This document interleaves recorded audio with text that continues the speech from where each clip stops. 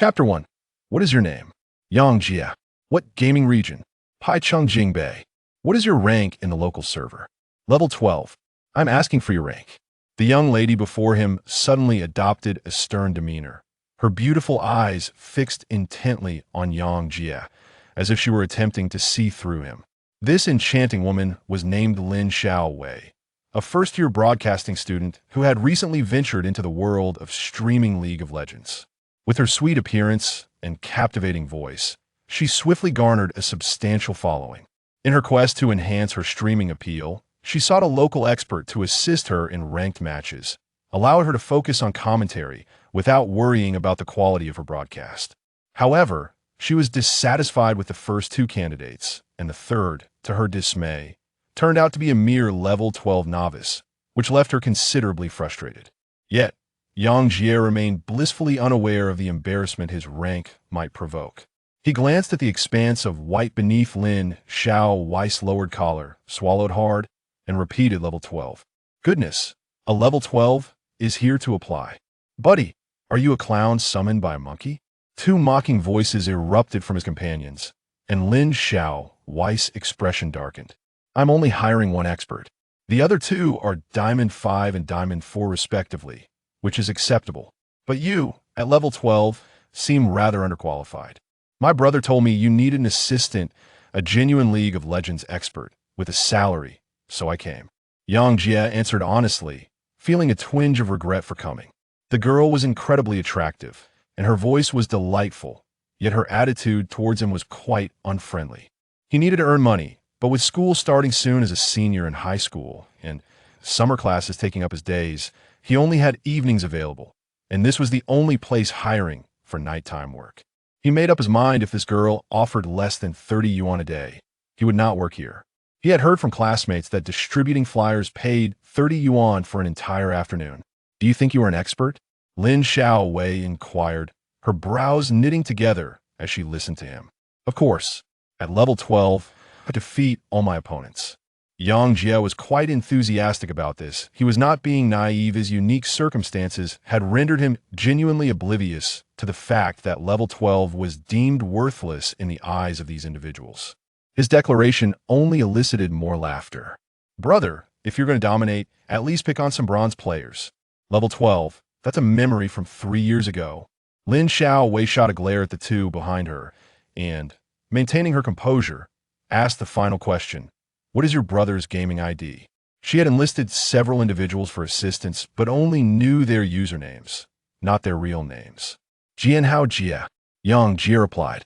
Never heard of him, Lin Xiaowei said, glancing at the two others, who also shook their heads.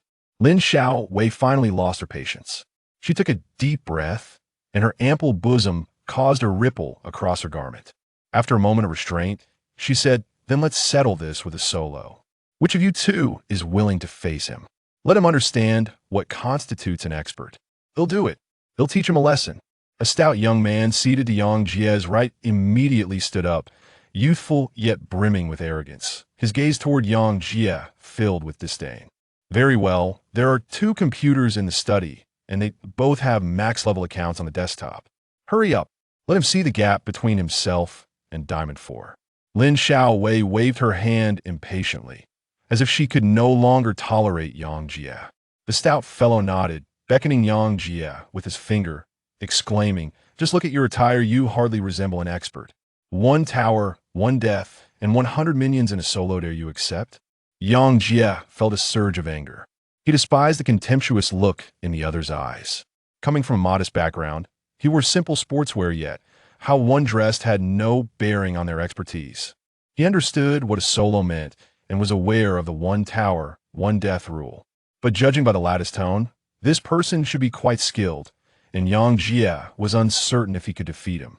Nevertheless, Yang Jia was not one to be easily intimidated. With the challenge directed at him, how could he possibly back down? I accept. What is there to fear? Yang Jia shot back defiantly at the stout man. The two faced off, tension palpable, as they both entered the room, leaving Lin Xiaowei and the Diamond 5 player in the living room. The Diamond 5 gentleman, somewhat sleazy in appearance, attempted to strike up a conversation with Lin Xiaowei, but she ignored him. Frustrated, She held her head, feeling exasperated. Such assistance needed to be discreet. She could not openly recruit, and finding skilled players in the same city was exceedingly challenging. While Diamond 4 and 5 were strong, the current streaming scene was saturated with talent. She needed to achieve results that other streamers could not, requiring at least a rank of Diamond 1 or higher to stand out. Simply relying on Diamond 4 and 5 would not suffice. Moreover, the stout fellow and the sleazy man were not appealing at all. Lin Xiaowei, being a beautiful girl who valued aesthetics, had no desire to work alongside them. The third candidate, Yang Jia, looked decent enough, but alas, his skills were woefully inadequate. The disparity of Diamond 4 was merely relative to her needs. Defeating someone like Yang Jia, who had yet to reach max level, would be child's play. As she had anticipated, the two soon emerged from the room. That took barely 5 minutes, buddy. Your skill at demolishing noobs is astonishingly swift. Booting up for a game takes 3 minutes. The sleazy fellow immediately chuckled upon seeing the door open. However, the expression on the stout man's face was oddly peculiar. He stared at the two inside for a protracted moment before muttering, "I lost." This stout fellow had entered the room with bravado, yet now he lacked the courage to speak loudly. What? The sleazy man jumped up, having exchanged IDs with the stout man earlier, and now realizing he was indeed a genuine Diamond 1 and Diamond 4 player, and had lost so quickly. Had this fellow been playing the fool? But upon observing Yang Jie's earnest demeanor, it seemed implausible that he was deceiving them.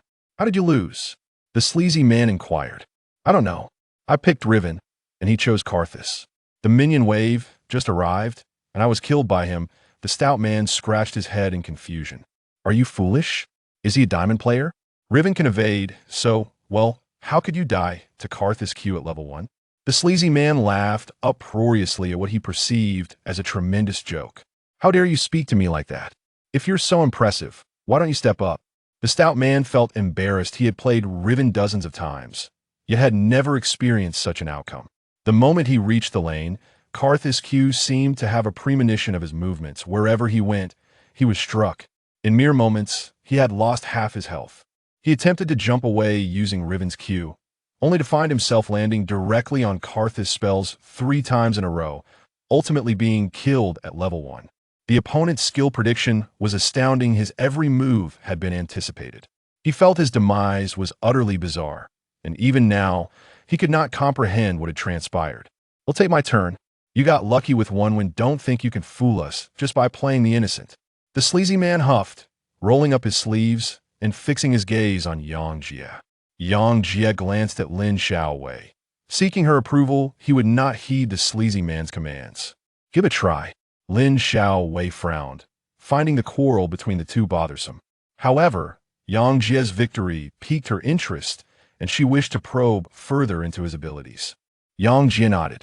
Although these individuals looked down upon him, he desperately needed the money. Winning would not guarantee his place, but losing to these two would certainly ensure he left empty-handed. While battling the stout man earlier, Yang Jie had not felt he was particularly formidable. The stout fellow's movements were entirely predictable, and Yang Jie could easily discern his intentions. Thus, he had successfully predicted all his skills. Was this truly the strength of a Diamond 4 player? Yang Jie mused. If his brother had been using Riven, he would likely only land a hit when Riven was in close range. Since Diamond 4 is not that impressive, I need not fear Diamond 5 either. I will use Riven as well. With that thought, Yang Jie re-entered Lin Xiaowei's study, where the sleazy man was already waiting, the stout fellow trailing behind. Lin Xiaowei intended to follow, but just as she stood, her phone rang.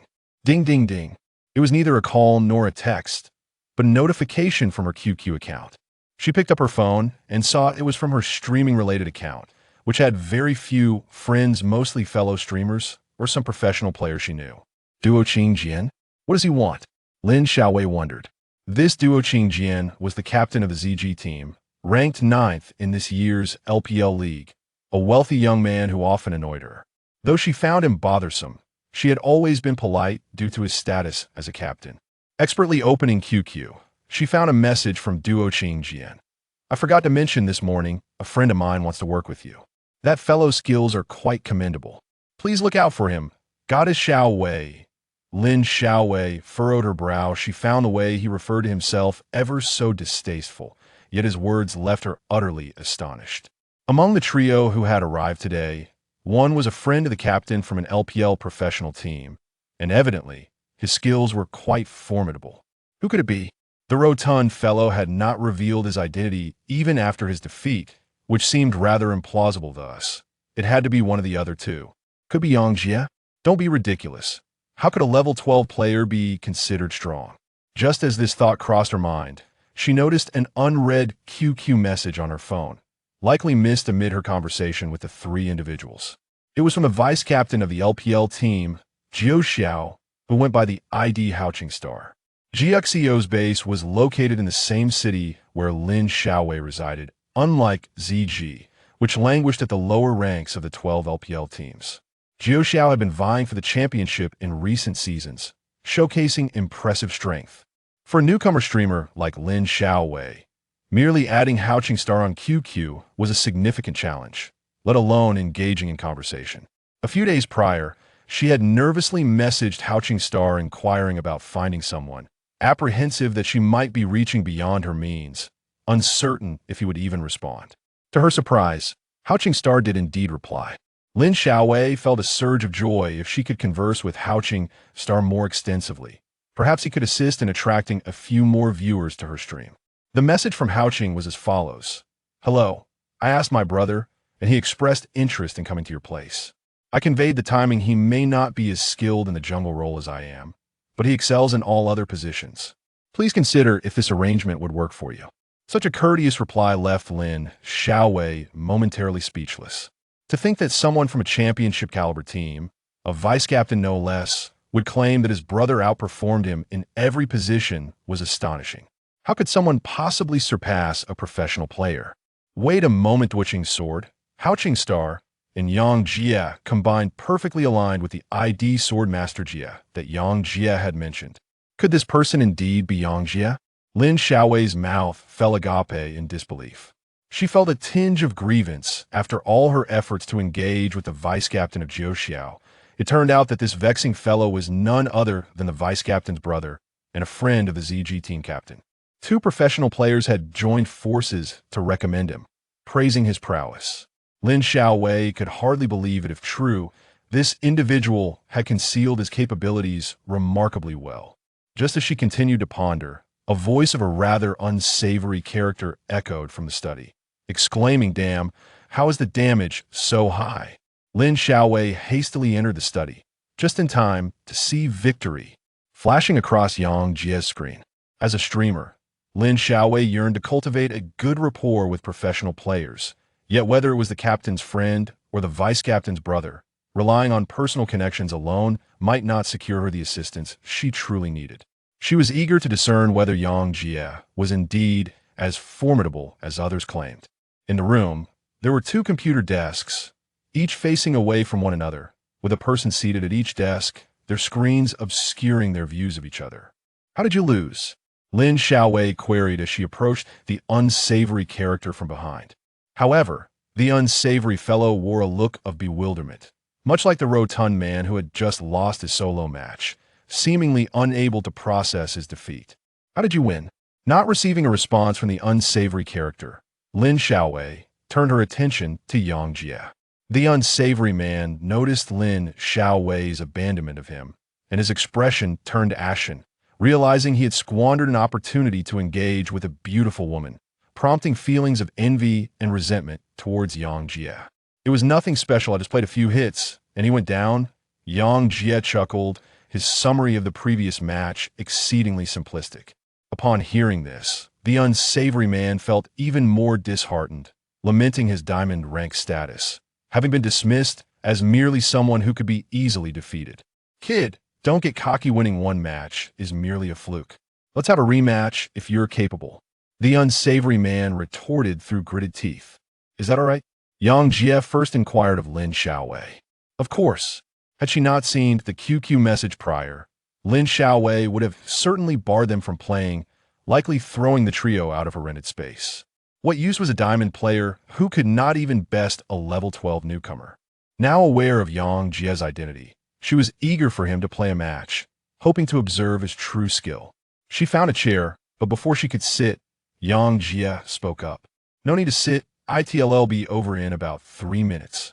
Yang Jie selected his hero Riven. "What did you say?" The unsavory man, having just picked Garen, flushed with indignation at Yang Jie's remark. How dare he speak so casually while he was selecting Garen? Garen was not an exceptionally dominant hero, often favored by novices, however. Hero matchups mattered, and Garen's silence was particularly lethal against a skill-based hero like Riven, with his W ability serving to counter Riven's burst damage effectively. The so-called hero's conflict arises when one believes firmly in their own victory, yet the opponent underestimates them. With a determined flick, he rolled up his sleeves, ready to engage. "I summon aides, not thugs." Lin Xiaowei shot him a glare. The lecherous man, intimidated by her fierce gaze, deflated and awkwardly took a seat. Yang Jie looked at them with a peculiar expression, realizing that defeating this fellow would indeed take no time at all. It was evident that he was superior. He was puzzled as to how his candidness might have offended someone. However, upon seeing the Garen across from him, he immediately focused. The bold choice of Garen indicated that the rather dubious player possessed a profound understanding of the game. Yet, Yang Jie remained earnest without any trepidation after one match. He had a clear grasp of the dubious player's capabilities. He was quite competent, but not enough to pose a significant challenge to him. As the game loaded, he glanced around the room. Lin Xiaowei's home comprised 2 bedrooms and a living room, one of which served as a study, while the other was Lin Xiaowei's personal sanctuary. The so-called study was essentially a computer room, devoid of anything but 2 computer desks, appearing as pristine as if they had just moved in. He mused that the configurations of the 2 computers were quite impressive, with glowing mice and keyboards that looked as appealing as his brother's. He himself did not own a computer yet, and wished he could leave with one for work. "Hey, the game has started," Lin Xiaowei called out, noticing Yang Jie's distracted gaze. "Oh." Yang Jie snapped back to reality, glancing at the screen as he maneuvered Riven to activate her Q ability, moving and leaping. Exiting the fountain with a flourish, positioning himself slightly to the right of the turret. He paused Riven's movement, his gaze drawn to an artistic photo of Lin Xiaowei on the desk. Lin Xiaowei's face flushed, hastily pressing the photo down, and asked, "Aren't you going to fight when the minions are about to spawn?" "Not yet," he replied. Yang Jie was once again drawn to the photographs on the computer desk of the unsavory man. Lin Xiaowei furrowed her brows, perceiving a certain levity in his approach to the solo endeavor. Just as she was about to voice her thoughts, she noticed that Yang Jie had already averted his gaze. With a flurry of clicks, his right index finger deftly manipulated the mouse, and in a mere instant, he procured several pieces of equipment. The Yang Jie who turned towards the screen seemed to have undergone a transformation. The previous air of nonchalance had vanished entirely, replaced by a focus akin to that of a sniper lying in wait. His speed of clicking was astonishing, and before Lin Xiaowei could fully register his movement, he had completed his purchases. A long sword was expected, yet the acquisition of 4 health potions left Lin Xiaowei momentarily stunned. As the system summoned minions at the 1 minute and 30 seconds mark, the funds available to the hero began to accumulate naturally. In this version, a long sword coupled with 3 health potions would leave a remainder of 10 gold coins. Yang Jie's Riven awaited the system to generate the remaining 25 gold coins to acquire the 4th health potion, a strategy not unheard of in solo play. What astonished Lin Xiaowei was that despite Yang Jie's eyes being fixed elsewhere, when he turned back, it was precisely the moment he had enough for the 4th health potion. Upon completing his purchases, he found himself with exactly 0 gold coins. How impeccably timed. Did he possess an internal stopwatch?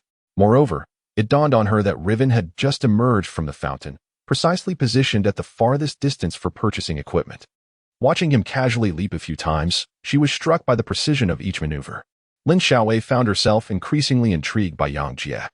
What had once seemed like arrogance now appeared to be a manifestation of self-assuredness. Yang Jie activated his Q ability, maneuvering Riven to leap forward twice. On the 3rd Q, he adeptly passed through the turret. A triumphant 3Q under the tower. Yang Jie's meticulous attention to detail left Lin Xiaowei thoroughly impressed. Despite being delayed in returning to the lanes due to the displacement of 3 minions, Yang Jie arrived on the scene without missing a beat.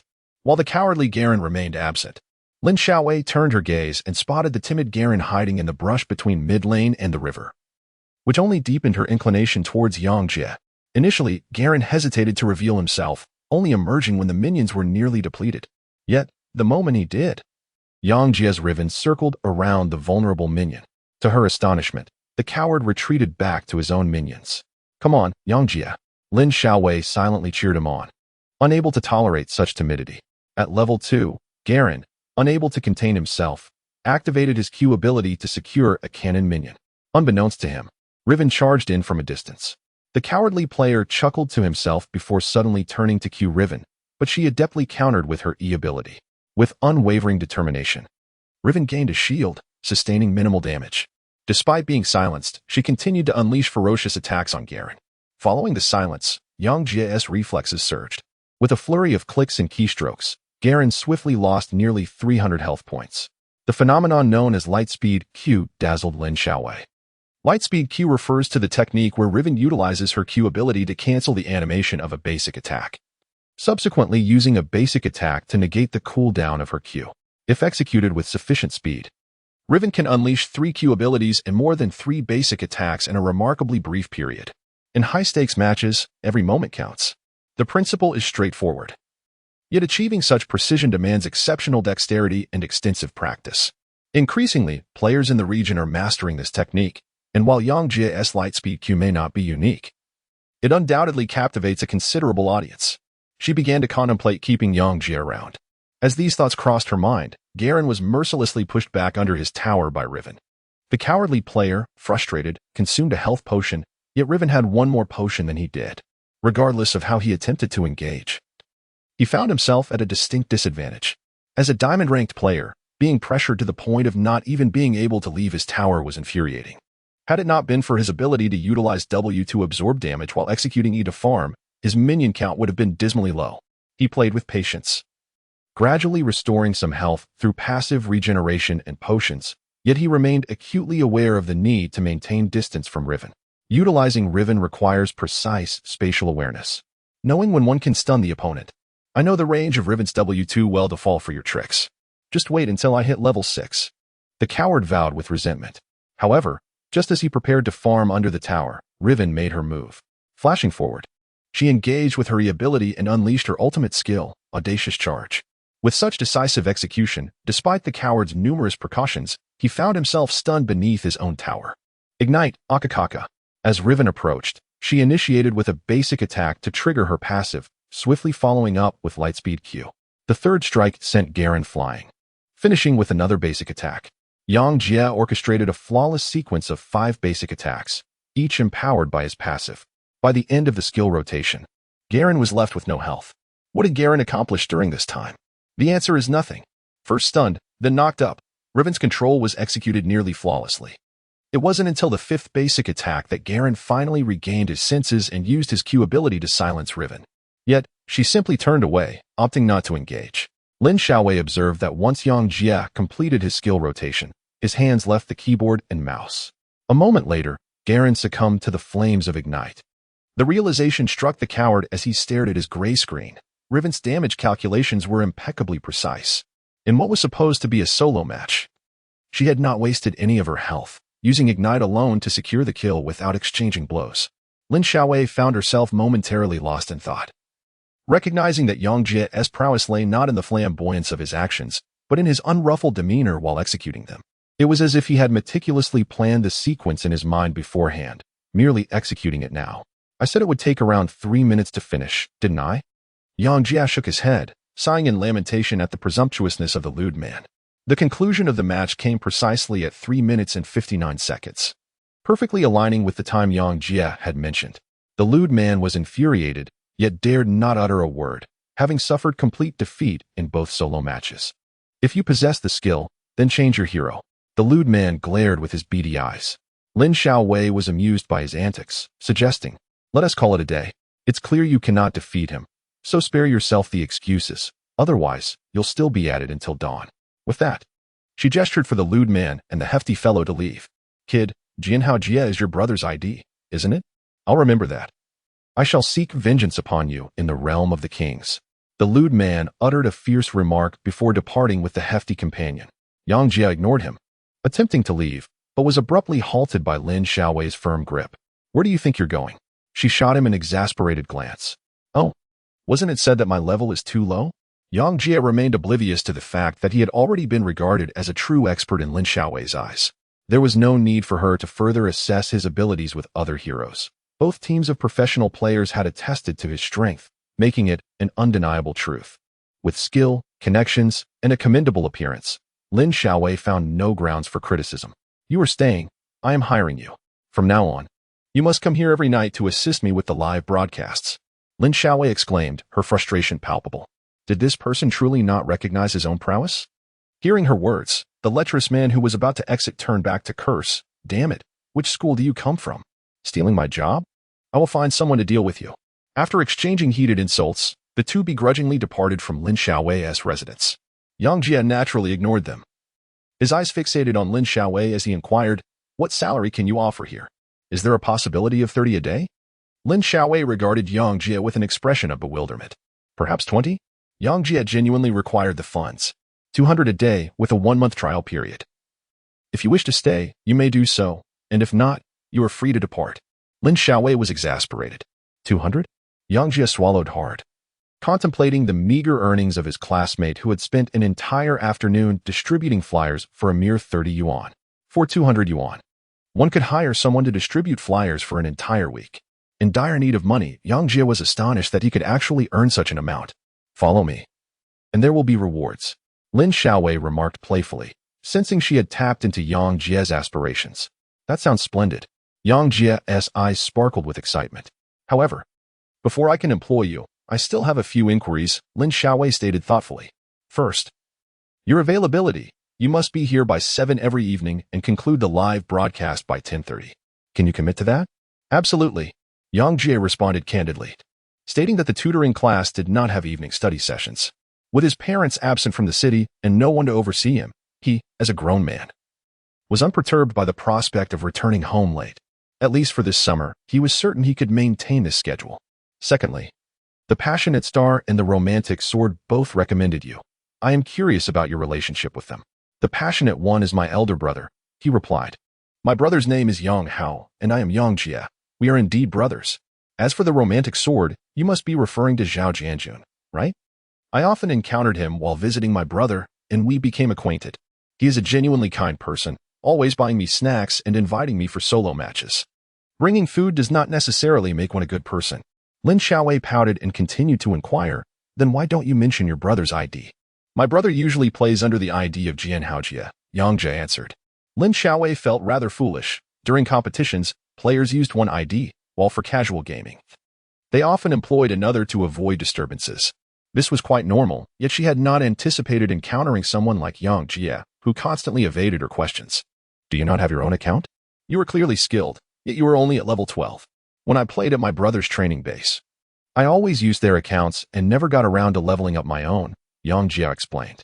Lin Xiaowei felt on the verge of tears. She believed Yang Jie was sent by the heavens to torment her. Within the professional team's training facility, there were numerous high-level accounts, and many players had their own accounts at the pinnacle of the game. There was truly no need to practice on another account. When I first entered high school, I lived at their training base since it was a bit far from home, playing games daily with those brothers from the team. Sometimes I played solo. Other times I joined them for training matches. Aside from my own account, I had never played with outsiders. However, now that their team is relocating to Haicheng, I want to be able to play with them anymore once school starts, Yang Jie introduced. Oh. Lin Xiaowei sensed Yang Jie's discontent regarding the relocation of the Jiuxiao team from Hang City, a move that most residents were not pleased about. She was learning more about him. He had been playing League of Legends with the top-tier professional players for 2 years. Battling daily with such formidable opponents would inevitably hone his skills. He had never experienced what it was like to play with average players. Thus, he had no concept of what constituted a skilled player. No wonder he appeared bewildered during their earlier encounter. His understanding of League of Legends was limited solely to the highest echelons of play. What a treasure she had stumbled upon. Despite Lin Xiaowei's serious exterior, her heart was brimming with joy. Recently, many new female streamers had emerged, yet most relied on looks and revealing attire to captivate audiences. With such a formidable player to assist her, her viewership would undoubtedly increase significantly. As it approached 9 p.m., she mentioned, I took the day off to move. So I want to be live streaming games today. Let us first acclimatize. Lin Xiaowei then led Yang Jie into her study. She desired to occupy the left computer desk, but upon seeing her own artistic photograph on the other desk, she chose to sit at the right instead. Yang Jia sat down at the computer desk he had occupied earlier, gently adjusting the picture frame. In the photograph, Lin Xiaowei wore a flowing white dress, the neckline daringly low, exuding an exquisite beauty that seemed almost sacred. Suddenly, with a swift motion, Lin Xiaowei reached from the other side and pressed the frame down. "You're not allowed to look. If you do, I'll knock you out," she exclaimed, shaking her small fist in irritation. Yang Jia responded with a wry smile. "But the purpose of taking a picture is for others to see. I intend to come here every day." Ignoring his protest, Lin Xiaowei rummaged through the drawer beneath the desk and retrieved a standing microphone, positioning herself between the two desks. "Need help plugging it in? I can do that," Yang Jia offered, taking the microphone's plug from her. Following the cable, he noted that the microphone gleamed with a golden hue, undoubtedly a high-end piece of equipment, likely essential for a streamer. Yang Jia crouched down to locate the microphone jack on Lin Xiaowei's computer, but there were 6 jacks side by side, leaving him uncertain about which one to use. "Hey, do you know how to plug it in?" Lin Xiaowei leaned over the desk, observing Yang Jia's frantic efforts below. "Of course, I know how to plug it in. How could I not? Boys are adept at this sort of thing." The words were spoken thoughtlessly. Yet Lin Xiaowei's face flushed crimson in response. She swiftly smacked Yang Jia, exclaiming, "Don't speak carelessly." "Huh?" Yang Jia pondered for a moment and realized the inappropriateness of his words, hastily correcting himself. "I've already plugged yours in." Lin Xiaowei quickly sought to change the subject. She shot a glance at Yang Jia, who had just risen, placed the microphone on the table, and tested the sound. The audio quality was excellent, and Lin Xiaowei felt quite satisfied. "Aren't we not streaming today?" Yang Jia inquired, somewhat perplexed by her demeanor. "Just like a game technique. One can't afford to skip practice for even a day. Unlike those who rely on their appearance, I must rely on my voice and the quality of my commentary to captivate my audience," Lin Xiaowei replied with a wry smile. "Oh." Yang Jia does not even comprehend the ranking system, let alone the nuances of live streaming. However, he is convinced that Lin Xiaowei, with her sweet appearance, must attract a considerable audience. Lin Xiaowei stretched lazily and softly hummed a couple of notes into the microphone. "If we cannot part with red eyes, can we still part with flushed cheeks?" It is a new song by Fei Wang, The Hasty Years. Truly delightful, Yang Jia contemplated. Since elementary school, he had never encountered a female classmate whose voice possessed such magnetic charm. Lin Xiaowei spoke with an enunciation akin to that of a broadcaster. Her diction precise yet as gentle as jade. The song had a brisk tempo, yet when she sang, it felt like a soft breeze brushing past, evoking both comfort and emotion. Subsequently, the two engaged in a duo match. Lin Xiaowei wielded 2 accounts, both of platinum rank, boasting a plethora of heroes. She chose an avatar of the Muse, while Yang Jia was assigned the avatar of Timo. "Why am I stuck with this character?" Yang Jia furrowed his brow. "Timo is adorable. If you don't like it, just change it yourself." Lin Xiaowei chuckled mischievously. Yang Jia pondered for a moment but ultimately decided against switching. As it was someone else's account, he continued to play Riven, his top lane Riven proving to be formidable, effortlessly dominating the top lane. Within 10 minutes, he had claimed 7 kills, and by the 24th minute, the opposing team had conceded defeat. After queuing for a match, he realized that Lin Xiaowei possessed a commendable skill level, at least able to keep pace with the game's rhythm. However, her cautious playstyle might be attributed to her being a girl. "That's impressive. Could you teach me how to play effectively?" Lin Xiaowei called out to Yang Jia, beckoning him over. For Yang Jia, it was all the same in terms of payment, so he obediently made his way to her side and moved a chair closer. Given that they were in a teaching scenario, the two found themselves sitting in close proximity. During his school days, he primarily focused on studying and reading novels, rarely engaging in conversation with girls, and had very few close relationships. Now, sitting so near to Lin Xiaowei made his heart race inexplicably. Lin Xiaowei carried a delightful scent, and Yang Jia discreetly inhaled a few times, finding it quite pleasant. "What are you doing?" Lin Xiaowei furrowed her brow and shot him a glance, but upon turning back, she smiled and said, "I can play Riven too. I can sometimes pull off the lightning-fast Q, but when I'm anxious, it definitely doesn't come out. Please teach me." Her mood shifted so quickly, no wonder his brother mentioned that girls could be quite unpredictable. Yang Jia observed Lin Xiaowei engrossed in her video game, occasionally offering guidance. However, Lin Xiaowei's performance as Riven could only be described as mediocre. She grasped the mouse with determination, attempting numerous times before finally discovering a technique that allowed for increased speed. "Can this be considered light speed?" she inquired, blinking her large eyes. "That also depends on attack speed," Reaching level 18 with maximum attack speed is essential for accurate measurement. He replied, my brother mentioned that the term light speed in China encompasses too broad a range. In reality, one must be able to execute 3 QS and 3 as within 2 seconds to truly earn that designation. And how fast can your brother play? Lin Xiaowei asked. Exactly 2 seconds for 3 QS and 3 as, Yang Jie responded. And what about you? I once measured it with a device. I completed a full set of QAs in 1.8 seconds, and a complete light speed QA set, including R, in 2.5 seconds, Yang Jie said with a smile. That's incredible! Lin Xiaowei exclaimed, astonished. That's faster than professional players. Does that mean you were nearly a deity? She felt a twinge of skepticism regarding Yang Jie's claims. Beast-driven NA can unleash 3 QS and 4 auto attacks in 1.7 seconds. That is his utmost limit. He managed 1 additional auto attack compared to me. So I still have considerable room for improvement. Yang Jie is indeed quite humble. He has set his sights on international competitors, leaving Lin Xiaowei uncertain whether to commend his lofty aspirations or to label it something else. Allow me to enlighten you. Yang Jie stood up and placed his hand on Lin Xiaowei's mouse, expecting her to withdraw her hand. To his surprise, Lin Xiaowei remained still, and he inadvertently pressed down upon her hand. As she contemplated pulling away, Yang Jie had already begun to move. She thought that this could help her become accustomed to the sensation, and thus chose not to withdraw her hand. Yang Jie gently grasped her smooth and tender hand, a peculiar sensation rising within him. He reached around Lin Xiaowei from behind, somewhat resembling an embrace, the posture undeniably intimate. While attempting to press the keys with his left hand, he hesitated to be so bold, and instead extended his hand beneath Lin Xiaowei to hold her left hand. As he lowered his gaze to the keyboard, he inadvertently caught sight of a glimpse of white before Lin Xiaowei's chest. An involuntary reaction stirred within him. And given their proximity, he found himself pressed against Lin Xiaowei's denim trousers, the warmth radiating from her thigh sending a shiver through his body. Feeling a rush of embarrassment, he stole a glance at Lin Xiaowei, relieved that she remained oblivious, and quickly redirected his focus to the game. Thus, with his hand resting on Lin Xiaowei's hand as he guided the mouse and pressed the keyboard, he taught her step by step. And her success rate in the game soared. Quite impressive. After a while, Lin Xiaowei began to acclimate to the game, taking advantage of Lin Xiaowei's engrossment in the game. Yang Jie quietly released her hand and hurriedly moved to the side to regulate his breathing. Lin Xiaowei cast a curious glance at him before immersing herself once more in her gameplay. She is even more captivated by the game than I am. Yang Jie felt a sense of relief when he happened to glance out the window, only to immediately furrow his brow.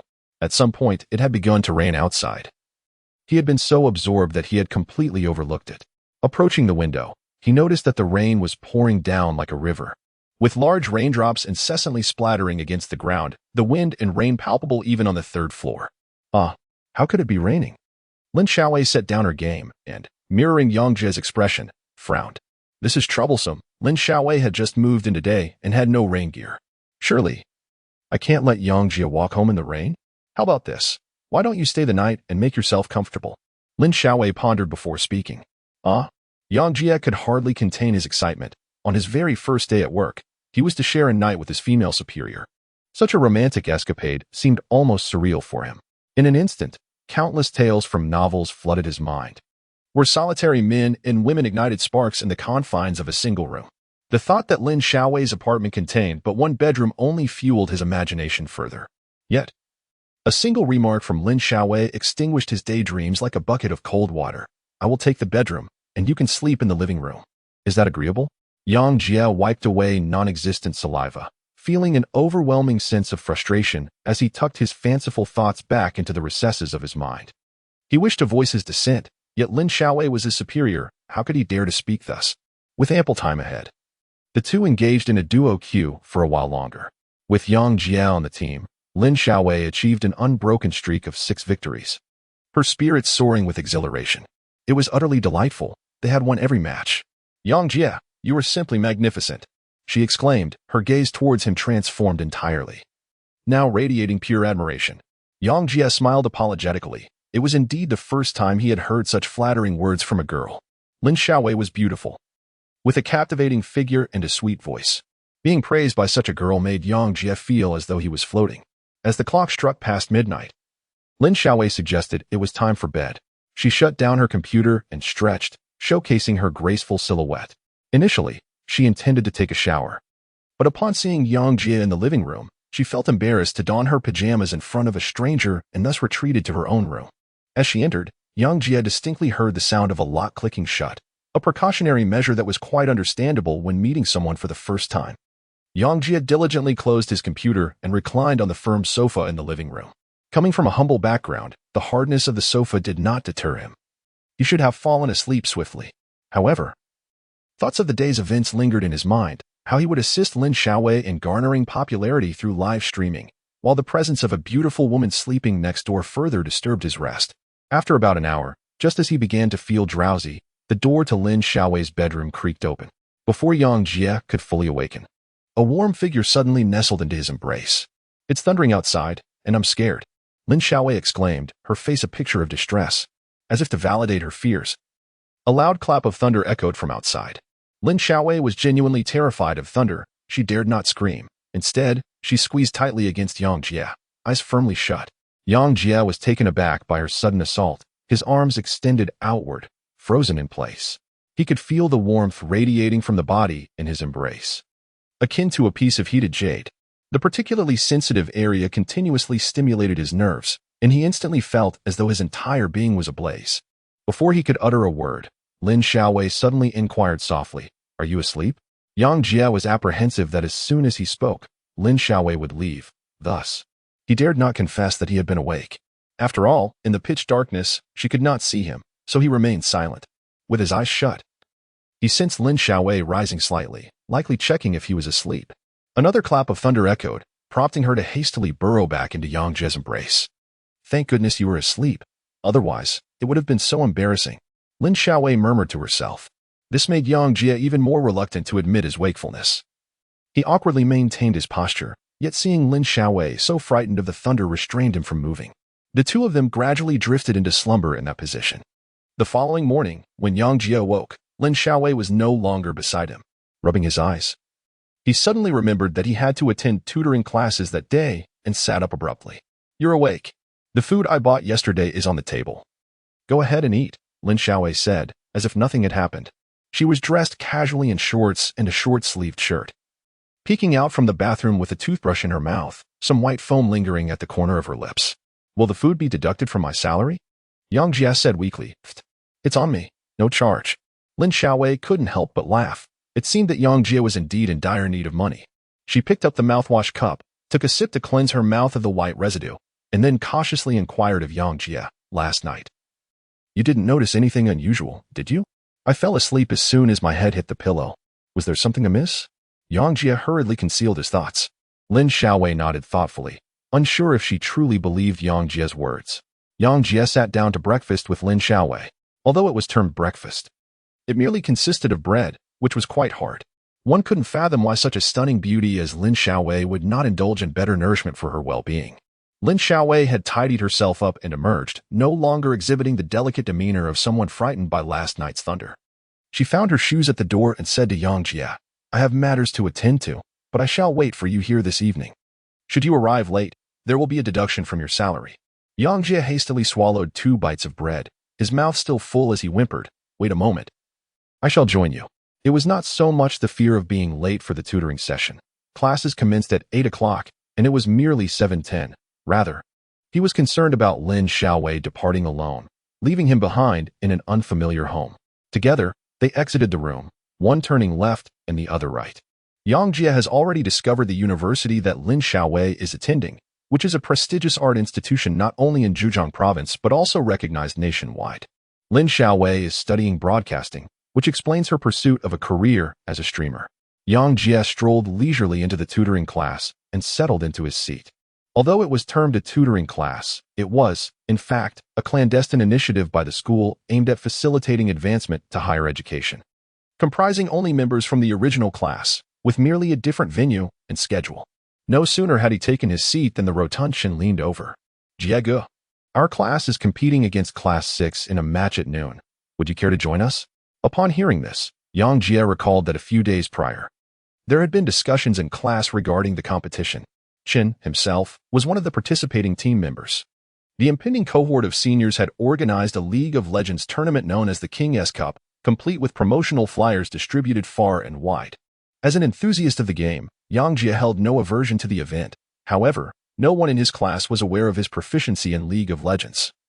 Thus, he had not been invited to compete. He was not one to seek the limelight, preferring instead to observe from the sidelines. Their Class 7 had already triumphed over Class 8, successfully advancing to the semifinals, and today marked the day of their pivotal match. I think I shall refrain from attending. I still have some problems to solve, Yang Jie remarked, glancing at his notebook. With a shaky foundation and the looming college entrance examination next year, he was wary of indulging in too much leisure. Jiego, I implore you. Xiao Lele and Li Si will be there to watch.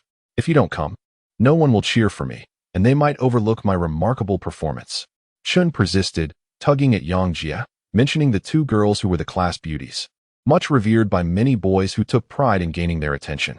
Yang Jie initially had no intention of attending, but after being pestered incessantly, he reluctantly acquiesced. Throughout the morning, the classroom buzzed with discussions surrounding the matter. It seemed that everyone perceived this as the last chance for revelry before the rigors of the final year of high school commenced.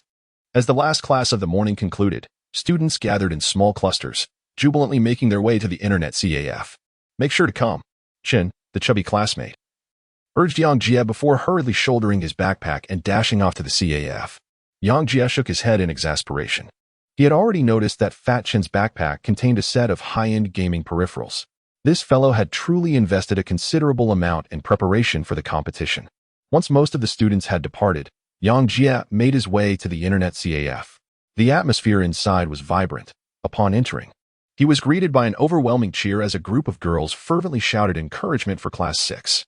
The enthusiasm was palpable, while the cheers from Class 7 were barely audible. In the CAF, a projection screen displayed the ongoing match, crowded with spectators. The members of Class 6 were exuberant, whereas those from Class 7 appeared dejected. Yang Jie glanced at the scoreboard, realizing that Class 7 had already lost a match. He was somewhat astonished. Although he had arrived late, it had only been 20 minutes. How could they have finished an entire game? Was Class 6 truly that formidable? The blonde mid laner from Class 6 was genuinely impressive. Our mid laner was no match for him at all. Yang Jie overheard his classmates discussing the performance of the mid laner from Class 6, which piqued his interest. In this match, the mid laner from Class 6 was the nine-tailed fox Ari, who indeed exhibited remarkable skill. Just after reaching level 3, she unleashed a devastating combo that sent their Class S Oriana back home. Subsequently, the fox effortlessly dictated the tempo of the game, dispatching foes with the ease of cutting grass. In an instant, Class 7 found themselves in disarray, completely devoid of rhythm. It was only after 20 minutes that they managed to organize a semblance of a team fight. All 5 members engaged, unleashing their ultimate abilities, and at last, they succeeded in vanquishing the fox, thus putting an end to her killing spree. The students of Class 7 erupted in cheers, feeling a sense of vindication from their hard-fought victory. Yang Jie shook his head in disapproval, exclaiming, "How can we employ such a strategy? We are bound to lose." No sooner had he uttered these words than several classmates from Class 7 turned to face him. "What are you talking about? If we eliminate the strongest opponent, how could we possibly lose?" One boy named Chi Chao, who had a rather tenuous relationship with Yang Jie, retorted. "If we unleash all our ultimate abilities on him, what will we do during the team fight?" Yang Jie attempted to clarify his perspective, stating that Ari is a champion suited for single eliminations and lacks strength in the late game. He suggested that they should focus on monitoring the enemy's twitch, as he posed a significant threat. However, the boy looked at him with disdain, dismissively commenting, "Anyone can talk. It's easy to make suggestions." Yang Jie was momentarily stunned, unable to fathom that speaking the truth would yield such consequences. However, the ongoing game soon validated his claim. The 5 members of Class 7 were eliminated by just 4 opponents, with the mouse character achieving an impressive 4 kills. "See, I told you it wouldn't work," Yang Jie remarked. This was meant to be a mere musing, yet it struck Chi Chao's ears as a taunt directed at him. Yang Jie was right, which implied that his assertion was flawed. His eyes gleamed with ferocity as he rolled up his sleeves, adopting a posture ready for confrontation. He knew little of League of Legends, merely speaking offhand, yet Chi Chao took it too seriously. Class beauty Xiao Lele sensed the tension and quickly urged Chi Chao to reconsider. "Indeed, Yang Jie, refrain from making baseless statements. You lack understanding of this game." Another class beauty, Li Si, tugged at Yang Jie's sleeve. "Who says I don't understand?" Yang Jie replied, bemused. "Oh, if you understand, then why don't you take the stage?" Chi bellowed to the entire class. Listen up. Yang Jie claims he plays better than those on the field. Let us allow him to compete and see just how formidable he truly is. This provocation pushed Yang Jie to the brink. Even a clay figurine has a temper. And Chi was overstepping his bounds. What if I can win if I take the stage? Yang Jie coldly retorted as the entire class bore witness to the exchange. When people tease others, they often assert, if you're so capable, then you should step up. Chi was no exception. Yet he never anticipated that Yang Jie would accept the challenge. On the projector screen, the second match continued, but the students of Class 7 paid little attention. For the outcome was already a foregone conclusion. Xiaolele, astonished, looked at Yang Jie. She was the most skilled female player in their class, frequently engaging with the boys. Yet she had never heard of Yang Jie being adept at League of Legends. What rank are you currently? Have you reached max level? Xiaolele inquired cautiously. Piltover Police? Level 12, Yang Jie replied, having answered that very question just the previous day. Xiaolele frowned. Yang Jie, stop joking. This is a best-of-5 match. The next game is match point, and we simply cannot afford to lose again. Please, do not join in with your low-level account. Since we're destined to lose anyway, why not let this clueless kid take the stage? If he manages to lead Class 7 to victory, I'll eat my mouse for you all to see. Chi laughed heartily, feeling humiliated by Yang Jie's earlier comment. As the vice class leader, he held the authority to decide whether to allow Yang Jie to compete while the class leader was occupied in the game. He doubted Yang Jie would even dare to take the challenge. The players were all at the silver and bronze levels, while Yang Jie was a mere novice. A chorus of Chi's followers chimed in, seemingly convinced that Yang Jie, who had never played League of Legends, would not muster the courage to participate.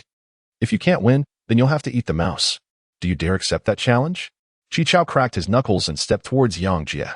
To everyone's surprise, Yang Jie ignored them completely and headed straight for the second floor, where the match was taking place in a private room. The broadcast merely happening downstairs. Xiaolele and Li Si bit their lips, worried that Yang Jie was acting out of spite. Yang Jie, if you don't wish to play, then don't. Remember, the 5 players are already set. It's not guaranteed that anyone will relinquish their position. They were genuinely concerned for Yang Jie, following closely behind him. Yang Jie waved his hand, initially reluctant to involve himself in such matters. However, having been pushed to this point, his temper flared. Do you dare to eat the mouse? Chi asked with a sinister smile, trailing behind him. How bothersome. Of course. I dare to take up the challenge, but the condition is that you will undoubtedly be the one to lose. Yang Jie coldly remarked, since yesterday, one after another. They have been arrogantly looking down on others, relying solely on their prowess in gaming. If it weren't for my genuine skill, I would have surely been ridiculed by those 2 yesterday. He had no intention of concealing his ability to play League of Legends any longer. Besides, he had never deliberately hidden it, merely refrained from boasting about it. In the internet CAF, there are mice everywhere. There's no escaping. Chi sneered, exuding an air of confidence as if he had already secured victory over Yang Jie. Observing this scene, the 2 stunning beauties grew increasingly concerned. Yet Yang Jie seemed unfazed as he ascended to the second floor. Upon reaching the second floor, a cacophony of shouts immediately filled Yang Jie's ears. Destroy the tower. Dominate the fountain. I got a pinnacle. Leave one for me. Haha. I told you, with me playing mid, victory is guaranteed. The atmosphere was incredibly lively. Yet all the voices were unfamiliar. They must all belong to Class 6. Yang Jie entered the private room of Class 7, where an eerie silence pervaded, as not a single soul stirred within. The screens of the 5 players, including him, Xiaolele, Li Si, and Chi ominously displayed the word defeat. It was a loss. Only the class leader, Hao Kaiwen, murmured to himself. The 2 rounds they played had been exceedingly frustrating, from start to finish. They had no opportunity whatsoever, leaving all 5 players thoroughly bewildered. Class leader. Chi approached and patted Hao Kaiwen's shoulder, greeting him. It seems you're out of options now. Who will give up their spot for Yang Jie? This fellow insists on competing. Is he really causing trouble? Xiaolele, increasingly discontent with Chi's remarks, retorted indignantly. Is he? Hao Kaiwen fell into a moment of silence, harboring some doubt about Yang Jie as well. Class leader. Allow me to give it a try. Yang Jie held a favorable impression of the class leader and remarked, well, since we have no chance of winning anyway, let's give it a try. Brothers, who is willing to relinquish their position? Hao Kaiwen inquired as he surveyed the group. I will. Yang Jie's deskmate, Chen Pengzi, rose to his feet. He played as a support, Yet whenever the team lost, his teammates placed the blame squarely upon him.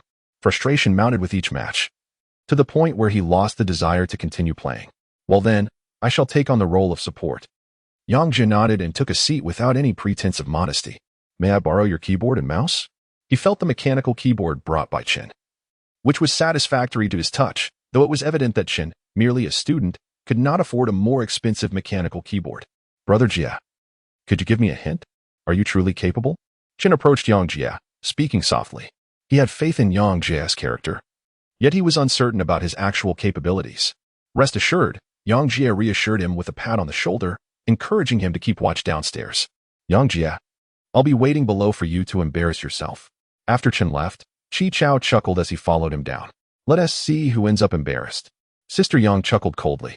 Xiao Lei and Li Si exchanged glances, their concern for Yang Jia palpable. However, with the third round about to commence, lingering here was no longer an option. Once everyone had descended the stairs, this brief interlude was deemed concluded. Very well. Let us proceed with the third round, just as we did in the previous one. Yang Jia, you shall take on the role of support. Is that acceptable? Hao Kaiwan's expression grew grave as he inquired of Yang Jia. Yang Jia shrugged, exhibiting an air of nonchalance. My friend, just make sure not to steal my kill when the time comes. I've got your back, declared the ADC, He Kung Fu, unabashedly to Yang Jia. Yang Jia smiled as he pressed a few keys on the keyboard, still acclimating to its tactile response. Before long, the cashier from the Internet CAF approached to inquire if they were ready. Hao Kaiwan nodded, signaling the commencement of the third match. In this best-of-5 series, this round was crucial. The 7th class could afford no losses.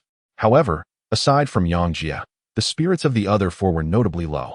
As they entered the ban phase, Hao Kaiwan casually banned a few heroes, and the selections mirrored those from the previous match. Yang Jia glanced at the opposing lineup and, upon seeing the support robot on the 5th floor, immediately chose the fallen Angel Morgana without a second thought. But we lack a tank, He Kung Fu remarked in surprise. Their team composition included a top-lane alchemist, a mid-lane brand, a jungle Xian Zhao, and an ADC Misfortune, leaving them devoid of any true frontline. What purpose does a tanky support serve in this scenario? Yang Jia was momentarily taken aback.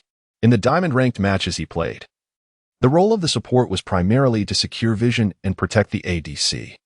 It was inconceivable for a support to be the main tank of the team given the economic constraints. He Kung Fu, with his eyes wide open, expressed that in the bronze and silver tiers where they played, the absence of a tank necessitated that the support must be robust to ensure safety. Enough already. After all this time, he still understood nothing. Just play casually until the 20-minute mark and then concede. The top laner, Kang Jia, waved his hand dismissively. Yang Jia fell silent. Even a fool could discern that these individuals harbored doubts about him. A sense of frustration welled up within him. Yet he understood that this world operates on the principle that one must demonstrate tangible skill to earn others' trust, rather than engage in fruitless disputes. It would be far better to focus on performing well. Class 7 was positioned in the upper region of the game. Upon venturing out, Yang Jia procured his initial gear and wards, hastening towards the river to establish vision. Do you truly believe that the opposing team, equipped with a robot, stands a chance of winning in the level 1 skirmish? Scoffed the jungler, Wang Kai. As long as our support plays their role properly in the lane, we will be fine. ADC Yi Kung Fu chimed in, clearly dissatisfied as well. Yang Jia paid them no heed as he stood in the Dragon Canyon, calculating the time before he launched AQ ability. To his astonishment, it struck the enemy mid laner, Zed, despite the absence of any vision. His 4 teammates were taken aback, pondering whether Yang Jia had merely been fortunate. Suddenly, a hook shot out from the canyon's wall, hurtling directly towards him. Be careful, cautioned the class monitor, Hao Kaiwan, as the trajectory of the hook seemed to have locked onto Yang Jia, likely due to his position being revealed during the casting of his Q. The appearance of the hook was so abrupt that he and the other members of Class 7 were convinced Yang Jia would surely be ensnared. However, in a moment of deafness, Yang Jia's Morgana shifted slightly, causing the hook to sail past him. What a close call. Wang Kai, their jungler, exhaled in relief, knowing that had Morgana been hooked, it would have been certain death. Alas, their attempt to secure the blue buff had failed. Yang Jia asked Wang Kai, "Are you attempting to steal the ball?" Wang Kai responded with uncertainty. Otherwise, why would so many of them come over? Yang Jia cast a sidelong glance at him, fully anticipating that the opponent might attempt to steal the blue. He had calculated the timing to wait here, and after successfully ambushing, he allowed the robotic hook to fail, all in an effort to reveal himself. His presence instilled a sense of caution in the adversary, effectively thwarting the initial plan to pilfer the blue. Yang Jia emerged slowly from the Dragon Canyon and made his way to the blue buff, casually placing a ward on the side. With that, he ensured complete safety. Without a backward glance, he proceeded towards the bottom lane. "Thank you." Wang Kai scratched his head, realizing that Yang Jia had ventured into the Dragon Canyon solely to secure his buff. He had initially thought Yang Jia was merely seeking to showcase himself in a level 1 skirmish, which made him feel somewhat embarrassed. Chun, the support player, merely went through the motions, only placing a few wards in the early game, while neglecting any further contributions later on. In contrast, Yang Jia appeared to exhibit a more professional approach. Yang Jia paid him no mind. He was merely a support, and these tasks fell within his purview. At 1 minute and 30 seconds, both sides commenced the minion spawn punctually. A little over 2 minutes later, the bottom lane minion wave arrived, and the two sides began to engage in their lanes. Yang Jia stood amidst the grass on his side, while the enemy's gunner was concealed in the opposing thicket. Perfectly positioned, He Kung Fu was able to observe the movements of the robot, prompting him to take the lead with the female gunner. The fundamental test of an ADC lies in their ability to secure last hits, yet He Kung Fu's basic skills were truly disheartening as he missed 2 out of 3 minions. Just as he aimed to secure the 4th minion, a hook suddenly emerged from the thicket. In an instant, the alluring female gunner was yanked into the grass, and the opposing gunner hurried over to engage her. "Don't be afraid," Yang Jia shouted, simultaneously launching his Q skill, which immobilized the approaching gunner. With the gunner's short range, he could not possibly reach the female gunner, leaving the robot's burst potential woefully inadequate. Seizing the moment while the gunner was restrained, Yang Jia prepared to assault the robot. But He Kung Fu fled in panic. Unbeknownst to He Kung Fu, Yang Jia had endeavored to assist him. When the robot ensnared him, he panicked and instinctively activated his flash. To his dismay, he ended up within the gunner's attack range.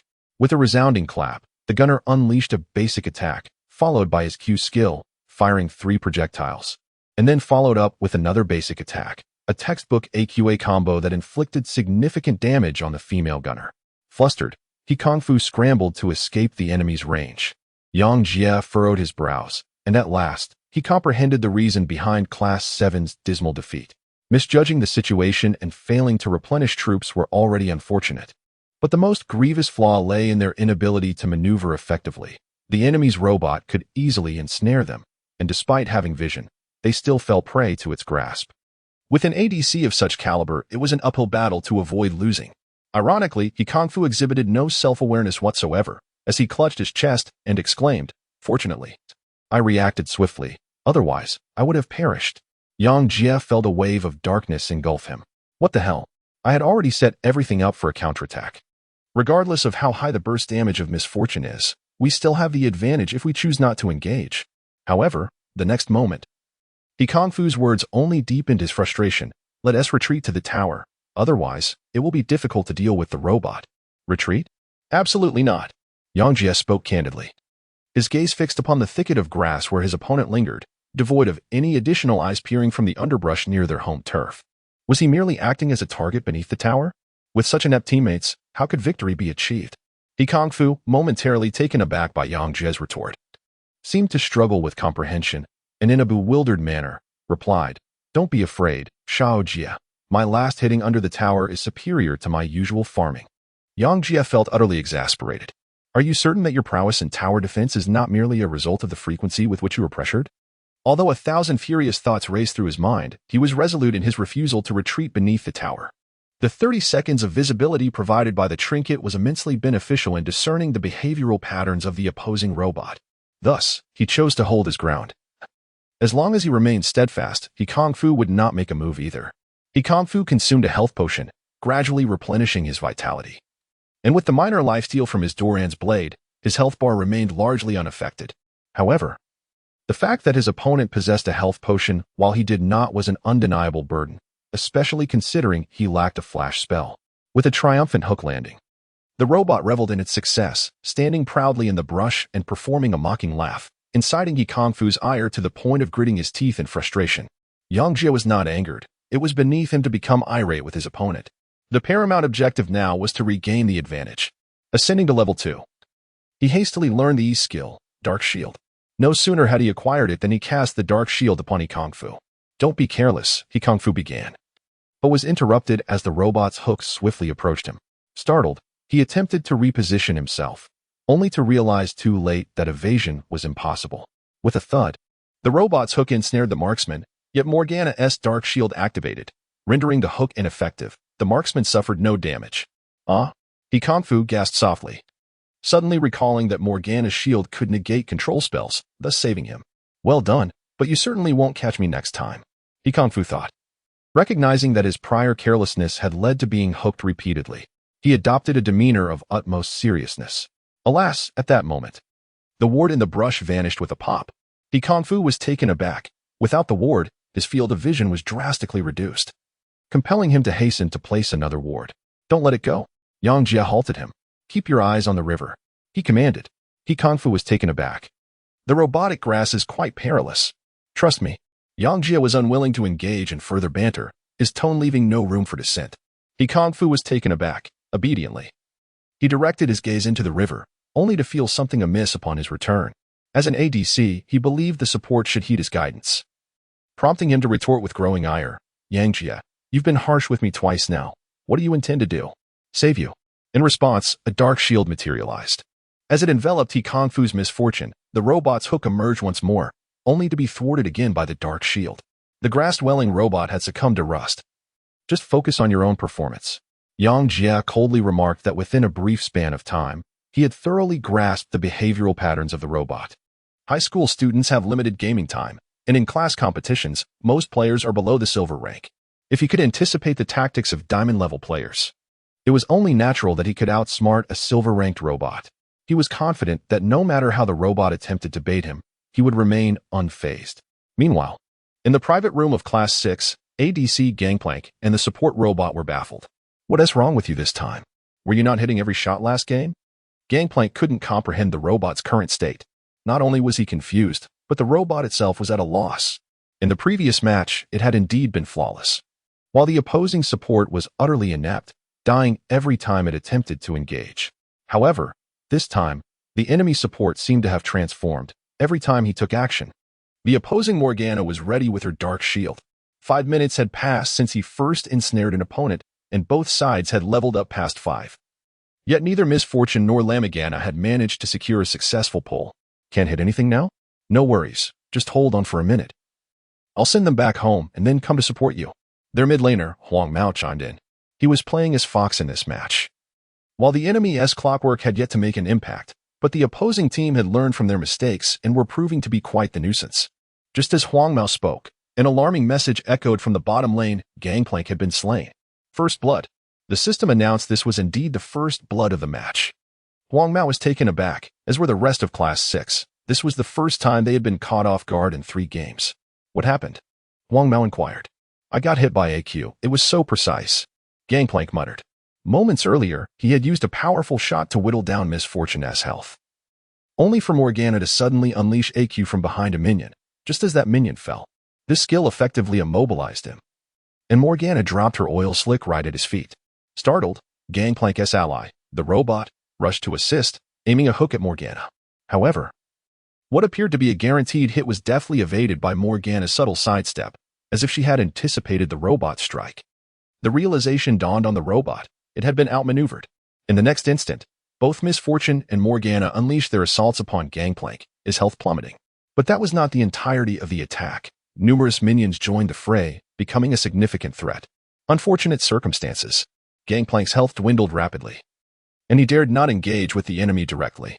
As soon as the immobilization faded, he retreated, but Morgana had no intention of letting him off the hook, relentlessly pursuing him while disregarding the robot's assistance. With too many minions assaulting him, Gangplank's health was soon critically low. Without a second thought, he flashed away, only for Morgana to follow suit with her own flash, landing a basic attack and claiming his life. Run! Gangplank exclaimed as he fell, leaving the robot still standing. Knowing it would be difficult to face 2 opponents alone, he made his way toward the tower. However, Morgana's flash positioned her between him and the turret, granting her a favorable attacking angle. The robot hurried to Morgana's side, activating its E-skill in an attempt to knock her away and make a quick escape. But Morgana's dark shield had already been cast. With a resounding thud, the attack landed, yet it failed to deliver the control effects, rendering the robot's efforts futile. Bang!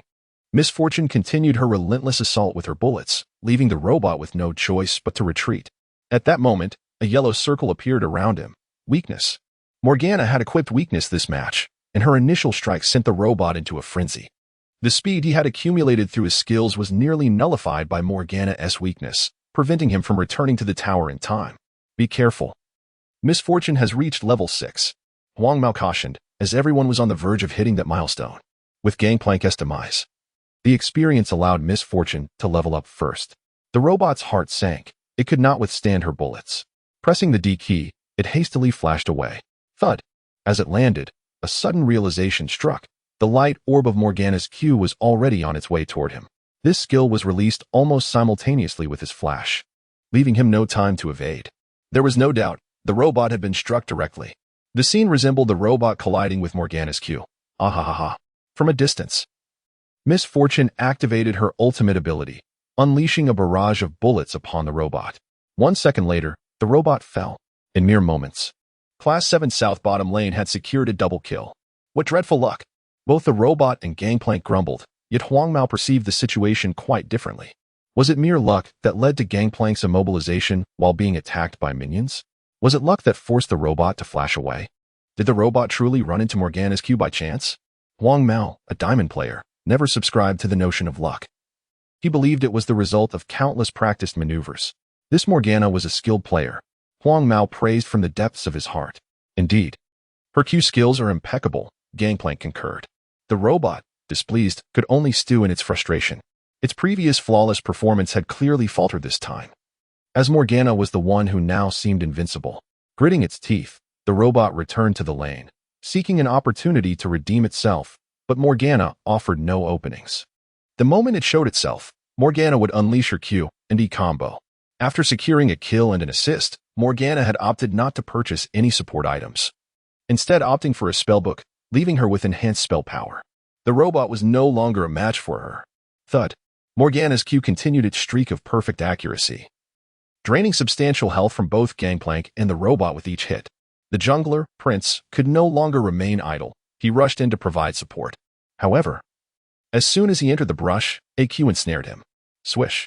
By the time Prince unleashed his EQ combo, Morgana had already retreated. I'm on my way. At the 8-minute mark, Fox had sent Clockwork back to base and was now making his way to the bottom lane. Yet, before he could arrive, a skirmish had already erupted. Morgana circled through the river, flanking them from the triangular brush, and suddenly launched AQ, ensnaring Gangplank. Alongside her Q came her E and her abilities. She emerged from behind the enemies, catching Gangplank completely off guard. The black circle of oil slick and the red chains bound him tightly. Gangplank was left stunned, unable to retaliate against Morgana. On the opposite side, the female gunslinger unleashed her ultimate ability. Before the robot could interrupt her, the male gunslinger, whose health was already below half, was swiftly eliminated. How infuriating it was. The way he was ambushed from behind with the sudden appearance of the male gunslinger. This revelation prompted Huang Mao to take notice. He observed that Morgana, after securing a kill, chose not to pursue the robot but instead returned home. This indicated her acute awareness of the approaching presence of the fox. She not only anticipated the disappearance of their vision, but also sensed his arrival. Setting aside her impeccable aim with her Q ability, Morgana's strategic insight was truly remarkable. Huang Mao felt an unforeseen pressure, something he had never contemplated upon entering the competition. This Morgana is quite adept, he remarked. Adept? More like she's treating me as if I were in elementary school. The male gunslinger lamented half a minute later. He had once again fallen victim to Morgana's ambush on his return home, and, in his final moments, distinctly noticed the kill book adorning her. It turned out that her first return home was solely to acquire that very tome for slaying. The male gunslinger truly felt as though he were being treated like a novice. The kill book. Has the support from Class 7 gone mad?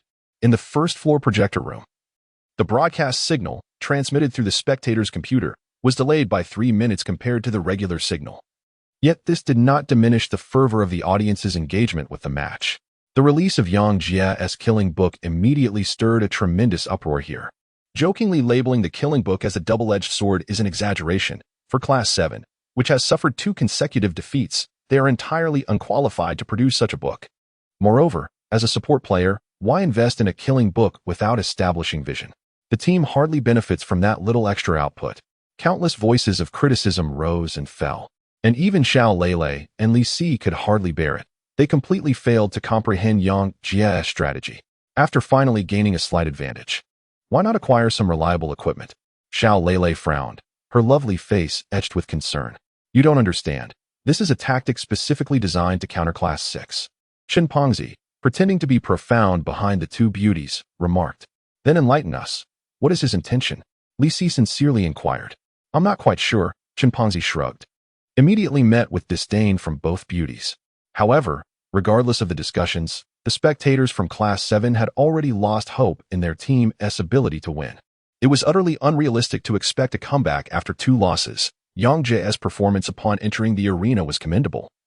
Yet he was merely a support. Could one truly rely on a support to turn the tide? Yet, more than 10 minutes later, the majority began to reconsider. This support player was indeed capable of defying the odds. As the game progressed to the 20th minute, a moment originally designated for Class 7 to concede, they surprisingly grew bolder. The reason was simple. Their support was performing remarkably. After securing a kill on Gangplank for the second time, Yang Jie's Morgana abandoned the bot lane and made his way to mid to assist the team leader, Hao Kaiwan, with his Oriana. Observing from below, Yang Jie noted that Hao Kaiwan was the most stable performer in the team. Had it not been for the legendary Huang Mao being significantly superior, he would not have faltered. Although Hao Kaiwan's Oriana had been pressured, he had not fallen too far behind, and Yang Jie decided to capitalize on this. With an air of confidence, he strode towards mid-lane, entirely unconcerned with whether the enemy had vision. As he approached the long grass patch, a heart-shaped charm suddenly erupted from within. Charm. It turned out that the fox had been lying in ambush, but her charm struck Morgana's shield, failing to achieve its intended effect.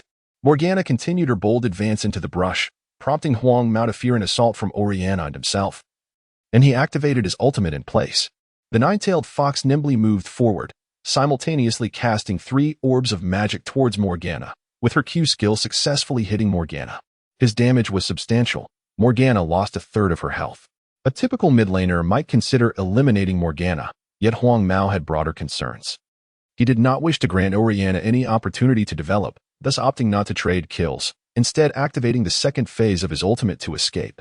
Once again, with a soul dash, the nine-tailed fox retreated towards his turret, passing through the wall from the brush. However, just as he landed, a binding was suddenly cast upon him. Another Q?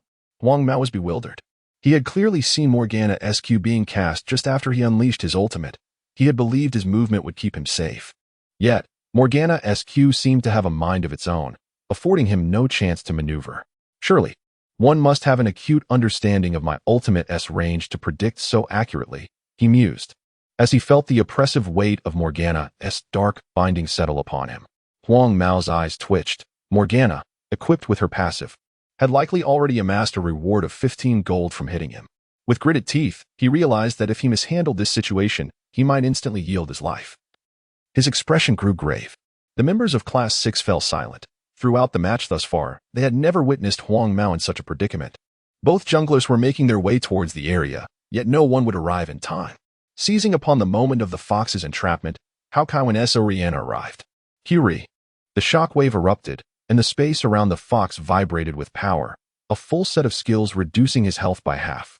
Coupled with his prior damage and the hit from Morgana, he was left with merely 400 health and was ignited by Oriana. Without his skills, the fox dared not to engage. Upon the binding's conclusion, he activated the 3rd phase of his ultimate and retreated under the turret. That was close. Noticing that neither Morgana nor Oriana pursued, he hastily returned to the safety of the turret to recall. The ignite from Oriana still burned. Yet he had successfully salvaged his life. As he began his recall animation, suddenly, a figure emerged from the F4 area. It was Morgana. Class 6 lacked vision in that vicinity, and Class 7 had no sight of Morgana's approach to the turret. Yet, she appeared there as if summoned. Our skill, Soul Shackles. Morgana activated her ultimate upon landing, striking the fox. His recall was interrupted, and his position was exposed. Morgana's sudden flash prompted gasps from the audience. How did she know the fox was recalling? The timing was impeccable, perfectly catching him at his most relaxed moment. Right before he returned. If the prior skirmish in the bot lane had captured everyone's attention, Morgana's flash had undeniably seized it. The audience collectively held their breath, eager to see what Morgana would accomplish after unleashing her ultimate, whether she could eliminate the fox. Morgana's ultimate would stun after 3 seconds if the fox failed to escape. Huang Mao was acutely aware of this. As he moved towards the second turret, he was ready to charm Morgana at any moment. Morgana trailed behind him, absorbing turret damage as they engaged in a tense game of chase, neither willing to waste their skills. Soon, Huang Mao realized that merely running would not allow him to escape Morgana's ultimate range. He had to take a chance. He turned back, pressed the E key, and cast his charm. Simultaneously, Morgana released her Q. A beam of white light and a heart-shaped charm flew towards each other, both players attempting to evade. Huang Mao was confident that Morgana's dark shield had a lengthy cooldown, turning this into a contest of positioning and awareness. In such a contest, Huang Mao felt completely assured. Their school was relatively small, and acquiring information on opponents in the King's Cup was easy. The highest rank in Class 7 was only gold, while he himself was a diamond player. Such foes were mere child's play, regardless of their skill. Lacking experience would ultimately prove detrimental in such circumstances. Huang Mao awaited his charm to connect with Morgana, simultaneously maneuvering to evade her skills. However, the next second, he was astonished to find that his movement collided directly with Morgana's Q, while his charm was deftly sidestepped by her exquisite positioning. He had fumbled. As a diamond player, he had unexpectedly lost in a battle of positioning and awareness. Morgana's Q ensnared the fox, while her ultimate rendered him immobile. Huang Mao stared in disbelief as Morgana's ultimate took effect, then watched her leave the turret without a backward glance. The turret made a valiant effort to eliminate Morgana, but Oriana's ball timely shielded her, allowing her to escape unscathed. Huang Mao, filled with rage and despair, beheld his demise. Becoming a lifeless husk as the screen faded to gray, utterly perplexed by how he had been struck, he had thought he had preemptively evaded. This answer, I fear, is known only to Yang Jie among those watching the match today. This is due to his astute prediction of the fox's movements. After interrupting the fox's recall with a timely flash, Huang Mao's fox began to head towards the second tower. Upon noticing the fox's sudden halt, Yang Jie immediately realized that it intended to cast its charm, prompting him to unleash his Q ability.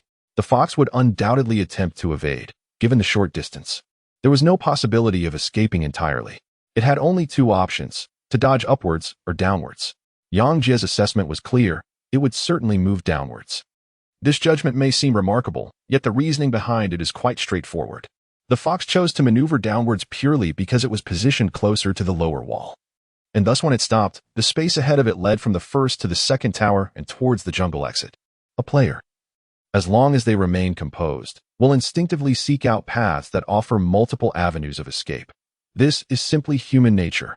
Huang Mao fell victim to such habitual instincts.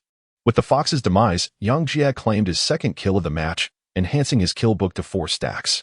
Thereafter, Yang Jie transformed into a different kind of jungler, no longer focusing solely on the bottom lane but roaming incessantly between all 3 lanes.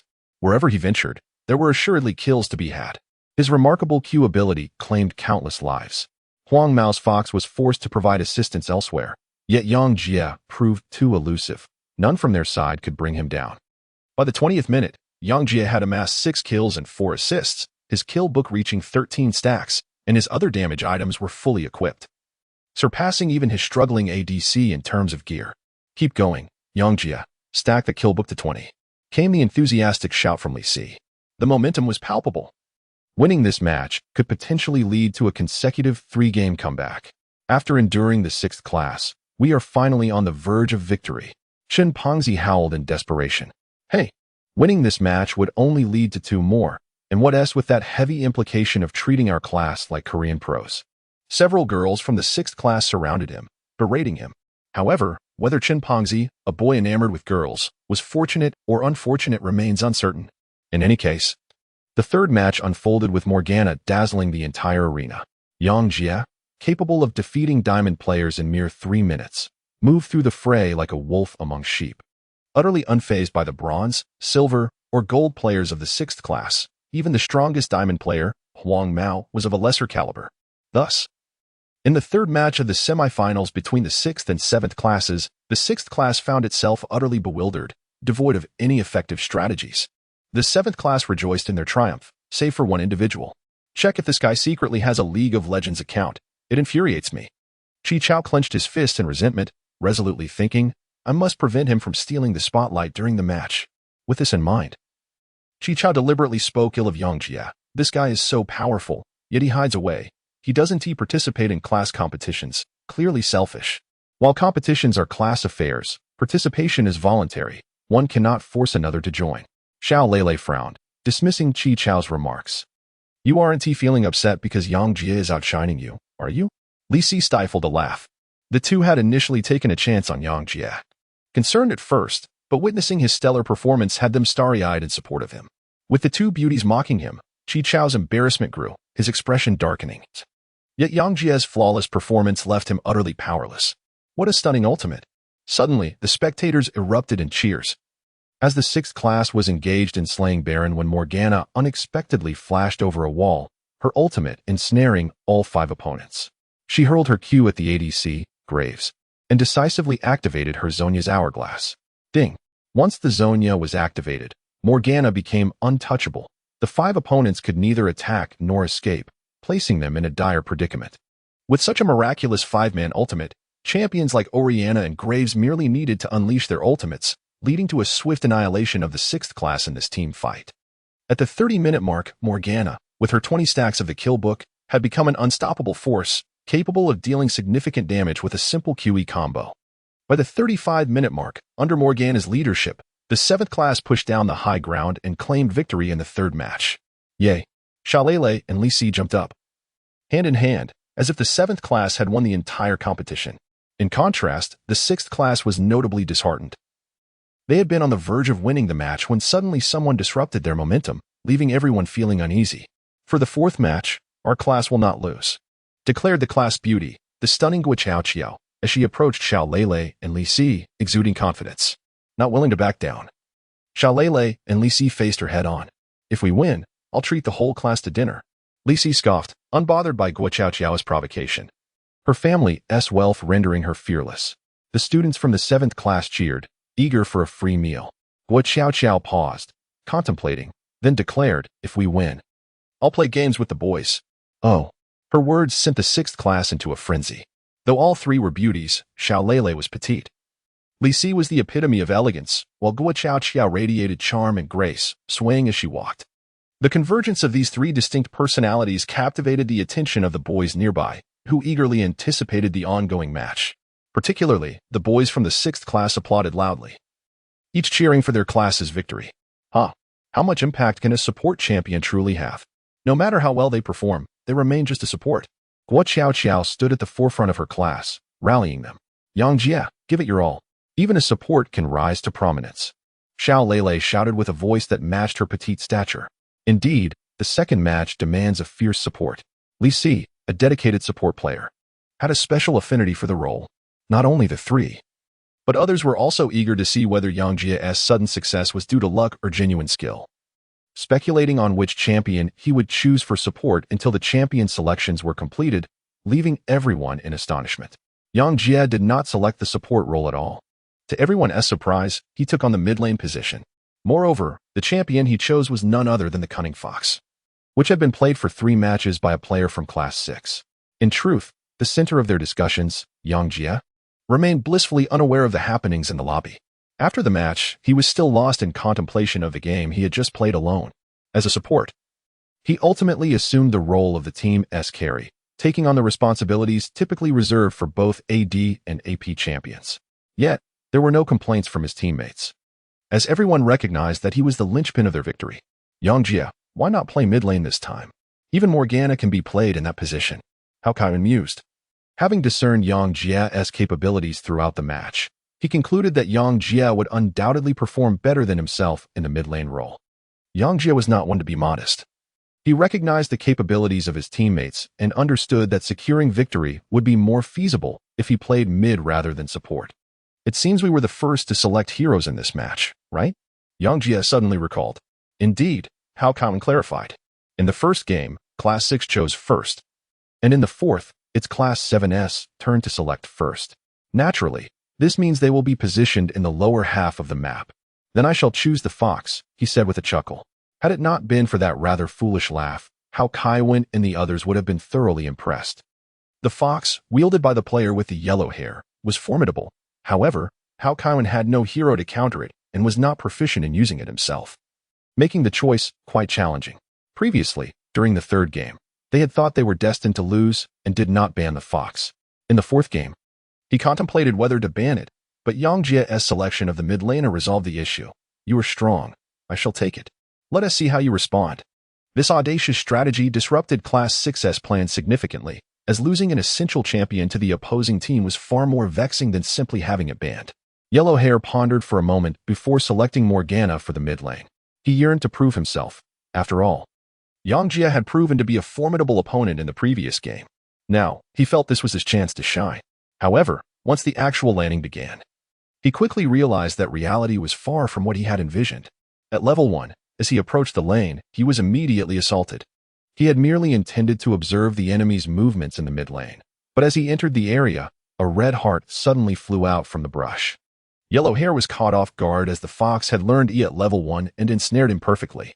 While a single fox might have only intimidated him, the subsequent appearance of 4 players from Class 7, including Dawn Support, ADC Misfortune, and Jungle Dragon Turtle, launched an overwhelming assault upon him. Bam!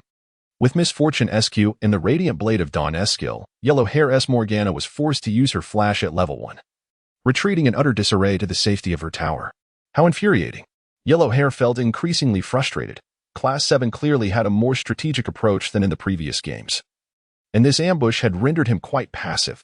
After recalling to base, he found that by the time he returned to the lane, the fox had already farmed 2 minions. Assessing the situation, Yellow Hair concluded that he would need to play cautiously for a while, anticipating a rather dire outcome. Little did he know, the situation would worsen.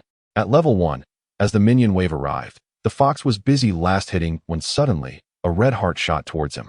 The charm's damage was relatively low, and after being struck, Yellow Hair merely shifted forward a couple of paces before halting.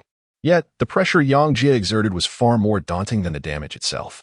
After being charmed twice in succession, Yellow Hair realized that Yang Jie seemed capable of ensnaring him at will, whether he was last hitting minions or attempting to launch an ambush. Having played as the fox himself, he was familiar with her tactics. However, no one typically used the charm as a primary source of damage due to its high mana cost. The fox inherently had limited mana early on, making this approach utterly impractical. With another charm hitting him, complemented by the Q skill, Yellow Hair found himself under relentless torment.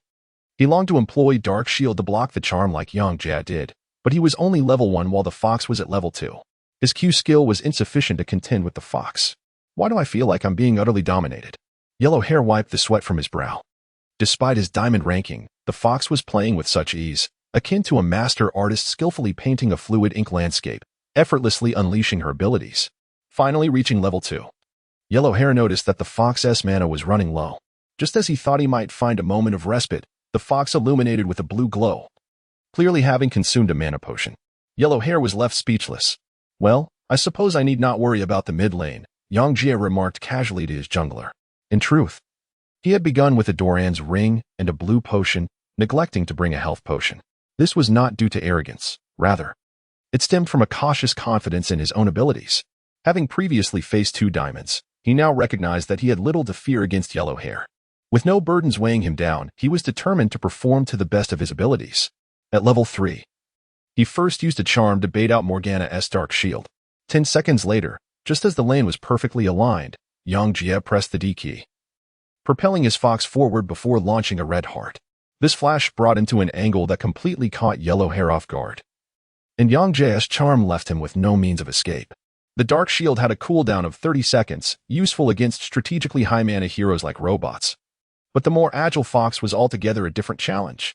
The red heart soared towards Yellow Hair, and before he could muster even the slightest reaction, he found himself ensnared.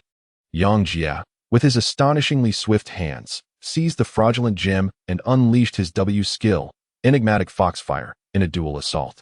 Coupled with the attack bonus provided by charm itself, he swiftly diminished Morgana's health, eliminating her in an instant. How fast! How powerful! This first blood was secured even more rapidly than in the previous match, stirring excitement among the students of Class 7. It was a solo kill. The once dominant fox, at only level 3, had been dispatched by Yang Jie. Chimpanzee was so elated he could hardly contain himself, while Xiao Lele and Li Si cheered even louder. leaving only Chi Chao with a sullen expression. Guo Chao Chao gazed at the students of Class 7 in frustration, speechless. They pondered what would unfold next after this first blood. With the first blood in hand, Yang Jia's Fox did not pause. Swiftly traversing to the top lane where the confrontation was between Class 6 Pantheon and Class 7's Rise. Pantheon had been pressuring the lane but had set up vision in the river early on. Upon spotting the Fox approaching nonchalantly, he hurried back to the tower. The distance to the tower was considerable. Pantheon remained vigilant and used his W to stun the Fox, leaping onto her before retreating home. Shoo! The students of Class 6 quickly hushed Yang Jia, finding his actions amusing as he acted as a springboard for others. However, mere seconds later, they would realize who was truly amusing them. As the Fox regained her senses from the stun, she merely waved her hand, charming Pantheon in turn. Following up with a Q and a W, combined with Ignite, Pantheon lost over half his health in an instant. The arriving Rise executed a flawless QWE combo, depleting Pantheon's health entirely. Rise took a step back, evidently allowing for the kill, while the Fox confidently claimed the kill. The students of Class 6 were left in disbelief. Within just 4 minutes, the Fox had already secured 2 kills. I say, why does this situation feel so familiar? Chimpanzee scratched his head. Fool. Class 6 played us just like this in the previous 2 matches. Xiaolele chuckled. Chimpanzee suddenly understood. No wonder it felt familiar, as he had just experienced this very scenario of the Fox dominating like a master over novices. The once self-proclaimed deities of Class 6 now appeared as helpless as elementary school students in front of Yang Jia. Take Pantheon, for instance. Had he not initiated an attack on the Fox, he might have evaded her charm from a relatively safe distance. However, by jumping in, he inadvertently delivered himself into Yang Jia's clutches, succumbing to her allure. Perhaps they were unaware that Yang Jia was instilling a psychological advantage, causing them to fear the charm at the mere sight of it. After claiming the kill, the Fox decisively returned home to acquire the murderous book once more. Yet this time, no one would dare to label him a fool. Having procured the item early, the Fox soon joined the team fights. And Yang Jia's Fox operated on an entirely different wavelength compared to Huang Mao's. While Huang Mao's Fox preferred to prance about before initiating a battle, seizing opportunities to charm, Yang Jia adhered to a different approach. His Fox remained concealed during the onset of battle, waiting for the fray to commence before springing from an unexpected corner to execute a flawless EQW combo, eliminating an opponent instantly. In essence, his charms were never wasted. Every strike found its mark. This was the impression Yang Jia left spectators with while utilizing Morgana and the Fox. Not every attempt would connect, but excluding the enemy's flashes to evade, his charms would succeed at least 9 times out of 10. The most vexed was Huang Mao, who had chosen Morgana, believing he could shield his teammates from the charm with Black Shield. Yet, the Fox always waited for him to expend the shield before unleashing her charm, driving him to frustration. With the Fox leading the charge, Class 7 appeared transformed, playing with newfound vigor and assertiveness. At 29 minutes, they boasted a 3,000 gold lead over Class 6 and began plotting an assault on the Baron. Naturally, Class 6 was unwilling to stand idly by, and upon noticing the absence of opponents, they marched towards the Baron pit in unison. Class 6 was not naive. The tankiest members, Pantheon and Lee Sin, forged ahead, with the others trailing behind, methodically clearing vision as they advanced. As they approached the F4 area, suddenly, from the direction of the red buff, a figure emerged. It was Yang Jia, activating his flash, as his Fox descended with 3 trails of Foxfire. Upon landing, he initiated with a charm. Yang Jia swiftly executed E1WQR, where the number 1 represented the active skill of the underworld fire. Upon striking the mouse, the damage amplification from the charm caused the bewildered creature to stumble 2 steps forward before being eliminated in an instant. This was the epitome of a swift kill. Although Class 7 only led by 3,000 gold, that sum was predominantly concentrated in the hands of the Fox. This disparity in resources was significant. Even the tankiest member of Class 6 would lose health from a hit, let alone the mouse. In truth, by the time the Fox's deceptive orb rebounded, the mouse had already perished. Class 6 members quickly regained their composure, and the remaining 4 charged towards the Fox. Yet, Yang Jia had already prepared his second R. He maneuvered towards the support character Lulu, seemingly an unintentional displacement, but it strategically positioned him outside the reach of Class 6 skills. Lulu, Morgana, and Lee Sin all missed their non-targeted abilities. Among the 4, only Pantheon managed to leap and strike the Fox. Clang! The Fox was stunned, regrettably. It had already moved from its original position, leaving Pantheon unable to land his blow. Believing this was a golden opportunity, the surviving members of Class 6 turned their attention to the fox. At that moment, the deceptive orb rebounded back to the fox, silently returning without a sound. The trajectory of its return astonished everyone in Class 6, as it seemed to deliberately pass through all of them, save for Pantheon, who had leapt aside. Were they baffled? Perhaps 2 rounds prior, they would have thought so, but after facing this fox in battle, their naivety had faded. It was evident that the fox had skillfully manipulated the displacement created by its ultimate ability for maximum output. The fox's Q skill dealt magical damage upon impact. Yet upon returning, it inflicted true damage, bypassing all defenses. Coupled with the earlier ultimate, this assassin-type fox had transformed into a group damage hero, severely wounding Class 6 with a single skill set. They could not afford to let him escape. Class 6 harbored this thought, and while Pantheon stunned the fox, several members launched their attacks. However, both Lee Sin and Pantheon were melee fighters, and Lulu lacked substantial offensive capability. By the time they focused their fire on the fox, it had already recovered from its stun. With a swift motion, the fox executed another ultimate ability, darting through the F4 wall. Emerging from the red buff area, the fox used its ultimate to dodge, and by the time it executed the second phase of its ultimate, it had already scaled the wall. The trajectory of its movement seemed meticulously planned, leaving Class 6 utterly dumbfounded. With a flash and 2 segments of R, Class 6 felt thoroughly toyed with. Without a moment's hesitation, 3 of the 4 members flashed over the wall in pursuit. Pantheon, Lee Sin, and Morgana were among them. Particularly, Morgana, filled with pent-up frustration, flashed over the wall and unleashed her ultimate, determined to take down the fox, even if it meant only hitting one target. As the 3 landed, Yang Jia remained unfazed, a subtle smile gracing his lips as he pressed her once more. Soul Assault, the Fox's signature ultimate, featured 3 phases capable of launching Foxfire. And this was his 3rd execution of it. This time, he traversed through the F4 wall and returned to the inner sanctum. Class 6 was plunged into genuine despair. This was no mere 9-tailed fox, it was a celestial 9-tailed fox. With 3 phases of the ultimate and a flash, Yang Jia executed each movement with impeccable precision, leaving the 3 members of Class 6 stranded outside the wall and allowing him to confront the support Lulu alone. Yang Jia unreservedly unleashed his W ability. With a base cooldown of merely 5 seconds, and devoid of any reductions, this was the earliest skill of his to be fully charged.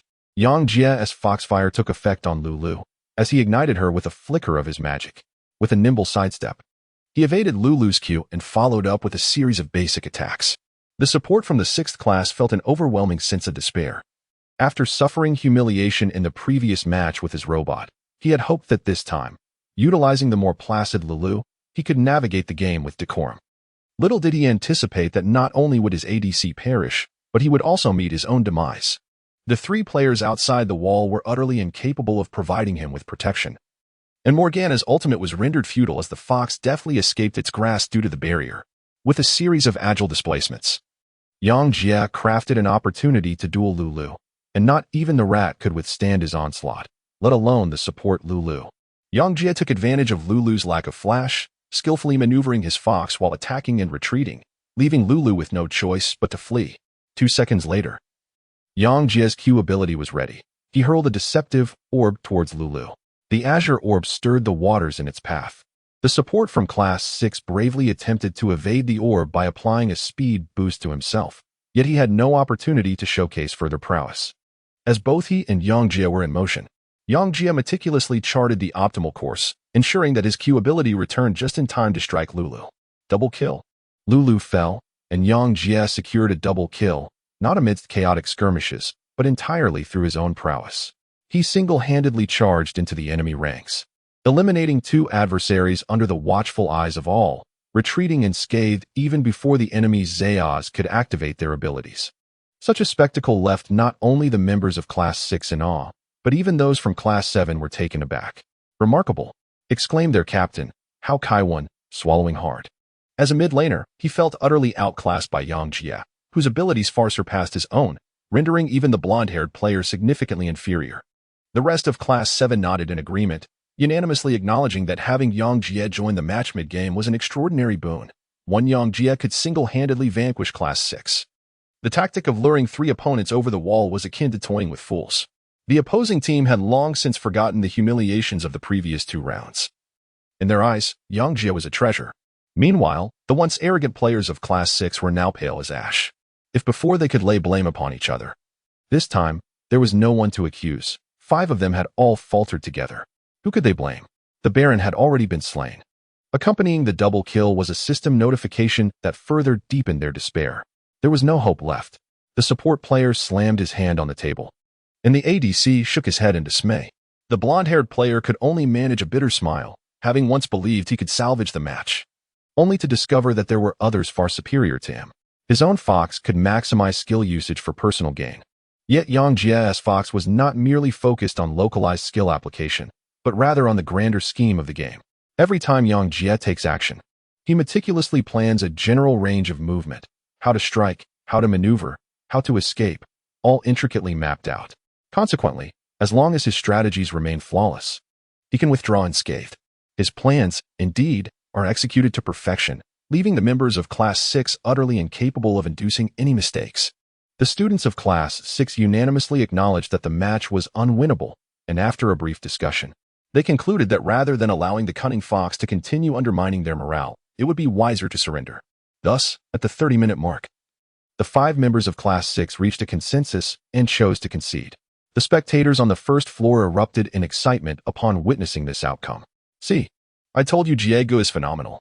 One Yang Jie can obliterate an entire Class 6, they exclaimed. Shinpongzi feigned indifference as he patted the class beauty, Xiao Lele, who disdainfully stepped aside, retorting, I support Yang Jie too. You know. Meanwhile, Li Si hurried to confront Guo Qiao. Guo Qiao, her gaze flickering towards the screen, disregarded her. Her mind was preoccupied with deeper thoughts. This woman seemed inherently flirtatious, having noticed Yang Jie's remarkable prowess. She was preparing to engage with him on a more personal level. In the 5th match that afternoon, Class 6 ultimately succumbed to the overwhelming force of Class 7. In truth, their morale had already been shattered in the 4th match, so when Yang Jie entered the fray as the Shadow Master, Zed, in the 5th match, their panic escalated even further. They struggled to catch a cunning fox with a long cooldown on her displacement ability, let alone Zed. Yang Jie, like a true ninja, was more ferocious than the 9-heaven spirit fox. Upon his emergence, he wreaked havoc, leaving the members of Class 6 in a state of bewilderment with his various transformations using W and R. By the 24th minute, Class 6 had already lost their mid-lane crystal, and by the 31st minute, Yang Jie single-handedly dismantled their base. Victory! With the resounding sound of the system notification, Class 7 triumphantly secured the 5th match. Splendid! Well done, comrades. The students of Class 7 erupted into applause, cherishing this final grand entertainment event before advancing to their senior year. Conversely, the members of Class 6 resembled defeated roosters, their spirits visibly crushed. Soon, the players descended from the 2nd floor, with Class 6 exiting first, their silence palpable. As they reached the staircase, the blonde-haired player halted and waited. When the 5 members of Class 7 descended, the blonde-haired player inquired, who was controlling the fox and Yang Jie just now? The 5 from Class 7 exchanged puzzled glances. Unsure of his meaning, Yang Jie took a step forward and declared, It's me. Well, you were quite something. Huang Mao nodded at him and walked away without looking back. Now Yang Jie is in trouble. Huang Mao is one of the top students in the entire 2nd year, and crossing him could lead to significant consequences. Chi Chao chuckled softly, finding joy in Yang Jie's predicament. Trouble? Perhaps you should first elaborate on your own troubles. Yang Jie approached Chi Chao with a cold smile and remarked, I recall someone once saying that if I were to lead Class 7 to victory, they would eat a mouse. This statement left Chi Chao momentarily stunned. He had been preoccupied with his own reputation and had completely forgotten about the wager involving the mouse. It was only upon Yang Jie's mention that the memory resurfaced. What is the matter? Are you afraid? Upon hearing this, Shinpongzi immediately sided with Yang Jie, pressing Chi Chao for answers. Chi Chao was flabbergasted. It was simply inconceivable to lose 2 rounds and then make a comeback. He had been certain that Yang Jie would falter, never anticipating his formidable strength that allowed him to triumph in such a manner. Hey, coward, didn't you say there are plenty of mice in the internet CAF? Why are you hesitating now? Xiao Lele chimed in to support Yang Jie, not genuinely wishing for Chi Chao to eat a mouse, but rather out of disdain for him. Others who typically held a low opinion of Chi Chao even went so far as to retrieve a mouse from nearby. Oh, and it's one with breathing lights. What a pity it would be to eat that. Li Si chuckled upon seeing the mouse. All right, today it's Chi Chao's fault. I'll have him make amends. We're all classmates, so let us not dwell on it. At that moment, the class monitor, Hao Kaiwan, stepped forward to intervene. Yang Jie nodded. He merely intended to teach Chi Chao a lesson and had no intention of causing him any real harm. Brother Jie, I was wrong. Please don't make me eat the mouse. It's too large for me to consume. Chi Chao was on the verge of tears, and upon hearing Hao Kaiwan offer him a way out, he quickly complied. Yang Jie smiled lightly, disregarding him, and left the internet safe on his own. However, he had now become quite the celebrity in his class, making it far from easy for him to simply depart. While Xiao Lele, Li Si, and Chen Pongzi might be excused, as soon as he stepped outside, he found himself followed by a throng of admirers. What was going on? Yang Jie was astonished. Having spent 2 years in Class 7, he had never experienced such a situation before. Yang Jie, come play games with us. Surely you've reached diamond level now. Let us duo queue together. The classmates chimed in unison. It was then that Yang Jie comprehended their intentions. They were all eager to have him join their gaming session. At that moment, from the group in Class 6 beside them, a figure emerged. She donned black stockings and an alluring short skirt, strutting towards Yang Jie in her short high heels. Yang Jie, don't pay them any mind, the woman remarked. All right, he replied. Yang Jie nodded, realizing that while he would like to include his classmates, his primary focus must remain on his studies. Additionally, he had a job to attend to at Lin Xiaowei's, leaving him little time for anything else. Observing Yang Jie's agreement, the woman appeared exceedingly delighted. She took his hand and exclaimed, let us queue together for a duo match. I will make you my boyfriend. Yang Jie was momentarily stunned. How could there be a girlfriend amidst a gaming match? Guo Qiao, don't get ahead of yourself. Look at your own disreputable shoes. How many boyfriends have you had? Someone actually likes that. Xiao Lele, displeased, said with resentment. This woman was indeed Guo Qiao. She admired Yang Jie's gaming prowess, which surpassed everyone else in their class, and unexpectedly volunteered herself. I don't need your concern. Someone else already likes me. She grasped Yang Jie's hand, pressing her body close to his. Now in her second year of high school, she had long since developed into a figure of ample curves, more pronounced than most she had seen. Guo Qiao deliberately pressed her sensitive area against Yang Jie's arm, making him feel uncomfortably delightful, utterly unable to refuse. After school in the afternoon, let us team up and play together. I can game all night. Guo Qiao said with a charming smile. Honestly, her face alone was enough to cause chaos. Her beauty was on par with Xiao Lele and Li Si, and her allure surpassed what they could ever possess. If it had been before yesterday, as a typical loser and virgin, Yang Jie might have been completely captivated by her. Yet, her words reminded Yang Jie of something. Sorry, I have to work tonight and can't hang out with you. Yang Jie rubbed his arm and gently set Guo Qiao's soft body down. What kind of job can a high school student do at night? You wouldn't deceive me, would you? Guo Qiao was taken aback. Shameless woman, no one wants you anymore. Xiao Lele continued to berate Guo Qiao, thoroughly pleased with Yang Jie's demeanor. After being rejected by Yang Jie, Guo Qiao's complexion turned pale. She never anticipated that her usual charms would fail against him. Jie, please don't say that. If you don't fancy the girls playing with you, let them come to me. Chen Pongzi hurriedly attempted to grasp Guo Qiao's hand, only to have it brusquely shaken off. Do you think I am someone anyone can just approach? If you lack the capability, don't expect me to make a move. With that, Guo Qiao stomped away in a huff. Seeing Yang Jie remain unperturbed, Xiao Lele and Li Si were elated and proposed treating Yang Jie to dinner. However, Yang Jie had work to attend to that evening and politely declined their invitation. Instead, class leader Hao Kaiwan reaped the benefits from Yang Jie. He secured Yang Jie's promise to participate in the class competition finals in a week, where they would contend against the formidable Class 1. Make sure to come, the class leader urged repeatedly, anxious that Yang Jie might back out. I wouldn't transfer schools. Yang Jie chuckled wryly. Since Li Si had promised to treat everyone present to a meal, lunch was organized under the auspices of the affluent Li Si.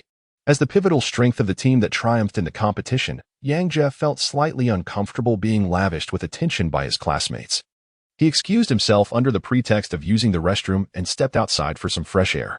Unexpectedly, upon opening the door to the private dining room, he collided with someone. Ouch! The person exclaimed, revealing herself to be a girl. Yang Jie also felt that the area he had collided with was quite sensitive and remarkably elastic. In retrospect, it was indeed a girl, albeit one slightly shorter than him.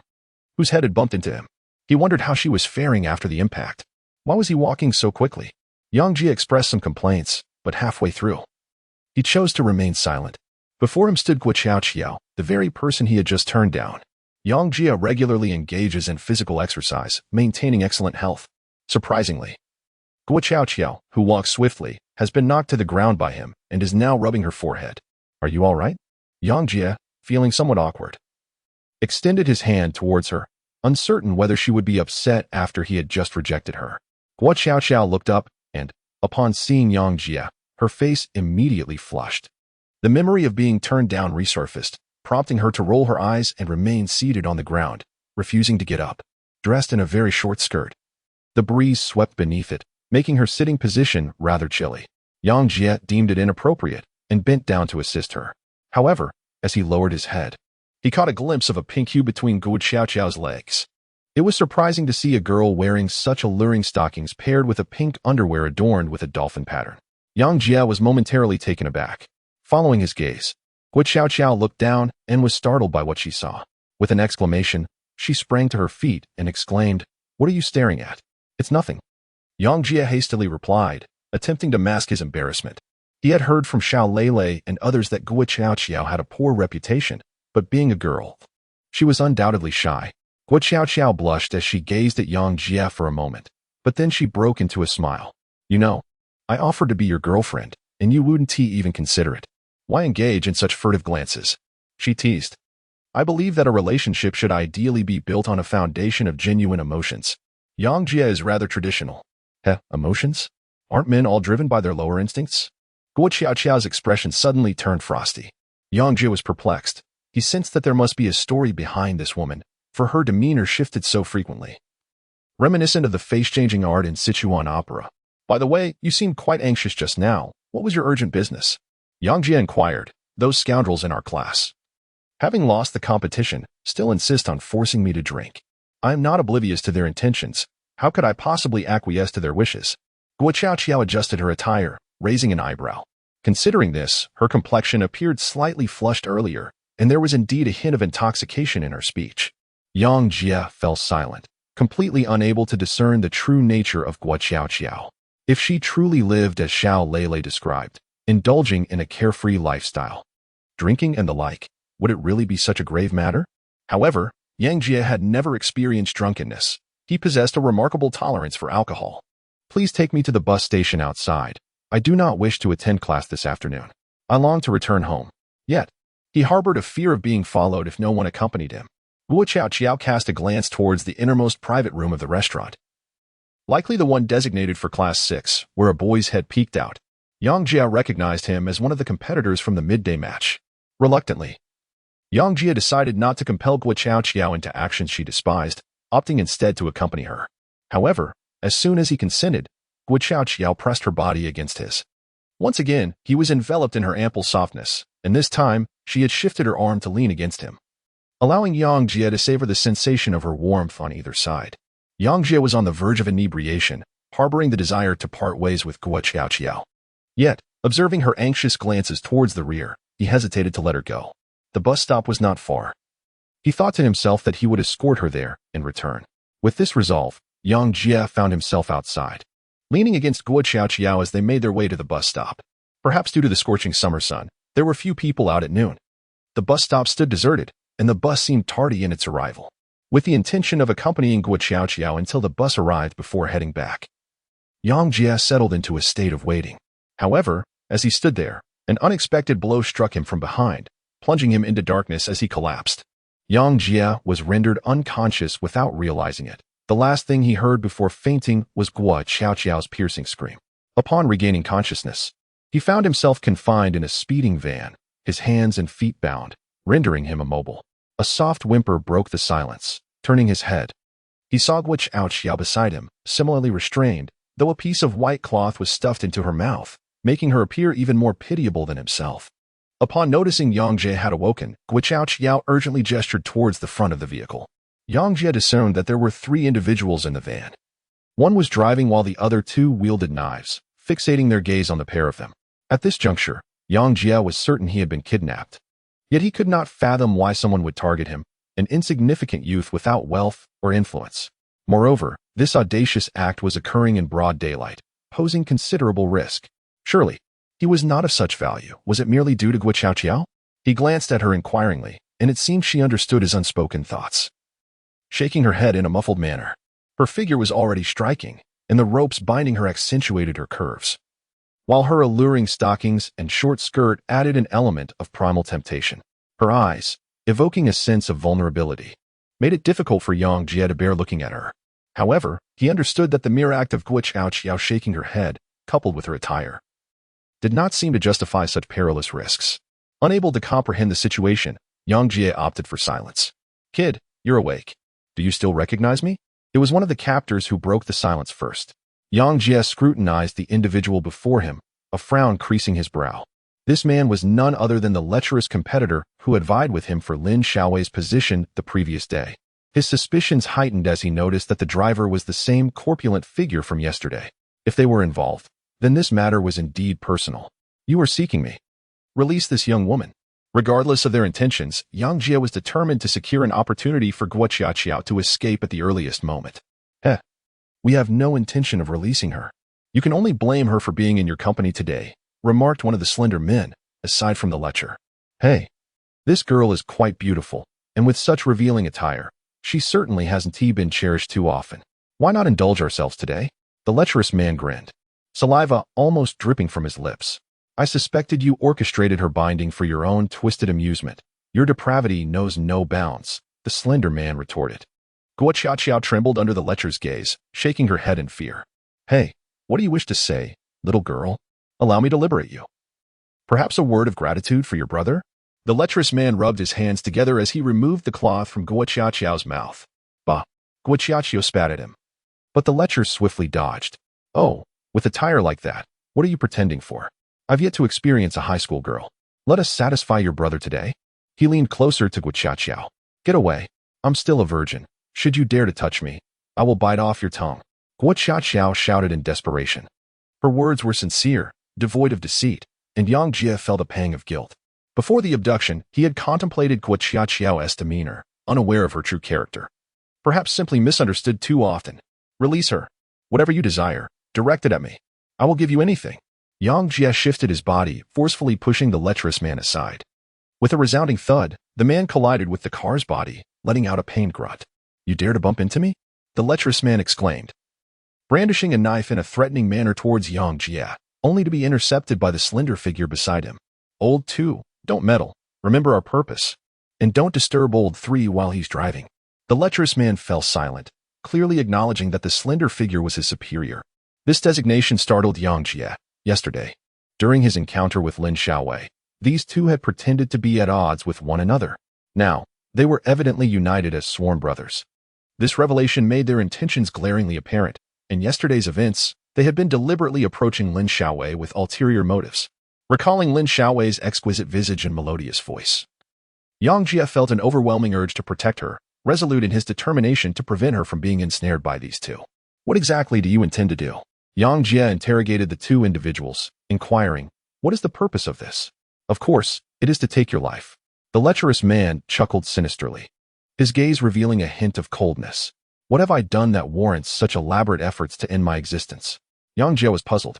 The daughter of the chairman of the Lin Shang Group needed someone to play on her behalf, presenting a prime opportunity to get closer to her, an opportunity that could not be seized by another. Hence, one must perish. The lecherous man continued. The name Lin Shang Group left Yang Jie momentarily speechless. Even someone as naive as he was aware of the Lin Shang Group, whose primary business is food processing, making it the largest snack producer in the country. Furthermore, their enterprises span across dozens of industries, and the group consistently ranks among the top 10 in the national Fortune 500. Moreover, the group has yet to go public, granting its chairman significantly more influence than other top 10 enterprises. Was the man referring to Lin Xiaowei, the heir of such a colossal enterprise? A successor from such a prominent company? Lin Xiaowei dressed impeccably and could afford to rent a room just after entering university. Yet these attributes alone did not lead Yang Jie to associate her with the term young lady of privilege. Lin Xiaowei displayed none of the typical airs of a wealthy heiress. More importantly, if she were indeed a lady of high society, why would she choose to become a League of Legends streamer? Yang Jie, despite his limited understanding, must realize that there are indeed more fulfilling ways to experience life. This is no jest. Upon discovering Lin Xiaowei's true identity, Yang Jie's expression became exceedingly complex, torn between laughter and tears. What initially seemed like a fortuitous windfall has now morphed into a perilous situation that could lead to his demise. Yang Jie harbored no fear of death, however. The manner of his potential demise was shrouded in uncertainty, a scenario that might implicate Guo Qiao, which he found unacceptable. At that moment, the lecherous man had mentioned enlisting the aid of a formidable player to teach him a lesson. While Yang Jie was unperturbed by the threat, he was unaware that this so-called player possessed lethal intentions. With Guo Qiao present, Yang Jie's protective instincts surged. He was resolute in preventing any harm from befalling her. He began to employ analytical strategies from his gaming experience to assess the current predicament. Firstly, he compiled the known facts. The considerable effort expended by the adversaries to eliminate him indicated that Lin Xiaowei's identity was undoubtedly authentic. Her decision to emerge as a live-streaming host while concealing her true identity must have been driven by compelling motives. Secondly, the urgency displayed by his foes suggested a pressing need, as evidenced by their decision to act during daylight rather than waiting for the cover of night. This urgency could stem from a dire financial need or a fear of prolonged complications. Yet, had they been truly desperate, they could have acted during the previous day's job interview, negating the need to wait for his elimination. This suggested that their infiltration of Lin Xiaowei's circle was motivated by exceedingly special circumstances. Contemplating these intricate relationships left Yang Jie in a state of bewilderment. He was merely a high school student on the brink of graduation, suddenly thrust into such a convoluted situation, which was exceedingly difficult to accept. Fortunately, his extensive gaming experience, particularly with strategic games like League of Legends, had honed his ability to maintain a clear mind, enabling him to think rationally amidst the chaos. He swiftly concluded that the adversary's urgency was his greatest leverage. You desire something from the Lin family. I will assist you in procuring it, provided you spare my life. Yang Jie pretended to be pitiable, imploring the two individuals for mercy. The thin man and the lecherous man exchanged glances, then simultaneously broke into lecherous laughter.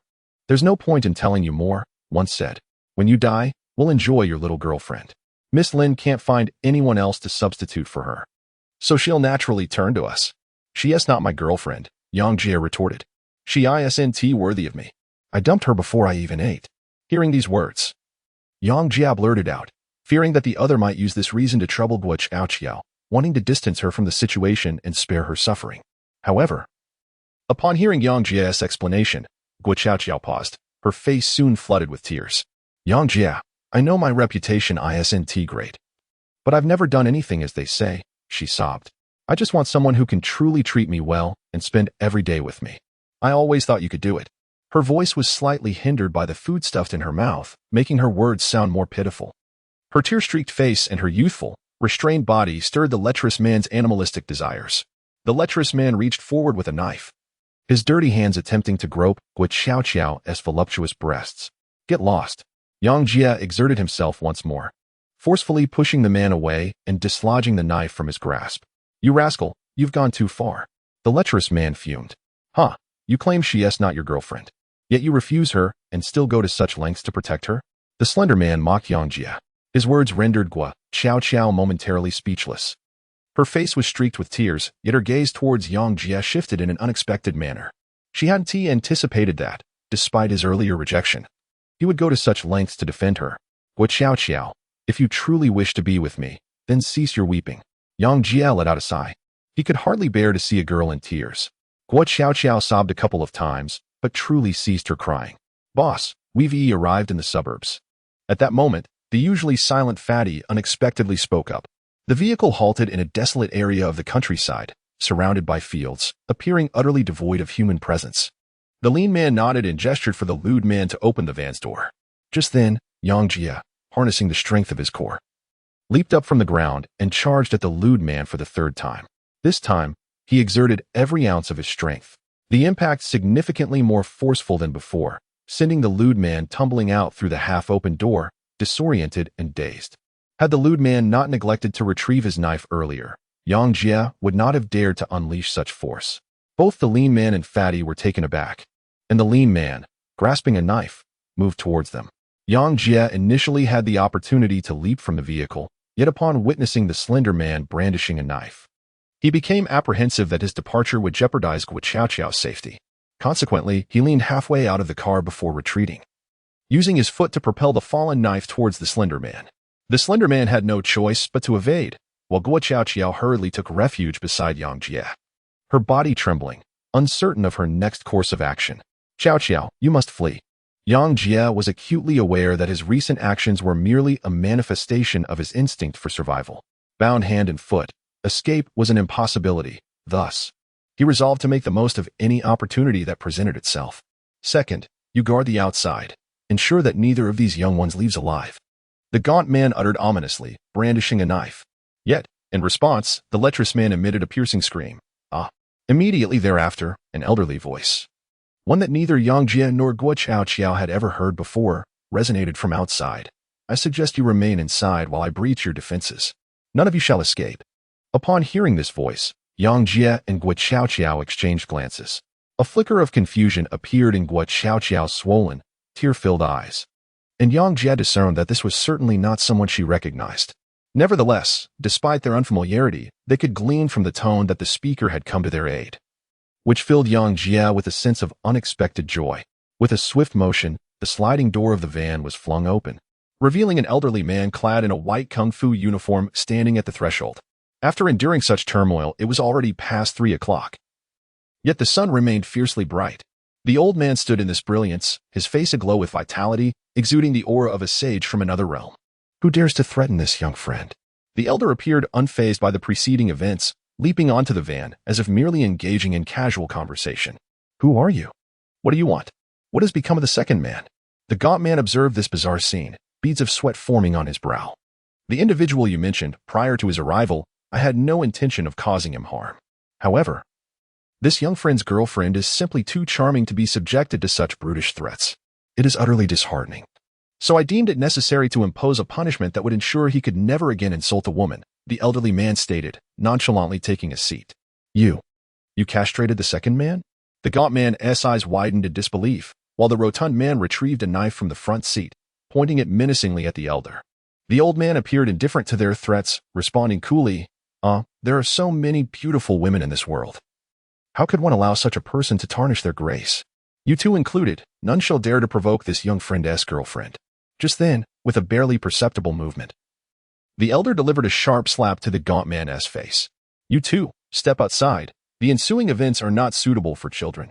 With that, Yang Jie and Guo Xiaoqiao were unceremoniously pushed out of the van by the elder's imposing presence. Yang Jie was the first to emerge, followed by Guo Xiaoqiao, who landed directly on him. In his arms was a warm and fragrant presence, yet Yang Jie was too bewildered to savor it. He was eager to discern what had transpired inside the vehicle, but all he could hear were 2 cries of distress, followed by the elderly man closing the car door and stepping out. My dear young friends, I hope I haven't frightened you too much, the old man said, dusting off his hands. Who are you? What has happened to them? Guo Xiaoqiao, trembling with fear, dared not take a breath as she inquired. I have come to rescue you. As for those 2, they shall soon be well. However, I assure you that they will never be able to harm you again. The old man chuckled ominously. His words sent a shiver down the spines of both Yang Jie and Guo Xiaoqiao, and they instinctively turned to gaze at the lewd man who had been knocked down. He lay on his back, blood seeping from beneath his trousers. Yet he still emitted faint groans. Being high school students, they were well aware of the implications of the old man's statement. Yet they were astonished that someone could commit such an act with such nonchalance. Nevertheless, they merely pondered this thought. The events they had experienced that day were already unforgettable enough, and they could tolerate a few more lingering memories. Who exactly are you? Yang Jie inquired about the identity of the elderly man, his heart filled with gratitude, had it not been for his timely intervention. Both he and Guo Xiaoqiao would have met with a dire fate today. Never mind who I am. Just untie me first. Lin Aogu swiftly grasped a small knife and cut through Yang Jie's bindings. When it came to freeing Guo Xiaoqiao, it proved to be quite a laborious task, as her restraints were tangled and haphazard. Yet, Yang Jie remained oblivious, noticing only that the old man's eyes grew increasingly bright with each cut. Allow me to check if your little girlfriend is injured, the elder proclaimed with a sense of righteousness once Guo Xiaoqiao was fully liberated. The term little girlfriend caused a blush to spread across Guo Xiaoqiao's face. Yet given Yang Jie's repeated defense of her during their time in the vehicle, she found herself relying on him even more, thus she offered no denial. Yang Jie wished to deny the situation, yet upon recalling Guo Qiaoqiao's tearful visage, he found himself unable to utter a word, succumbing to silence. He was also apprehensive about what Guo Qiaoqiao might have endured during his unconsciousness. Thus, he softly urged her to allow the elderly gentleman to conduct an examination. To his astonishment, just as Guo Qiaoqiao took a step forward, the old man chuckled foolishly and enveloped her in his arms. Ah, a student girl, the ultimate dream of every young man. The elderly man held Guo Qiaoqiao, gently caressing her head, his hand perilously close to her face, prompting Yang Jie to sense something amiss, no matter how one regarded it. It appeared as though the old man were an lecherous individual violating a young girl. He hurriedly rushed to rescue Guo Qiaoqiao. My dear, it has been 3 years since I have beheld a woman, the old man remarked, rubbing his hands together, his face flushed, embodying the demeanor of a mischievous old rascal. Yang Jie found himself in a state of bemusement, realizing that his actions towards the 3 villains were ultimately driven by his own desires. The image of a transcendent master shattered in an instant. Yang Jie dared not allow Guo Qiaoqiao to face such peril, hastily exclaiming, "You must release her. It's all right." Yang Jie, after all, everyone perceives me as such, Guo Qiaoqiao lamented, as she was embraced by the elderly gentleman. The last vestige of her psychological fortitude crumbled, and she wept once more. Although her sobs were soft, they alarmed the old man, who promptly relinquished his hold on Guo Qiaoqiao, fidgeting uncomfortably beside them, visibly distressed. "Oh dear friend, you must manage your girlfriend. I utterly detest it when women weep." Qing Song's mother, wife, and their little daughter Xiaowei each has a penchant for shedding tears. The old man implored Yang Jie with a beseeching expression. Unintentionally, his words struck a chord with Yang Jie, who was taken aback. He had mentioned Lin Xiaowei and her parents. Could it be that this man— "Are you Lin Xiaowei's grandfather?" Yang Jie inquired, puzzled. "Indeed. That is I. My name is Lin Aogu. You may call me Aogu." The old man replied, surprised. Before Yang Jie could respond, the old man recalled Guo Qiaoqiao's crying and added, "Oh, let us not dwell on that. Please, persuade your young lady to cease her tears. Qiaoqiao, do not cry. This gentleman harbors no ill intentions." Yang Jie hurriedly spoke to Guo Qiaoqiao, now that she had been released. Guo Qiaoqiao was no longer in such distress and looked at Lin Aogu with her big, blinking eyes, curious about the nature of his relationship with Yang Jie. Seeing that she had stopped crying, Lin Aogu finally felt a sense of relief. "This elderly gentleman is the grandfather of my boss, for whom I will be working tonight." Yang Jie briefly explained to Guo Qiaoqiao that since Lin Xiaowei was a relative, he felt no fear. After all, Lin Xiaowei was not a malicious person. And how wicked could his grandfather truly be? Moreover, after observing for a while, Yang Jie perceived Lin Aogu as a playful old rogue, someone who had yet to exhaust the joys of life. Particularly when he held Guo Qiaoqiao, all semblance of a wise elder vanished, revealing instead the countenance of an old lecher. At that moment, Lin Aogu blinked his eyes, seemingly imploring Yang Jie to inquire about his origins.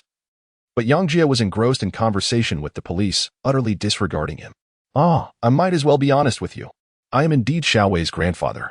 Yesterday, I discovered that young lady had rented a place, and upon learning she was recruiting for some game as an assistant, I grew curious about the kind of individuals she would attract. Thus, I followed you for a day and fortuitously stumbled upon this group abducting you. I stealthily concealed myself atop the vehicle, intending to disembark once it stopped, but unexpectedly you struck first as soon as it halted." Lin Aogu could not restrain himself from speaking. This explanation clarified many things, and Yang Jie tacitly accepted it. However, he still found it hard to believe that this man, who appeared to be over 70, could remain hidden atop the car for such an extended period. "How did you manage that?" Guo Qiaoqiao gasped in astonishment. "Hee. The profundity of Chinese martial arts is boundless. Not only did I lie on the car, but I could also hear your conversations. Yet, these are mere trifles. I am the current head of the Southern Taiji Lin clan. If I cannot accomplish such a small feat, I would be unworthy of the title of head." Lin Aogu declared with pride. "Are you the head of a branch of Taiji?" Yang Jie surveyed his surroundings with a hint of disbelief. Yet the undeniable truth lay before him, leaving no room for skepticism. "Indeed," Lin Aogu nodded. "Your son is a paragon of the business world?" "Yes," he replied. "My son has little interest in martial arts. He ventured into commerce from a young age." "And your granddaughter is an esports streamer?" "Xiaowei is an exceptional case. She sneaked out on her own. You know how every child goes through a rebellious phase, Lin Aogu sighed. Yang Jie fell silent, sensing that his boss Lin Xiaowei harbored an abundance of secrets. My friend, now that you are aware of Xiaowei's identity, can you still approach this job with your usual composure? Lin Aogu inquired suddenly. Yang Jie was momentarily taken aback. Although Lin Xiaowei might currently be in conflict with her family, she would eventually return home. At that time, even if he shared a bit of soup with her, it would far surpass his daily wage of 200. On the second day of work, upon discovering Lin Xiaowei's true identity, would he still be able to interact with her as before? Yang Jie introspected momentarily, but soon arrived at a conclusion. I am here to work. I require financial resources. Yet I shall earn them myself and will not contemplate exploiting her identity for any ulterior motives. His tone was notably grave. Lin Aogu scrutinized him for a while before finally nodding in agreement. Xiaowei indeed made a wise choice in selecting you. However, I advise you to refrain from any emotional entanglements with her. Our family has already endured enough heartache and cannot withstand another tragic saga. Grandpa Lin, he is my boyfriend. How could he possibly engage in a tragic act with someone else? Guo Xiaoqiao blinked and interjected on Yang Jie's behalf. Good girl, when you grow up. If this lad proves to be fickle, would you consider an old man like me? Upon seeing Guo Xiaoqiao, Lin Aogu felt a surge of mischief. Guo Xiaoqiao quickly sought refuge behind Yang Jie. At that moment, there were still individuals lying on the ground and in the vehicle. Yang Jie contemplated calling the police. But Lin Aogu intervened. I act with restraint. They will not perish. Shortly, I shall drive these three away and will meticulously inquire about their intentions. I shall not let them evade justice. With that, Lin Aogu seized the lascivious man from the ground and unceremoniously tossed him into the car. Yang Jie contemplated that the three individuals had received their just desserts and thus nodded in agreement. In the event that the police arrived, Lin Aogu's actions would be difficult to justify. Can you two manage to get home on your own? Lin Aogu inquired from the driver's seat. The nearest bus stop is just 20 minutes away. Although Guo Xiaoqiao is grateful to Lin Aogu for rescuing her, she was eager for him to depart swiftly. Grandfather Lin, at your age, can you really drive? Yang Jie asked. It's no problem, Lin Aogu waved his hand dismissively. I drove a dump truck in my youth. This vehicle is a mere trifle. Yang Jie nodded, expressing profound gratitude alongside Guo Xiaoqiao towards Lin Aogu. However, back in the days of driving the dump truck, his eyesight had not yet deteriorated to its current state. A remark left by Lin Aogu before his departure wafted through the breeze, causing both individuals to pause momentarily before bursting into laughter. This old gentleman truly possesses a unique charm. Yang Jie shook his head in resignation. Lin Aogu, at times ethereal and other times akin to a mischievous child, was indeed intriguing. I need to use the restroom, Guo Xiaoqiao murmured after their laughter subsided, perhaps stirred by the nerves in her body. There isn't a restroom nearby. How about I keep an eye on our things while you go to the field? Yang Jie gazed at the fields, but Guo Xiaoqiao momentarily found herself at a loss for words. She could only endure the dirtiness of the ground for a while longer. It was not merely the uncleanliness of the soil. Guo Xiaoqiao's face flushed as if it might drip with water. The bindings had been tied too tightly, leaving her legs numb and immobile. Could you, perhaps, assist me in making my way over?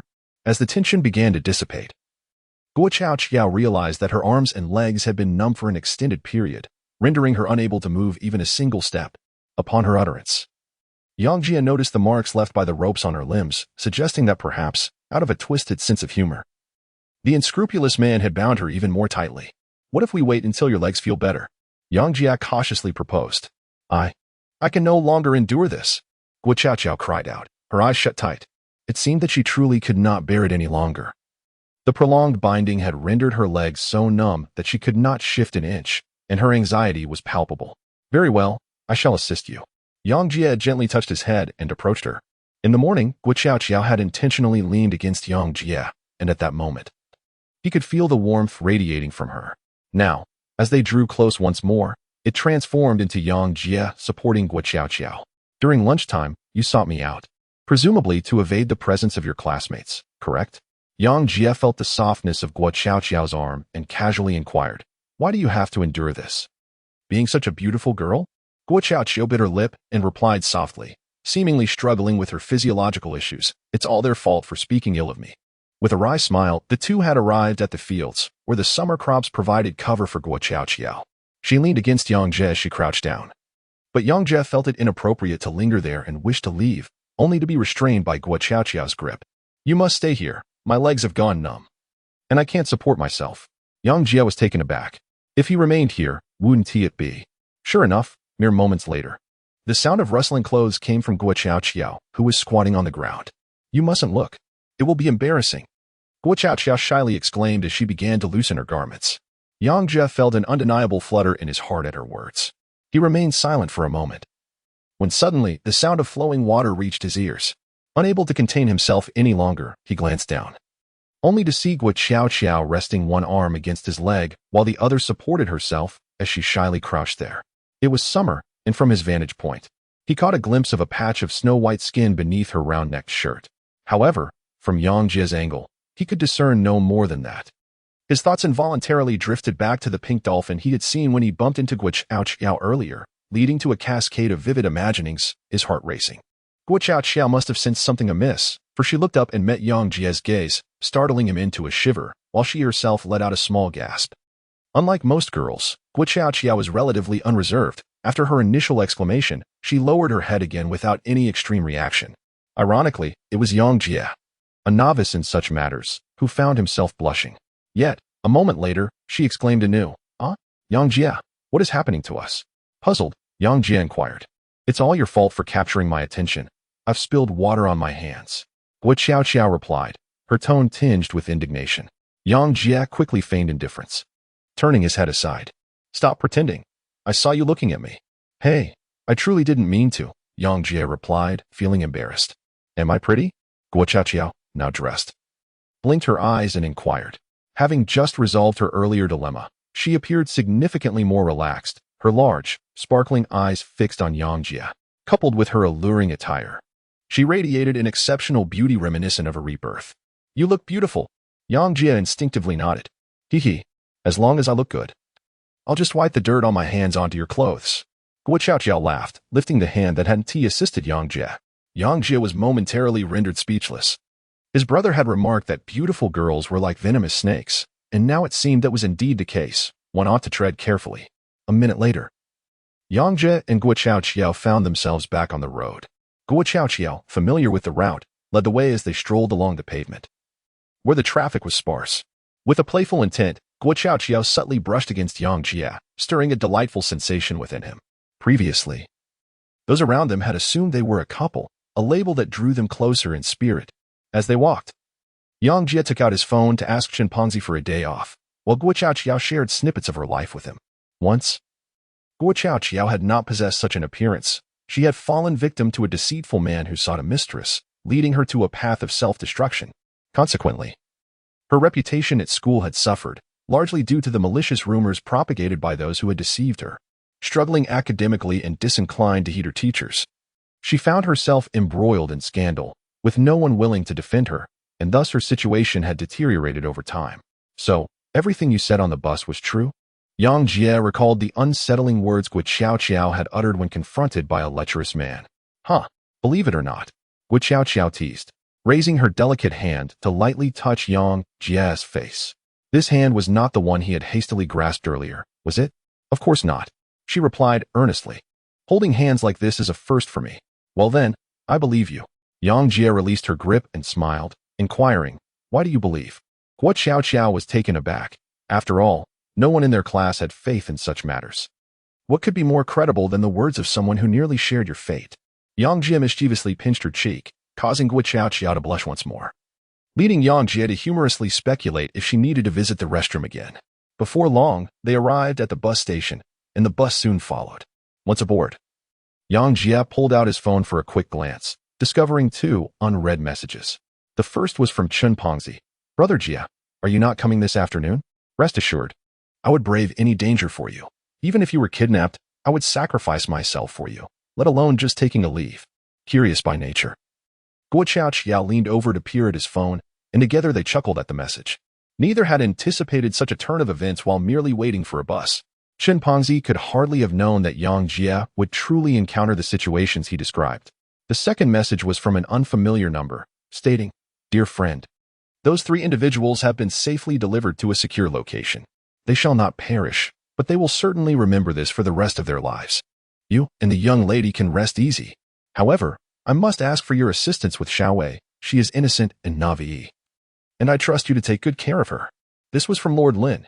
In unison, they exclaimed, "Old Lin appears to be a whimsical old man. Yet he is exceedingly cautious in his dealings, revealing the matters he wished to entrust to us." Yang Jie did not inquire how he came to know his own phone number. After all, for Lin Aogu, scaling the car roof was a trivial feat. He saved Lin Aogu's number and encouraged Guo Xiaoqiao to do the same, as knowing a person of such caliber might prove beneficial in the future. Subsequently, they exchanged contact information. "So, you genuinely have to work at night, and it's not a deliberate refusal of my company?" Guo Xiaoqiao finally discerned the crux of the matter. "Indeed, I have just secured a job assisting someone with their gaming endeavors, so I am truly unable to leave." "I assure you, I'm not deceiving you," Yang Jie replied with a wry smile. "Like the old gentleman, I trust you." Guo Xiaoqiao nodded. "Is the granddaughter of old Master Lin beautiful?" After a moment, she inquired again. "Extremely beautiful." Yang Jie recalled Lin Xiaowei from the previous night. Not only was she beautiful, but her voice was also melodious, and she carried none of the airs of a spoiled young lady. "So, do you think you could develop feelings for her?" Guo Xiaoqiao inquired anxiously, biting her lip. Yang Jie was taken aback, pondering for a moment before replying. How can one claim to have affection for someone they have only known for a day? True emotions require a foundation. "Very well then," he continued. "I shall wait until you come to cherish me." Yang Jie's words brought great joy to Guo Xiaoqiao, lifting a heavy burden from her heart.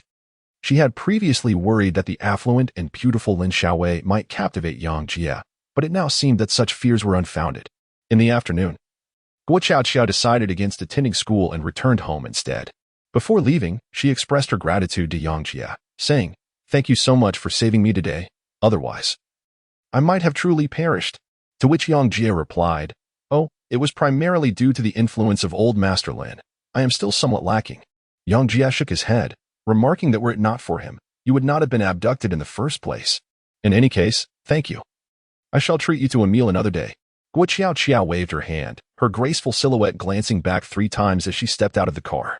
Yang Jie gazed vacantly as Guo Xiaoqiao departed, feeling a sense of warmth and comfort in her presence that he found hard to adjust to in her absence.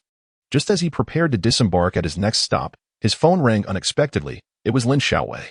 "Hello, is this Yang Jie? You need to come over immediately. I have an urgent matter that requires your attention."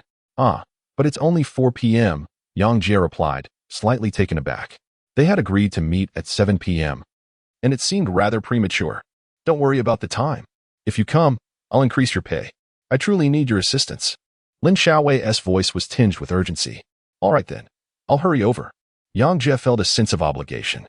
Remembering Lin Aogu's life-saving favor and his request for Yang Jie to look after Lin Xiaowei, with her in such a state of distress, he had no reason to hesitate. After all, he had already postponed his afternoon class, and this delay would only exacerbate the situation. After ending the call, he did not wait for the bus but opted to pay for a ride directly to the building where Lin Xiaowei resided. Upon reaching the 3rd floor, he knocked on the door, and after a moment of hurried footsteps, Lin Xiaowei opened it, clad in an adorable pink hoodie. Her face was adorned with light makeup, enhancing her beauty, with her lashes and brows perfectly accentuated, reminiscent of someone preparing for a television drama. However, she wore casual shorts and slippers, a stark contrast to her upper attire. "What is going on?" Yang Jie inquired, puzzled. "Oh, never mind that. Just come here quickly and help me with my computer," Lin Xiaowei exclaimed, dashing towards her study. Yang Jie let out a wry smile. The tone of his exclamation resembled that of Lin Aogu, leaving him uncertain as to who had influenced whom. Lin Xiaowei, undoubtedly unaware of her identity being compromised, evoked a sense of thrill in him upon reflecting on her background. However, it was more prudent to fulfill the tasks assigned by Lin Xiaowei without exposing her true self. At this moment, a prominent male streamer from our YY channel was scheduled to broadcast, but an unexpected family emergency had arisen, preventing him from going live. OW inquired who could fill in. And given the technical nature of the slot, it was evident that other female streamers would struggle to manage. Lin Xiaowei succinctly outlined the situation. "So, you accepted the offer?" Yang Jie was taken aback. Lin Xiaowei nodded. At that moment, Yang Jie had leaned closer to Lin Xiaowei's computer. "Is this your technical prowess?" Yang Jie stared in disbelief at Lin Xiaowei's computer. 15 minutes had passed, and the data for 040 was glaringly poor. This was not a matter of skill. It was evident that they had been thoroughly overwhelmed. No wonder Lin Xiaowei was so anxious to summon him. Who wouldn't be? You need to focus on this. If we don't achieve some high-level performance soon, the audience will lose interest. Lin Xiaowei exclaimed, her frustration palpable. She had muted the game to open the door, so her words were inaudible to others. However, she was too apprehensive to sit in front of the computer openly and wouldn't allow Yang Jie to come too close either. So, you called me here to save the match? Yang Jie inquired as he surveyed the unfolding situation on the field. Lin Xiaowei was playing Jax, the Grandmaster at Arms. But his performance was lacking, and their team was faring poorly overall, trailing significantly in kills. They appeared to be thoroughly suppressed. Yes, Lin Xiaowei nodded vigorously, her face brimming with hope. All right then, let us see how I can salvage this match. Yang Jie smiled faintly. Since he was a master of weaponry, he might just be able to turn the situation around. Could it truly be possible? Lin Xiao eagerly addressed Yang Jie. The previous male broadcaster was the strongest king in the First Electric Division, possessing exceptional skills, which was why no one dared to take his place during this time slot. As audiences tuned in to witness his technical prowess, Lin Xiao volunteered herself, but unexpectedly, she was unable to manage the situation effectively. This round was beyond her control. It can be done, Yang Jie nodded. During his brother's training sessions, he had experienced numerous instances of turning the tide in seemingly hopeless situations. As he was about to take a seat at the computer, Lin Xiaowei abruptly pulled him back. Show a little professionalism, will you? This is the broadcast position. Wait until I turn off the camera before you sit down. Lin Xiaowei shot him a disapproving glance, swiftly clicking the mouse to disable the camera before relocating to the opposite computer desk. The two desks were positioned back to back, and with this simple shift, the camera now captured the environment across from them. Under Lin Xiaowei's careful arrangement, the opposite side mirrored their own in terms of walls, surroundings, desks, chairs, and even the items on the table. There was a microphone that was an exact replica, creating a perfect doppelganger of their setup. Lin Xiaowei took her seat across from him, gesturing for Yang Jie to do the same. A revelation dawned upon Yang Jie. Lin Xiaowei's ingenious strategy was to maintain the illusion that nothing had changed, that it was still she who was playing. However, the truth was, upon occupying the opposite desk, her computer merely streamed live broadcasts of the game, and she was merely mimicking keyboard and mouse movements. Given the proximity of their positions, as long as she kept the sounds to a minimum, the audience would remain oblivious. This method of commentary was as entertaining as a well-rehearsed duet. It was evident that Lin Xiaowei had put considerable thought into this, underscoring her commitment to seizing the opportunity of this proxy performance. With a pointed look, she donned her headphones and instructed Yang Jie. The sound was off earlier. I told the viewers I went to the restroom. But the camera can't lie. If they see a big guy sitting there, they'll surely despise me. Once she indicated that it was safe to turn the camera back on, Yang Jie complied, simultaneously entering the game. To the audience, it appeared as though the host had merely stepped away for a brief moment while the game was paused, with the camera having been off for just a few seconds. Nothing else seemed amiss. However, when Yang Jie glanced at the YY channel, he was greeted by a torrent of criticism. Quick, bring my brother in for the live stream. Female streamers are just pretty faces with no skills. She may be beautiful, but her gameplay is atrocious. Just a pretty vase. Seriously, how long does it take for a bathroom break? What is the point of watching a silent movie? The comments were a cacophony of discontent. Yang Jie felt a surge of indignation on behalf of Lin Xiaowei, yet he was somewhat relieved that he was the one witnessing these events. This way, it would neither disrupt Lin Xiaowei's mood during her live broadcast nor hinder his own gameplay, making it the optimal choice. As commentary required one to play while observing on YY, the game window was not maximized. However, Yang Jie had fewer reservations. He switched to full screen and began to scrutinize the match. He recognized that this was Lin Xiaowei's genuine account, and having learned of her rank the previous day, he understood this was a platinum tier match. This tier was indeed stronger than the six-man team they had faced earlier in the afternoon, yet they were merely casual players. And with just 15 minutes into the game, he truly believed they could turn the tide. For now, his priority was to maintain his own growth.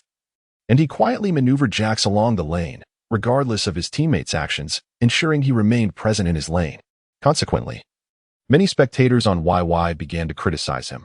5 players might not win a team fight, and yet he's soloing. This girl is really something. Unperturbed by these remarks, which were invisible to him in full screen, Yang Jie focused solely on his lane, his greatest concern being the coordination with Lin Xiaowei. They had never attempted to play and broadcast simultaneously, and this was a challenging endeavor that tested Lin Xiaowei's adaptability in real time. Nevertheless, Lin Xiaowei appeared calm and composed. While feigning engagement in the game, she playfully narrated whimsical jokes to herself. Ah, look here. Observe how formidable my street lamp is. Does the dragon lady dare to confront me? Dare to challenge me? Watch me leap and poke, poke, poke. Today, Lin Xiaowei adopted an endearing persona. Her charming visage complemented by her melodious voice as she raised her fist to make a playful poking gesture, which rendered her exceedingly attractive. The audience witnessing this spectacle found their spirits lifted, with many ceasing their criticisms. Moreover, the pivotal moment arrived when, after Lin Xiaowei executed a series of 3 swift jabs, they were astounded to witness the opposing dragon lady succumb to defeat. Even Lin Xiaowei was momentarily taken aback, but she quickly regained her composure, exclaiming, "Huh? Now you recognize my prowess, don't you? From this moment forth, I shall make a comeback." This declaration ignited a frenzy on YY, with numerous viewers lambasting Lin Xiaowei for her boastfulness, while others cheekily suggested, if the commentary fails to win, just remove an article of clothing. Lin Xiaowei blinked, her window also in full screen, rendering her oblivious to the audience's comments. However, she was acutely aware of their inner thoughts and contemplated her response. Elucidating the rationale behind Jax's aggressive play, did you all notice my previous maneuver? Before the dragon lady approached, I feigned attacking the minions, stacking my passive ability. And I even charged my ultimate's passive. When the dragon lady came close, my first passive hit intimidated her, leaving her with no escape, and thus she was defeated. Yang Jie, overhearing her words, felt a sense of approval. In that fleeting moment, Lin Xiaowei had adeptly grasped the situation. While it may not have been a display of extraordinary skill, her understanding of Jax was certainly commendable. This champion's strength heavily relied on his passive ability, and mastering his combo was crucial, particularly in the late game. Yang Jie deftly lured the dragon lady into his trap, delivering a sudden onslaught that sent her reeling. After 2 fierce encounters, the dragon lady no longer dared to approach alone, forcing her team to send 2 or 3 members in her stead. Lin Xiaowei couldn't help but worry for Yang Jie. Should they come in greater numbers, he would surely struggle to continue his split pushing. Yet, Yang Jie remained unfazed, resolutely maintaining his course. At the 17-minute mark, while he was pushing the top lane turret, he unexpectedly slipped into the brush. Moments later, 3 opponents materialized at the top lane, yet they could not locate him. The mid lane Fox initiated a search with her Q spell in the first patch of grass, followed by her E in the second. As her abilities concluded, Yang Jie's Jax sprang forth from hiding, unleashing his counterstrike to stun the Fox. With a swift crack, he incapacitated her and made his escape. Ultimately, the 3 who had come to confront him found themselves merely squandering their time. It seemed as if Yang Jie possessed an uncanny ability to sense the approach of his foes, effortlessly evading capture time and again, even as they dispatched multiple members to hunt him down. Meanwhile, his experience and minion kills steadily increased. By the 25-minute mark, his adversaries had all but given up on catching him, opting instead to engage in a team fight in the mid lane.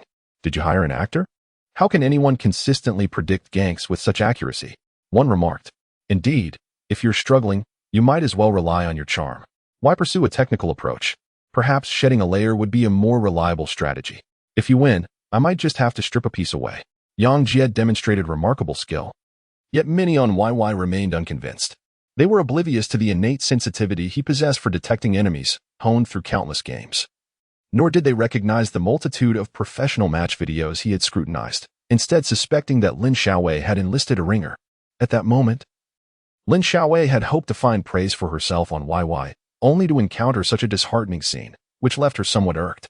However, having been a streamer for a month or 2, she understood the importance of tempering her emotions and refrained from lashing out. Yet, upon glancing at the mini-map, a spark ignited in her eyes. I see someone claiming I have hired an actor.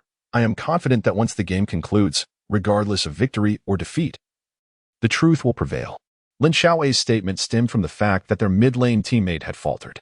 A 4 versus 5 team fight was inherently challenging, especially given their prior disadvantage. Consequently, her teammates clamored for Jax to return and defend. In response, Yang Jie's approach was succinct. He ignored them. He paid no heed to his teammates' pleas and continued to dismantle the top lane solo. With the enemy mid lane pressure, he had successfully taken down the opponent's second turret in the top lane. The adversaries could no longer contain themselves. All 5 retreated to their base, unwilling to trade blows with the enemy while enjoying such an advantage. Everyone favored a more conservative strategy, although Yang Jie had destroyed a turret. This skirmish still favored the opponent significantly, making the forthcoming stages of the game even more arduous. Lin Xiaowei bit her lip, anxious about Yang Jie's ability to turn the tide. Nonetheless, her mouth was never idle. She incessantly chatted, occasionally interjecting humorously. Do you think this street light of mine is stylish? The master of lights is nothing compared to my unique dismantling technique. Her antics elicited laughter from many, somewhat altering their perception of her. Her voice and appearance were undoubtedly assets, yet she refrained from showcasing them, leading to some audience members expressing discontent. However, her humorous and engaging commentary gradually garnered her a loyal fan base. Regrettably, at this 4 o'clock time slot, most of her fans were absent, leaving her to fight the battle alone. Amidst a flurry of insults on the screen, she felt that only Yang Jie stood as her ally. Though she remained uncertain about whether she could truly rely on him, unsure if he could secure a victory, Yang Jie disregarded everyone's reminders, fixated solely on his own lane. Yet, continuing to push the lane would not fundamentally resolve the issue. After another unsuccessful attempt to capture him, the opposing team opted once more for a mid-lane push. At the 31-minute mark, they advanced towards the center with great momentum, while his 4 teammates retreated to defend the tower. This was dire. Their base was on the verge of destruction. Jax, why aren't you coming back? The chat was inundated with messages, his teammates repeatedly clicking on Muchin's screen, while countless others criticized in the voice chat. However, Yang Jie paid no heed. He was engrossed in demolishing the tower with his Jax. Regardless of others' opinions, he steadfastly believed in his own judgment, convinced that the strategy he deemed victorious would indeed succeed. As the opposing team advanced, Lin Xiaowei's expression grew serious. Those with a modicum of understanding of League of Legends recognized that defeat was imminent. They had barely triumphed in the last team fight, and what hope did they have this time? Nonetheless, Lin Xiaowei chose to trust Yang Jie. Her commentary remained playful and endearing, aiming to diffuse the audience's dissent regarding Yang Jie's choices. Unfortunately, the majority of viewers at this hour were there to witness skill, and no distraction could sway their focus. Winning or losing was paramount, yet Yang Jie remained remarkably composed, seemingly oblivious to their concerns. Hold your ground. I will secure victory, Yang Jie typed to his teammates. This message warmed Lin Xiaowei's heart. She understood it was meant for her as well, and it instilled a sense of reassurance within her. Rest assured, we shall stage a comeback and win this match, Lin Xiaowei declared. Yang Jie is indeed waiting for a resurgence, but Lin Xiaowei could never have imagined that Yang Jie is currently plotting his comeback. In Yang Jie's mind, he was meticulously devising a plan, contemplating the feasibility of both defending his home and dismantling the opponent's strategy simultaneously. At that moment, the blind monk from his team, out of frustration, exclaimed, "If you don't return soon, I will initiate a team fight." He urged everyone to hold their ground and refrain from venturing out. Yang Jie felt compelled to reassure him, as he observed his Jax methodically dismantling the opponent's top lane high ground tower. Just as he was about to send a message in the chat, their jungler, the blind monk, suddenly charged in. Initially, they were defending quite well under the tower, but the monk kicked the enemy ADC, seemingly seizing the opportunity for a grand performance, and promptly executed his second Q skill to follow up. This was not good. Defeat loomed on the horizon. Yang Jie was momentarily taken aback, pondering the folly of this individual. Why abandon the safety of the tower to engage in an offensive maneuver? Is it truly the case that every blind player possesses an unshakable habit of landing their Q? According to the script of his blind ally, the expected sequence of events would involve a flash followed by an insect kick, propelling the ADC into the midst of his own team, ultimately leading to the ADC's demise and altering the course of the match. However, the unfolding narrative diverged from this anticipated outcome before he could even employ his flash. He found himself ensnared by a multitude of foes.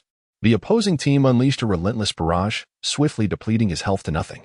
In the end, he did indeed unleash his ultimate ability, but rather than delivering his adversary into the sanctuary of his allies, he inadvertently sent them retreating to the rear.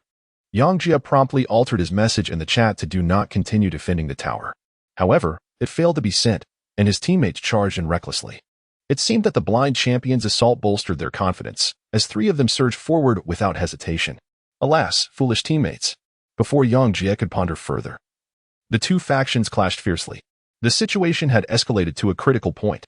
League of Legends is a team game, no matter how formidable one may be. A 3 against 5 skirmish inevitably leads to disadvantage, my dear companions.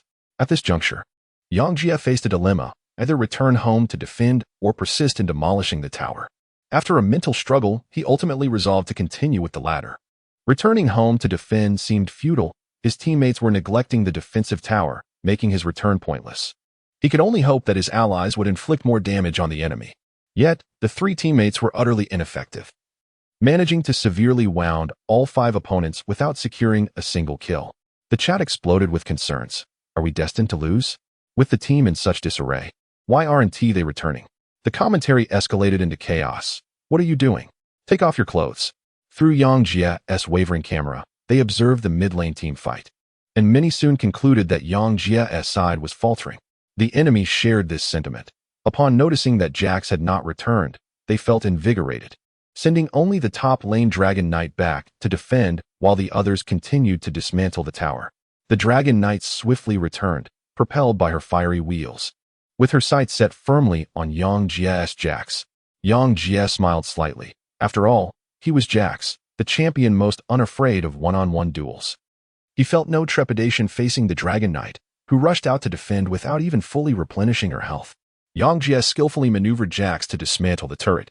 Just as the Dragon Lady arrived, the defensive structure was reduced to rubble, allowing him to initiate an assault. Previously, he had accumulated 3 stacks of his passive ability. With a swift Q skill, he leaped onto the Dragon Lady, following up with a fierce strike from the streetlight. The impact, amplified by his ultimate passive, was formidable, causing the Dragon Lady to lose a fifth of her health in a single blow. Although the Dragon Lady hesitated, fearing retreat would grant Jax the opportunity to dismantle their home base, she chose to linger in an attempt to stall. However, Yang Jie had no intention of delaying. His sole desire was to secure a kill. With relentless precision, he continued to strike with Jax, each hit causing the Dragon Lady's health to plummet. Having already used her ultimate in the previous skirmish and lacking a flash for escape, she was now utterly defenseless, only able to retreat within the fiery embrace of her W ability. Yang Jie smiled faintly, declaring, "You cannot escape." In the initial 30 minutes, his Jax had been quietly developing, biding his time for this moment of eruption. When the moment arrived, with a swift succession of strikes, the Dragon Lady's health was depleted. Observing her dwindling vitality, Yang Jie immediately applied Ignite on her. Without a glance back, he proceeded to assault their high ground crystal. Within 3 seconds, the Dragon Lady succumbed to Jax's relentless onslaught, while the enemy's crystal was reduced to half its health. At this juncture, the opposing team had already commenced dismantling the defensive towers guarding their crystal, as the absence of minion waves allowed their jungler, Zhao Xian, to pressure the tower. Yang Jie calmly glanced at Zhao Xian's health. With just 1 or 2 more hits, Zhao Xian would need to be replaced, thus he felt no fear. Yang Jie decisively dismantled the opponent's crystal before opting to retreat. Upon his arrival home, he discovered that the adversary's 4 members had already removed one of the front teeth of their base, leaving only a solitary defensive tower standing. The enemy had been devoid of minion waves, thus the support character Thresh took the initiative to tank the tower. Coupled with the recent team skirmish, the health of all 4 opponents was far from optimal. The opportunity had finally presented itself. Yang Jie smiled calmly. Despite facing 4 opponents, he felt no fear. He maneuvered Jax towards Zhao Xian, whose health was critically low. As a melee champion positioned near the turret, Zhao Xian was the perfect target for an attack. And Yang Jie had no intention of letting this opportunity slip away. Closing in on Zhao Xian, he realized that, given the latter's precarious health, he would hesitate to strike first, lest he provoke the turret's ire. As anticipated, Zhao Xian used his flash to retreat, and Yang Jie swiftly followed with his Q ability. "Ah, I've been waiting for you to flee." With that strike, Yang Jie severely wounded Zhao Xian, and by the time the second swing of his lantern arrived, Zhao Xian had already succumbed to defeat. The remaining 3, taken aback by Jax's audacity to engage in a 1v4, were filled with rage upon witnessing Zhao Xian's demise. Thresh lunged forward with a hook, confident that Jax would be ensnared. Little did he know, his opponent was none other than Yang Jie. Yang Jie suddenly executed a reverse flash, evading the grasp of Thresh's hook and positioning himself beside the opposing ADC, Draven. "Prepare to meet your demise." Yang Jie showed no mercy. With a swift strike, he depleted Draven's health entirely. This coincided perfectly with the 3rd activation of his passive ability, resulting in an overwhelming amount of damage. Draven, lacking any means of escape, could not withstand the onslaught. By the time the second blow landed, Draven was already deceased. A triple kill. Yang Jie secured a triple kill, yet his thirst for battle remained unquenched. Having eliminated the enemy's most dependable ADC, his gaze shifted towards the mid-lane Fox. He deftly sidestepped the Fox's charm, but the cunning creature had already made its escape, and as a melee champion, pursuing it proved challenging. To save the world, one requires a formidable weapon. With the system's voiceover for Jax resonating, Yang Jie activated the Blade of the Ruined King, striking a decisive blow that slowed the Fox down. Seizing this fleeting opportunity, he closed the distance swiftly. Bang! Bang! No adversary could evade such relentless strikes, and the Fox met its demise as well. The last remaining foe was Thresh. Faced with such a relentless harbinger of death, Thresh found no will to resist.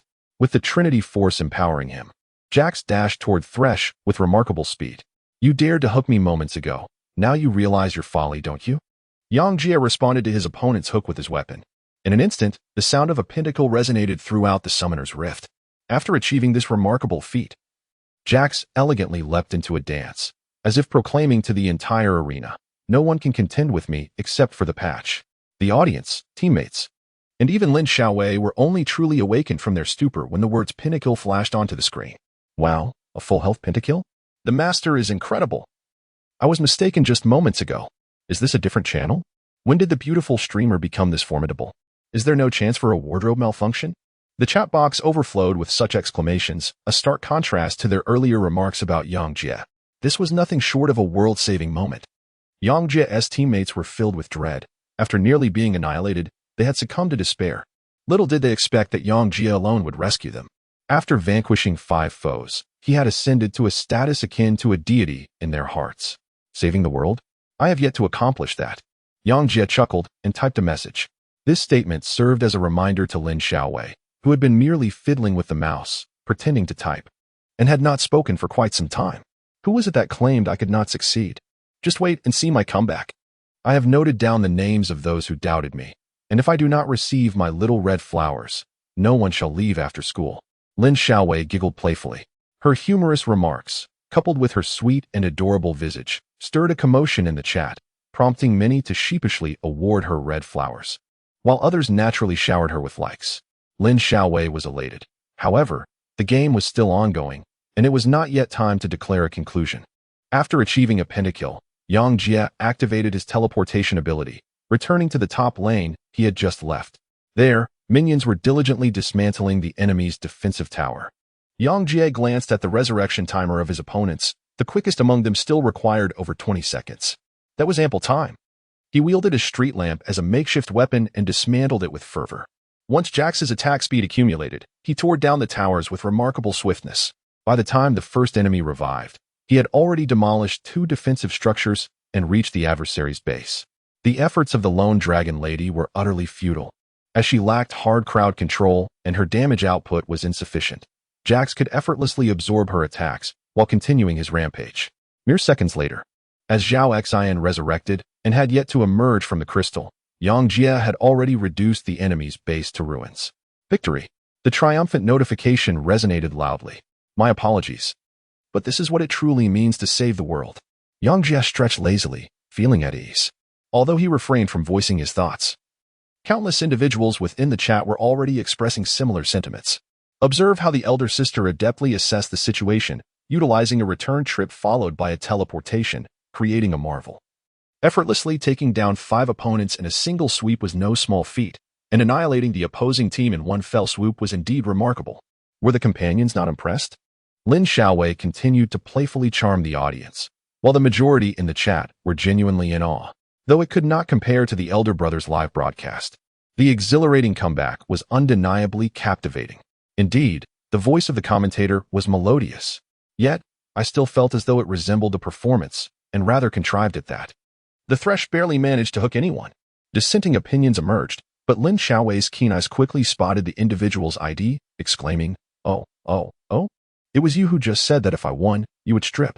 How about you go live now and fulfill that promise? The individual silenced, retreating from the channel in disgrace.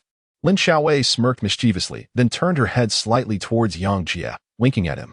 This live broadcast proceeded exceedingly well. Yang Jie rose to the occasion, capturing ample attention, and the next phase was to solidify their success. Yang Jie smiled knowingly. With the experience of this live performance, He suddenly comprehended the nature of Lin Xiaowei's identity, regardless of her background. To him, she was merely a charming and beautiful female streamer who could even send him money. He found it impossible to associate Lin Xiaowei with the daughter of a billionaire or entertain any other thoughts.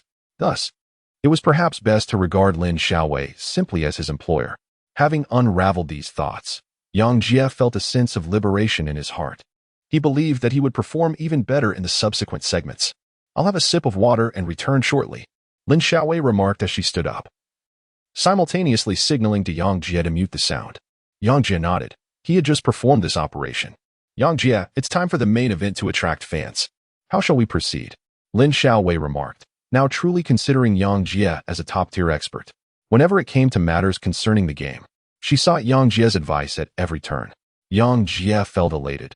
The sensation of being relied upon by a beautiful woman was truly delightful. In the next round, he was determined to showcase his prowess.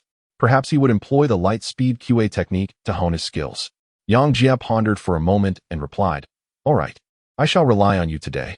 Lin Xiao smiled warmly and said, "I'll bring the microphone from your desk over here. This will make the sound and YY appear more natural."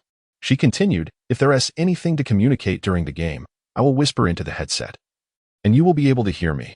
Yang Jie fiddled with the headphones on the table. Lin Xiao nodded. Realizing that her thoughts were often incomplete when she considered matters alone, Yang Jie's suggestion resonated perfectly with her. Having collaborated for the first time, both Lin Xiao and Yang Jie felt a sense of assurance. "I just checked, and there are currently 6,000 viewers on YY. It's not a huge number, but I hope we can reach 10,000 by the end of this round," Lin Xiao remarked. "So, what can we do to increase the viewership?" Yang Jie inquired.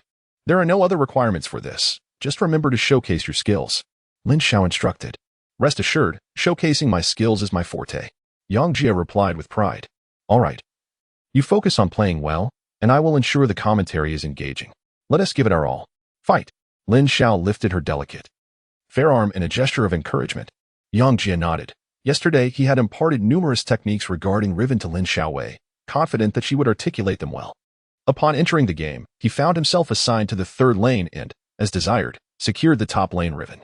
To everyone's astonishment, Yang Jie opted not for a long sword at level 1, but instead chose a pair of boots accompanied by a health potion. This unconventional choice sparked a flurry of discussion among spectators, as boots had long since been removed from the initial item selection during a version update in Season 2. Nowadays, players typically favored items like Doran's blade, health potions, or long swords, yet no one would consider starting with boots. Yang Jie's approach was evidently peculiar. "Watch closely, for I am about to showcase my skills." Lin Xiaowei, however, harbored immense confidence in Yang Jie. Having played numerous matches together the previous day, she had witnessed him dominate his opponents consistently, believing that a mere alteration in itemization would not hinder his performance. In this match, Yang Jie faced a Pantheon, known for his formidable strength in the early game, who was eager to utilize his Q ability to thrust his spear at Riven upon their encounter. Yang Jie appeared oblivious to the arrival of Pantheon, continuing his advance undeterred. Just as Pantheon reached the casting range for his spear throw, Riven suddenly entered the first brush along the top lane. Pantheon, momentarily taken aback, found himself without a target and thus unable to land a strike. The top lane is known for its intricate nuances. Pantheon's casting range is limited, and by the time he realized my presence, I had already concealed myself in the brush, effectively luring him closer. Lin Xiaowei, possessing an innate intelligence, quickly discerned Yang Jie's strategy. Meanwhile, Pantheon, somewhat frustrated, took a few steps forward, placed a ward in the brush, and prepared to unleash his Q ability. Unbeknownst to him, as soon as the ward was deployed, Riven emerged from the brush. While Pantheon advanced, Riven was not idle. She stealthily maneuvered closer to him from her position in the brush and activated her Q ability. Closing the distance, Pantheon launched his spear, and Yang Jie promptly executed the second segment of his Q ability, arriving right before Pantheon. With a swift motion, at merely level 1, Riven managed to ignite Pantheon. In a flash, both champions exchanged a basic attack, although Pantheon wielded a long sword and boasted higher attack power. Riven's passive ability ensured she was not outmatched. Consequently, their health bars dwindled to similar levels. Yet Riven still retained access to her third segment of Q. With a decisive strike, the third segment of Q sent Pantheon airborne. Seizing the moment, Yang Jie followed up with a basic attack. deftly maneuvering behind Pantheon as he was launched, and executed another basic attack. The continuous exchange of blows left Pantheon's health lower than Riven's, compelling him to retreat hastily. Yang Jie had no intention of relinquishing his pursuit. He struck Pantheon once more at the edge of the thicket before seamlessly advancing into the second patch of grass. This series of movements flowed with remarkable fluidity. As he emerged from the second thicket and slipped into the third, as if orchestrated with precision. Throughout this entire sequence, Pantheon managed to unleash but a single basic attack. By the time Pantheon comprehended the situation and sought a target, Yang Jie had already concealed himself within the foliage once again, with Ignite still lingering on him. Pantheon felt a sense of frustration at being so easily outmaneuvered. After a moment's contemplation, he followed Riven into the thicket. A sudden clap echoed. Upon entering the brush, a brief delay of 0.5 seconds would precede the revelation of targets. Seizing this opportunity, Yang Jie deftly landed another basic attack before swiftly retreating to the opposite side of the thicket. At this moment, the advantage of his footwear became evident. Due to the entrance delay into the brush, Yang Jie's basic attack was almost instantaneous, allowing him to strike and then retreat without Pantheon ever laying a finger on him. Yang Jie cast a glance, maneuvering Riven towards the third bush. Pansen, in a state of urgency, flung his spear, unleashing a Q skill that struck Riven, inflicting pain, yet Pansen could not close the gap. Although Pansen's Q cooldown was merely 4 seconds, shorter than mine, there was no need for concern. I would ensure he understood who truly ruled the top lane. Lin Xiaowei was astonished by Yang Jie's adept blood-sucking maneuver, yet she remained focused on her commentary, exuding a sense of confidence. After all, how could she not be self-assured when two professional players had wholeheartedly endorsed him? Yang Jie's consistently formidable performance assured her that he would not falter. At this moment, both Pan Sun and Riven were below half health, consuming health potions. However, Yang Jie, leveraging his speed advantage, swiftly reached the third bush. Each player had only one ward upon leaving base. Pan Sun's ward was placed in the first bush, leaving him blind in the other two, while Yang Jie's ward in the second bush provided him with clear visibility of Pan Sun's movements. Confident in his short Q cooldown and the lingering Ignite, Pan Sun believed he had the upper hand against Riven. Yet, he was astute. Unlike a bronze-level player, he refrained from recklessly pursuing the bush. As a platinum player, he possessed the wisdom to remain concealed in the second bush, awaiting his next Q cooldown. Neither Pan Sun nor Riven made a move, while Yang Jie exhibited greater patience, waiting on the edge of the third bush. 5, 4, 3. Yang Jie murmured a countdown into his earpiece, his voice reaching Lin Xiaowei, who instantly grasped his intent. Promptly, she exclaimed, "Everyone, pay attention. This Pan Sun is about to meet his misfortune. Watch my skill." At that moment, Riven suddenly sprang into action, flash, followed by Q. Yang Jie's flash was executed with remarkable decisiveness. Despite Pantheon lurking in the bushes, Yang Jie was fully aware of his position, allowing him to capitalize on the opportunity with impeccable timing. Before Pantheon could react, his first Q had already struck home. "Pay attention to my skills," Lin Xiaowei exclaimed excitedly, fully aware that Yang Jie had bided his time for this very moment. No sooner had she spoken than the rapid clicks of the keyboard and mouse echoed, followed by the jubilant announcement from the system. "First blood. How swift. What just transpired? A direct flash into a lightning-fast Q? That's an extraordinary display of confidence." The audience erupted with enthusiasm. The atmosphere was electric. The perception of Lin Xiaowei shifted dramatically from that of a cute goddess to a formidable force of nature. In a mere instant, Riven flashed and unleashed a series of QS with breathtaking precision, obliterating Pantheon's health in a flawless execution reminiscent of an arcade game. It's worth noting that Pantheon had been consuming health potions, having concealed himself for 4 seconds in anticipation of a moment to strike, only to meet his demise instead. I see now. The initial Ignite was a tactical ploy, forcing Pantheon to believe he had the upper hand, prompting him to engage. And then Yang Jie unleashed his lightning-fast Q, sealing Pantheon's fate. Moreover, it was pointed out that after Pantheon's attacks, he was granted a passive shield. Observers noted how Riven had cleverly constrained Pantheon's auto-attacks using the cover of the bushes, effectively stripping him of all early game advantages. Those who grasped the intricacies of the game quickly acknowledged this strategy, and others eagerly concurred. This match initially attracted many viewers to witness exceptional plays, and the audience was thoroughly impressed with Lin Xiaowei's execution. By artfully maneuvering between the 3 bushes, Riven compensated for her longer Q cooldown with superior auto-attacks, ultimately executing her signature lightning-fast Q. With a sudden flash, Pantheon had no opportunity to react before meeting his untimely end. It could be said that he was elegantly outplayed. Only true masters can calculate such minutiae. This was not a spontaneous assault, but a methodical and precise ambush. Naturally, some questioned whether sacrificing 2 summoner spells for a single first blood was worthwhile, especially since Pantheon had not utilized either of his skills.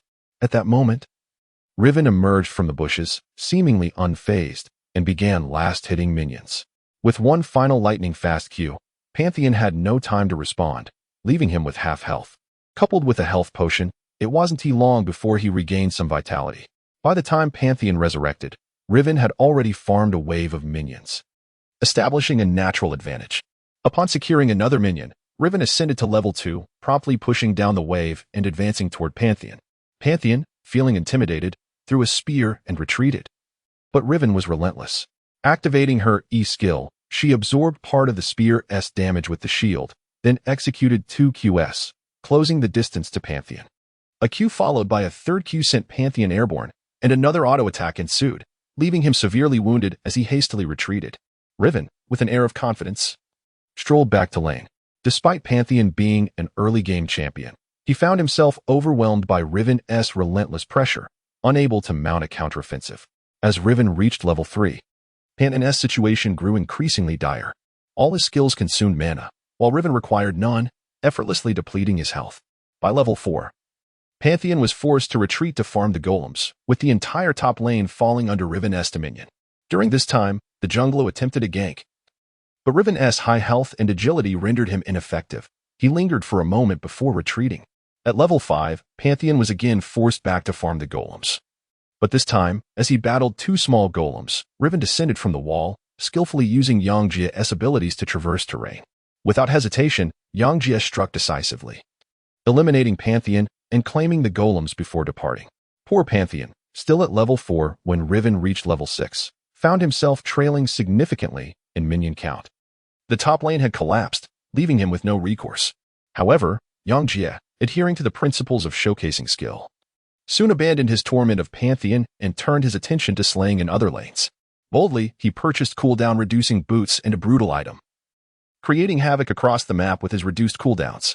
By the 20-minute mark, the opposing team was in disarray, while wherever Riven roamed, enemy champions fell.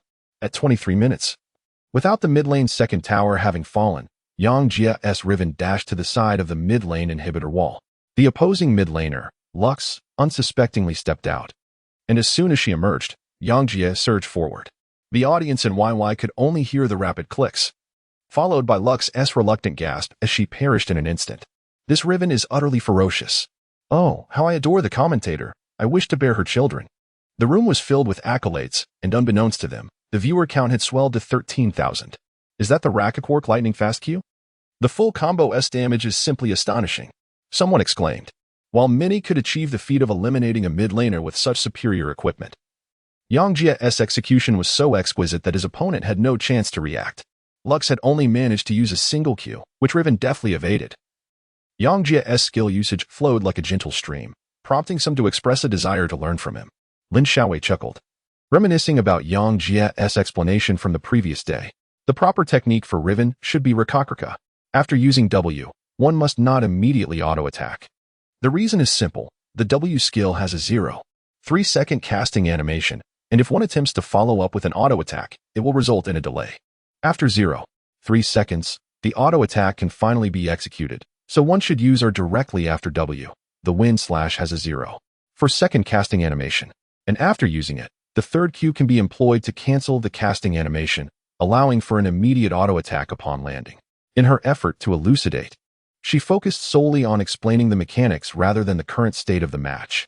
Yangjia cooperatively demonstrated the process that Lin Xiaowei had just described, leading many players in the game to experience a moment of revelation.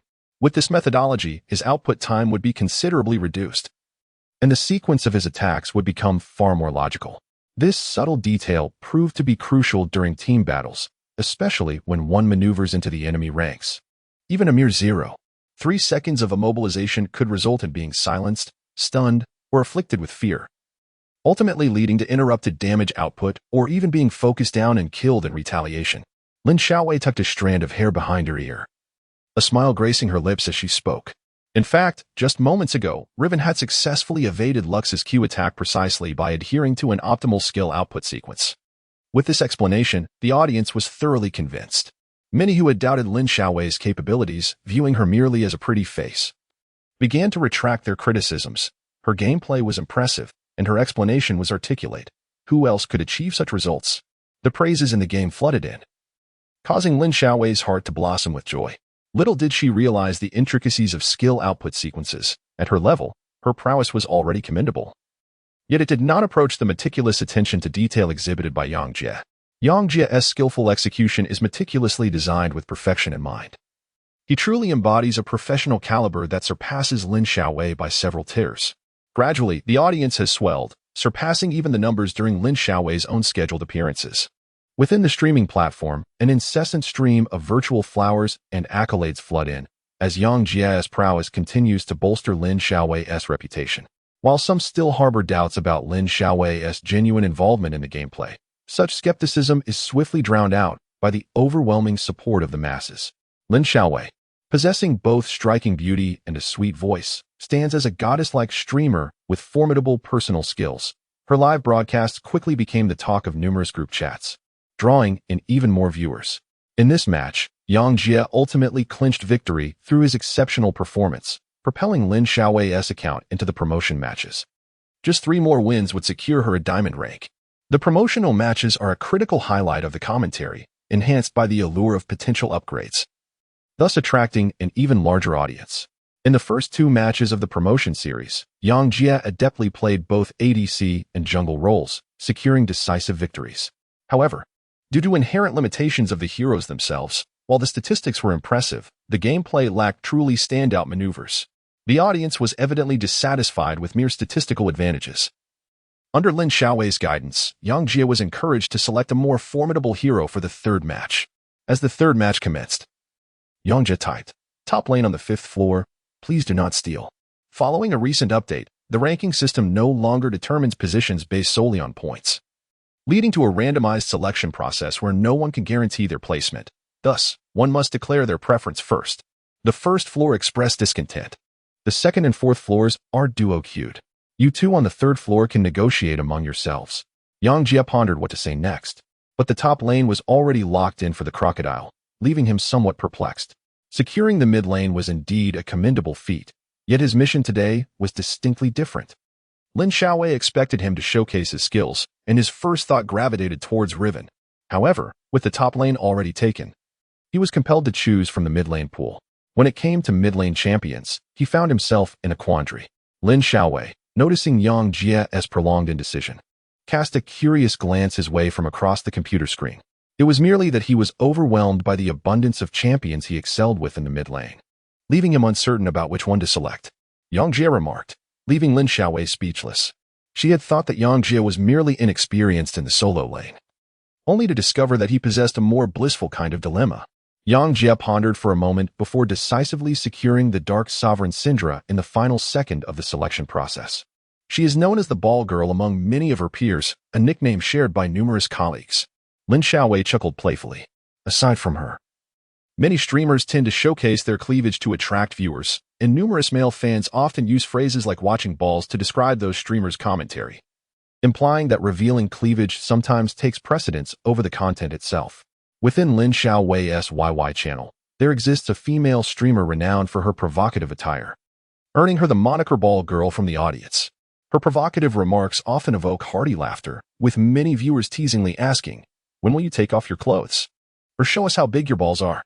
Such teasing is a long-standing tradition on YY, but Lin Xiaowei deliberately ignored these remarks, smiling softly as she said, "Just see how well my Syndra performs, then you'll know." Her goal in this game is to ascend beautifully to diamond rank.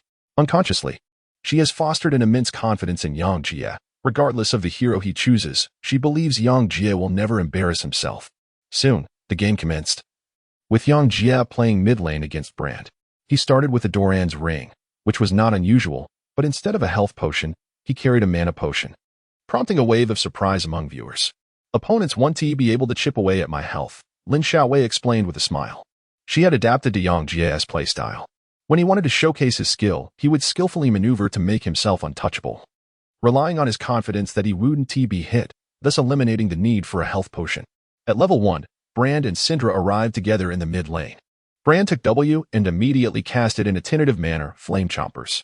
Flames encircled Syndra, illuminating the area with a ring of fire. However, by the time the flames converged to inflict damage, Syndra had already retreated beyond the circle. Watch how he initiates. Yang Jie gently prompted through the earpiece, and Lin Xiaowei immediately understood, exclaiming, "The fire mage's skills always begin with a distinctive motion. Regardless of what the opponent chooses at level 1, he invariably raises his hand. The moment he does so, we should advance. Striking him then will alleviate any pressure." Just as she spoke, Yang Jie unleashed his Q skill.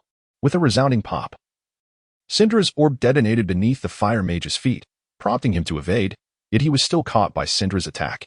Anticipation, I thought. I am positioned above at an angle. The opponent must inevitably maneuver downwards. Yang Jie once again offered a subtle reminder. Lin Xiaowei's eyes sparkled with understanding. Anyone could anticipate actions. But Yang Jie succinctly elucidated the rationale behind professional predictions. Evading skills, it seemed unlikely that an AP champion would retreat towards the enemy. Thus, the only viable escape routes were 3 directions: up, down, and sideways. However, Yang Jie deliberately approached the fire mage from a diagonal angle, prompting an instinctive downward retreat from the fire mage. Consequently, Yang Jie's skill appeared to be aimed at the fire mage's feet, yet it was actually positioned slightly lower.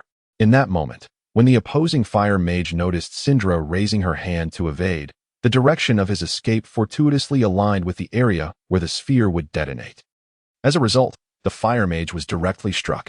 Lin Xiaowei conveyed this principle to the audience, and many viewers experienced a sudden epiphany, expressing their intent to employ this strategy in their own matches. While they engaged in this discussion, Yang Jie's Syndra continued to apply pressure on the fire mage, executing a basic attack followed by a deft sidestep, and then another basic attack. After delivering 2 basic attacks, the fire mage, sensing his precarious health, resorted to using a health potion, while Syndra remained devoid of such sustenance, leaving the audience understandably concerned for her well-being. Yang Jie remained unfazed. As he executed his 3rd basic attack, he suddenly unleashed another Q ability. This orb once again struck the fire mage, causing him to falter under the pressure of consecutive hits. The cooldown of Syndra's Q ability, merely 4 seconds, ranks among the briefest of all initial AP skills. And with this strike, the fire mage's health continued to plummet. Unable to withstand the assault, he hastily retreated towards his tower. Yet his W ability paled in comparison to Syndra's, leaving him unable to retaliate. The battleground had shifted from the mid lane to beneath the fire mage's tower, where he took a step forward, entering the protective range, believing he had found solace. However, he was met with the igniting affliction of Ignite. As the flames engulfed the fire mage, the audience's excitement surged, captivated by the unfolding drama. Previously, when utilizing Riven, Yang Jie had employed Ignite at level 1. And now he executed a similarly relentless strategy, leaving his opponent utterly defenseless. Under Yang Jie's guidance, Lin Xiaowei sensed his intent to secure a kill and proclaimed her intentions to the audience, who were skeptical within the chat. The fire mage had retreated deep into the tower's embrace, and although Syndra followed suit, she was but an AP character. How could she defeat the fire mage at level 1? Yet, they would soon discover the truth, as Syndra pursued the fire mage into the tower's domain. After enduring a single blow from its defenses, the fire mage spotted an opportunity for retribution and unleashed his W ability. If his pillar of flame connected, Syndra would surely succumb to the tower's 2nd strike. However, in that critical moment, Syndra executed a perfectly timed flash, evading the fire mage's inevitable hit without advancing further into the tower's range. Following this, Syndra retaliated, casting her Q ability once more. The 3rd Q ability.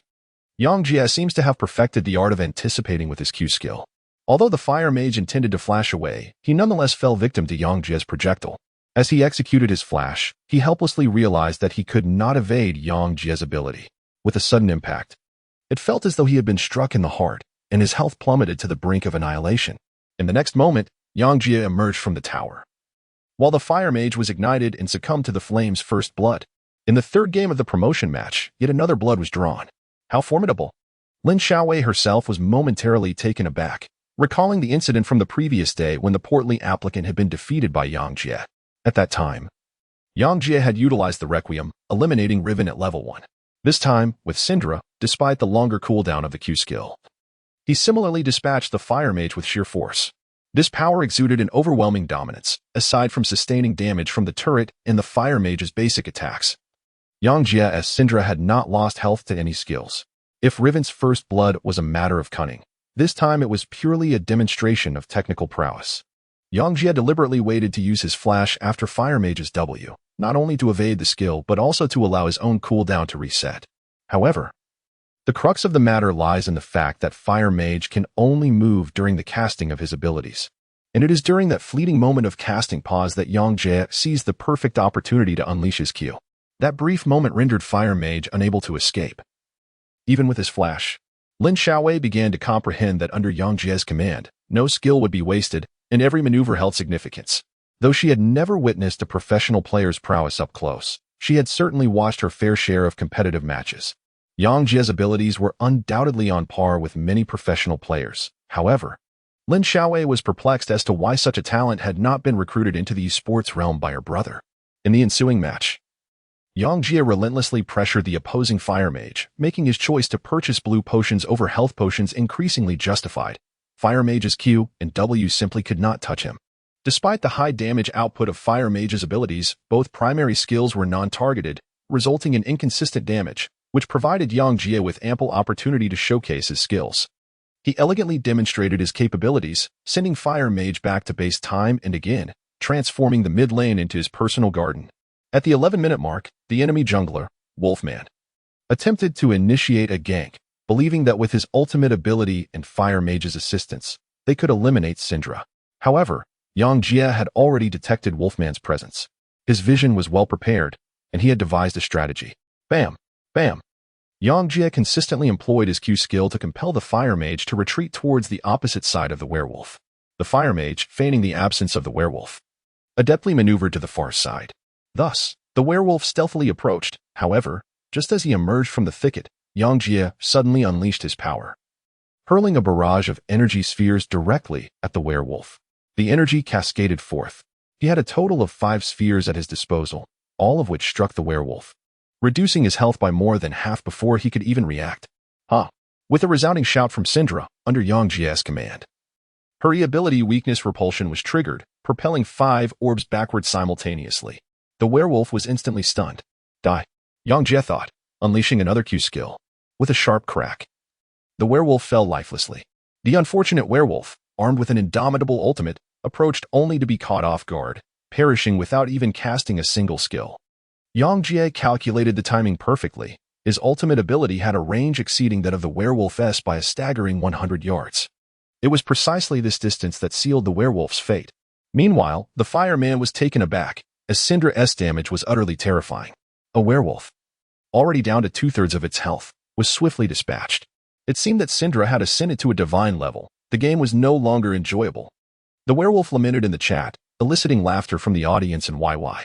Those who were keen enough to watch Yang Jie's matches realized that the players were not from the same pool. If they were to seek out actors, it would be an egregious waste. These individuals were undoubtedly mere bystanders, unaware that they would be broadcasted live on YY. To their surprise, Yang Jie, having accomplished all this, shook his head in discontent.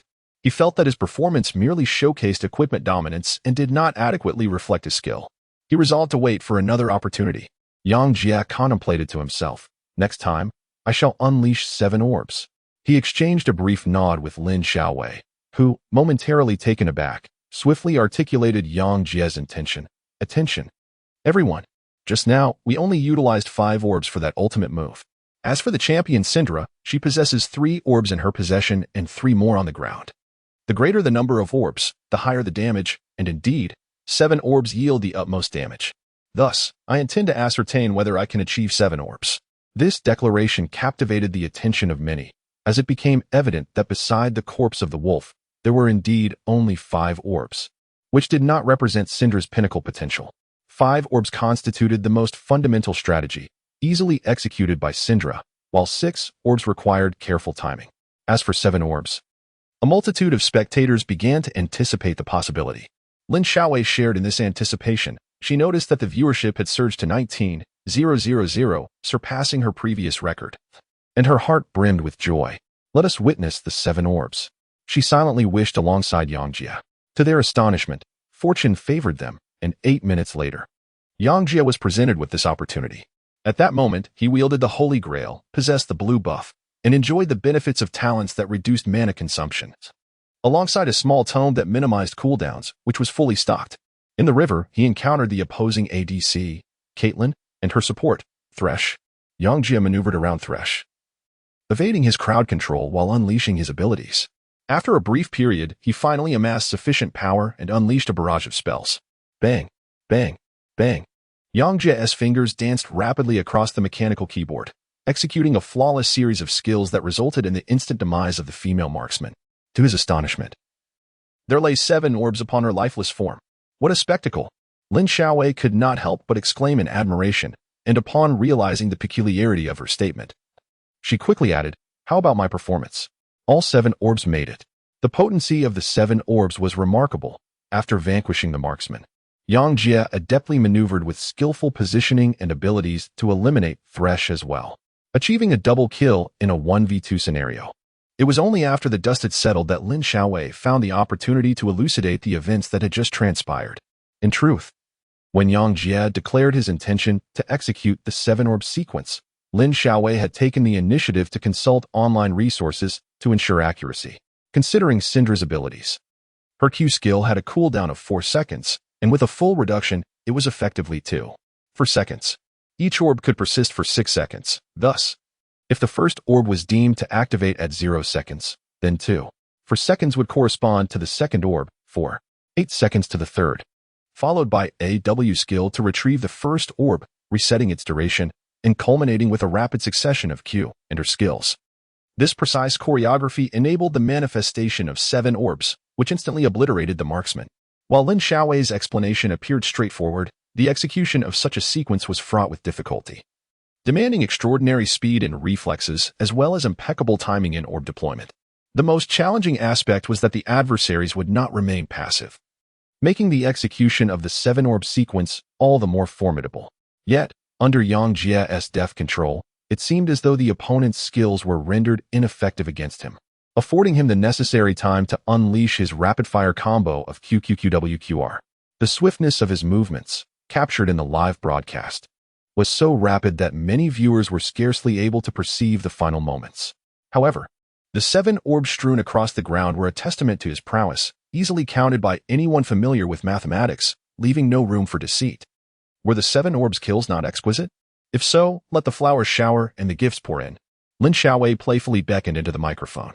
In an instant, a deluge of flowers flooded the screen, and her popularity surged noticeably. With her articulate commentary, skepticism regarding the authenticity of her stream dissipated, and Lin Xiaowei was poised for imminent fame. Following the 7 orbs, the opposing team, feeling overmatched by Syndra, could only resort to attempting to secure the dragon and buffs during her absence. However, Yang Jie remained undeterred, continuing to pursue his own objectives. The opposing top laner, the Dragon Lady, was pushing a lane alone and had developed quite well. With no one available to confront her, Yang Jie boldly approached her. His damage output was formidable. Even with the Dragon Lady's magic resistance, she could not contend with him, prompting her to flee in fright by activating her ultimate ability. The Dragon Lady, dragging her massive form, stealthily traversed the jungle and, taking advantage of Yang Jie's momentary distraction, flashed into the barren pit, hastily initiating a teleport. With time of the essence, she could not afford to select a recall and opted for the teleport to facilitate a swifter escape. Feeling the urgency, she targeted the bottom lane tower for her teleport, where the Chinese team's minions resided, effectively revealing her intended destination, though Yang Jie remained blissfully unaware of her whereabouts. Yang Jie circled around, utilizing his E-skill, Weakness Dispersion, to probe the triangular brush, yet he found no trace of her. However, after surveying every possible location, he discerned the movements of the Dragon Lady. He stealthily placed a ward over the wall into the Baroness pit, and the Dragon Lady, who was in the midst of recalling, was immediately exposed. Goodness, using E at such an early stage, there's no way to interrupt her recall now. Does he have flash? If so, he should dash in for the kill.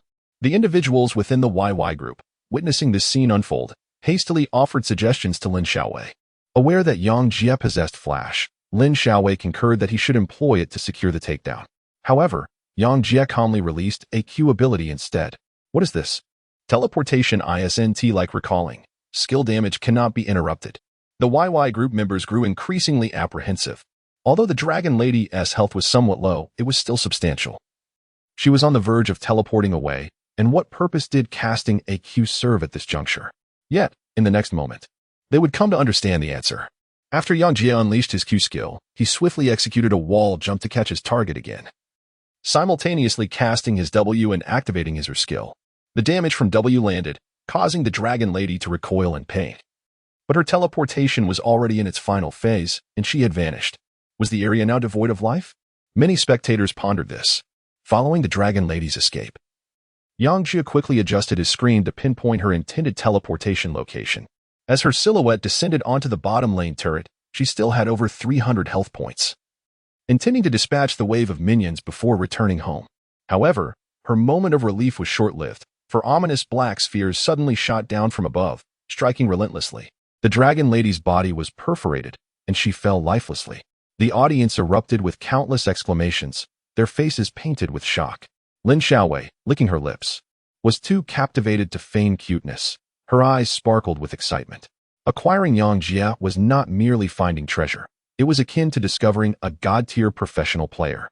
After a considerable pause, Lin Xiaowei triumphantly proclaimed, "Did you see that? Even if he fled to the ends of the earth, I could still catch him."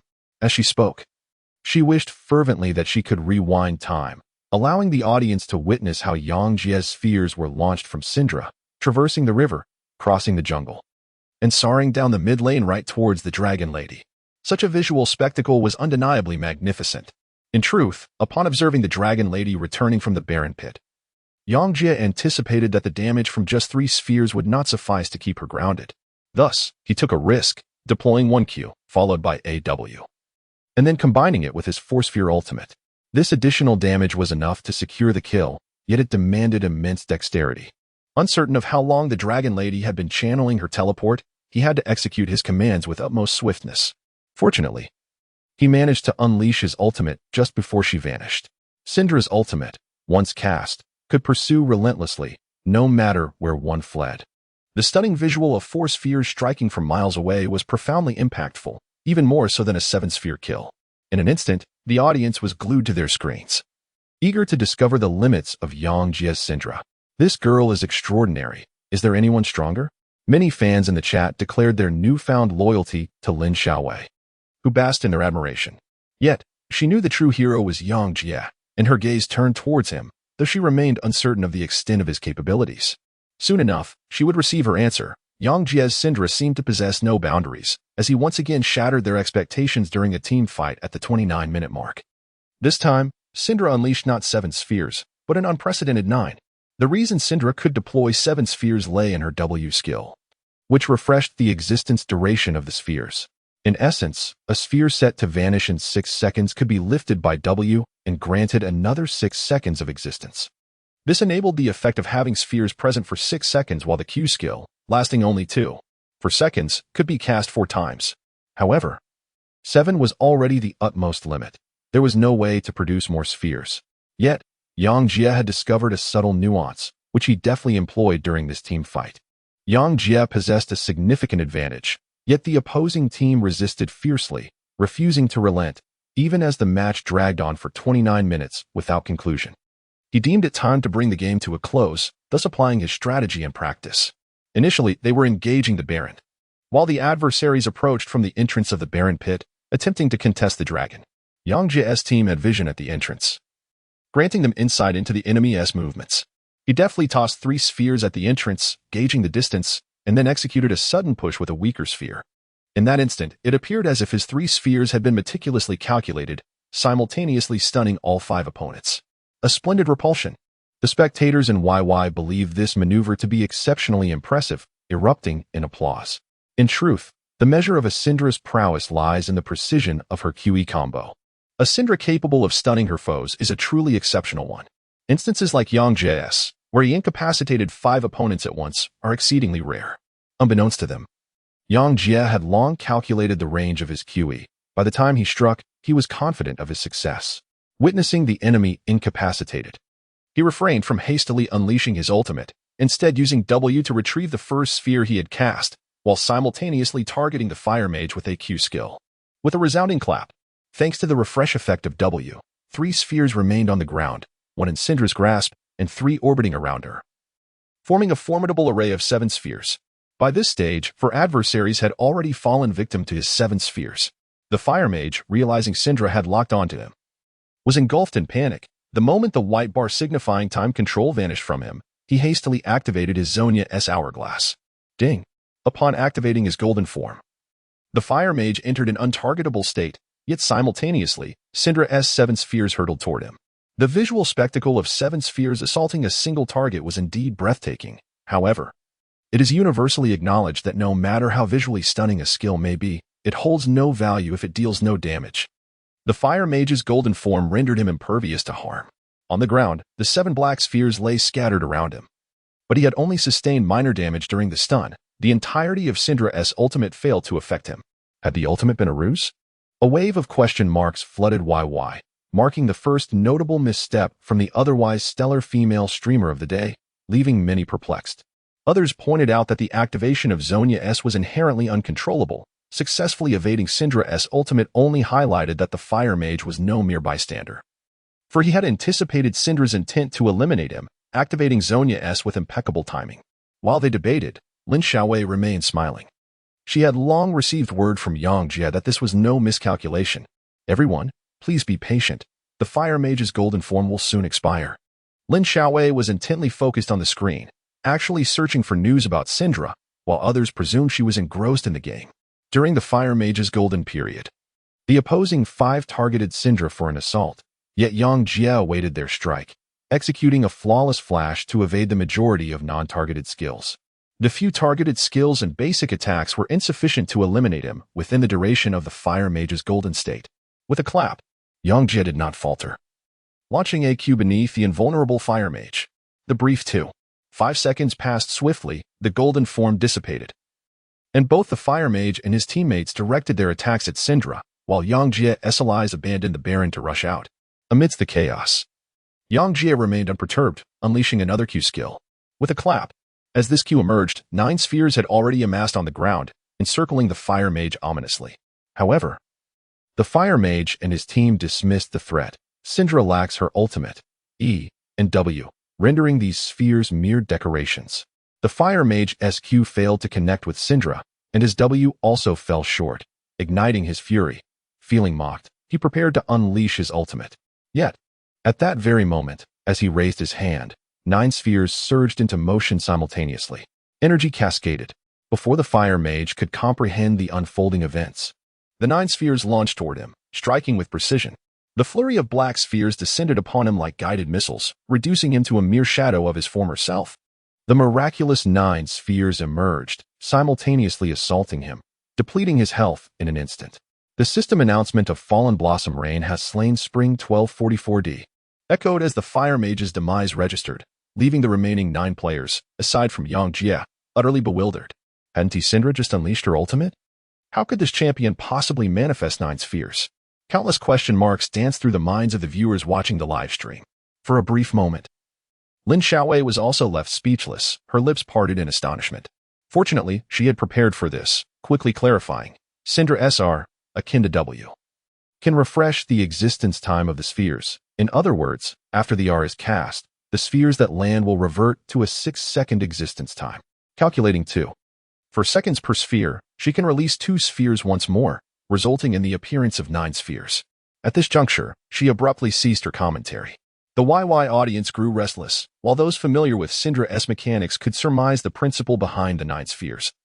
They were puzzled not by the emergence of the 9 spheres, but rather by how she could cast a second ultimate. Let us not even mention that in League of Legends, the cooldown reduction is capped at 40, even with a reduction of 200.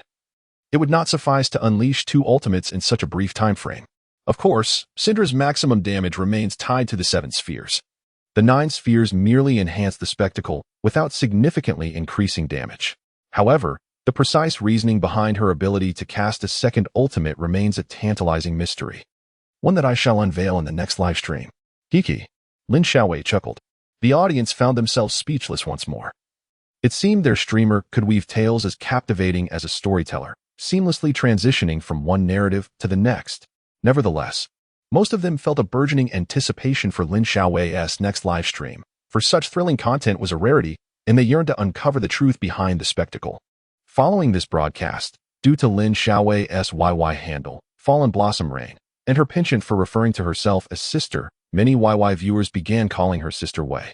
However, as she had only recently emerged on YY, her loyal fanbase was still modest, particularly during this time frame, leading the audience to bestow upon her another moniker, the Nine-Sphere Goddess. After today, the name of Lin Xiaowei will rise in prominence alongside her broadcasts, attracting an ever-growing audience eager for her live streams. However, the immediate focus remains on the ongoing game, as the spectators are keenly watching whether Syndra will meet her demise. It is crucial to note that in order to achieve the elusive 9 balls, despite deftly evading skills, his health is dwindling.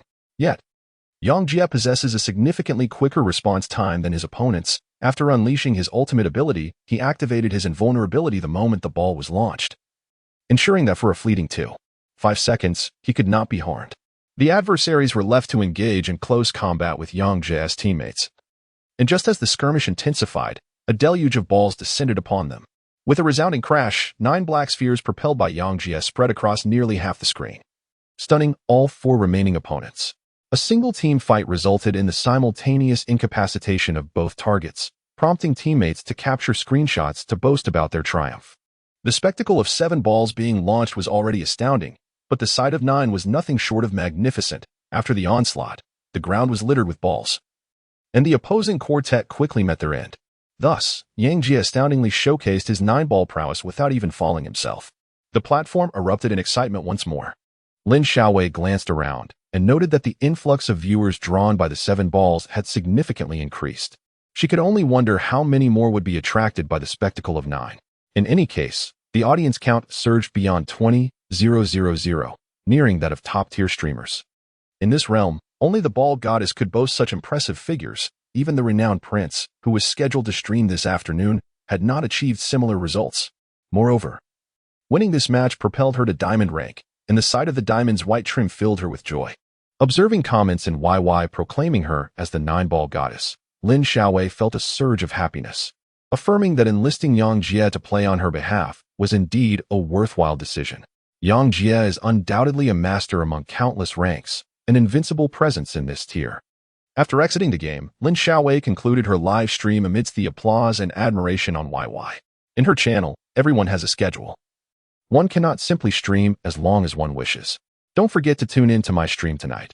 I shall unveil the secrets of 9-ball tomorrow, Lin Xiaowei said with an air of mystery before finally shutting down YY. Thank you so much for today, Lin Xiaowei said, feeling elated as she stretched. Her graceful figure on full display, the contours of her upper body particularly pronounced. Yang Jie, aware that the live stream had ended, stood up to fetch some water and inadvertently caught a glimpse of her. Her physique was comparable to Gui Xiaoqiao's, but due to her age, it appeared even more rounded and alluring through her attire. Moreover, the fact that over 20,000 viewers were oblivious to the fact that this beautiful anchor was clad in a short skirt created a stark contrast that nearly made Yang Jie lose his composure. What are you staring at? Lin Xiaowei noticed the unusual glint in Yang Jie's eyes, her cheeks flushing. It's nothing. I'm just getting some water. Would you like some too? Yang Jie hurriedly diverted the conversation, making his way towards the kitchen. The water dispenser is in the living room. Just as the distracted Yang Jie dashed from the kitchen to the living room, preparing to fetch water, a sudden ding-dong echoed as the doorbell rang. Yang Jie held a cup of water, uncertain of what to do. This was not his home, and he certainly could not open the door himself. So he could only wait for Lin Xiaowei to take action. How curious, who could it be at this hour? Lin Xiaowei emerged from the study, her pink slippers softly padding against the floor as she approached the door. However, upon peering through the peephole, she suddenly leapt back, exclaiming, "Oh no. What is it?" Yang Jie furrowed his brows in confusion. Thud, thud, thud. Lin Xiaowei rushed back to Yang Jie, nearly losing her shoes in the process. This is bad. You need to hide quickly. What on earth is happening? Yang Jie questioned, astonished. Lin Xiaowei paid no heed to his reaction and firmly pushed him towards her bedroom. Wait. Yang Jie was unceremoniously thrust into Lin Xiaowei's boudoir. No, this place isn't safe either, Lin Xiaowei remarked as she surveyed the room. With a firm stamp of her foot, disregarding Yang Jie's protests, she flung open her wardrobe and unceremoniously stuffed him inside. What is this young lady up to? Yang Jie's eyes widened in disbelief, yearning for a plausible explanation for the immense effort expended in showcasing his skills, only to be met with such treatment. Oh no, the girl is here. I absolutely cannot let her discover that I've enlisted you to play on my behalf. Remain right here, and do not venture out. Lin Xiaowei exclaimed in a fit of frustration, her hands tangled in her hair. Ding ding. The doorbell rang again, prompting Lin Xiaowei to hastily close the wardrobe door. With a resounding bang, Yang Jie found himself confined within her closet on just the second day of his employment with her. Lu Yang remained blissfully unaware of Yang Jie's presence, having indulged in alcohol, completely unguarded. Meanwhile, the physically adept Yang Jie, who had consistently maintained his fitness, unexpectedly kicked Lu Yang to the ground with surprising force. Idiot, what are you doing? Yang Jie positioned Lin Xiaowei protectively behind him, casting an angry glare at Lu Yang on the ground. Who are you? Lu Yang questioned, glancing between Yang Jie and Lin Xiaowei, his eyes filled with astonishment. Lu Xia was still concealed within the cabinet, hence he was unaware of her presence. This is my boyfriend. Before Yang Jie could utter a word, Lin Xiaowei unexpectedly interjected, timidly positioning herself behind him, evidently intimidated by Lu Yang's earlier menacing demeanor. Is he your boyfriend? Do you have a boyfriend now? Lu Yang exclaimed in disbelief. Rising to his feet, traces of Yang Jie's footprints still visible on him. Is that a problem? Lin Xiaowei's cheeks flushed, but she quickly affirmed. What about Prince Brother? Lu Yang cast a malicious glare at Yang Jie. What happens to him is irrelevant to Xiaowei. Let me reiterate, this is our home, and if you're drunk, you should leave. Yang Jie stood in front of Lin Xiaowei and remarked, You are quite the audacious young man. Lu Yang was momentarily taken aback by Yang Jie's words.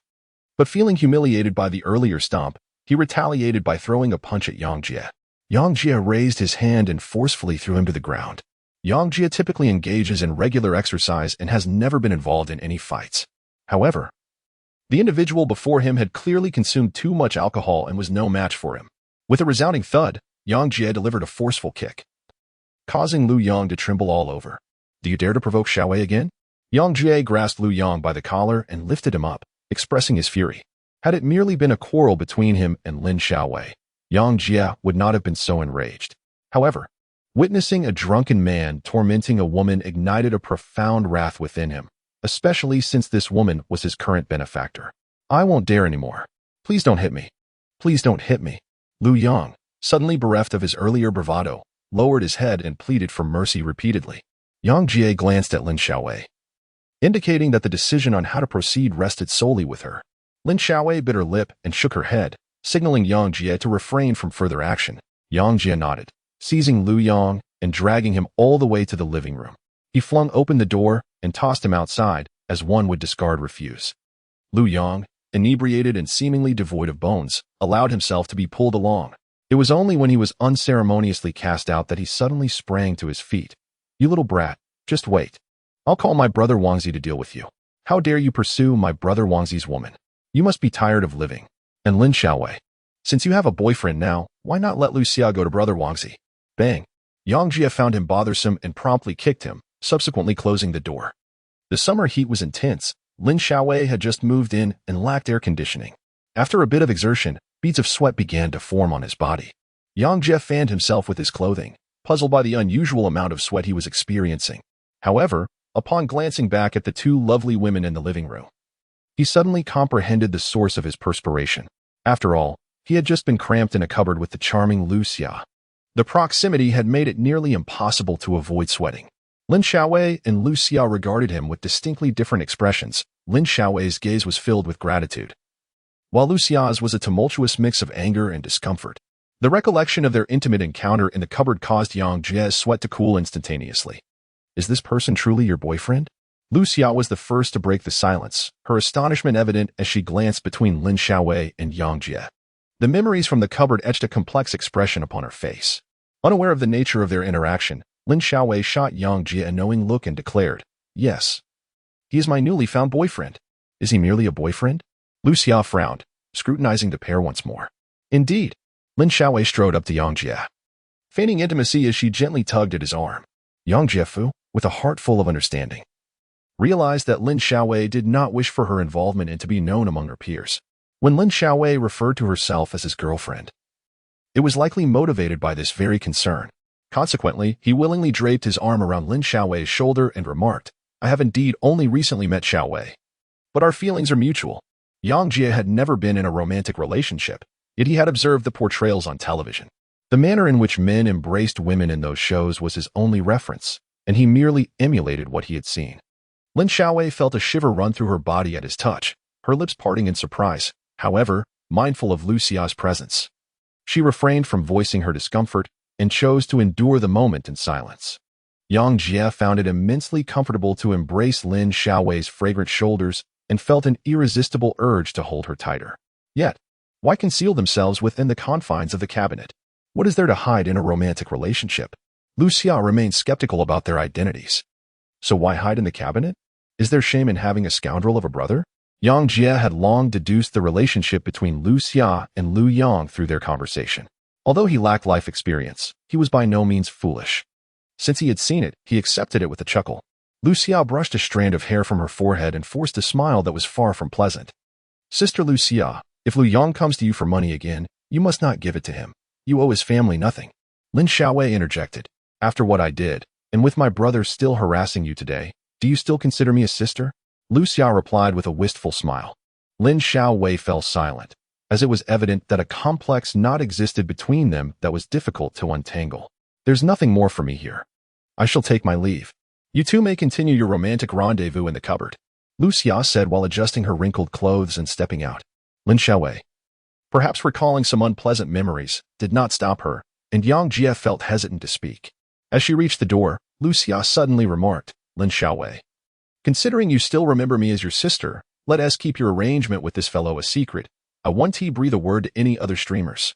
This statement left the two in the room momentarily stunned, as Yang Jie's arm rested on Lin Xiaowei's shoulder, only to be swiftly brushed off by her. You fool, don't take my earlier words about boyfriends seriously. Also, how did they see through you? Lin Xiaowei exclaimed in frustration.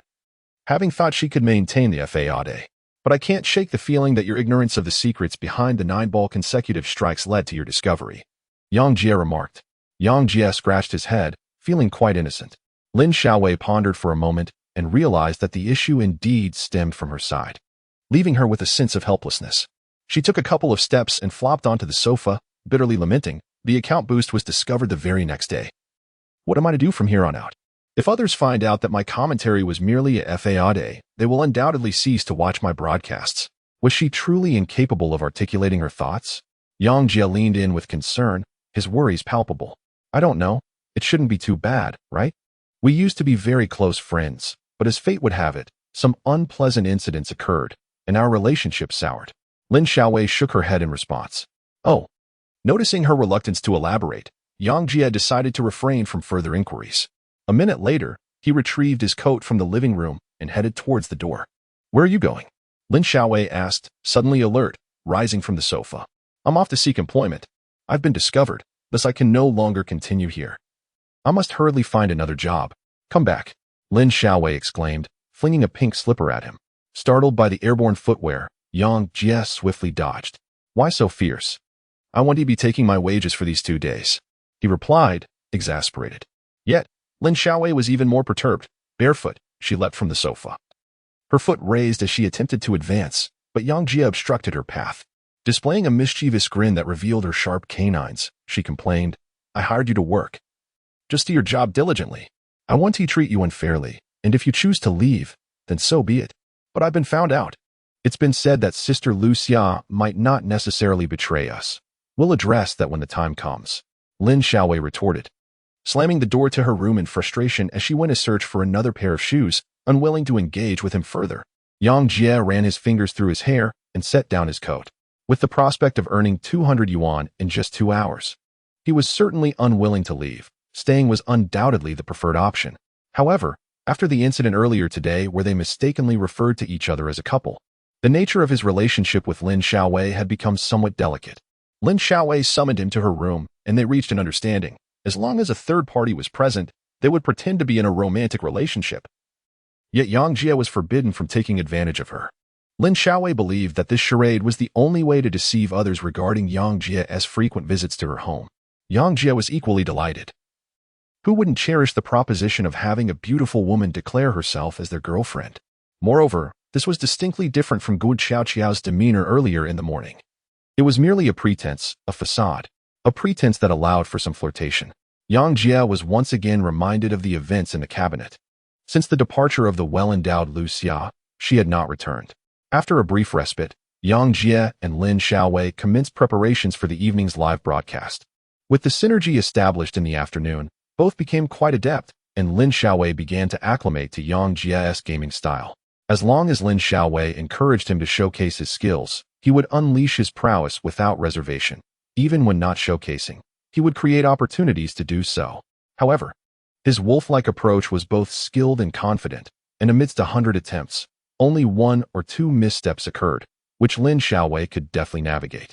2 hours of commentary swiftly passed, and near the end, an audience member requested that Lin Xiaowei reveal the secret behind her impressive 9-ball combo from the morning. Yang Jia had already explained this to her, so Lin Xiaowei elaborated. Syndra's ultimate possesses a unique characteristic. If the opponent becomes untargetable at the moment of casting, her ultimate will not enter cooldown. This untargetability encompasses effects like Zhonya's Hourglass, Fizz's E, and the ultimate of the Barbarian King. However, this scenario occurs solely when Syndra's hand is raised, and the opponent cannot be selected at that precise moment. Thus, although the 9-ball was spectacular, it was not always achievable. Lin Xiaowei's explanation was meticulous, and many were immediately convinced. Yet, some skeptics interjected, questioning how she could know if the opponent activated Zhonya's, suggesting that the Fire Mage was merely an actor she had procured. Lin Xiaowei was prepared for this inquiry. With a subtle smile directed at the screen, she replied, "Do you recall when I pushed 5 opponents? If you were that Fire Mage, and Syndra stunned you while gathering her orbs, preparing to unleash her ultimate, what would your first reaction be? To activate Zhonya's and cast your ultimate." The skeptics quickly grasped her point. Exactly, since I know when the opponent activates Zhonya's, executing the 9-ball becomes a matter of course, Lin Xiaowei remarked with a cheerful demeanor. In truth, as she spoke, her heart was tumultuous. The more she understood the mechanics, the more she admired Yang Jia. To her, aside from his swift reflexes, his greatest asset was his judgment, his uncanny ability to discern the opponent's intentions at any given moment and respond with the most appropriate measures. Why, she pondered, did someone with such skill not participate in professional leagues? Unbeknownst to her, Yang Jia harbored similar questions regarding her. Why would such a wealthy young lady choose to engage in live streaming for profit? In the days to come, they would discover that it was precisely these myriad questions that led to unexpected developments in their relationship. Chapter 22. Surrender is not in my vocabulary that day.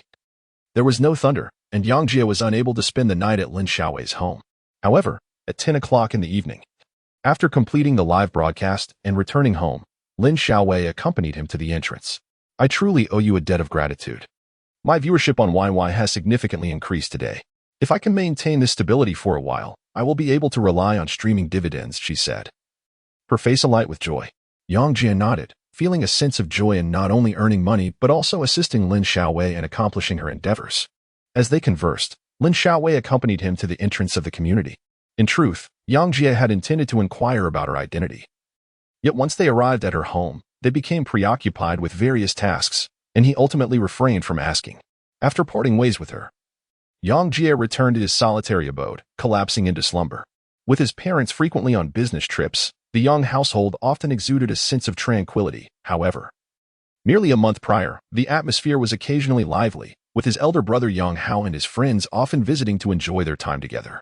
From the very outset, Yang Jia embarked on a unique journey in the realm of gaming, diverging from the aimless forays of others. While most merely dabbled in play, he was fortunate enough to engage with the most elite players in the country. Mid laners sought him for guidance, top laners engaged him in battle, junglers imparted the art of ganking. ADCs taught him the nuances of positioning, and supports instructed him in ward placement. All were members of championship-caliber teams training him. Under their tutelage, Yang Jia's prowess grew immensely. However, his remarkable strength remained largely unrecognized. Yet, a decision by the club necessitated their relocation from Hangzhou to Haicheng, resulting in a change of headquarters. With their departure, Hangzhou found itself devoid of its own LPL team. Among the 8 LPL teams and 16 LPCell teams, none claimed headquarters in Hangzhou, leaving the city's League of Legends community with an undeniable sense of solitude. Yang Jia was unaware of his own capabilities and had never contemplated following a conventional career path like others. His brother, Young Hao, was staunchly opposed to his pursuit of a professional gaming career. The parents of the Young family believed that having one child who had lost their way due to gaming was already too much. They could not afford to have a second. They insisted that at least one child must diligently prepare for university and secure a stable job in the future. Up until that moment, Yang Jie had adhered to his parents' and brothers' expectations, only occasionally indulging in games without ever paying attention to any matters related to League of Legends. However, after encountering the streaming life of Lin Xiaowei, a window of opportunity opened before him, revealing a wealth of knowledge regarding League of Legends.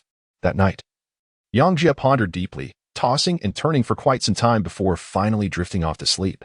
The following morning, upon returning to his tutoring class, he pushed open the door and was met with an uproar.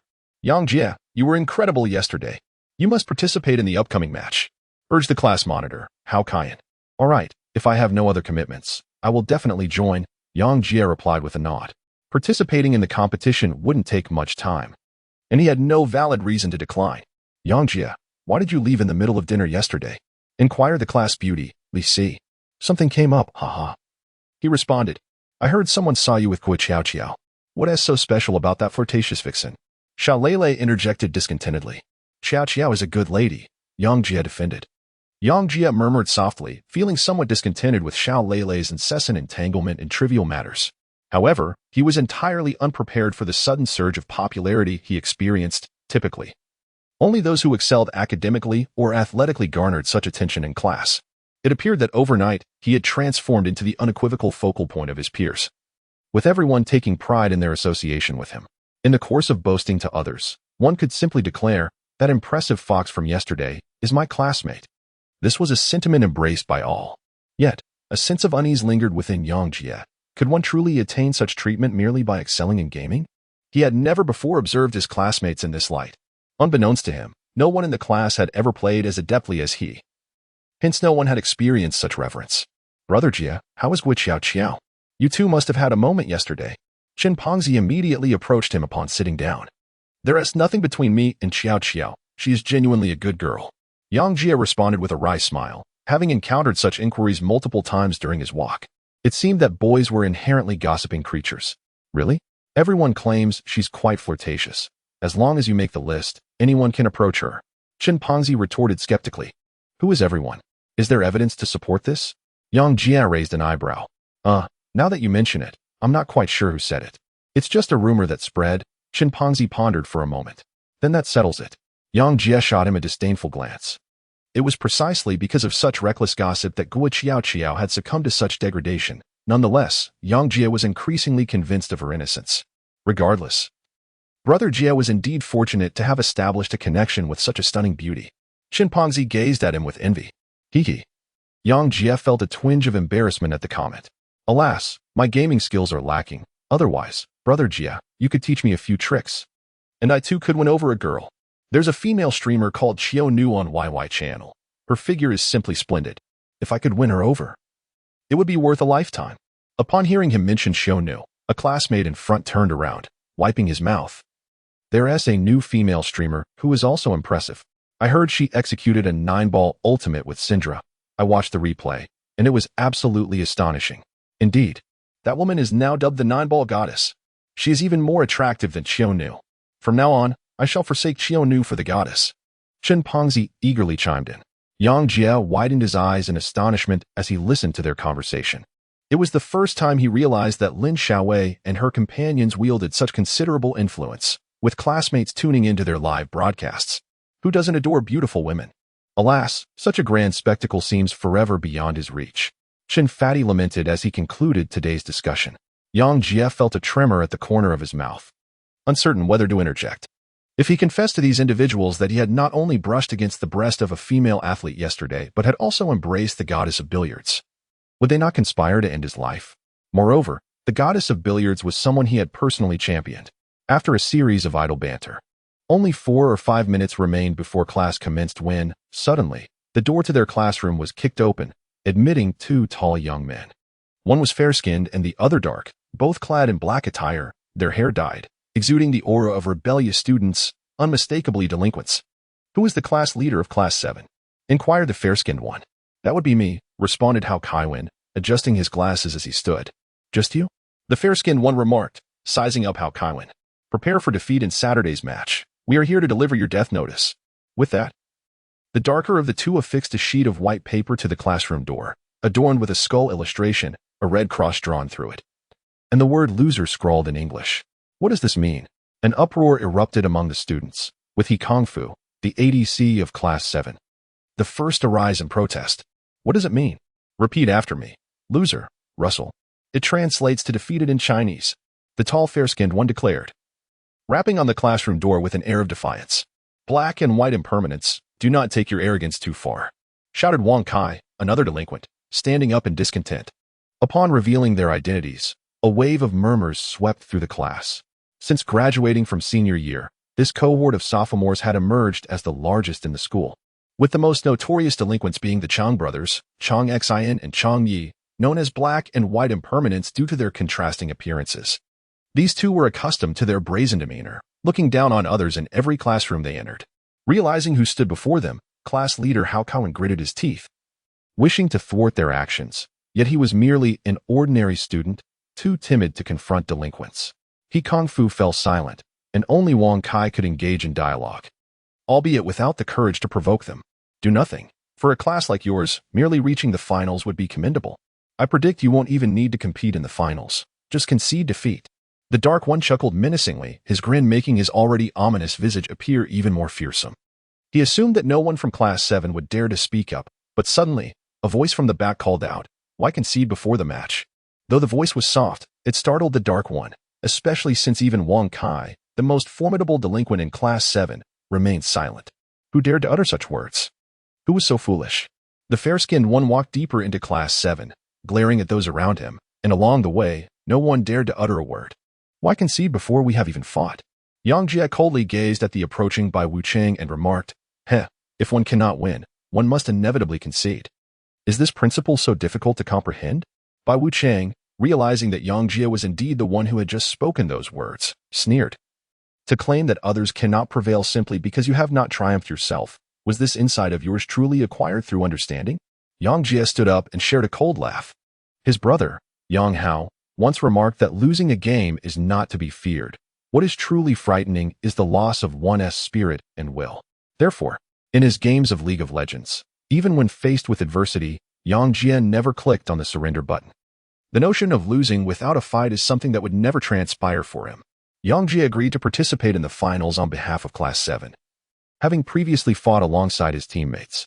Therefore, when the duo of Yin and Yang insulted their class, Yang Jie stepped forward, whether it be ruffians or brawlers. Those were not his domains. He only understood one principle. If one is able to fight, surrender is not an option. You lot of silver and bronze players think you can challenge us? Our class has 5 diamond players. Can you match that? White Wuchang bared his pearly whites as he addressed Yang Jie. I have faced diamond players before. It's not a problem, Yang Jie unexpectedly replied. This infuriated White Wuchang, who reached out to grab Yang Jie by the collar, but Yang Jie deftly evaded him. You dare to run when I strike? White Wuchang glared. For no one at school ever dared to speak to him like that, let alone evade his blows. He and Black Wuchang were notorious for their indiscriminate aggression, impervious even to the presence of teachers. If you truly possess strength, why resort to these underhanded tactics? Is it so difficult to engage in a fair match? Yang Jie declared indignantly, standing his ground before the towering figure of Bai Wuchang. Are you truly willing to endure such oppression? Yang Jie simultaneously questioned his classmates.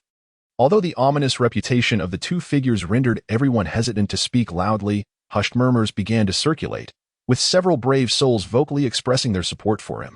If you wish to confront Jiegu, you must first step over my body. Qin Pengzi, Yang Jie's desk mate, stood up resolutely, his ample physique exuding an imposing presence. Indeed. I oppose the notion of attacking Yang Jie. He is my ally. He Kongfu echoed, joining the chorus. Yang Jie is the pride of our class. Should you dare to harm him, we shall all fight back, declared Hao Kaiwen. Very well, your bullying has gone too far today. I shall no longer remain passive. I will stand against you. Wang Kai contemplated and subsequently joined the fray. With the backing of his classmates, Yang Jie addressed the two ominous figures once more, stating, You may attempt to strike me, but surrender is not an option. The term surrender has never graced my League of Legends lexicon. You are defying us. Whoever supports him, I will confront each one after school. He Yinchang shouted from the doorway. Who do you intend to attack? Upon hearing these words, the boys from Class 7 rose in unison, while Xiao Lele and Li Si led the girls to stand alongside them. Over 60 students from Class 7 stood firmly in support of Yang Jia, causing the two ominous figures to break into a sweat. Though Hein and Bai Wuchang might possess some influence beyond the school walls, they were no match for such a formidable assembly. They had assumed that their mere presence and threats would intimidate Class 7 into submission. However, under Yang Jia's leadership, the class rallied against them. The sight of an entire class standing united was a formidable psychological pressure, even causing the towering figures of Hein and Bai Wuchang to feel somewhat suffocated. They glared at Yang Jia, the leader of their opposition, taking note of him. Bai Wuchang began to retreat towards the door, but Yang Jia countered. You come and go as you please. Is that not too casual? For a long time, he had maintained a low profile in Class 7, seldom drawing attention to himself. Yet this time, the matter at hand was one of dignity, and he was genuinely incensed. What do you want? Bai Wuchang stammered, having witnessed brawls involving dozens of participants. Yet never a scenario where dozens rallied against merely two. Although he had previously boasted of confronting each one, the sheer number of over 60 made that notion utterly unrealistic, leaving both Hein and Bai Wuchang momentarily dumbfounded. My demands are simple. Remove the items at the entrance, and keep your distance from Class 7 in the future. Yang Jia spoke each word deliberately.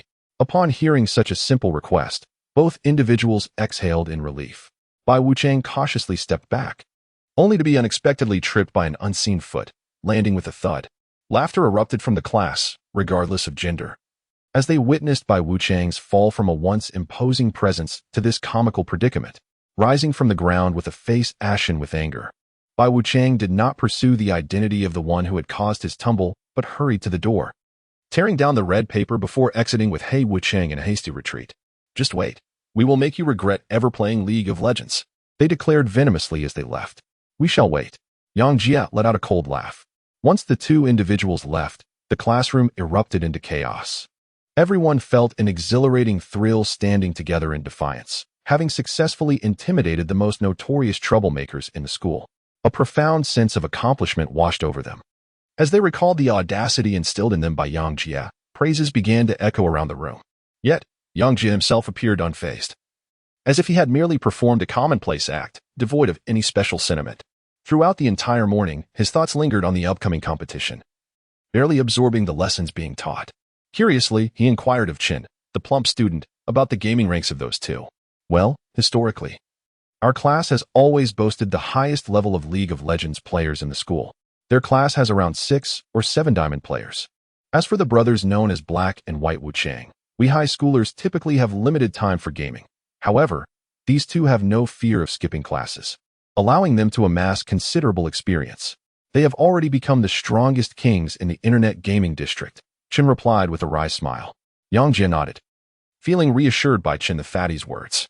Although there are 200 supreme rulers in a district, each supreme ruler represents the pinnacle of strength within their respective servers, instilling a sense of awe among ordinary players.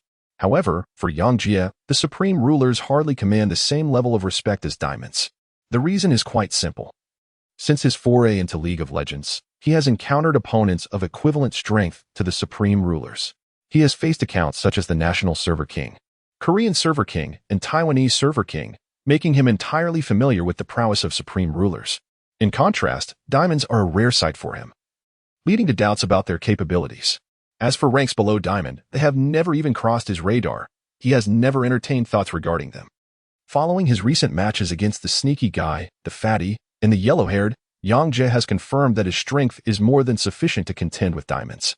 Coupled with his innate indifference towards supreme rulers, he is filled with optimistic anticipation for the finals in 2 days. What position will Yin and Yang take? Yang Jia inquired once more. Bai Wuchang in the jungle and Bai Wuchang in mid. Chen Pongzi remarked that due to his role as a support player in the 7th class team, he possessed considerable insight into the configurations of their adversaries. As for the jungle position, Yang Jia smiled. It is undoubtedly my strongest role at present. The rationale is simple. My elder brother, Yang Hao, is the jungler in our team. Compared to other members, I have fought alongside him the most and learned the most from these encounters. When the time comes, I shall demonstrate the prowess of our 7th class, Yang Jia asserted with confidence. However, in truth, he was the only one in the class harboring such confidence, as his classmates were utterly pessimistic about the future of their team. The strength of He and Bai Wuchang, along with the overall prowess of Class 1, left them feeling uneasy. Led by Hao Kaiwen, the team members extended an invitation to Yang Jie to train together after school, but he declined. It wasn't that he was unwilling to practice with them, but rather that he had work commitments in the evening which he could not escape.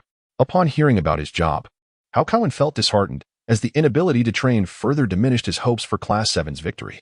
Even though we managed to drive those two fellows away today, we are truly no match for them, Hao Kaiwen lamented. Do not worry, just wait and see how I perform, Yang Jie replied nonchalantly. Learning that Bai Wuchang would be in the jungle only bolstered his confidence further. We must fight with all our might to secure the victory. It is infuriating to be bullied. Hao Kaiwen, inspired by Yang Jie's confidence, clenched his fist in determination. The entire day was spent by Class 7 discussing the matters concerning He and Bai Wuchang. As the afternoon classes concluded, Yang Jie hurried to Lin Xiaowei's home. The live stream had yet to commence, and upon his arrival, he found Lin Xiaowei enjoying her meal. Yang Jie discovered that she was eating takeout, reminiscent of the simple fare they had during breakfast at her home last time. It seemed that the young lady was not skilled in the culinary arts. Have you eaten yet? Lin Xiaowei inquired, gesturing towards her lunchbox. Not yet. However, I heard on the news that many vendors selling this type of takeout use gutter oil. Is it truly safe for you to consume such food? Yang Jie remarked. Lin Xiaowei frowned. I also heard that some of the meat used in takeout is injected with water or even sourced from diseased pigs. Lin Xiaowei bit her lip. Furthermore, the lunchboxes are unhygienic. I've heard that plastic releases toxic substances when heated. Get out of here. If you continue this way, you won't receive your wages for today. Lin Xiaowei was already beside herself with frustration. Yang Jie chuckled mischievously. He was merely teasing Lin Xiaowei. For some inexplicable reason, Lin Xiaowei was particularly susceptible to his antics, and he had always held a certain admiration for her bemused expressions. Lin Xiaowei shot him a glance of exasperation, prompting Yang Jie to feel a stir of inspiration as he declared, the meals at our school are quite clean. How about this? Every afternoon after school, I shall bring you lunch from the cafeteria. Yang Jie's words touched Lin Xiaowei, filling her with a profound sense of care. Yet, she remained skeptical, questioning, can the school food truly be delicious? The meals at our school are notoriously unpalatable. With her university on break and the cafeteria closed, she had been relying solely on takeout. Our school's food is quite decent, certainly better than your takeout, Yang Jie asserted. As a girl who did not eat much, Lin Xiaowei had finished her meal and, playfully setting down her chopsticks, said to Yang Jie, very well then, it is permitted. If my dear subject has any brilliant ideas, do present them to me. I am merely concerned about how my beloved consort will manage for dinner, given that lunch and breakfast are yet to be addressed. Yang Jie, leaning against the pole, feigned a serious demeanor and remarked, go away, fool. Who is your beloved? I can manage breakfast and lunch myself. Lin Xiaowei chuckled softly. Humph. Do you even know how to cook? Yang Jie questioned with skepticism. Of course I do. Just wait for the day I prepare a meal for you to taste, Lin Xiaowei declared, her eyes wide and her chest puffed out, exuding an air of sincerity. Well, I shall await that day. Yang Jie laughed heartily and proceeded to the study to turn on the computer. After tidying up the food, Lin Xiaowei followed him into the study. With their previous collaboration, the rapport between them had grown increasingly harmonious. Before Yang Jie made any move, he would inform Lin Xiaowei, who adeptly captured the audience's attention with her commentary. Today's viewership surpassed that of yesterday, stabilizing at over 20,000, and their income from donations and subscriptions had become significantly more substantial. Lin Xiaowei felt immense satisfaction with the progress Yang Jie brought. To her, spending 200 yuan daily to enlist someone of Yang Jie's caliber, akin to a professional player, was undoubtedly a wise investment. Moreover, as they spent more time together, Yang Jie discovered that Lin Xiaowei's playful personality was quite endearing. While Lin Xiaowei noticed that Yang Jie was no longer as awkward as when they first met. The next day was Friday, and once again, Yang Jie and Lin Xiaowei collaborated seamlessly to complete their tasks. Saturday arrived, a day without classes at the tutoring center. Lin Xiaowei wished to have Yang Jie stay behind to teach her a few heroes. However, Yang Jie informed her that he had a competition at school and could not attend. After pondering for a moment, Lin Xiaowei reluctantly acquiesced. The competition was scheduled for Saturday afternoon, and in the morning, as per his arrangement with Hao Kaiwen, Yang Jie was to head to the Internet CAF to practice team adaptability and refine their strategy. Yet, just as he stepped outside, he received a text message. Yang Jie, could you come to the milk tea shop next to Lisha Street? I have something to discuss with you. The sender was Guo Xiao. Yang Jia was momentarily taken aback. Having not been in contact with Guo Xiao for 2 days, he was uncertain about the purpose of her summons. However, as Li Xia Street was conveniently along the way to that internet CAF, he thought there was no harm in stopping by. The image of Guo Xiao clad in stockings and a short skirt lingered in his mind, and he found himself genuinely missing her. After a little over 20 minutes, Yang Jia arrived near the milk tea shop that Guo Xiao had mentioned. To his surprise, she was nowhere to be found in the shop. It was hard to believe he could have overlooked such a conspicuous girl. I'm waiting for you in the small alley beside. Guo Xiao's message arrived once again. Yang Jia set his phone down and, glancing around the milk tea shop, indeed spotted a narrow alleyway nearby. Without a hint of suspicion, Yang Jia proceeded into the alley. As he turned the corner, he beheld the figure of Guo Xiao. However, to his astonishment, he discovered that both her hands and feet were bound. And nearby stood a boy he vaguely recognized, observing her intently. Yang Jia, you must run. The blonde guy intends to harm you. Upon seeing Yang Jia, Guo Xiao cried out urgently. Her exclamation jolted Yang Jia's memory. The boy was none other than the notorious blonde from Class 6, who had threatened him after their previous encounter, and he never anticipated encountering him again now. How could Yang Jia possibly abandon Guo Xiao? He hurriedly advanced to rescue her. But before he could reach them, a figure suddenly emerged from the side, raising a hand to deliver a punch. With a thud, Yang Jia found himself struck to the ground. In his ears, he could still hear Guo Xiao's cries. Yang Jia, Huang Mao, and Qi Chao from your class conspired together, using my phone to lure you here, claiming they would break your hands to prevent you from participating in today's competition. As she spoke, her voice grew increasingly choked with emotion. Yang Jia and her companion found themselves once again ensnared in peril. Chapter 24. Let Qi Chao and Huang Mao consume the mouse. At the moment Qi Chao triumphed over Yang Jia, a wave of exhilaration surged within him as he recalled the time he was coerced by his classmates into eating a mouse. A moment that made Yang Jia exceedingly detestable in his eyes. He conveniently overlooked Yang Jia's act of forgiveness and fixated solely on the humiliation she had caused him. Consumed by a desire for vengeance, he found himself devoid of means or courage. When Yang Jia provoked the enigmatic duo of black and white, he foolishly believed they would avenge him, only to witness Yang Jia emerge victorious instead.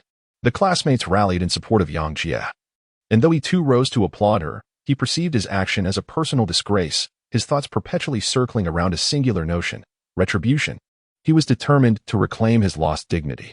In Class 6, there existed another soul who shared his sentiments, Huang Mao, who had previously been vanquished by Yang Jia. Like black and white, Huang Mao was a delinquent, albeit one of lesser repute. Upon learning that Yang Jia had offended black and white, he eagerly approached them, boasting of his ability to deal with Yang Jia. This delighted black and white, who bestowed upon him numerous privileges of a rogue, declaring that if he could ensure Yang Jia's absence from the day's competition, he would ascend to the rank of the third most notorious rogue in the entire school, second only to the two of them. Tempted by such promises, Huang Mao and Qi Chao formed an alliance, willing to resort to any means necessary for their revenge against Yang Jia. Their first scheme involved enlisting the help of Guo Xiao to lure Yang Jia. As a classmate of Guo Xiao, Huang Mao initially believed he could persuade her to join their cause, only to be met with a fierce rebuke from her. In a fit of rage, Huang Mao resorted to binding Guo Xiao and, exploiting her phone, sent a deceptive text to Yang Jia, luring her to come forth. Yang Jia was deceived by the situation. After receiving a shout of warning from Guo Xiao, he had an opportunity to escape. However, he resolutely chose to rescue her, only to be knocked to the ground by Qi Chao. At such an early hour, this alley was virtually deserted, allowing Qi Chao and the others to act without fear of being seen. You want me to eat a mouse? Qi Chao kicked the defenseless Yang Jia, speaking bitterly. I specially bought you an extraordinarily expensive mouse, and even got two, so you could enjoy a touch of luxury. You better eat it. Qi Chao pulled out two identical, heavy, and long-cabled mice from his pocket, addressing Yang Jia. Haha, thank you for the mouse, but I want to be eating it. However, I could take the mouse to participate in today's competition. Yang Jia lay on the ground, still defiant, coldly stating, a competition? What about your mother? Don't think that just because you can handle a couple of heroes, you're impressive. What kind of configuration does your class have compared to ours? Have you even looked up the word surrender? It seems you lack self-awareness. Qi Chao laughed maniacally, bringing the mouse closer to Yang Jia's face. No, you can't do this. Yang Jia, why are you so foolish? When they tell you to run, Why don't you? Guo Qiao exclaimed, tears streaming down her face. It's inevitable. Every time we're together, we encounter such situations. Yang Jie forced a bitter smile as he glanced at the bound Guo Qiao, surprised that merely 2 days had passed, and she found herself captured again. Was this girl destined to be in such predicaments? Qi Chao interrupted Yang Jie's tumultuous thoughts by thrusting the mouse towards his mouth, attempting multiple times to no avail as Yang Jie turned his head to evade. The blonde, infuriated, seized Guo Qiao's hair, threatening, "You'll eat when I say so, or I'll have my way with your little girlfriend. Let us see how you handle that. Soon, I'll even break your hands, and you'll have to watch as Class 1 triumphs effortlessly." Ha ha. The blonde's face was equally contorted with rage. Yang Jie was unafraid of suffering himself, yet he did not wish to implicate Guo Qiao, as this young lady had already found herself entwined in his troubles for the second time. With no other recourse, he could only close his eyes, remaining still, awaiting the moment when Qi Chao would force the mouse into his mouth. However, to his astonishment, after waiting for what seemed like an eternity, Qi Chao made no move. He opened his eyes in surprise, only to find a large face looming before him. It was Qi Chao, but he bore no resemblance to the schemer from moments before. Instead, he wore a grimace, as if enduring a torturous ordeal. Upon closer inspection, Yang Jie noticed an elderly man dressed in white standing behind Qi Chao. His feet pressed firmly on Qi Chao's back, rendering him immobile and contorted in agony. It was old Master Lin. Yang Jie exclaimed in surprise, never expecting Lin Aogu to appear once more. Alas, I have been discovered. Young friend, you certainly bring trouble to this old man the moment we meet. Lin Aogu chuckled, simultaneously exerting force beneath his feet, intensifying his pressure on Qi Chao. Yang Jie scratched his head apologetically. He did not wish to perpetually rely on Lin Aogu to come to his rescue. Stop. I was wrong. I was wrong. I won't dare again. Qi Chao, though merely pressed from behind, felt as though an immense weight bore down upon him, rendering him immobile. It appeared that Lin Aogu had utilized his internal energy in comparison. Qi Chao felt utterly powerless against him. Who are you? The yellow-haired man questioned, surprise etched upon his face as he beheld Qi Chao's predicament. Old Master Lin. Guo Qiao exclaimed joyfully. The yellow-haired man sensed the shift in power and swiftly drew a small knife, pressing it to Guo Qiao's neck. Don't come any closer. If you refrain from approaching, we can let today's event slide, and you may deal with that fellow as you wish. But if you dare to step forward, I will fight tooth and nail with Guo Qiao as my hostage. Seeing Guo Qiao in peril, Yang Jie felt a sense of trepidation and sought a solution. However, before he could devise a plan, Lin Aogu had already taken action. With blinding speed, Lin Aogu lunged towards the yellow-haired man, and before anyone could react, he delivered a resounding punch to the man's forehead. With a loud thud, the yellow-haired man collapsed to the ground, a terrifying red mark emblazoned on his forehead. His entire body trembling. Dare to lay hands on a student I have taken a liking to? No. Dare to harm my friend's girlfriend? Do you wish to be castrated? After landing the blow, Lin Aogu stepped onto the yellow-haired man. His stern inquiry caused both Yang Jie and Guo Qiao to recall the 3 individuals who had kidnapped them, sending shivers down their spines. Who on earth are you? The yellow-haired man stammered in fear, attempting to flee, but Lin Aogu's foot pinned him down, rendering him utterly helpless. Are you familiar with Tai Chi? Lin Aogu asked with a proud smile. The yellow-haired man nodded vigorously. How could a Chinese person be unaware of Tai Chi? What about the Southern School of Tai Chi? He hesitantly replied, uncertainty clouding his expression. And the Lin family of the Southern School? The yellow-haired man shook his head. Unfamiliar with such a name. Bang. A punch landed on his forehead once more. Now you have heard. Have you not? The yellow-haired man nodded hastily, the pain making him too afraid to utter a sound. Good, since you are now aware. I shall not confiscate the tools of your mischief from you 2 little brats today, Lin Aogu declared. To Yang Jie's relief, he thought it best to teach these 2 a lesson, but their offenses did not warrant such a severe punishment. If Lin Aogu were to deal with them as he had with the 3 kidnappers, Yang Jie would feel uneasy about it. Thank you, old master. We understand our mistakes. Qi Chao quickly bowed his head upon hearing they would not face castration, though the yellow-haired man lay pinned to the ground. He also banged his head against the floor in a show of sincerity. However, with each impact, pain shot through his forehead once more. Though there was intent to offend the young lady, it has not yet come to fruition, so you may be spared. But you called me a little friend while committing that despicable act, and I cannot pretend I did not see it. Lin Aogu chuckled, kicking the yellow-haired man aside and tossing him towards Qi Chao. Seizing the moment, Yang Jie stood up, retrieved the yellow-haired man's knife, and swiftly cut the ropes binding Wu Xiao. Are you all right? They both inquired simultaneously. I'm fine, they replied in unison. Yang Jie chuckled softly, assisting Wu Xiao in adjusting her attire before suggesting, let us first attend to old Master Lin. Wu Xiao nodded obediently, trailing behind Yang Jie as they sought out Lin Aogu. At that moment, Lin Aogu had approached Qi Chao and his companion, picking up 2 mice that Qi Chao had brought. He adeptly tied their USB connectors together, holding one in each hand, and addressed the two. Since you seem so fond of these mice, why not savor their flavor yourselves? With that, disregarding their capacity to endure, he unceremoniously thrust the 2 mice into their mouths. The 2 whimpered in protest, yet Lin Aogu showed no signs of mercy. Bite down, and do so with conviction. Otherwise, you shall find no respite. Qi Chao, tears streaming down his face, silently hoped for Lin Aogu's leniency, but upon lifting his gaze, he was met with a fierce glare. Desperately, he began to chew, regretting his decision to purchase such high-quality mice. For the better the mouse, the more resilient it proved to be, rendering it nearly impossible to bite through. Huang Mao fared no better. His already feeble bite struggled to make an impact. If you truly cannot chew, I hold no grudge against you. However, you must consume the cables. Feed them to yourselves without untangling the knots I have made. Do you comprehend? Lin Aogu spoke menacingly to the 2. Terrified, they nodded vigorously, hastily bringing the mouse cables to their mouths. Qi Chao, increasingly distraught, lamented his choice of a longer cable. Who could have anticipated such a predicament? As he munched on, his nose began to run, and Huang Mao, equally distraught, could only cling to his cable, for any delay would provoke Lin Aogu's wrath.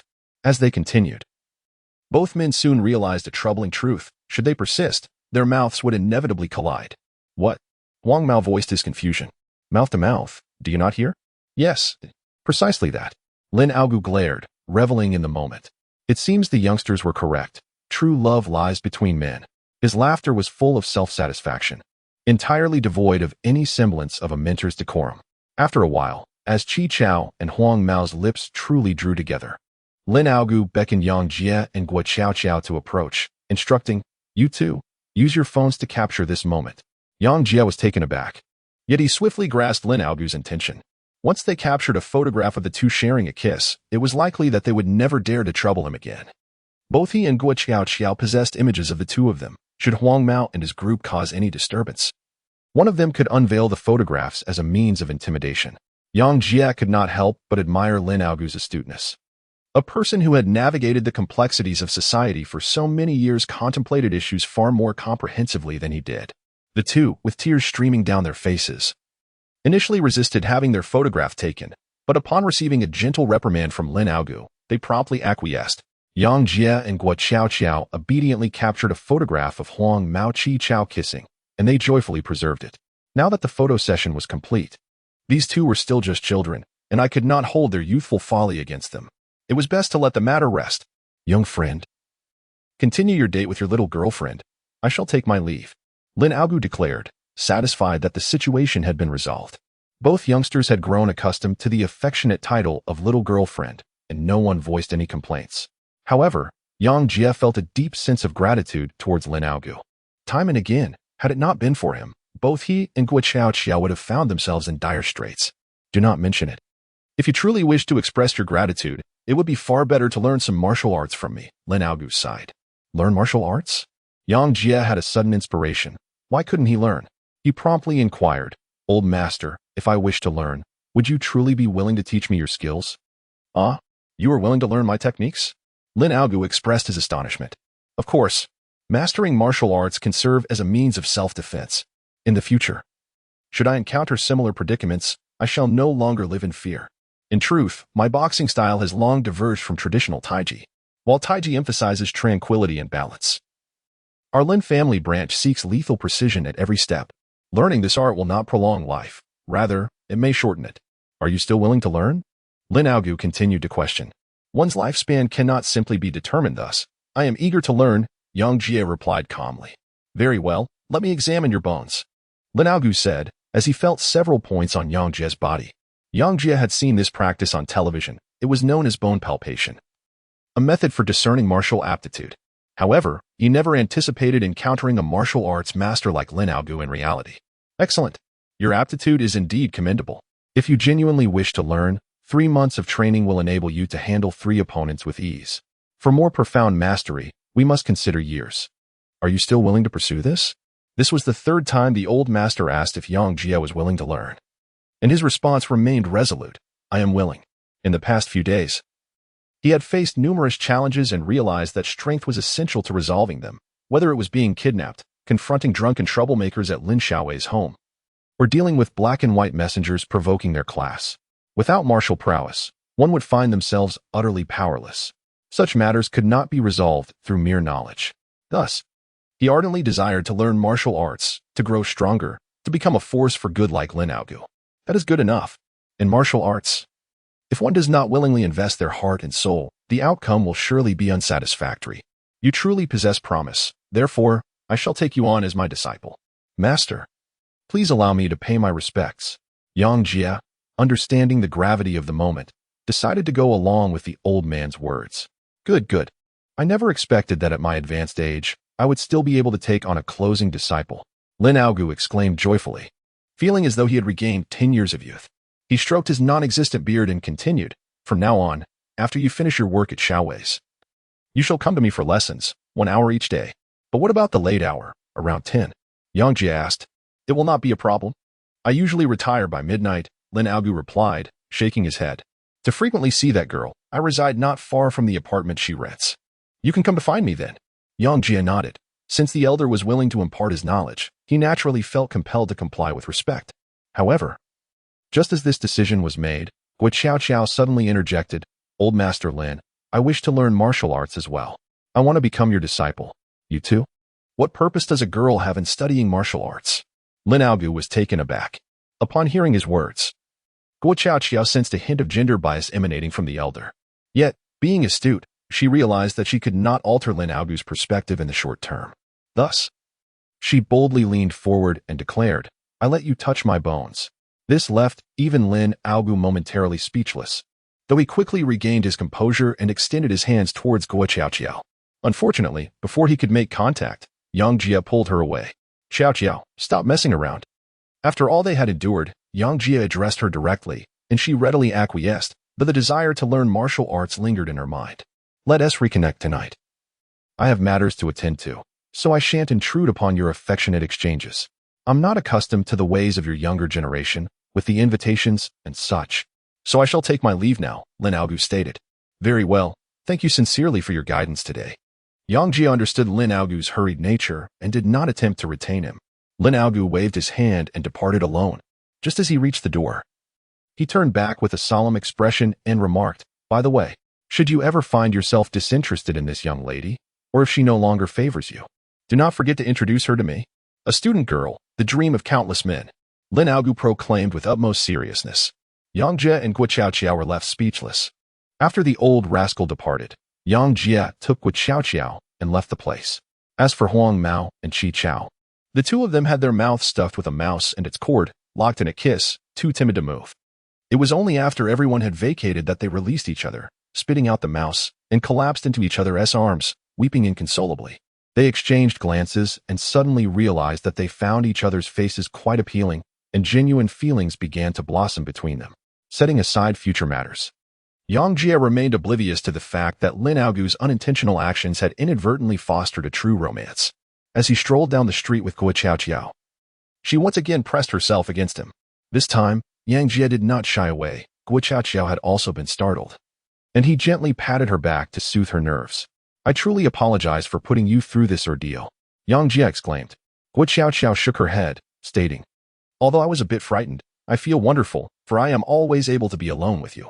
As she spoke, her cheeks flushed, for she had already conveyed her affections to Yang Jia, which he had chosen not to acknowledge. Yes, I hope that once I learn martial arts, I will be able to protect you, Gui Qiao declared, pouting. Aren't you afraid he will harass you? He is quite lecherous. Yang Jia chuckled. At his age, he is merely jesting. I wonder if he can even rise to the occasion. Gui Qiao laughed as well. Her words skirted the edge of propriety. Yet Yang Jia found this playful side of her refreshingly wild and invigorating. Do you think I can rise to the occasion? Yang Jia blurted out unexpectedly. Is that even a question? Otherwise, how would I be able to experience my own happiness? Gui Qiao playfully pouted at him. Upon saying this, Both their faces turned crimson. However, this was not their first time exchanging such banter. It had become a blend of half-truths and growing familiarity. And Yang Jie found it quite delightful to have a carefree and beautiful girl like Guo Xiao by his side. After some light-hearted conversation, they shifted the topic back to the day's competition. I heard from Huang Mao that the two messengers of death promised him the title of campus third-rate scoundrel, which is why he dared to kidnap me and threaten you, Guo Xiao remarked. Indeed, it's them. Yang Jie nodded, having anticipated this development. These individuals, whom he had offended, had banded together, each one more unsavory than the last. Yet they fancied themselves as paragons of justice, much to Yang Jie's annoyance. Guo Xiao inquired about Yang Jie's confidence in winning the competition, to which he replied, I will give it my all. And what exactly does giving it your all entail? Just how formidable are you? Are you truly a king among men? Guo Xiao asked inquisitively. Yang Jie shook his head. Is that a diamond? Guo Xiao pondered before speaking. Yang Jie shook his head once more. It can't be platinum. How could platinum possibly surpass Huang Mao? Huang Mao is a true electric diamond. Guo Xiao was perplexed. What I mean is, due to certain special circumstances. I myself am unaware of the extent of my own strength, Yang Jie elucidated. You can't be suggesting that you are stronger than the strongest king, can you? Do you possess a professional level of skill? Guo Xiao exclaimed, her mouth agape, wearing an expression that indicated she suspected Yang Jie was boasting. I didn't say that. I simply don't know for certain. Yang Jie refrained from elaborating further. Gradually, the pair approached the internet CAF that Yang Jie had arranged to meet with the class monitor. As there were also classmates from Class 6 present, Guo Xiao released her grip on Yang Jie's arm, and they proceeded into the CAF, feigning that they had not arrived together. Upon entering, Yang Jie noticed that despite the competition being scheduled for the afternoon, the CAF was already teeming with patrons. He scanned the room and finally spotted his classmates from Class 7 in a corner. Over here. Qin Pengzi waved him over. Yang Jie nodded and approached the group of individuals. Here, we have reserved a computer for you. Qin, the plump man, rose to his feet and beckoned Yang Jie to take a seat. Yang Jie politely took a seat and launched the game. He had no intention of mentioning the incident from the morning when he narrowly avoided a serious injury. The punishment those two had received was sufficient to instill regret in them. Now, he needed to devise some precautionary measures. And it was better if fewer people were aware of it. Class monitor, for the first round, I hope to take on the role of jungler. Is that acceptable? Yang Jie inquired. Well, that depends on Wang Kai's decision. Hao Kaiwen replied. Yang Jie cast an inquisitive glance towards Wang Kai. No problem. Without you, brother Jie, we would have been eliminated from the top 4. You dictate the direction, and we shall gladly make room for you. Wang Kai responded with utmost generosity. Thank you. Yang Jie understood that in pursuit of the championship, there was no need for unnecessary humility. However, in order to closely emulate a formal competition, their seating arrangement was organized according to the standard format of a match: top lane, jungle, mid lane, ADC, and support, arranged from left to right. While they trained here, some members from Class 7, lacking access to machines and the internet, had come over to observe their practice. Yang Jie had not played jungle for quite some time, yet he was confident in his ability to reclaim that role. Their training consisted of the 5 teammates engaging in 5-man queues, a straightforward yet often highly effective method, as there were numerous formidable players among the casual matches. Nevertheless, no one could rival Yang Jie. After several games, the 7th team, with Yang Jie in the jungle position, maintained an impeccable winning record. His skills felt quite impressive. As their training progressed, Hao Kaiwen and his companions began to realize that if they played seriously, they might indeed surpass the likes of the notorious duo, Heibai Wuchang. At that moment, Xiao Lele and Li Si, the two beauties of their class, approached Team 7. Wherever these stunning women went, they became the center of attention, captivating many in the internet CAF, including Yang Jie, who was immediately drawn to them. However, Xiao Lele's gaze towards him was rather peculiar, almost resembling anger. The two ladies reached their team, and Li Si announced, class leader. We've figured out why Heibai Wuchang chose to provoke our class. Is it not merely to disrupt our morale? Hao Kaiwen remarked. However, to undermine morale does not necessitate expending such considerable effort over a mere class competition. Li Si continued, upon investigation, we discovered that our campus cup tournament is set to escalate. The city's League of Legends Esports Association has agreed that the first-place team in our campus cup will represent our region in the National College Internet CAF League. And those who perform exceptionally may even be recruited as professional players by the Wangzhe team. The news has yet to fully circulate. Join a professional team for competitive play? Yang Jie inquired. He had heard of the Wangzhe team, a squad that oscillated between divisions each year. Just when everyone thought they would be relegated, they would make a comeback, never quite falling to the LSBL. Recently, however, they seemed to be on a strong upward trajectory, planning to make a significant impact in the upcoming LPL matches and actively recruiting new talent. Indeed, the Wangzhe team is considered a lower-tier league team, but the opportunity to play professionally is a dream for many players. Xiao Lele expressed with admiration. I see now, the Heibai brothers intend to pursue professional play. Thus, they aim to shatter our confidence through this means to secure a better ranking. Hao Kaiwan concluded. Precisely. That must be the case. Li Si affirmed. Then we must not yield to them. Such an opportunity cannot be allowed to slip through their fingers. In today's 3 matches, everyone, watch me shine. Yang Jie spoke with such conviction that both Xiao Lele and Li Si, the 2 stunning beauties, gazed at him with admiration, eagerly anticipating the upcoming 3 matches. While others might dream of being selected by the King team to embark on a professional career, Yang Jie was different, should he desire to pursue a professional path. Numerous teams would eagerly welcome him. His singular focus was to assert himself and defeat the duo known as the Black and White Impermanents. However, his words inadvertently sparked a mild misunderstanding. For instance, Chen Pongzi remarked, Brother Jia, no wonder you were reluctant to join our matches before. You indeed have higher aspirations.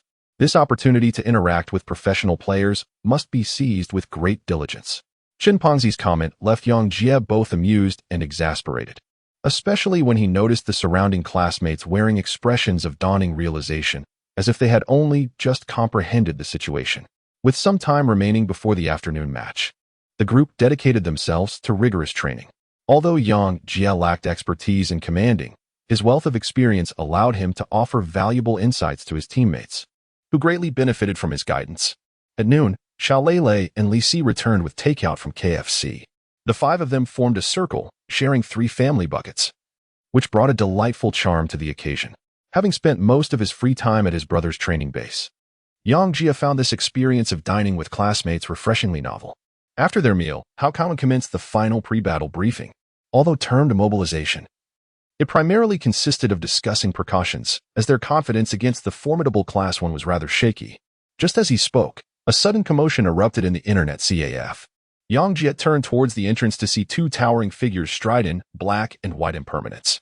Following them, a dozen others trickled in, clearly under the leadership of these 2. Bai Wuchang scanned the CAF and immediately spotted the members of Class 7, who were still dining, and approached them. Hey, without Yang Jie, do you think you can still win? He began, but abruptly widened his eyes in astonishment upon seeing Yang Jie. Well, did you ever expect me to show up? Yang Jie replied coolly, sensing the hostility emanating from his adversary. It was evident that the incident involving the blonde-haired Qi Chao was indeed linked to them. As Guo Qiao had asserted, these 2 were clearly behind it. What are you doing here? Bai Wuchang squinted at Yang Jie, though he refrained from elaborating, merely casting a chilly glance in his direction. Brother, how should we deal with this kid? He Wuchang inquired, leading a group of followers behind him. I recall that League of Legends is a 5-person contest. Are you planning to bring more players than that? Yang Jie took a bite of his chicken leg and nonchalantly remarked. Despite his outward indifference, he was uncertain whether the Yin and Yang messengers would truly act against him. One hand rested on his phone as he searched for Lin Aogu's contact number, while he engaged in a delaying tactic with the 2 individuals before him.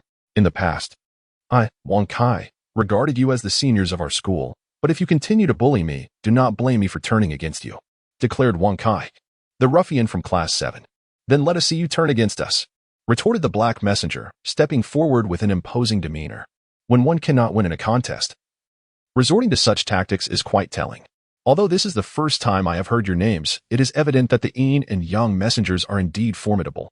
Yang Jie set down his chicken leg, wiped his hands, placed his phone on the table, and stood up. You have already dealt with the schemes of Huang Mao and Qi Chao. Do you still wish to pursue this? Yang Jie's words left the 2 figures, Hai Wuchang and Bai Chang, momentarily stunned. Bai Chang took out his phone and dialed a number. After 2 rings, he answered. Bai Ge, I swear I won't do anything reckless again. Please. I beg you to show mercy. I can't afford to provoke Yang Jie anymore. The voice of Qi Chao echoed from the other end of the line. Bai Chang furrowed his brow and dialed another number. The trembling voice of Huang Mao came through. Bai Ge, about what happened this morning. I truly can't handle it. This young Jia is quite formidable and has connections with some male faction. The volume of Biu Chang's call was loud enough for those nearby to overhear, prompting Yang Jia to chuckle. Lin Aogu had made sure Huang Mao understood his lineage, yet after all this time, he still hadn't grasped it. The members of Class 7, although unaware of the specifics, sensed that Hai Wuchang and Bai Chang had met with an unexpected setback, and they couldn't help but chuckle. The expressions of the two figures darkened instantly. Bai Chang's veins bulged with anger. However, the ominous words from Huang Mao and Qi Chao left them apprehensive. For the miscreants feared provoking those they ought not to anger. In that moment, they dared not act against Yang Jia. They exchanged a glance, feeling utterly humiliated. Just wait. I'll be on the second floor, ready to defeat you, Bao Chang declared, delivering his parting words with a flourish as he stormed off with Hai Wuchang. Both seething with indignation yet restrained from lashing out in public. Their lackeys followed suit, retreating with their tails between their legs. Once they had departed, Chen Pongzi patted Yang Jia on the shoulder with concern. Did Qi Chao and that Huang Mao give you any trouble? How are you feeling? You're not hiding any injuries, are you? You must be watching too much television. I have no injuries, if anything. They are the ones who should worry about being hurt. Yang Jia shot him a sidelong glance. His comment left the classmates even more intrigued by Yang Jia's enigmatic persona. With this commotion, the pre-match briefing was rendered unnecessary, and the 5 team members prepared to head directly to the second floor for the competition. While the others remained downstairs to watch the live broadcast on the projector. Jia Ge, do you still want to use my keyboard and mouse? They're special peripherals recommended by Qiu Nu. Chen Pongzi suddenly remembered something and handed his keyboard and mouse to Yang Jia. Oh, they are indeed from Qiu Nu's recommended store, Yang Jia remarked, recalling Lu Xiao's visage. To have such endorsements for gaming peripherals must be quite lucrative. No wonder Lu Yang sought financial support from him. Yes, this set cost me over 800, and it even has Qiu Nu's autograph. Chen Pongzi nodded enthusiastically. Upon hearing the price, Yang Jia hesitated but then realized, wait a minute, this set costs over 800? This keyboard merely simulates mechanical feel. It's not purely mechanical. What a jest. Yang Jia had seen the keyboards used by professional players, while he wasn't certain of their exact prices. He could immediately discern the quality of their tactile response. That photo of Qiu Nu is 200, and her autograph adds another 100. It's a photo of Qiu's artistic shot. Jia Ge, do you want to buy it? Chen Pongzi asked, a hint of embarrassment in his tone. Enough. You've definitely been swindled, Yang Jia replied, his face a mixture of disbelief and annoyance. If I wanted a streamer-s autograph, I wouldn't need Lu Xiao's. Lin Xiao's is practically everywhere. To think that a mere photo could fetch an additional 300 was absurd. Indeed, the streaming industry was rife with profit, and Lu Xiao was rather unscrupulous. Was all her earnings spent on meals to enhance her figure? With these thoughts, Yang Jia took Chen Pongzi's keyboard and mouse and ascended to the second floor. The 2 spacious rooms had their class names inscribed on them, and the cashier girl at the Internet CAF guided them to the one marked Class 7. Given the scale of the event, the Internet CAF had invested financially, yet the returns were evidently more substantial. A group of Class 7's boys cast several glances at the cashier girl, but to Yang Jia, such ordinary attention was hardly captivating. His mind was solely focused on the impending competition. Is Class 1 not practicing before the match? Yang Jia noticed that Hai Wuchang and Bai Chang were already present. Yes. It appears that Hai Wuchang and Bai Chang have rented a place specifically for practice, opting not to come to the Internet CAF, Hao Cowan remarked, shaking his head. Oh. It seems they are genuinely aspiring to become professionals. I wonder what their skill level is. The group settled into their assigned seats, with Yang Jia positioned between the top laner Zhao Yang and the mid laner Hao Kaiwen. While Hao Kaiwen was nominally the captain, the strategies during the match were predominantly derived from Yang Jia's insights. The cashier girl sweetly smiled as they signed their names and announced the commencement of the match. The participants logged into their accounts and entered the predetermined room, where they immediately encountered the familiar phase of banning and selecting champions. Considering that Class 1's mainstays were Hai Wuchang and Bai Chang, and based on their research, Hao Cowan first banned the champions that Bai Chang excelled with. Specifically the mid-lane champions Oriana and Xylian, followed by the recently dominant jungler, Wolf. As for Class 7, they successively banned Ahri, Morgana, and Zed, all champions that Yang Jia had previously utilized. It was no surprise, as Class 7's overall strength was lacking. They relied on Yang Jia's prowess to secure victories. And this was common knowledge. During the selection phase, Class 1 opted for a jungler, blind monk, seemingly fearing that Bai Chang would take it away from Class 7. The subsequent selections proceeded in a conventional manner, with both sides picking their champions. By the end, Class 7 had only the jungler position left unselected. Yang Jie contemplated briefly before choosing Jarvan 4. This choice was, in fact, more conservative than Blind Monk. The members of Class 7 had expected Yang Jie to select a more impressive champion, only to be met with the most conventional choice of Jarvan 4, which left them somewhat disheartened. Moreover, Blind Monk was notorious for his ability to invade the jungle, and given Jarvan 4's capabilities, he would struggle against Blind Monk in the jungle. This posed a concern. Yet Yang Jie, oblivious to the implications, declared, "Let us all play our best and strive for a victorious start." Indeed, the other four responded, though their enthusiasm was somewhat muted. As the game loaded, Yang Jie instinctively began analyzing the skills of both teams, a practice emphasized by his brother Yang Hao. For seasoned players, analyzing the team compositions and item builds during the loading screen was crucial. Failing to do so was akin to conceding defeat from the outset. Class 1's composition consisted of top lane Kennen, mid lane Gragas, jungler Blind Monk, ADC Twitch, and support Sona. Meanwhile, Class 7 comprised top lane Renekton, mid lane Karthus, jungler Jarvan 4, ADC Misfortune, and support Thresh. Yang Jie perceived that the composition of Class 1 leaned towards a powerful, ultimate ability-focused strategy, whereas Class 7 appeared rather ordinary, lacking distinctive features in various aspects. Logically, this suggested that he should commence the game in a conventional manner. However, Yang Jie harbored a different perspective. He held a low opinion of the duo of Heibai Wu Chang, yet his teammates paled in comparison, and the disparity in their strengths would likely lead to an early collapse during the landing phase. Consequently, he felt compelled to adopt a risky approach, employing strategies uncharacteristic of the average player, given that the side selecting first began in the lower region. It was typical for the jungler in the upper region to opt for a blue buff start. Nevertheless, Yang Jie exhibited no inclination towards this conventional opening. He bypassed the jungle entirely, heading directly for the opposing jungle after claiming his own red buff. "Are you planning to invade their jungle?" questioned the top laner Zhao Yang in astonishment. "Focus on your game, and I shall tend to mine. Should I require assistance, I will call for you," Yang Jie replied with composure. The others nodded in agreement. However, Hao Kaiwen, after glancing at the tab key to check the equipment, hesitantly inquired, "Yang Jie, why are you purchasing a longsword?" His query momentarily stunned the other three members of Class 7, prompting them to inspect the equipment as well. Indeed, Yang Jie had indeed procured a longsword. "Surely you haven't made an error in your purchase? Shouldn't a jungler acquire jungler items?" asked He Kongfu. "Absolutely not." Yang Jie chuckled, shaking his head. "Focus on seizing your landing opportunity and await my arrival." Outside an internet CAF, a massive projector screen stood against the wall, with over 100 individuals gathered in front. Predominantly students, both male and female, were present, while several internet CAF staff maintained order. They congregated in an open-air setting to observe the match displayed on the screen. At that moment, the game had loaded, and both teams emerged from their respective bases. The camera swiftly focused on the 10 players, showcasing their starting equipment. Why is it a longsword? Yang Jie's prince was the 10th to be unveiled. Yet keen observers had already caught a glimpse of his equipment through a small window in the broadcast. Indeed, how could a longsword function in the jungle when the prince had no means of retaliation? The audience erupted in discussion, particularly the students of Class 7, some of whom expressed concern for their own team, while the students of Class 1 began to jeer, asserting, "We thought Yang Jie was formidable. Switching to the jungle is one thing, but to equip himself in this manner, like a primary school student? If he is a primary student, then you're in kindergarten." A melodious female voice emerged behind the boy, who, startled, turned to see a girl in a short skirt and stockings, renowned for her beauty, Guo Chao Chiao.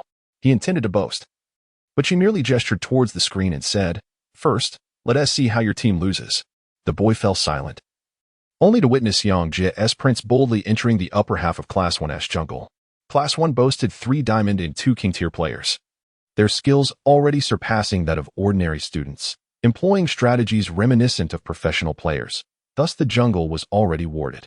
Yet the prince strode in with audacity. Naturally, Class 1 would not allow the prince free passage. Kennen and Gragas hastened towards the blue buff. An encounter was imminent. As the prince neared Kennen's line of sight, he suddenly halted, concealing himself around a corner, one that was entirely out of view of Class 1's wards. Unaware, Kennen pressed forward, and as he emerged, The Princess banner was swiftly planted. Smack! The prince struck Kennen. Armed with a long sword, the prince's attack power was significantly greater than that of a typical jungler. Kennen quickly sensed this, yet relying on Gragas's imminent arrival, he retaliated. The two engaged in a brief skirmish, and as they exchanged blows, Gragas arrived. With a resounding crash, Gragas hurled a barrel of ale towards the prince, who skillfully sidestepped the attack. A magnificent maneuver. The students of Class 7 were taken aback. For Yang Jie had always been as elusive as a loach, nearly impossible to catch. However, apprehension lingered as they observed Yang Jie's retreating movements, effectively cornering himself between Gragas and Kennen. Both Gragas and Kennen recognized this predicament, with Gragas promptly igniting, leaving no escape for the prince. Smack! As if oblivious to the peril he faced, the prince turned and struck Gragas, once before nonchalantly continuing his retreat. Gragas and Kennen pursued, but suddenly, a long hook shot forth. With a swift swish, Gragas was ensnared, and Thresh materialized within their view. What was the support doing here? Many spectators were still unaware of the unfolding events when Class 7's ADC, Misfortune, approached and, from behind a wall, unleashed a barrage, swiftly depleting Gragas's health. An ambush. The boy previously chastised by Gui Xiao gaped in astonishment at the screen, having focused solely on the broadcast and neglected the minimap. Mistakenly believing the prince had ventured alone. In actuality, the rest of Class 7 had arrived. The synergy between Misfortune and Thresh, a control and damage combo, was overwhelming for Gragas. Smack! Gragas flashed to retreat, and realizing the situation, Kennen too made his escape. Thus, the blue buff area was left solely to the prince. Wait. The prince hadn't consumed any health. Observant viewers noted this detail. During his confrontation with Kennen, the latter had immediately regained health, yet the prince appeared unaffected, merely enduring the blows. This indicated that the prince's venture had yielded no tangible advantage, merely baiting Gragas into expending 2 summoner spells. Indeed, it seemed the prince had continuously circled his banner, never stepping outside its range. Discussions erupted among the audience of over 100, comprising students from various classes. And the astute ones began to realize that the prince's expedition was undoubtedly purposeful. Was the intention to counter jungle? At present, it appeared that at least half of that goal had been achieved, once the jungle monsters respawned. The ADC and Thresh could certainly secure the blue buff before the blind monk returned. However, those anticipating Yang Jie's counter jungle were astonished to see him retreat to a corner and recall. Simultaneously, Misfortune and Thresh also initiated their recalls. What scheme were they concocting? This left everyone with a multitude of unanswered questions. On the second floor, in the private room of Class 7, Yang Jie clicked on the map with his mouse and instructed Wang Kai, "There's a ward here. Remove it." Wang Kai promptly activated his red trinket and indeed found a ward, elatedly dismantling it. Once the ward was eliminated, Yang Jie directed both the support and ADC to return to base, and he too initiated his recall, not forgetting to remind his teammates, "He Kung Fu. You're familiar with the strategy of pressuring the duo lane, right?" Yes. He Kung Fu bobbed his head eagerly. Having practiced this strategy during their morning training, now unexpectedly applying it in the afternoon. Yang Jie nodded. For this was an idea he conceived upon hearing that the opposing team was using professional squads as their benchmark. In competitive matches, it is common to encounter lane swaps, each with its own rationale. For instance, if one team opts for Misfortune as their ADC while the opponent employs Caitlyn, the former will struggle in the initial levels against the latter. To ensure Misfortune's development, it is sometimes necessary to relocate the ADC to the top lane, a strategy known as lane swapping. However, there are instances, such as when Dragon Knight cannot contend with the ranged Kennen in the top lane, that also necessitate a lane swap. If your top laner cannot secure a win, it may be wiser to forego that confrontation altogether and allow your ADC to capitalize on the situation.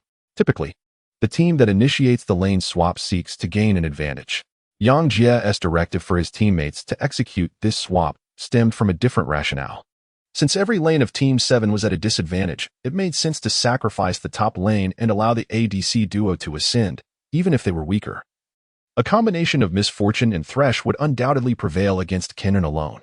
To facilitate this lane swap, Yang Jie ventured into the upper jungle and devised an ambush strategy to further bolster the advantages for his duo lane teammates.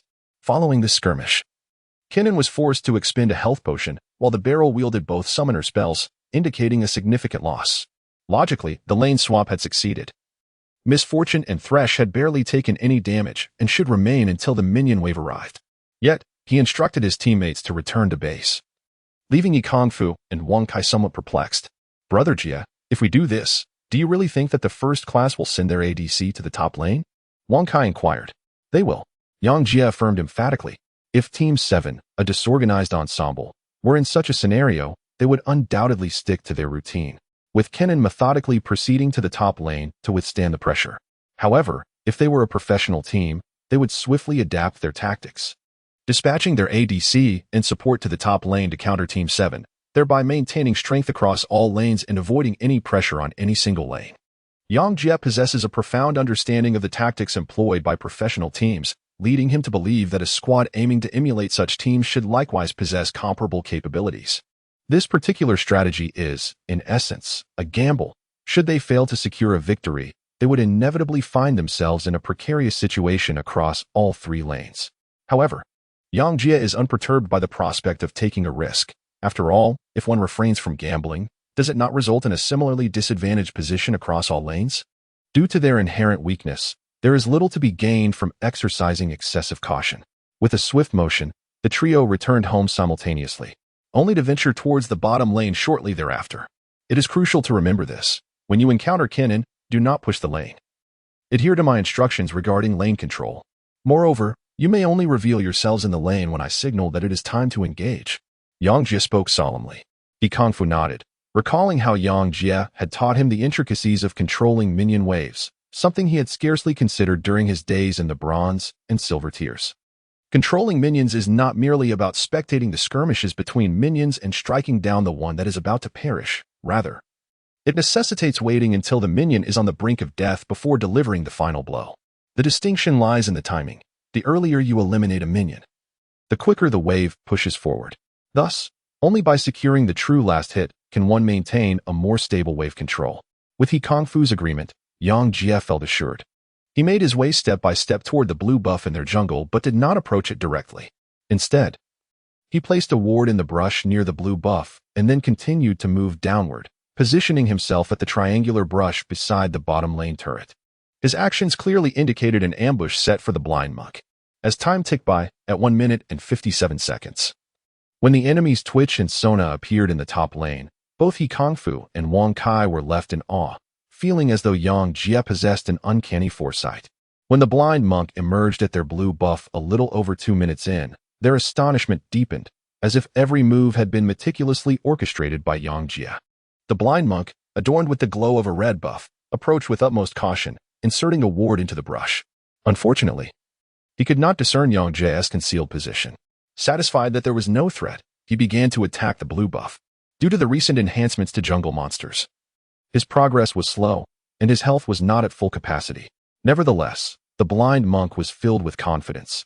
Even sneaking in alone, he felt no fear. For as long as he had his abilities, he could escape at any moment. He maneuvered the blue buff to a location farther from the brush where he had placed his ward. His attempt at stealing the blue buff was marked by extreme caution, employing all his skills. In truth, the blind monk did not genuinely wish to steal the blue.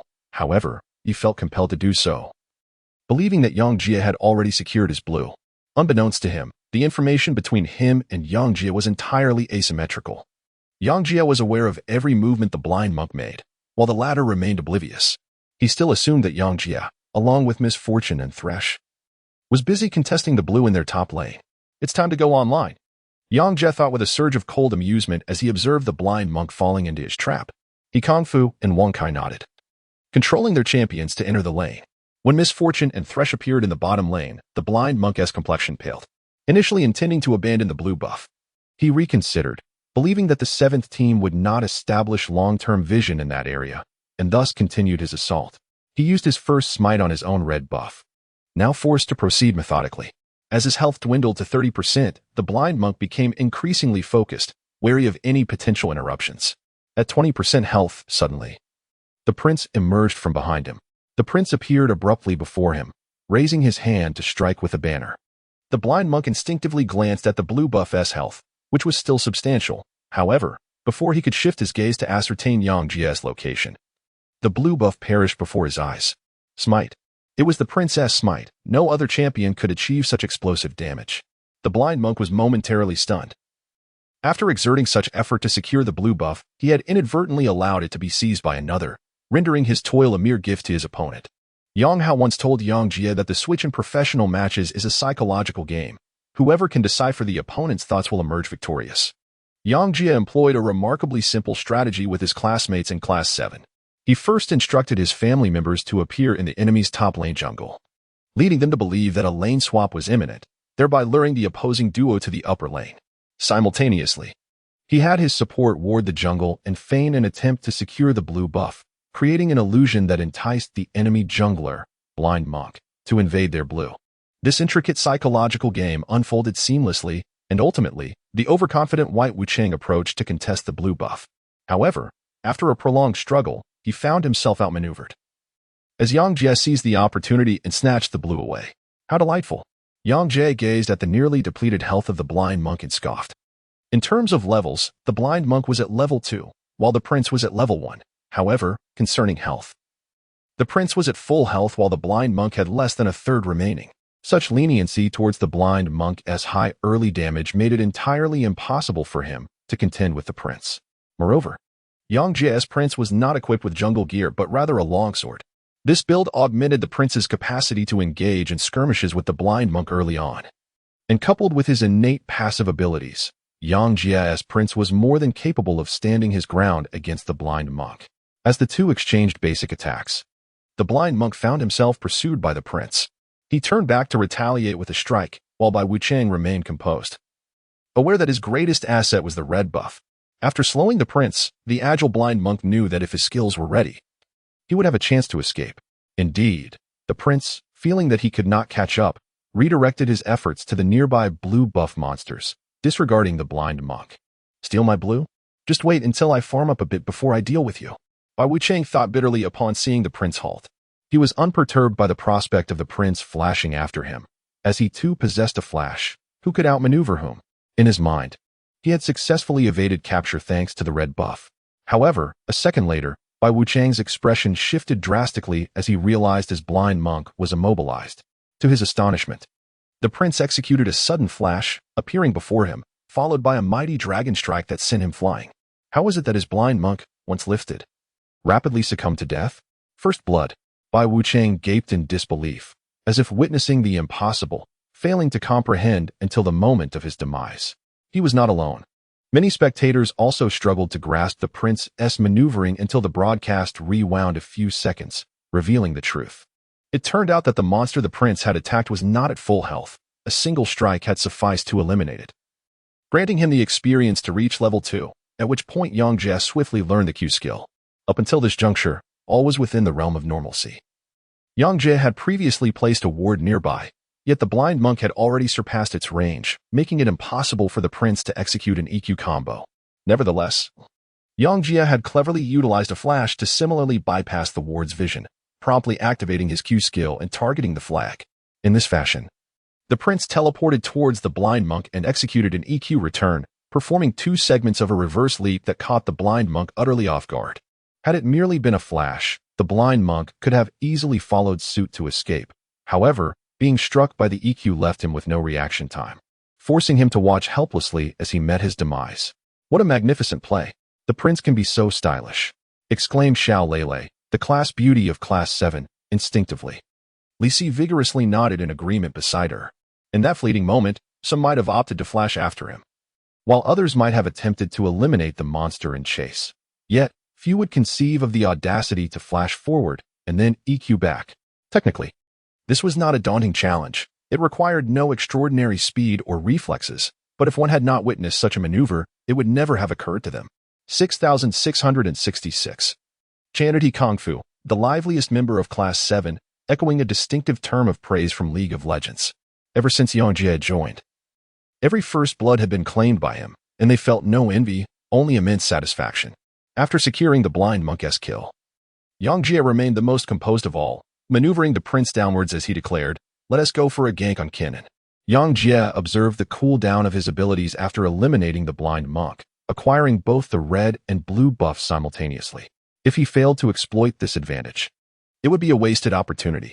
He Kung Fu nodded vigorously, having placed his complete trust in Yang Jie since the latter began assisting him. In the bottom lane, perhaps due to the demise of the blind monk, Kennen sensed an impending threat and hesitated to expose himself. However, as the top laner, he had no vision upon his initial foray and was oblivious to the fact that Prince had flanked him from the tribe rush near the dragon pit. A second later, Prince appeared directly behind Kennen. Without hesitation, Kennen activated his E ability, transforming into a swift electric rodent as he retreated. Enveloped in crackling electricity, he darted away with remarkable speed, yet Yang Jie remained unperturbed as he pressed his E ability. With a resounding clap, the banner was planted, followed swiftly by a dragon strike that sent the electrified Kennen soaring into the air with a thunderous boom. With two swift blows, Prince followed up with basic attacks, and Wang Kai's Thresh ensnared Kennen with his hook. At this point, even if Kennen were to transform into an electric aircraft, escape was futile. Thresh activated his hook, drawing closer, while Misfortune followed suit, executing her habitual AQA combo that reduced Kennen's health by half. In a desperate bid for survival, Kennen activated his flash, relieved that Thresh had not yet reached level 2. Otherwise, another knock-up would have sealed his fate. As Kennen wiped the sweat from his brow in gratitude for his survival, Prince approached the lane, collaborating with Misfortune to push the minion wave. Prince showed no hesitation in absorbing the experience from the minions, waiting for the wave to be cleared, and astonishingly, he lingered. What was Prince planning? The audience began to murmur, questioning why a jungler would hover in the bottom lane, siphoning experience when he could be farming his own jungle. With 3 participants sharing the experience, wouldn't their development be significantly stunted? Amidst the confusion, over 100 spectators failed to grasp Yang Jie's intentions. Only in the far corner sat a woman, her face obscured by a large straw hat. Smiling at the screen and chuckling, this fellow aims to be a jungler who doesn't actually jungle. Without showcasing any remarkable skills, what was the point of his flamboyance? A few spectators glanced her way, intrigued by her figure and melodious voice, yet none recognized her, dismissing her presence. Only Guo Xiao found her peculiar and edged closer, eager to glean her insights.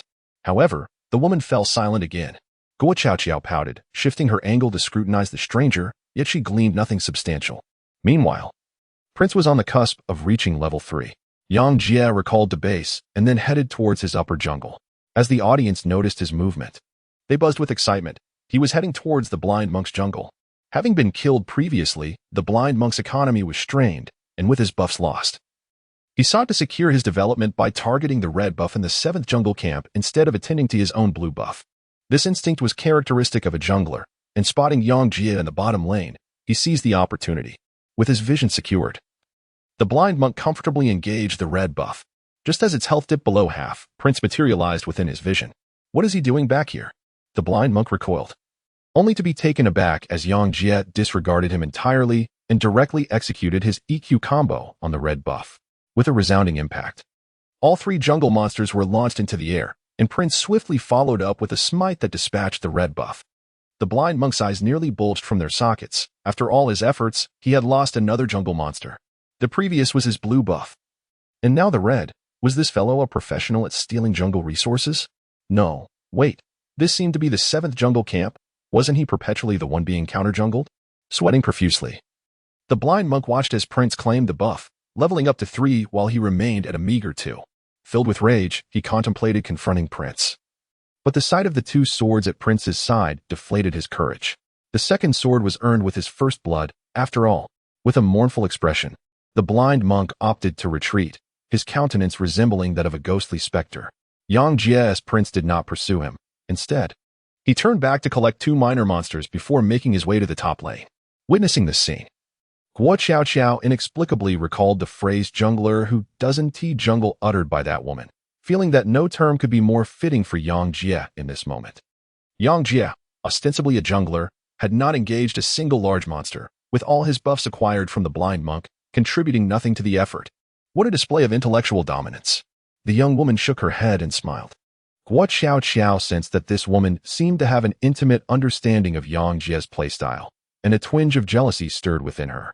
Stealing a glance at the face beneath the woman's straw hat, she noted that even just half of her chin was strikingly beautiful, prompting Guo to wonder if this was indeed the granddaughter of old Master Lin. But what could bring her to the match? Just then, another casualty was announced. While pondering this, the woman spoke again, causing Guo to quickly turn her head, anticipating another kill for Class 7, only to discover that it was their top laner, the crocodile, who had perished. How could they gank others only to lose one of their own? Guo Xiao was perplexed, but soon realized that the opposing Sona had also met her end, courtesy of the prince. Exchanging a top laner for a support, a universally acknowledged loss, left Guo feeling that this was a mistake. Yet the woman behind her remarked, a top laner under pressure, unable to farm, at least gains an assist and provides a kill for teammates. Now, that's valuable. After mulling over this perspective, Guo found merit in her reasoning. The crocodile, unable to contribute, might as well create some value for the team. A profound realization struck her. The League of Legends she understood was entirely different from the perception held by Yang Jie and this woman. While she felt at a loss, they could articulate a rationale for their gains, and it was evident that they were right. Moreover, it was baffling that the highly praised Class 3, boasting 3 diamonds and 2 kings, had been reduced to such a state at the outset. The core jungler, the formidable king ranked by Wu Chang, had been outmaneuvered twice for jungle monsters. The only rank higher than the strongest king was professional status. Was it possible that Yang Jie truly possessed such caliber? Guo Xiao now recognized that Yang Jie was no mere blusterer. The woman she encountered was none other than Lin Xiaowei, who had opted to skip her livestream to witness Yang Jie's match. Wearing a hat to avoid recognition as a streamer, she sought to blend in. Among the audience of over 100, her skills might not be the most exceptional, yet her insight was unrivaled, instantly discerning Yang Jie's intentions. After all, they were partners. Her overarching vision of the game indeed surpassed Guo Xiao's, and only the diamonds and kings from Class 1 could truly grasp the unfolding situation. Within the private room, the Class 1 players were now in disarray. How could a jungler neglect the monsters and rely solely on ganks? The top laner, Kennen, gritted his teeth in frustration. As Yang Jie's prince shared experience with the ADC in the bottom lane, his Kennen was relegated to battling the Krugs. Yet, he was Kennen. The inefficiency of farming jungle monsters left him in tears. Bai Wuchang was equally discontent. Upon reflection, it became clear that Yang Jie had intentionally lingered in the bottom lane to siphon experience, deliberately aiming to frustrate him and seize his jungle resources. As an undisputed supreme champion, he had always been the one to pilfer others' jungle camps, never the victim of such theft. Fiery with resentment, he yearned to confront the prince. Yet he could not locate his whereabouts. At just over 4 minutes, the prince, having secured 2 kills, astonishingly crafted a brutal item. Such efficiency in a jungler was terrifying. Bai Wuchang, seasoned in the game, realized that when someone progressed this way, it usually indicated one possibility. Yang Jie was not a player of his caliber. Bai Wuchang rejected this notion. He was the strongest champion. After all, how could Yang Jie, no matter how formidable, possibly rival professional standards? If he truly possessed such prowess, why would he compete for opportunities that professional players would covet? Eager to validate his strength, Bai Wuchang engaged in a gank. Yet his Lee Sin-'s growth paled in comparison to the princess, falling behind in levels and equipment. He was ultimately forced back home after an encounter in the river. Meanwhile, the prince, now unburdened by the need for a jungler's assistance, began to invade Bai Wuchang's jungle, constricting his available space. Despite Bai Wuchang's desperate attempts to contest the jungle monsters, the early setbacks of being sent home thrice had taken a toll. He could only survive by scavenging scraps. "I'm done for, it's up to you now," he despondently declared. Haihei Wuchang nodded, his Gragas being the most stable point of their team's development. At the Supreme Champion level, he faced off against the gold standard Hao Kaiwan, akin to playing against a novice. However, the prince's persistent presence in the mid lane had deterred him from fully unleashing his potential. Gragas possessed the ability to disrupt the enemy's formation, and with the new version granting him crowd control with a knockup, a well-farmed Gragas could indeed turn the tide of battle. Thus, Haihei Wuchang refrained from ganking other lanes, focusing solely on ensuring his own growth, thanks to Gragas' stability. Despite the 7th team securing 2 more kills than the first, the overall economic disparity remained minimal. At the 8-minute mark, after several skirmishes, Haihei Wuchang managed to reduce the health of the Requiem significantly and prepared to eliminate him. Just then, the prince appeared unexpectedly. "Huh, you think you can gank me? It won't be so easy." Haihei Wuchang maneuvered Gragas and activated his E ability, retreating with his rotund form.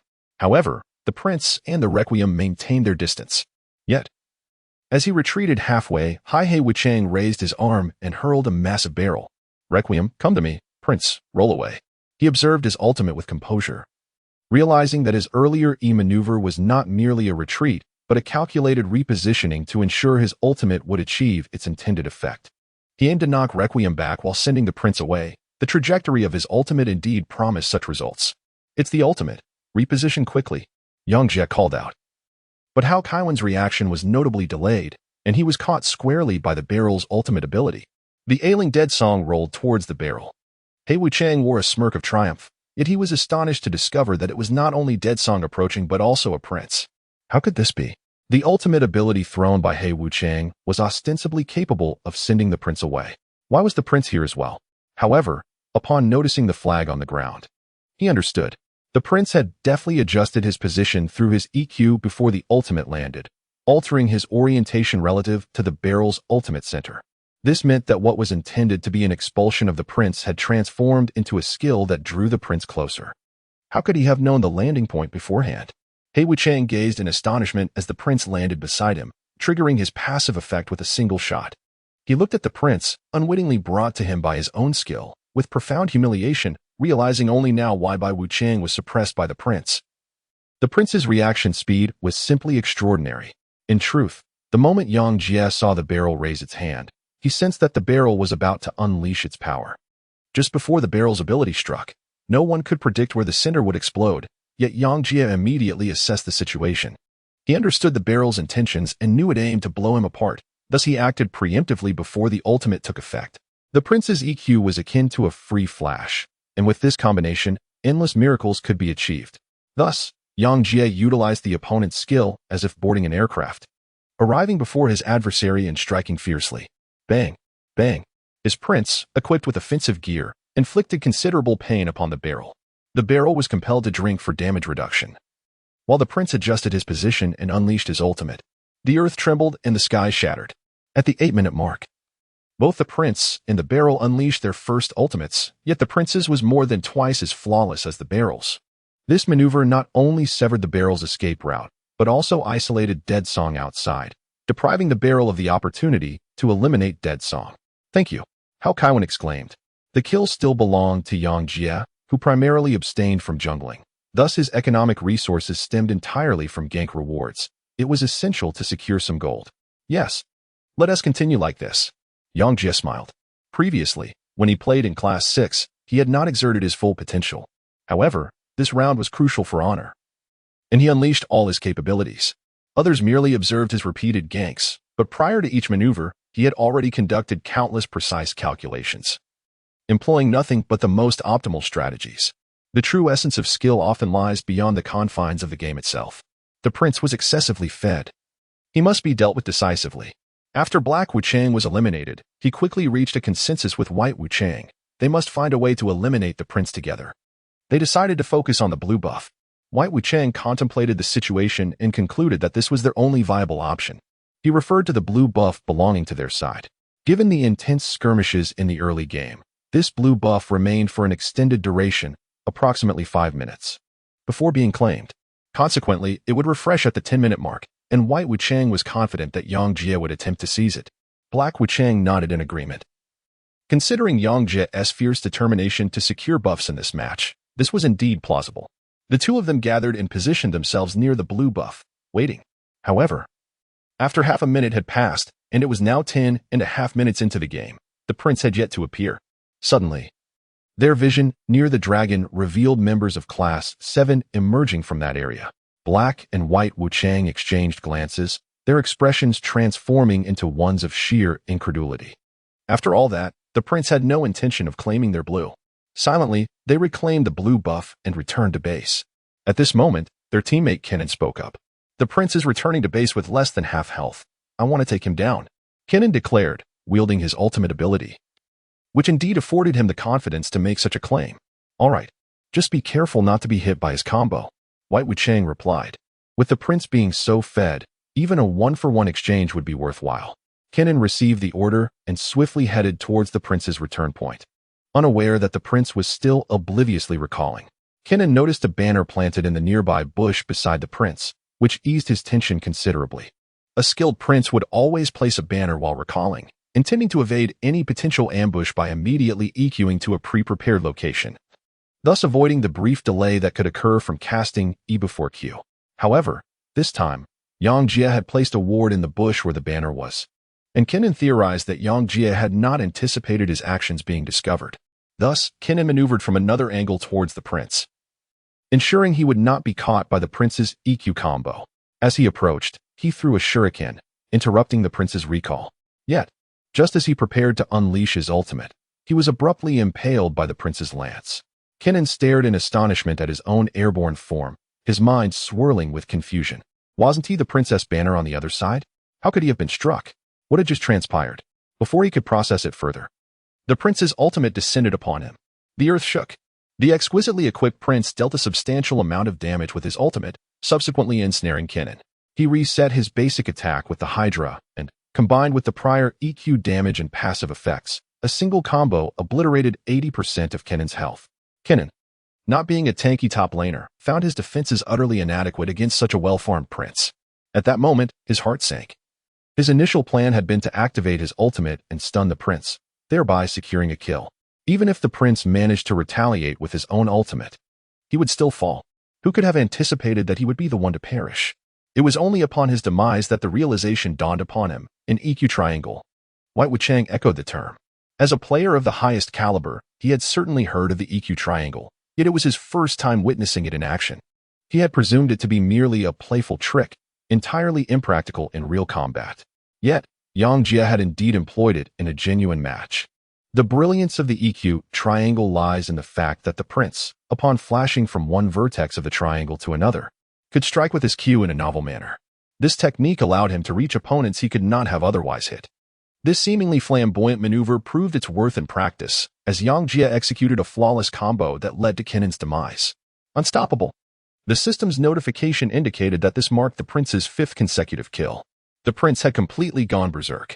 Meanwhile, in Class 1, following Black and White Wuchang's defeat, Kenan's psychological defenses began to falter. 3 minutes later, viewers with a delayed broadcast finally witnessed Yang Jie's EQ triangle. The internet CAF broadcasting the match even replayed the moment in slow motion, igniting a fervor among viewers. I never knew it could be executed like that. I always thought the prince could only flash EQ. In truth, this was indeed a variant of flash EQ. However, the execution was undeniably impressive and utterly unpredictable. Per Kenan, Class 1 was truly in dire straits. Due to Yang Jie's outstanding performance as the prince, support for Class 7 grew stronger, with many first-time viewers inquiring about Yang Jie's identity. Yet, Yang Jie remained an enigma, offering no hints about himself. If he were a handsome guy, I would pursue him immediately, one outspoken girl declared. Oh please, Guo Xiao, Xiao Lele, and Li Si are all prettier than you. They all flock around him. The girls of Class 7 retorted disdainfully. Amidst all the chatter, one sentiment remained consistent: admiration for Yang Jie. Only those genuinely interested in the game engaged in analytical discourse regarding the match itself. Class 7's jungler was flourishing, yet this inadvertently resulted in underdevelopment for the other positions. If the jungler monopolized too many resources, the ADC and mid laner would struggle to carry. Class 1 sought to rationalize their predicament. It seems he didn't invade resources. Rather, he earned them through his own efforts, students from Class 7 pointedly remarked. Class 1 fell silent. As the match progressed, the prince's performance continued to shine. During one gank on the mouse, Yang Jie executed the previously mentioned flash EQ, first flashing and then delivering a swift double strike to extend his reach, ultimately impaling the mouse, followed by a brutal assault with the Hydra. The unfortunate mouse, aware of the prince's ultimate, failed to use his flash even at the brink of death, resulting in a merciless defeat. Yang Jie, the jungler, darted across the battlefield as though he were the harbinger of conflict, leaving a trail of fallen opponents in his wake. The players from Class 1, recognizing the futility of their situation, convened for a decisive push in the mid lane at the 25-minute mark, igniting a fierce skirmish. While Jarvan 4 was conventionally a champion suited for initiating team fights, it was not he who charged in first. Rather, it was the crocodilian champion from Class 7 who bravely absorbed the initial onslaught, followed by Jarvan IV's advance. Yet, in this encounter, the diamond-ranked players of Class 1 showcased their utmost prowess. The likes of Twitch, Kenan, and Gragas unleashed pivotal ultimates, astonishingly securing a 3-for-3 exchange despite trailing by a staggering 3,000 gold. It seemed Class 1 still held the upper hand in team fights, a realization that did not escape the observant. Indeed, Class 7 relied solely on Yang Jie's skill, while the rest fell short in both equipment and ability. rendering them incapable of prevailing in skirmishes, an insight acknowledged by those who understood the game. Upon hearing of their team's disadvantage in team fights, Class 7 felt a ripple of concern. After all, League of Legends fundamentally revolves around team engagements. If they could not establish dominance in frontal confrontations, their predicament could become dire. However, mere moments later, Yang Jia would dispel their anxieties, proving them to be entirely unwarranted. Having tasted success in the previous encounter, Class 1 attempted to launch another assault down the mid lane, aiming to dismantle Class 7's defenses. Yet this time, Class 7 displayed a reluctance to engage aggressively. "I'll go first," called out the Song of Spirits from Class 1. Seizing the moment, she flashed into the fray, skillfully positioning herself among Class 7's ranks. With her ethereal form swaying, she unleashed her ultimate ability. The resonating sound of strings echoed as both Miss Fortune and Karthus, the prime damage dealers of Class 7, were ensnared, forced into a dance of despair. "I'm here too." Kinnan, newly equipped with Zhonya's hourglass, charged into the enemy formation, targeting the backline. Though Thresh attempted to intercept him, the Diamond-tier Kinnan maneuvered expertly, casting his ultimate across a multitude of foes. "Come on, hurry up," Kinnan urged, as the spirit of the blind monk joined the fray. However, after a prolonged wait, neither Twitch nor Gragas made their appearance. Just 3 of them advanced, leaving the spirit feeling the pressure. As they called for Twitch, the system suddenly announced the demise of Gragas, swiftly followed by Twitch's own death. Stunned, the spirit turned to witness a bloody Jarvan 4 standing atop their fallen comrades, charging towards them. What just happened? Twitch and Gragas had their flashes and ultimates. How could they be slain? A torrent of questions and complaints swirled in the spirit's mind. He had positioned himself at the forefront, anticipating Twitch and Gragas to capitalize on the chaos, only to find their ADC and AP, 2 crucial roles, vanquished by their adversaries. "This isn't our fault," the spirit lamented, barely able to contain his frustration. That Jarvan 4 was impossible to outmaneuver. Twitch nodded in agreement, both realizing they had done everything in their power yet still fell prey to Jarvan's onslaught. The spirit grumbled bitterly, yet there was little they could do. With their primary damage dealers gone, ultimately, only the blind monk managed to flee, having exchanged merely a support for their losses. In a staggering turn of events, Class 7 had just lost a team fight, yet they managed to retaliate, restoring their morale. The realization dawned. Due to their overall inferiority, Jarvan 4 had chosen to avoid team engagements, instead opting to strike at the opportune moment.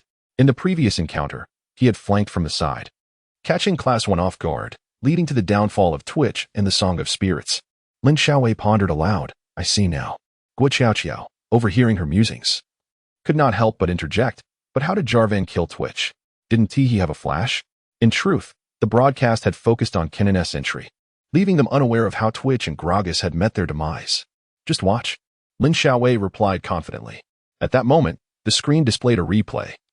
Shifting to Jarvan 4's first-person perspective, rewinding time to the moment Kinnan had engaged, it became apparent that Jarvan had stealthily maneuvered behind Class 1, observing the Song of Spirits as she approached her allies. Unhurried, he maintained his position, biding his time without revealing his presence. A few seconds later, as the blind monk and Kinnan surged forward, Yang Jia emerged from the shadows, perfectly timed to unleash his ultimate, Cataclysm. With a thunderous crash, the terrain morphed, ensnaring Gragas and Twitch directly in its grasp. However, their extensive professional experience kicked in. Witnessing Jarvan's ultimate, Twitch flashed away, while Gragas utilized his E-ability to evade the impending doom. As they turned to retaliate, Jarvan 4 swiftly planted his flag. Engaging a champion like Jarvan 4 presents an insurmountable challenge. He possesses 3 forms of mobility, EQ, his ultimate, and flash, making it nearly impossible to evade them all. This time, his flag landed precisely beside Twitch and Gragas. With the follow-up Dragon Strike, both were certain to be launched into the air. Having just flashed, Twitch found himself with little time to maneuver, and without a second form of escape, he was doomed to be catapulted. Yet Gragas, embodying the spirit of a seasoned player, made a final effort to evade. The reflexes of a top-tier player were astonishing. Upon seeing the flag land at his feet, Gragas flashed immediately. With a deft movement, he sidestepped, narrowly avoiding Jarvan's EQ. However, just as he thought he had escaped, Jarvan struck, inexplicably launching him skyward. It was EQ Flash. The spectators, having witnessed Jarvan's trajectory, finally understood Yang Jia's technique. As Gragas landed, Yang Jia executed his Dragon Strike, simultaneously launching Twitch, while his form executed a sharp turn to catch Gragas as well. Striking two opponents at once is not an extraordinary feat, yet the manner in which he did so was remarkable. It was an EQ flash. The distinction between EQ flash and flash EQ is significant.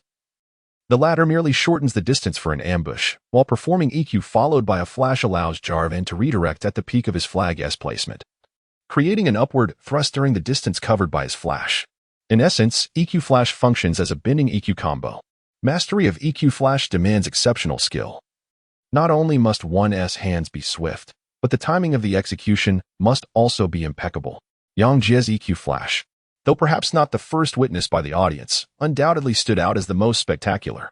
This was because, during his EQ maneuver, the barrel made a sudden appearance, indicating that Yang Jie had only spontaneously prepared to connect the flash mid-action, executing it with impeccable timing.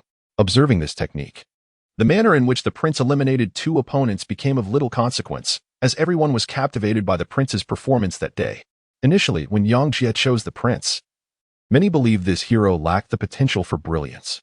Yet, he demonstrated an array of dazzling maneuvers with this seemingly mundane champion, performing striking techniques that others found challenging to replicate. Triangular EQ, Flash EQ, and now EQ Flash. Essentially, he utilized every skill the prince possessed, rendering the traditional Flash EQR initiation rather lackluster in comparison. Subsequently, the prince unleashed the group attack effect of the Kraken Slayer, engaging two opponents and, bolstered by his equipment advantage, secured the kills on both the barrel and the rat, all while sustaining some health. This team fight delivered a significant psychological blow to Team 1. They had believed they had discovered a winning strategy, only to be astonished as Yang Jie dismantled their two most critical cores in an astonishing manner. His prince loomed like an insurmountable mountain, an unstoppable force. Most alarming was his mastery of EQ, executed to such an extent that evasion became nearly impossible. As long as he possessed the skill, he could control you, creating a sense of frustration. Unfortunately, counters such as the Quicksilver or Mercury's treads proved ineffective against such a powerful crowd control ability, rendering it almost unsolvable. Team 1 had planned to stall the game, hoping to drag it into the late stages. However, at the 35-minute mark, the prince single-handedly pushed down their bottom crystal, forcing them to regroup. This time, he charged straight into their backline, targeting the ADC rat, while the entirety of Team 1 focused their fire on him. Regrettably, the prince's equipment was too formidable. Even though he fell, he managed to dispatch the rat, creating an opportunity for his teammates. Under his leadership, Team 7 successfully claimed victory in the first match. Guo Xiaoqiao gazed at Yang Jie as prince with stars in her eyes, momentarily wishing to rush upstairs and embrace him. Lin Xiaowei blinked at Guo Xiaoqiao, pondering the nature of her relationship with Yang Jie. Meanwhile, in the private room above, the expressions of the duo, Black and White Impermanence, had turned dark. They had prepared extensively for this match, assuming it would be a straightforward victory against Team 7's overall strength, only to find themselves on the receiving end of a crushing defeat. You bunch of useless players, you can't even execute a team fight properly. What a mess. White Impermanence slammed his hand on the Internet CAF's table. Aside from Black Impermanence, the other three dared not utter a word, though they were inclined to argue that the jungler was the first to falter. Yet who would dare to speak up? At that moment, laughter erupted from the adjacent room, where Yang Jie and his team were joyously conversing, only serving to heighten the gloom of their own side. In the second match, we must perform well.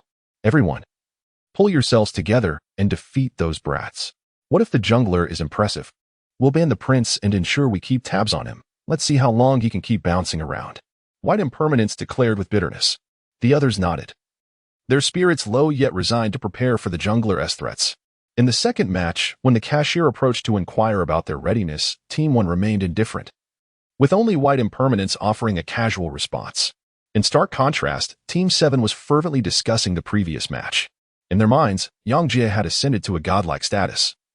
The four players took turns pledging to treat him to meals, their schedules filling up for an entire week. During the 10-minute break, they neglected to strategize for the second match, only turning their attention to Yang Jie as the game commenced. I'll take mid lane, Yang Jie suggested after a moment's contemplation. Absolutely. Hao Kaowen responded without hesitation. Yang Jie was the sole soul of the team, and whatever position he desired was readily granted without question. However, Yang Jie did not intend to usurp the mid lane position selfishly. He had a strategy in mind. After playing jungle for one match, the opposing team would inevitably focus on countering his jungle presence. By switching to mid lane, they would find their defenses utterly ineffective. Given that Team 7 was at a disadvantage in lane, they desperately required early support. The mid lane, like the jungle, could roam early to assist other lanes. Shadow Assassin Zed. As he selected his champion, both black and white impermanents furrowed their brows. They had banned the prince. Yet here was Yang Jie not only avoiding the jungle role but also opting for a mid-lane champion, rendering their previous efforts futile. He seemed to take any position at will within Team 7. In confronting a team that played as a unit of 4, the optimal strategy was to relentlessly target a single lane. However, Yang Jie's versatility across all lanes posed a significant dilemma for them. I'll test whether I can dominate this kid in lane, Black Impermanence boasted, maneuvering his Orianna towards mid lane.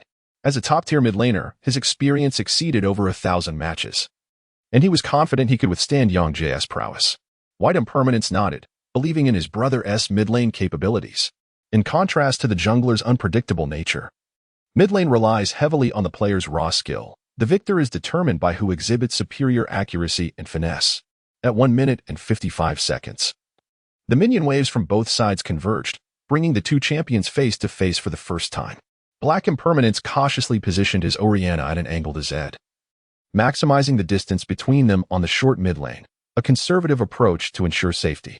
As Orianna typically excels in the late game, Black Impermanence had no intention of engaging in an early skirmish. Yet, Yang Jie had other plans. Upon spotting Orianna, he swiftly executed his W ability and leapt forward. Level 1 W?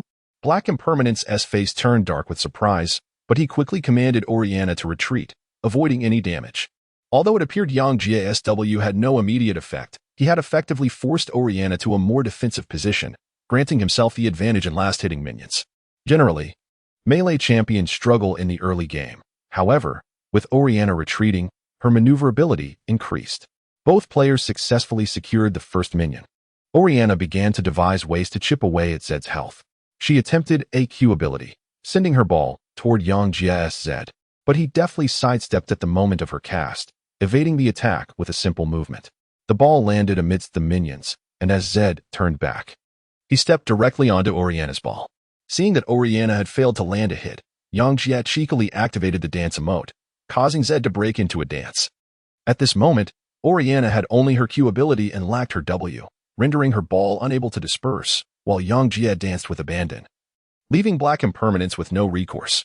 Such provocation deeply frustrated Black Impermanence. Had he not been a seasoned player with a balanced mindset, he might have charged in to confront Zed directly. How cheeky. Lin Xiaowei burst into laughter from the audience, noting that Yang Jie had never executed such a mischievous move while playing on her behalf, yet now he was doing just that. Indeed, how cheeky. Guo Qiaoqiao could not help but express her thoughts. She believed that only Yang Jie could dance so carefreely upon another's ball.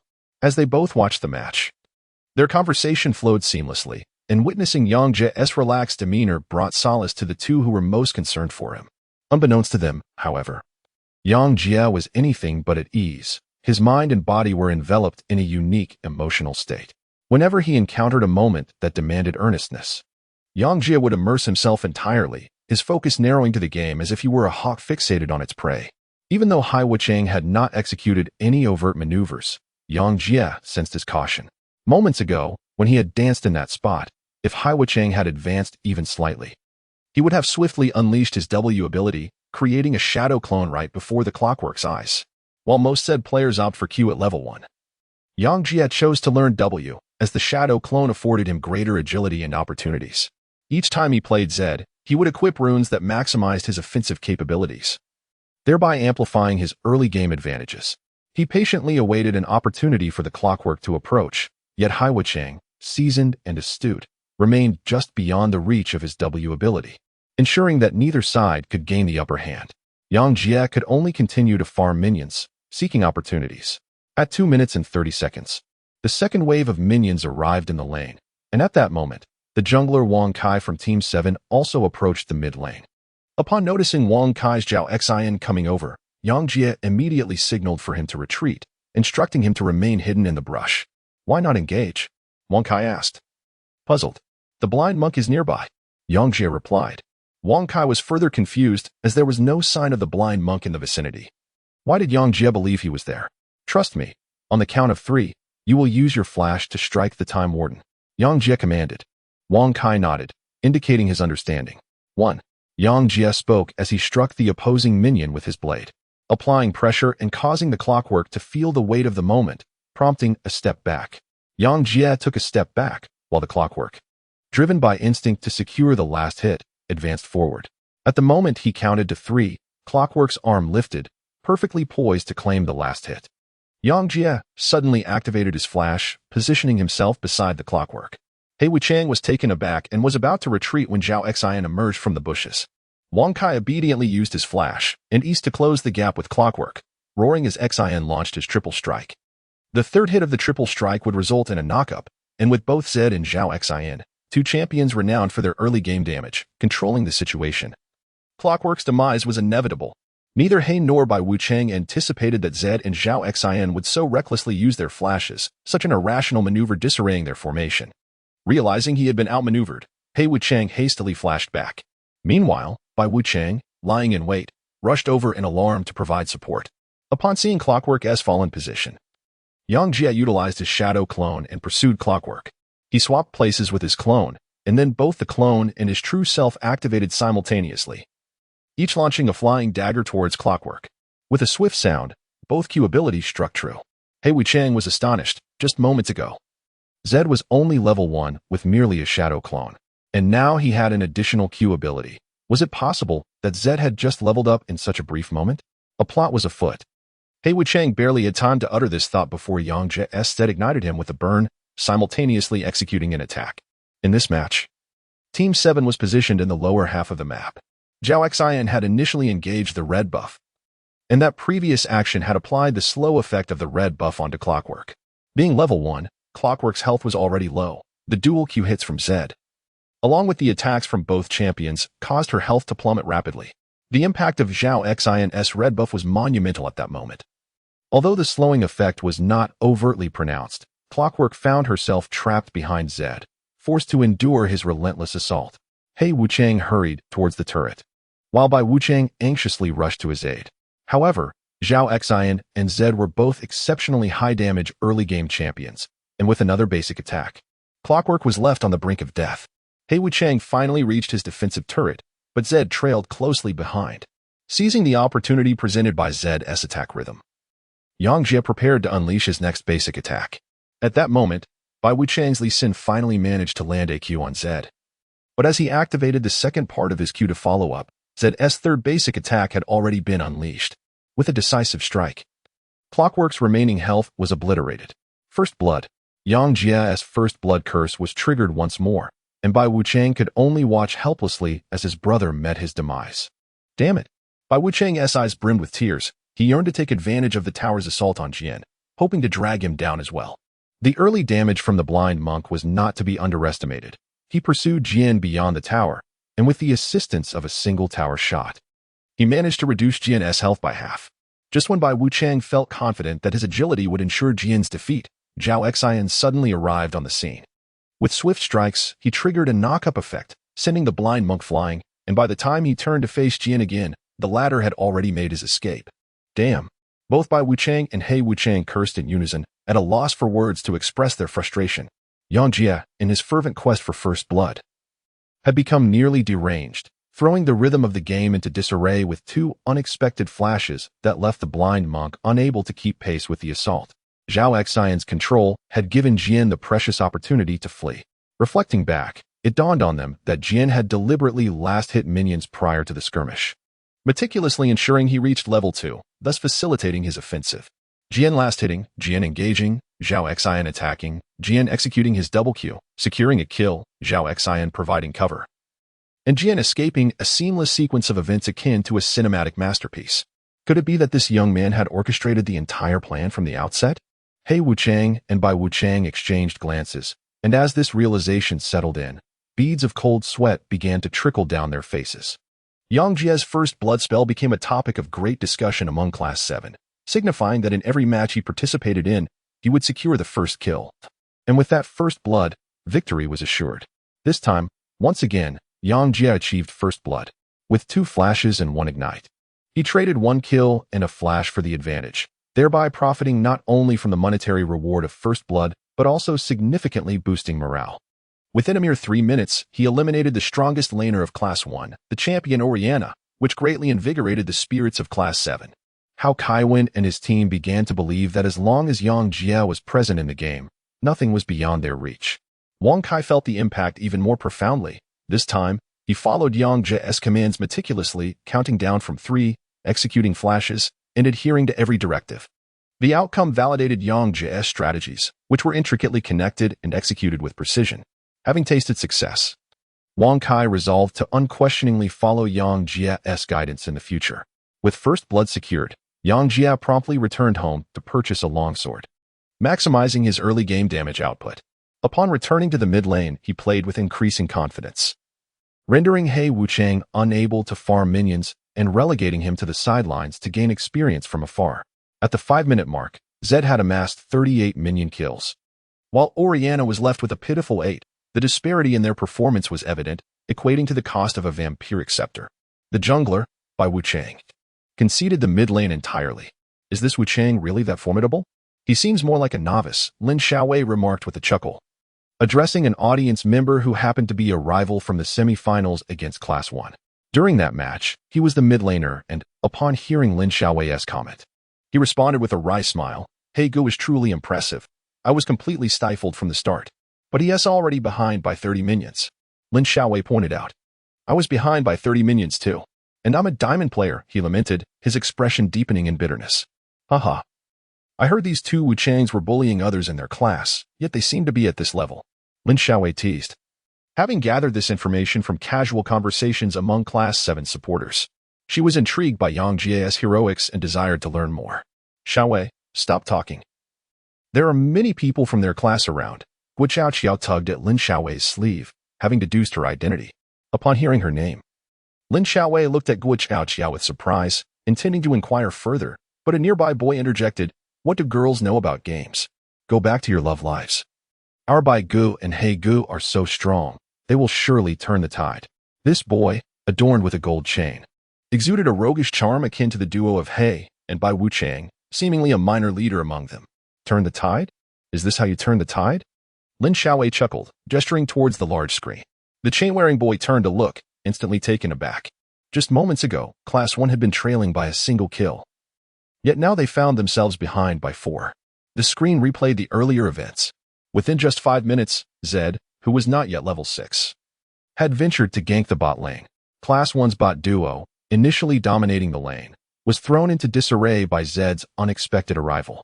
Zed swiftly utilized his abilities on Class 1 support, Braum, severely damaging their ADC. In concert with Class 7's bot duo, they eliminated Braum. And Zed then unleashed his ultimate onto the ADC. It turned out his experience was perfectly timed to allow him to level up with the kill, executing a devastating blow. Although He Wuchang had warned about the missing mid laner, his preconceived notions led him to underestimate Zed, causing the lanes to relax their defenses against a champion capable of significant impact. Zed's ultimate struck like a bolt, leaving the player controlling the ADC, Twitch, pale with fear. Fortunately, Bai Wuchang's timely arrival instilled a fleeting hope of escape, but that hope proved illusory. Not only did he fail to escape, but he also inadvertently sacrificed Bai Wuchang in the process. At level 6, Zed's ability to secure kills was unparalleled, far beyond what they could contend with. The timing of this kill was almost poetic, striking a blow to the chain-wearing boy's pride. He looked as though he had swallowed a fly, his expression one of frustration. Yet he found himself at a loss for words. Those Wuchangs are not so impressive after all, Lin Xiaowei commented with a hint of malice, as the enemy team could do nothing to aid him. According to pre-match analyses, Yang Jia was indeed a player of consequence. But the disparity in performance between Class 7 with Yang Jia and without him was stark. The presence of Yang Jia elevated Class 7 to a level that Class 1 simply could not compete with. Initially, the students of Class 7 feared they might lose. Then they thought the match would be arduous, but now they found themselves dominating their opponents. Each student exchanged glances, their joy evident. Who exactly was Yang Jia? And how was he so formidable? Indeed, even the strongest of challengers cannot compare to him. He truly keeps his talents hidden, Li Si and Xiao Lele discussed, their eyes sparkling with admiration. One individual, how could he transform an entire team? After their discussion, they were left feeling somewhat perplexed. Unable to comprehend the intricacies of the game, a sentiment echoed by the players of Class 1 as well. Yang Jie established his advantage far too early, and his dominance invariably spreads rapidly to other lanes, capitalizing on the individual prowess of his teammates. If they could have contained his ganks and maintained an advantage in the other lanes, they might have had the opportunity to suppress Yang Jie. However, they did not adopt such a strategy. Instead, they opted for a self-destructive approach, collectively converging on the mid lane to restrict Yang Jie. At the 8-minute mark, the support, jungler, and mid laner gathered in the mid lane, intent on executing a gank to eliminate Yang Jie. Yet, upon their arrival, they were taken aback to discover that Yang Jie had already ventured to the top lane to eliminate their top laner. Yang Jie unleashed his second formidable ability onto the top lane Rumble of Class 1, who had just reached level 6. However, he found himself utterly defenseless against a true fire shadow in the form of Zed. As Rumble cast his ultimate, Zed deftly evaded it with his shadow clone. Rumble attempted to ensnare him with his harpoon, only for Zed to retaliate with his own ultimate. Despite Rumble's efforts to prepare a scorching assault, he was swiftly vanquished by Zed's attack, augmented by the damage from his dagger. This gank further dampened the spirits of Class 1, who attempted to secure a dragon but found their top turret dismantled by Yang Jie single-handedly. Following this, Yang Jie mirrored the previous game's prince, darting through all 3 lanes, striking wherever he pleased, a veritable force of nature that left Class 1 in disarray. All their resources were concentrated on Zed. If they could eliminate him, their hopes would be restored. But you must be able to kill him, Black Wuchang retorted, pointing helplessly at the resurrection item adorning Zed. Is a mere blade of the ruined king sufficient to shatter our hopes? White Wuchang glared, nearly crushing his mouse in frustration. The atmosphere within the team had soured to such an extent that the game had become unwinnable. In less than 30 minutes, Class 1 had completely crumbled. Indeed, taking down Zed could potentially dismantle the team fights of Class 7, yet Zed was playing exceptionally well, evading capture effortlessly. Take, for instance, the event at the 29-minute mark. Zed was soloing the dragon when Class 1 spotted him. The 5 members converged to ambush him. Rumble, Orianna, and Braum approached from the dragon's entrance, while Lee Sin and Twitch positioned themselves behind the dragon pit to prevent his escape. Despite the precarious situation, Yang Jie remained unfazed, simultaneously engaging the dragon and seeking an opportunity. As Rumble noticed the dragon's health dwindling, he decisively launched his ultimate to contest it. The searing magma fell upon both Yang Jie and the dragon, and while Yang Jie endured a blow, he continued his assault on the dragon. Class 1 recognized this as an opportune moment. 4 of them charged toward Yang Jie, including the blind monk who had just arrived with his Q ability. However, Yang Jie abruptly activated his W ability, materializing his shadow clone amidst Rumble and his allies. Focused on the dragon, White Wuchang instinctively reached for his smite. But in that fleeting moment, Zed's clone and his true form unleashed their Q and W abilities simultaneously. At this juncture, Zed's attack power was already formidable. The combination of his skills from the clone alone was sufficient to secure the dragon. White Wuchang was taken aback, but he had no time to dwell on his dismay. For Black Wuchang's Orianna was already under siege. Yang Jie, undaunted by the absence of his ultimate ability, launched an assault on the clockwork under the watchful eyes of Rumble and Braum. With a devastating rupture, complemented by a preceding QW combination, he inflicted significant damage upon clockwork. Unable to contain himself, the Black Wuchang executed a swift QW combo, followed by the activation of his ultimate ability. Command, Shockwave.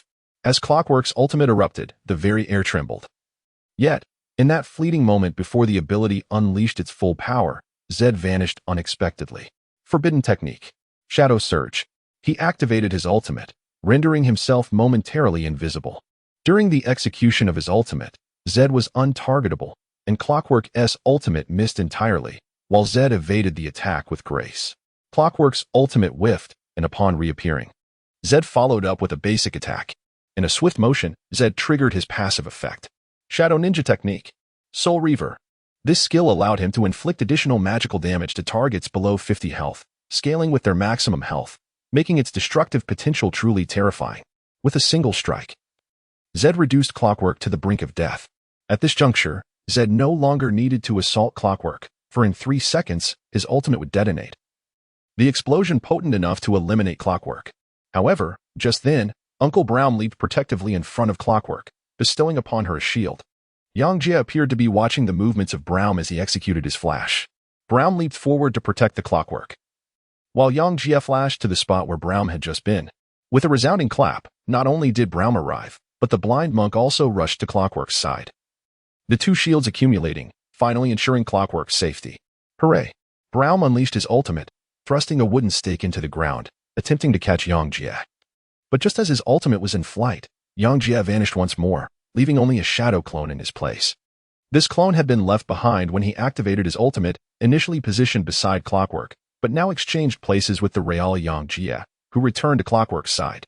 Swiftly, Yang Jie activated his W, his flying daggers twirling, delivering the final blow to Clockwork. For individuals, 3 ultimates, yet none could contend with Yang Jie, who managed to take Clockwork away under the protection of 3 allies. The first class was on the verge of madness. It was a tremendous disgrace, particularly for He Wuchang, who slammed his keyboard in frustration, even throwing his mouse without relief. Fear not, I must take down this brat. Bai Wuchang gritted his teeth, acknowledging that while Yang Jie had slain Clockwork, he was indeed deep in enemy territory. However, in the next moment, a green lantern appeared beside Yang Jie, and he promptly clicked on it. His teammate Thresh had arrived. Thus, the bloodthirsty Yang Jie, in plain sight, seized the dragon, claimed lives, and escaped from the encirclement of the first class. This fellow played exceptionally well. Without such antics, the first class would surely be driven to madness. The students of the 7th class celebrated as if it were a festive occasion. After 2 years of high school, they had never felt so proud. Yang Jie had brought them honor, enough to boast for a month, perhaps even an entire semester. The 7th class decided to consider themselves the strongest class in the school. This was a combination of diamonds and kings, yet they were being toyed with like elementary students. Just how powerful was Yang Jie? Allowing him to participate in this level of competition was utterly unfair. This guy should be in the professional league. Lin Xiao smiled and said, Really? Is he at a professional level? Guo Qiaoqiu blinked in surprise. Not just an ordinary professional player, Lin Xiao asserted confidently. Having kept herself updated with the latest information on League of Legends, she was well aware of the average skill level of professional players, and in her eyes, Yang Jie was undoubtedly above average. Having Yang Jie substitute for her was truly a disservice to his talents. Guo Qiaoqiu, realizing Lin Xiao did not appear to be lying, suddenly felt how unreliable she had been in doubting Yang Jie's strength, now completely convinced. However, the first class had simply not taken Yang Jie seriously enough. Had they devised a strategy against him sooner, they might not have been so thoroughly defeated. Moreover, Yang Jie's playstyle heavily relied on team economy. By utilizing an excessive amount of team resources, the other members' equipment suffered. Should Yang Jie make a mistake in a team fight, the 7th class would face significant repercussions. Nevertheless, the notion of error seemed non-existent for Yang Jie today. Once he entered his rhythm, he functioned like a precise clock, each strike unfailingly accurate. After Yang Jie single-handedly drained the ultimates of 3 opponents and eliminated their mid-laner, the other 4 from the 7th class arrived just in time to obliterate the first class. They then pushed straight to the high ground, clinching victory in the second match. The internet CAF had set up large screens outside for everyone to view, triggering the ancestral instinct of many Chinese to gather and witness the spectacle, resulting in a crowd of 300 to 400 people outside, stretching into the street, making it somewhat challenging to maintain order. Despite the sweltering midday heat, the size of the crowd was a testament to the match's allure. Yet, all these spectators were acutely aware that today's match held little suspense. Although a third match remained, they did not believe the first class had any chance of victory. Among the audience, those most shocked were the classes eliminated by the first class, as only they understood just how formidable the first class had been. Now utterly crushed by Yang Jie. With 10 minutes left before the third match commenced, people grew weary standing. Some sat on the ground to rest, while others went to buy drinks. Suddenly, 2 loud honks echoed as a white BMW pulled up to the entrance of the internet CAF. Since the CAF was frequented mostly by less affluent males, the sudden appearance of such an extravagant vehicle raised eyebrows, leaving many puzzled about its purpose. At that moment, the car door opened, and a casually dressed man stepped out. Wow, he's so handsome, someone in the crowd exclaimed. The man indeed possessed striking features, a blend of gentleness and a resolute aura. After stepping out, he circled the car and opened the other door, assisting a woman out. Upon her emergence, countless men felt their hearts race, not solely due to her beauty, but because she was the recently popular YY female streamer, Qiao Qiao. The crowd gasped in recognition, recalling her stunning figure that made her unforgettable. As soon as Lu Xia was identified, others began to wonder about the identity of the man, with some recalling the name, Brother Wangzi. He was also a well-known YY streamer, but being male, his face did not leave an impression as strong as Qiu Qiu's. Who are Qiu Qiu and brother Wangzi? Guo Qiao inquired, confused. These two are currently among the hottest YY streamers, while some new challengers have emerged. They remain two of the most popular hosts. Qin Pengzi, who had appeared beside her, hurried to explain. Oh, I see. But that man is indeed quite handsome. Guo Qiao remarked. People like brother Wangzi are known for their charm, but not necessarily their character. Lin Xiao suddenly interjected. Guo Qiao was taken aback. Glancing between her and the two individuals, puzzled about any underlying tensions. Once the two exited the vehicle, they did not exhibit any overly affectionate gestures, but walked together toward the internet CAF. When spoken to, they merely smiled and continued straight to the CAF's entrance. At this moment, the first floor of the CAF remained open, yet hardly anyone was engrossed in games, leaving the interior quite spacious. As the two entered, many curious onlookers triggered their instinct to pry, following them inside. Engaged in light banter as they approached the stairs to the second floor, they were halted by a security guard. I'm sorry, but the upstairs is currently hosting a match. Only players and coaches are allowed entry. The guard stated. The CAF manager, noticing the commotion, approached as well. Brother Wangzi paused, produced a card from his pocket, and showed it to the manager, saying, Do you recognize my status? Can I go upstairs? The card was golden, and upon seeing it, the manager immediately responded with respect. Of course, you may enter. My apologies for the oversight. Please proceed. Brother Wangzi nodded and ascended the stairs with Lucia. Witnessing Brother Wangzi's effortless access to the second floor, many in the crowd voiced their dissatisfaction. What kind of card is that? During the finals, they enforce such strict regulations, yet they allow them in. Chen Fati was filled with indignation. That was the internal top-tier VIP card of the largest chain internet CAF, Donyo Internet CAF, which could only be held by major shareholders. Lin Xiaowei smirked and said, Major shareholders, how impressive. Are they handsome or merely rich second-generation heirs? Chen Fati exclaimed, One can know a person's face, but not their heart. Lin Xiaowei reiterated her previous statement. Wait, how do you know what kind of card that is? Moreover, you seem familiar, as if I've seen you somewhere. Chen Fati suddenly said earnestly. You should just try to flirt with the beauties. How would you have encountered Sister Lin? Guo Qiao shot him a disdainful glance. Yet, Lin Xiaowei lowered her straw hat a bit more and took Guo Qiao's hand, saying, Sister, your sweet address warms my heart. Why not let me take you to play a game? What game? Guo Qiao inquired. Lin Xiaowei did not respond, but instead produced a black card and presented it to the internet CAF manager, stating, Now, can I enter with this identity? The card was dark and unobtrusive. Initially, the manager did not take it seriously. However, noticing Lin Xiaowei's attire, which did not suggest trouble, he examined it closely and suddenly exclaimed, Is this an MX black card? Indeed, Lin Xiaowei nodded. You may proceed upstairs. Would you like me to accompany you? The manager hastily replied. Upon hearing this, the over 100 spectators who followed in were no longer enraged but rather astonished. Earlier, Wang Zihao was merely allowed upstairs with a gold card, yet now the manager was eager to escort Lin Xiaowei with her inconspicuous black card, indicating that her card was of much greater value.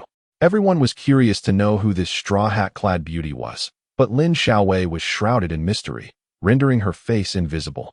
No need, we shall go up alone. Lin Xiaowei pulled Guo Qiao towards the stairs. Sister, I want to go too. I'm with you. Chen Fati shouted urgently, but the manager and security swiftly restrained him, saying, There's a match upstairs. Don't cause a ruckus. Chen Fati's face turned pale. The disparity in treatment was stark. Meanwhile, Guo Qiao had accompanied Lin Xiaowei to the second floor. If it were anyone else witnessing Lin Xiaowei's prowess, they would surely be perplexed. However, Guo Qiao was privy to Lin Xiaowei's identity and found nothing strange about it. After all, the daughter of the chairman of Lin Corporation should possess an extraordinary card. She was merely curious about the card's capabilities that surpassed even the internal VIP cards of the largest internet CAF. That Wang Zihao is a scoundrel. He must not lure Sister Lucia, Lin Xiaowei murmured. As the two girls entered the private room, they happened to see Wang Zihao and Lucia exiting from Class 1's room, followed closely by the 5 members of the black and white duo, all with grim expressions. As they entered the private room of Class 7, Lin Xiaowei tugged Guo Qiao to sit across from Class 7's room, peering inside to catch a glimpse of their conversation.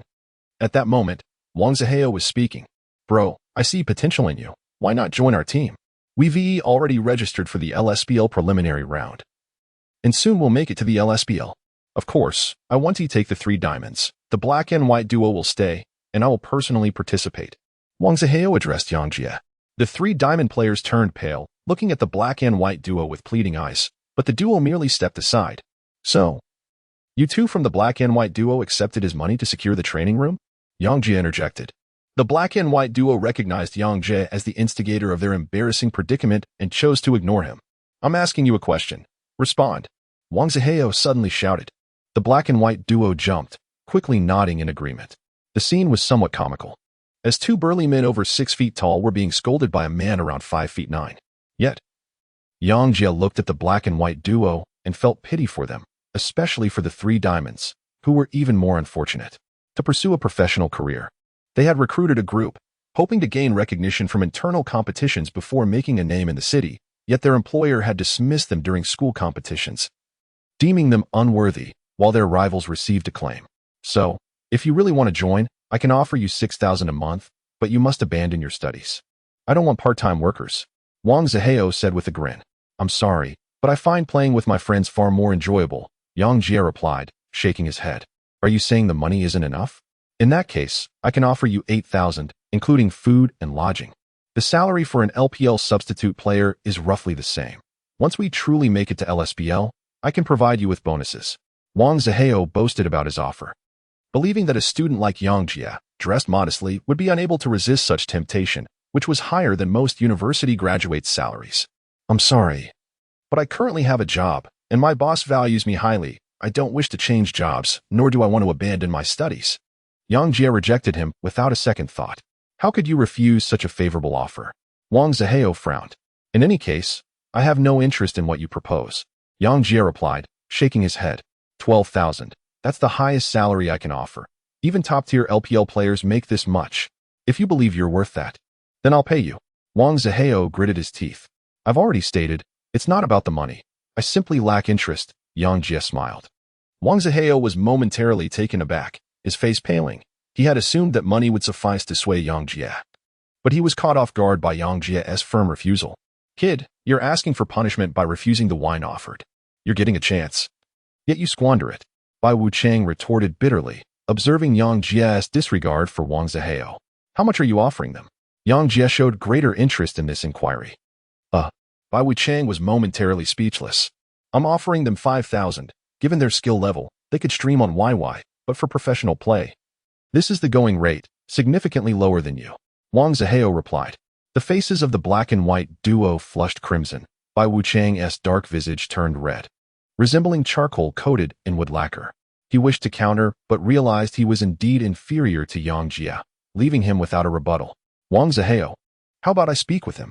At that moment, Lu Xia stepped forward and said, Yang Jie, I'm also in Wang Zihao's team. If you join us, we can spend time together every day. As she spoke, she inadvertently emphasized her bosom, causing the men in the room to swallow hard. Seductive vixen. Lin Xiaowei and Guo Chaoqiao simultaneously whispered as they observed from their hiding spot. Wang Zihao looked at Lu Xia with curiosity and asked, how do you know his name? Lu Xia was taken aback and quickly covered up, saying, I overheard others mentioning it earlier. Wang Zihao nodded, assessing Yang Jie's demeanor. Yang Jie remained silent, leading Lu Xia to believe that her charm had taken effect. She then proposed, you can join me by my side while I live stream. We can do it together. Lu Xia's words plunged Yang Jie into contemplation. Wang Zihao and Lu Xia were both elated, as they assumed Yang Jie could withstand the allure of wealth, yet might falter before beauty. After a moment of reflection, Yang Jie finally responded, although it certainly seems enticing, I still prefer to refrain. As soon as Yang Jie spoke, Lu Xia immediately understood he was referring to the incident when the two had hidden together in the cabinet, and her face flushed instantly. Since you are unwilling, allow me to leave you a business card. Should you change your mind, feel free to call me anytime. Wang Zihao, noticing Yang Jie's persistent refusal, then handed him a business card. Yang Jie felt that Wang Zihao's attitude towards him was acceptable, so he accepted the business card and casually placed it on the table.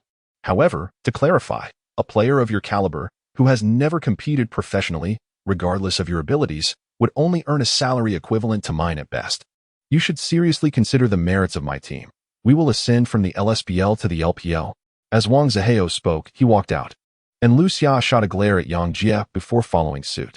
The remaining 10 players from the two classes were left behind. And the ADC from Class 1 trembled as he asked, "Brother Bai, will you really discard us three when the time comes?" "Yes, Brother Bai, Brother Hey. We have trained with you for so long to pursue a professional career. How can you just say you won't need us anymore?" The other two echoed in agreement. "You have seen it. This is the boss's decision," Bai Wuchang replied, momentarily taken aback. "But there is no but. We will no longer be teammates. Second brother, let us go," Bai Wuchang declared through gritted teeth. His words startled his brother He Wuchang, but he had always listened to Bai Wuchang and quickly stood by his side. "You're leaving just like that? We still have a match to play," Yang Jie suddenly interjected. "We won't play anymore. Meeting you is our concession," He Wuchang retorted bitterly. "Even if we did play, we wouldn't win anyway," added He Kongfu from Class 7. The expressions of the two brothers, Bai and He Wuchang, fluctuated, but they ultimately walked away resolutely. Watching them depart so heartlessly, the three remaining from Class 1 wore despondent faces, one of them shedding tears in distress. Yang Jie shook his head, never expecting the battle against the Grim Reapers to conclude in such a manner. At that moment, the cashier girl from the Internet CAF peeked in and inquired, "Time's up. The third round is about to commence. Players, please return to your positions. We won't play anymore. Consider yourselves the victors," exclaimed an ADC from Class 1, stamping his foot in frustration. The cashier girl blinked, bewildered by the turn of events. "We concede." Class 7 has triumphed, sighed the top laner from Class 1, offering an explanation. The cashier girl paused, momentarily stunned, before hurriedly descending the stairs to consult the manager about what to do next. "Yang Jie, to be honest, I truly admire you. Your jungle and mid lane skills are remarkably superior to those two," the top laner from Class 1 sincerely remarked after she left. "Indeed. I have never conceded to anyone in my life. You are the first," echoed the ADC. In an astonishing turn of events, the adversaries from Class 1 began to idolize Yang Jie, while those from Class 7 exalted him to the heavens, leaving Yang Jie feeling somewhat bashful. After a while, the cashier girl returned with the manager, who presented a certificate and shook hands with the monitor of Class 7. "Congratulations, students. You have secured the championship of the inaugural Campus Cup. You will represent our Internet CAF in the National Internet CAF League. To make us proud." Hao Kaiwan grasped his hand, his face blooming with joy. Class 7 had always been relatively weak. Throughout their 2 years in high school, they had not received a single award. They could hardly believe that their first collective honor would arise from a game, and they were filled with mixed emotions. In addition to the certificate, there was a monetary prize for the competition. Although the 1,000 yuan prize was modest, it amounted to 200 yuan for each participant. The class monitor insisted on allocating the entire prize to Yang Jie, and the other team members concurred. However, Yang Jie felt even one share was too much and adamantly refused. "Since you decline, why not use your name to treat the classmates who came to support today to a meal?" Hao Kaiwan suggested after a moment of thought. Yang Jie nodded, indicating his willingness to consider the matter. However, there was one request he wished to make of them. Could they keep confidential what Prince Hao had mentioned today? He did not want the multitude to know that someone had invited him to compete professionally. After receiving the certificate and prize money, Yang Jie solemnly expressed his desire to remain low-key, wishing only to live a peaceful and stable life. "Very well, this is not a difficult task. I shall remain tight-lipped for a lifetime." The 7 of them, including 3 from Class 1, vowed together that they would never let anyone find out. Yang Jie trusted them.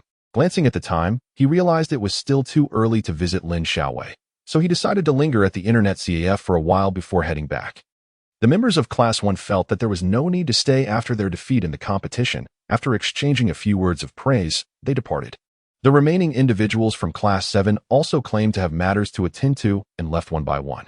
Yang Jie picked up Wang Ziheo's card, glanced at it, and contemplated various thoughts. Before he could exit the private room, Chen Pongzi approached with great enthusiasm. Brother Jie, I heard from the class monitor that you are quite remarkable. Someone offered you 12,000 to compete professionally, yet you declined." His voice boomed, echoing even before his presence was fully realized.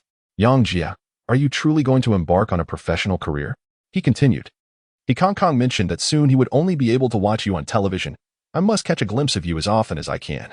Alongside Chen Pongzi, the voices of Xiao Lele and Li Si also resonated in the air. Yang Jie's eyes widened in astonishment. What sort of secrecy is this? This group of people, who claimed they would keep their lips sealed for a lifetime, have already forgotten as soon as they descended the stairs. Yang Jie smiled wryly as he explained to Chenpongzi and the others that he had no intention of pursuing a professional career, at least not at this moment. Why not join? I heard that the female player is on that team, and you'll see her often. Chenpongzi exclaimed, seemingly as if he were the one being invited. You can only watch, not touch. Even getting an autograph costs 200 yuan. If you want to go, then go. Yang Jie shot him a glance. Meanwhile, Xiao Lele and Li Si were chuckling to themselves, thinking, do you really believe Yang Jie is as infatuated as you? The three of them chatted with Yang Jie for a while, insisting that he should sing along with them no matter what. Yang Jie was taken aback. For singing was his greatest fear. His vocal renditions resembled the lamentations of the deceased, serving only as a means to finish off a conversation rather than a source of enjoyment. To listen to him was akin to enduring a cacophony. After lingering with a few acquaintances for some time, he managed to evade the inevitable singing. Once everyone had departed, he ascended to the second floor, where he found a computer awaiting him. The Internet CAF manager had granted him the privilege of unrestricted browsing for the day, and Yang Jie was determined not to squander this opportunity. He planned to remain there until it was time to report to Lin Xiaowei for work. Settling down, he opened the computer and, out of habit, clicked on the icon for League of Legends. He logged on to his level 12 account on a rural server and selected Syndra for ranked play. Upon noticing Syndra's revealing attire, he was suddenly reminded of Lucia. Murmuring to himself, Lucia's figure is indeed substantial, yet lacks the exquisite elasticity of Xiao Qiao and the alluring shape of Xiao Wei. If only they could all appear as splendid as they do in the game.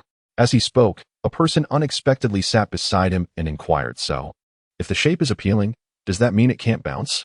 Yang Jie instinctively replied, not necessarily. However, I haven't had the chance to touch Xiao Wei. The voice next to him grew noticeably colder. Does that imply you've touched the other two?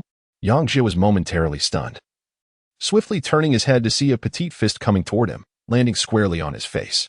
You certainly possess a unique talent, Lin Xiaowei exclaimed. One hand on her hip while the other twisted Yang Jie's face, scolding him, you dare to indulge in fantasies about your own boss. I didn't, he stammered. So that means you've touched the others, then? No, that's not it. Yang Jie was rendered speechless. He dared not admit anything.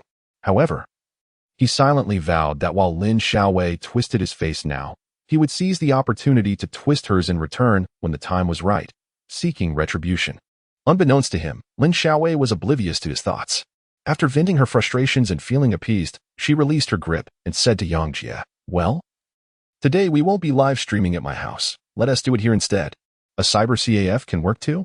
Yang Jie hesitated. Just now the owner agreed that the private room on the second floor 1T be available today. It's just the two of us, Lin Xiaowei declared. If the private room is closed, how will he conduct business?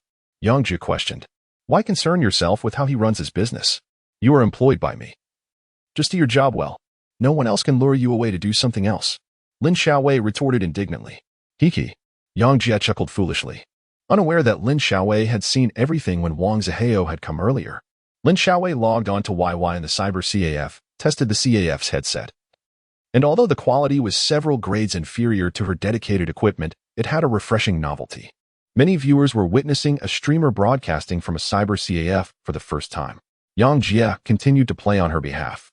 Previously, the two were separated by two large monitors, making it difficult to discern each other's expressions. Now, sitting side by side, an intriguing sensation enveloped them. Taking advantage of the novelty felt by both the duo and the audience, today's live stream was a resounding success. The viewership stabilized, and the fanbase burgeoned. YY's OW specifically praised Lin Xiaowei, suggesting that her alias Falling Flowers and Drizzling Rain was beginning to gain value. And she may very well become a pillar of the platform, akin to Qion Nu and Brother Wangzi. Lin Xiaowei beamed with delight, feeling that employing Yang Jie for just 200 daily was indeed a worthwhile investment, especially when others were paying as much as 12,000 without securing his services. After the live stream concluded, Lin Xiaowei whimsically proposed an all-nighter, to which Yang Jie readily agreed, as he had no one to answer to at home. He also wished to take this opportunity to impart some gaming techniques to Lin Xiaowei, enhancing her skills.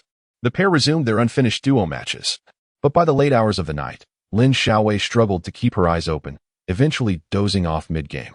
Yang Jie glanced at her, concerned that the air conditioning in the Internet CAF might be too cold for her. He contemplated turning it off but was seized by Lin Xiaowei's grip. Don't go. If you leave, I'll be all alone, and I'm scared. She murmured, eyes shut tight, as if ensnared in a nightmare.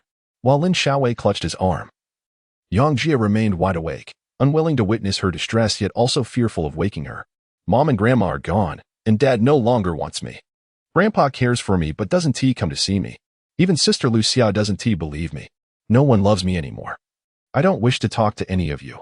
I want to be alone. Lin Xiaowei continued to murmur in her sleep, her delicate features contorted in anguish, revealing her profound suffering. This was the first time Yang Jie had witnessed the playful expression on Lin Xiaowei's face. He took her hand gently and remarked, "You need not worry about being unwanted. At least I am here." Upon hearing his words, Lin Xiaowei felt an immediate sense of calm wash over her, her demeanor transforming into one of ease. Yet, she still clutched Yang Jie's hand, reluctant to let go. The vast expanse of the Internet CAF's second floor, filled with countless private rooms, felt remarkably desolate today, becoming a world solely for the two of them. Yang Jie allowed her to hold on to him, fearing that if he fell asleep, he would disturb Lin Xiaowei. Thus, he resolved to forego sleep altogether.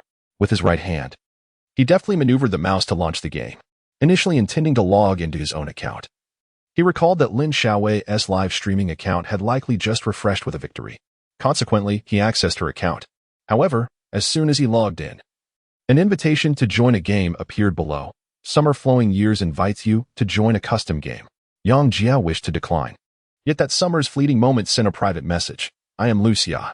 It has been a while since we last conversed. I would like to engage in a friendly exchange." Yang Jia scratched his head, eager to test Lucia's skills, yet he could only use one hand to play, which felt rather disrespectful to his opponent. He understood the importance of discretion regarding the matter of playing on behalf of someone else, and could not reveal to Lucia that it was not him. "Xiaowei, it has indeed been a long time since we last played." Lucia extended another invitation, and unable to resist, Yang Jia confirmed his participation. Upon entering the game, the two found themselves positioned on opposite sides, seemingly ready for a solo battle. It was already 3 in the morning. A night battle with a plethora of enchanting ladies felt quite intriguing. Yang Jia selected the Radiant Champion Lux and, after purchasing his equipment, hesitated briefly before deciding to return home to wait for a health potion. Lucia, on the other hand, chose Jarvan 4 and headed straight to the lane. As the skirmish commenced, Yang Jia observed Lucia's meticulous approach. He exhibited an exceptional command over the health of the minions, knowing precisely how many hits to deal before utilizing his skills to secure the last hits. Lucia did not apply any pressure on him, allowing Yang Jia to play comfortably with one hand, focusing solely on his last hitting. Upon reaching level 3, Lucia suddenly made his move, executing a swift EQ combo right at Yang Jia's feet. Unperturbed, Yang Jia activated his Q ability. However, due to his reliance on mouse clicks for both selection and release, his reaction was slightly delayed. Yet, this delay, while relative to his usual speed, was still swifter than many others who seamlessly integrated keyboard and mouse. Nevertheless, this particular moment of slowness proved pivotal at the instant his Q ability was unleashed. Lucia's Jarvan 4 unexpectedly flashed behind him, delivering a decisive blow. EQ Flash. Yang Jia was momentarily taken aback. This was a technique he had just employed earlier that day. Lucia, with no hesitation, followed up with a barrage of attacks, relentlessly pursuing Yang Jia. He hurriedly retreated, only to be left with no health after a flurry of blows, forcing him to return to the city. "Xiaowei, your reaction time is far too slow, otherwise you surely could have immobilized me during my double attack."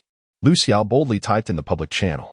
Yang Jia was momentarily taken aback, unsure whether to voice his thoughts about the one-handed gameplay. However, he decided against it, reasoning that one could indeed play games with just one hand. After returning home and replenishing his health, Lucia's prince proved to be quite formidable, leaving Yang Jia, who was playing with one hand, struggling to keep up. Gradually, he found himself in an increasingly disadvantageous position, and it became clear that victory was out of reach. Then, unexpectedly, Yang Jia heard a voice beside him. It was Lin Xiaowei, who had just awakened. She blinked her beautiful eyes at Yang Jia, and when she spoke, her lips were so close to his ear that he could feel her breath brushing against him, a sensation that sent a delightful shiver down his spine. "Why are you awake? Aren't you going to sleep?" Yang Jia had not even noticed Lin Xiaowei was awake. Thinking that perhaps the sound of his mouse clicks had disturbed her, he felt a twinge of guilt. "It's fine. I had a sweet dream and woke up on my own. You don't need to worry about me," Lin Xiaowei replied. "This isn't Lucia. If Lucia had such impressive skills, she wouldn't need to flaunt her assets every day. Wait, but she claimed to be Lucia, Yang Jie said, puzzled. If it were Lucia's account, only Wang Zihao, and I would know about it. Since it wasn't me playing, it must be him, Lin Xiaowei deduced. Huh? Why would he play on someone else's account? Is he a pervert? Don't be ridiculous. He's a wealthy young master. How could he possibly be a submissive? Lin Xiaowei laughed gaily. Yang Jie felt a twinge of discontent at her reference to Wang Zihao as a wealthy young master. He couldn't help but feel inferior, realizing that in a competition, he was at a significant disadvantage. That person is quite wicked. I've long recognized his true nature. If only he possessed even a fraction of your talent. Thankfully, you declined his invitation today. If you had joined his team, he might have truly taken advantage of you. Unfortunately, Lucia thinks he is a good person, and our conflict stems from that misunderstanding, Lin Xiaowei sighed. Hearing that Wang Zihao was deemed a villain while Lin Xiaowei was a good person eased Yang Jie's heart somewhat. However, it seemed that a profound misunderstanding existed between Lucia and Lin Xiaowei, one that would not be easily resolved. In the midst of their conversation, the prince executed a dazzling triangular flash, catching Yang Jie's Lux off guard. Wang Zihao was undeniably skilled, and Yang Jie's one-handed reflexes were insufficient to defend against such an attack, leading to his swift demise. Xiaowei, I'm not Lucia. I'm Wang Zihao. I wanted to see if your skills had improved recently. From what I can see, if your reaction speed were just a tad quicker, you could evade my attacks. If you wish to practice, I can duel with you in the future. We could stream together and create content.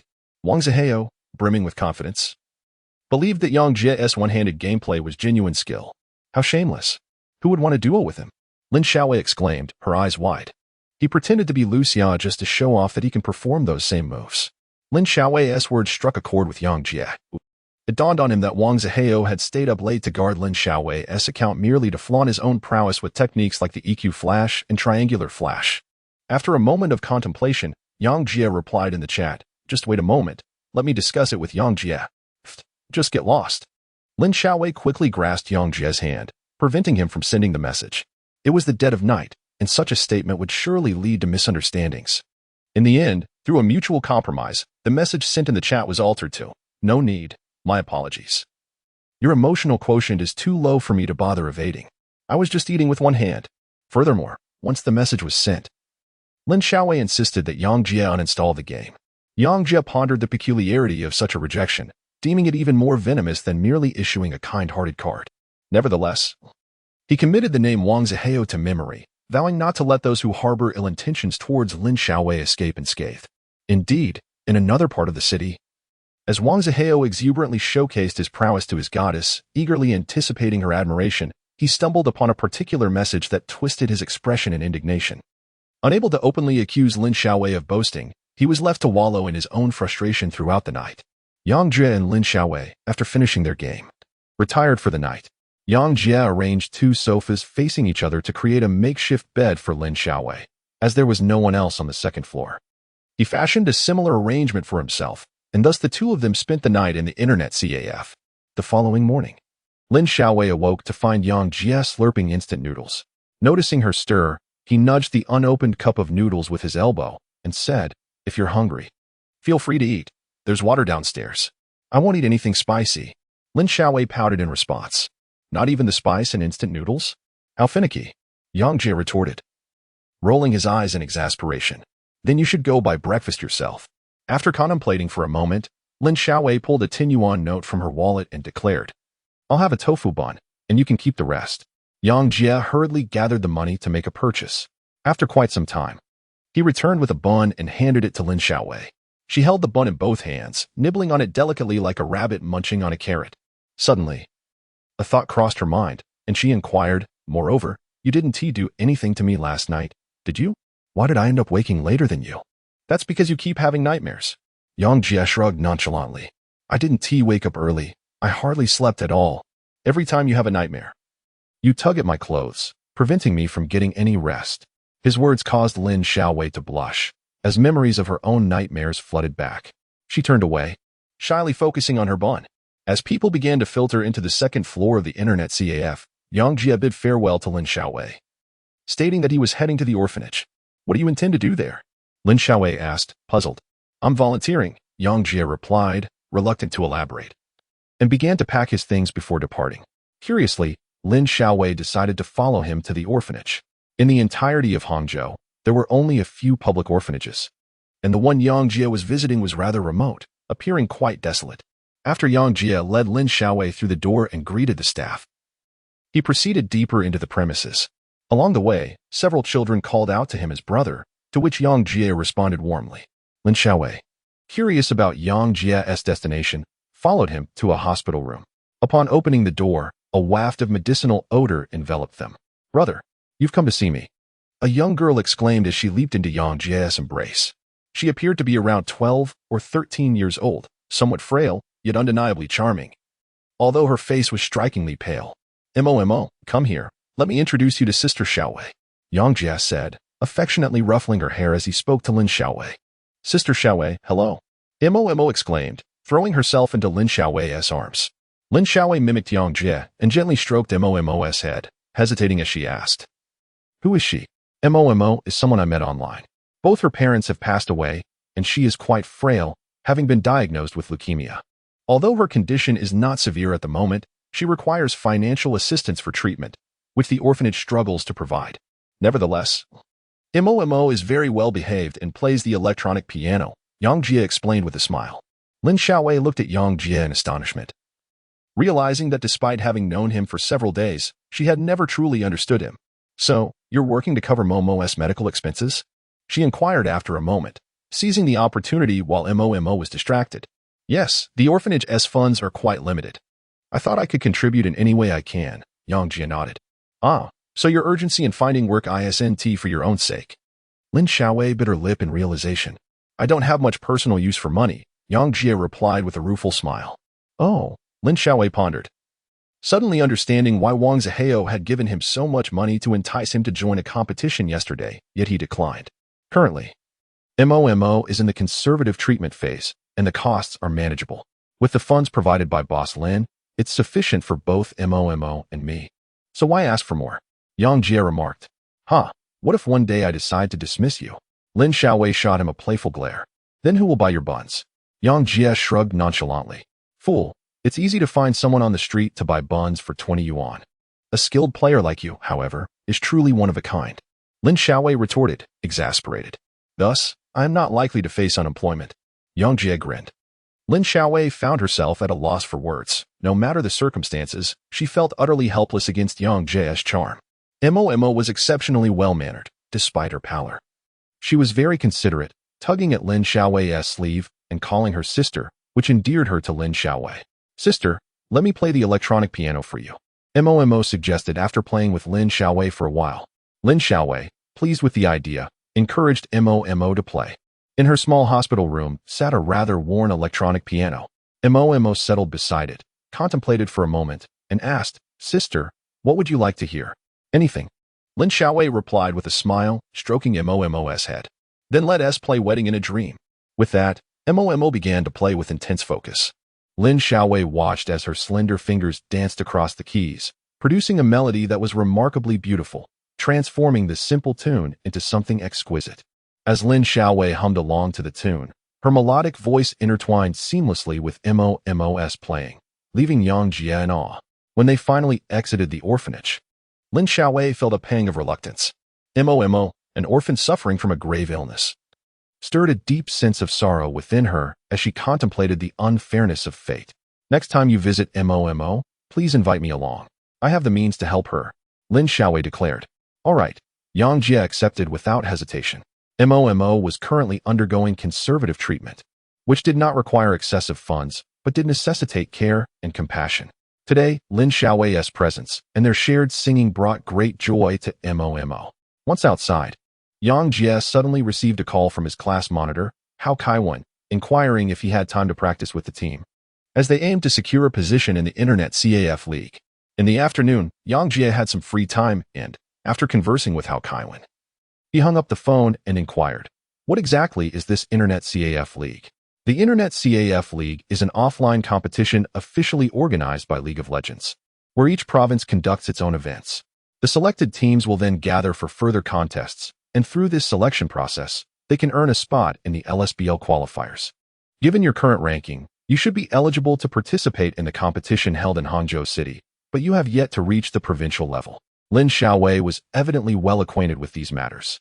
So, does that mean grassroots teams can only pursue LSBL through this singular avenue?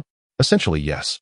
Alternatively, one could follow the example of Wang Zihao and invest substantial funds. If a team has sufficient financial resources, they can also gain entry. Yang Jie let out a sound of realization. Both paths seemed somewhat distant to him, and he had yet to contemplate the notion of participating in professional competitions. He decided to engage in casual matches with his classmates, playing until the moment dictated otherwise. In the afternoon, he indeed attended a practice session, and later that evening, he went to Lin Xiaowei's home for a live stream. After a fulfilling day, he emerged at 10 o'clock and suddenly recalled his agreement with Lin Aogu. He promptly called Lin Aogu and, following his directions, made his way to his residence. Lin Aogu's home was indeed not far from Lin Xiaowei's. And at 10 o'clock that night, Lin Aogu was lively, observing others play chess in the corridor. When Yang Jie arrived, Lin Aogu was embroiled in a heated debate with the chess players, exclaiming, "You should have exchanged your knight earlier. That would have prevented your loss." As Yang Jie approached Lin Aogu, he began to scold both sides of the chessboard. Naturally, the elderly gentlemen were displeased, and one of them shoved Lin Aogu in response. Yang Jie was taken aback. Lin Aogu's unpredictable temperament, known for his penchant for castrating those who crossed him, raised concerns about the man's fate. He hurried over to support Lin Aogu, only to find him grinning widely, devoid of any sign of anger. It appears this old gentleman harbors a deep disdain for evil, yet refrains from acting against ordinary individuals. Yang Jie mused. However, having gained insight into his master's character, he felt an even stronger desire to learn martial arts under Lin Aogu's tutelage. "Young lad, where is your little girlfriend?" The student? Lin Aogu's opening remark upon seeing Yang Jie utterly demolished the image Yang had just constructed in his mind of the man. Nevertheless, Lin Aogu genuinely began to teach him Tai Chi, although it was evident that his style diverged significantly from the conventional form. While Tai Chi typically embodies a balance of softness and firmness, often appearing slow and fluid, the southern school of the Lin family practiced a remarkably vigorous version, characterized by an unyielding approach to confrontation. "My young friend," Lin Aogu explained, "the Tai Chi of the southern Lin family is akin to the strategy employed in gaming. It is about facing challenges head-on, prepared for any outcome, even if it results in a bloody clash, as long as victory is achieved." Upon reflection, Yang Jie realized the truth in this observation. He relished the notion of subduing his opponents in games, yet only under circumstances where he ensured his own advantage.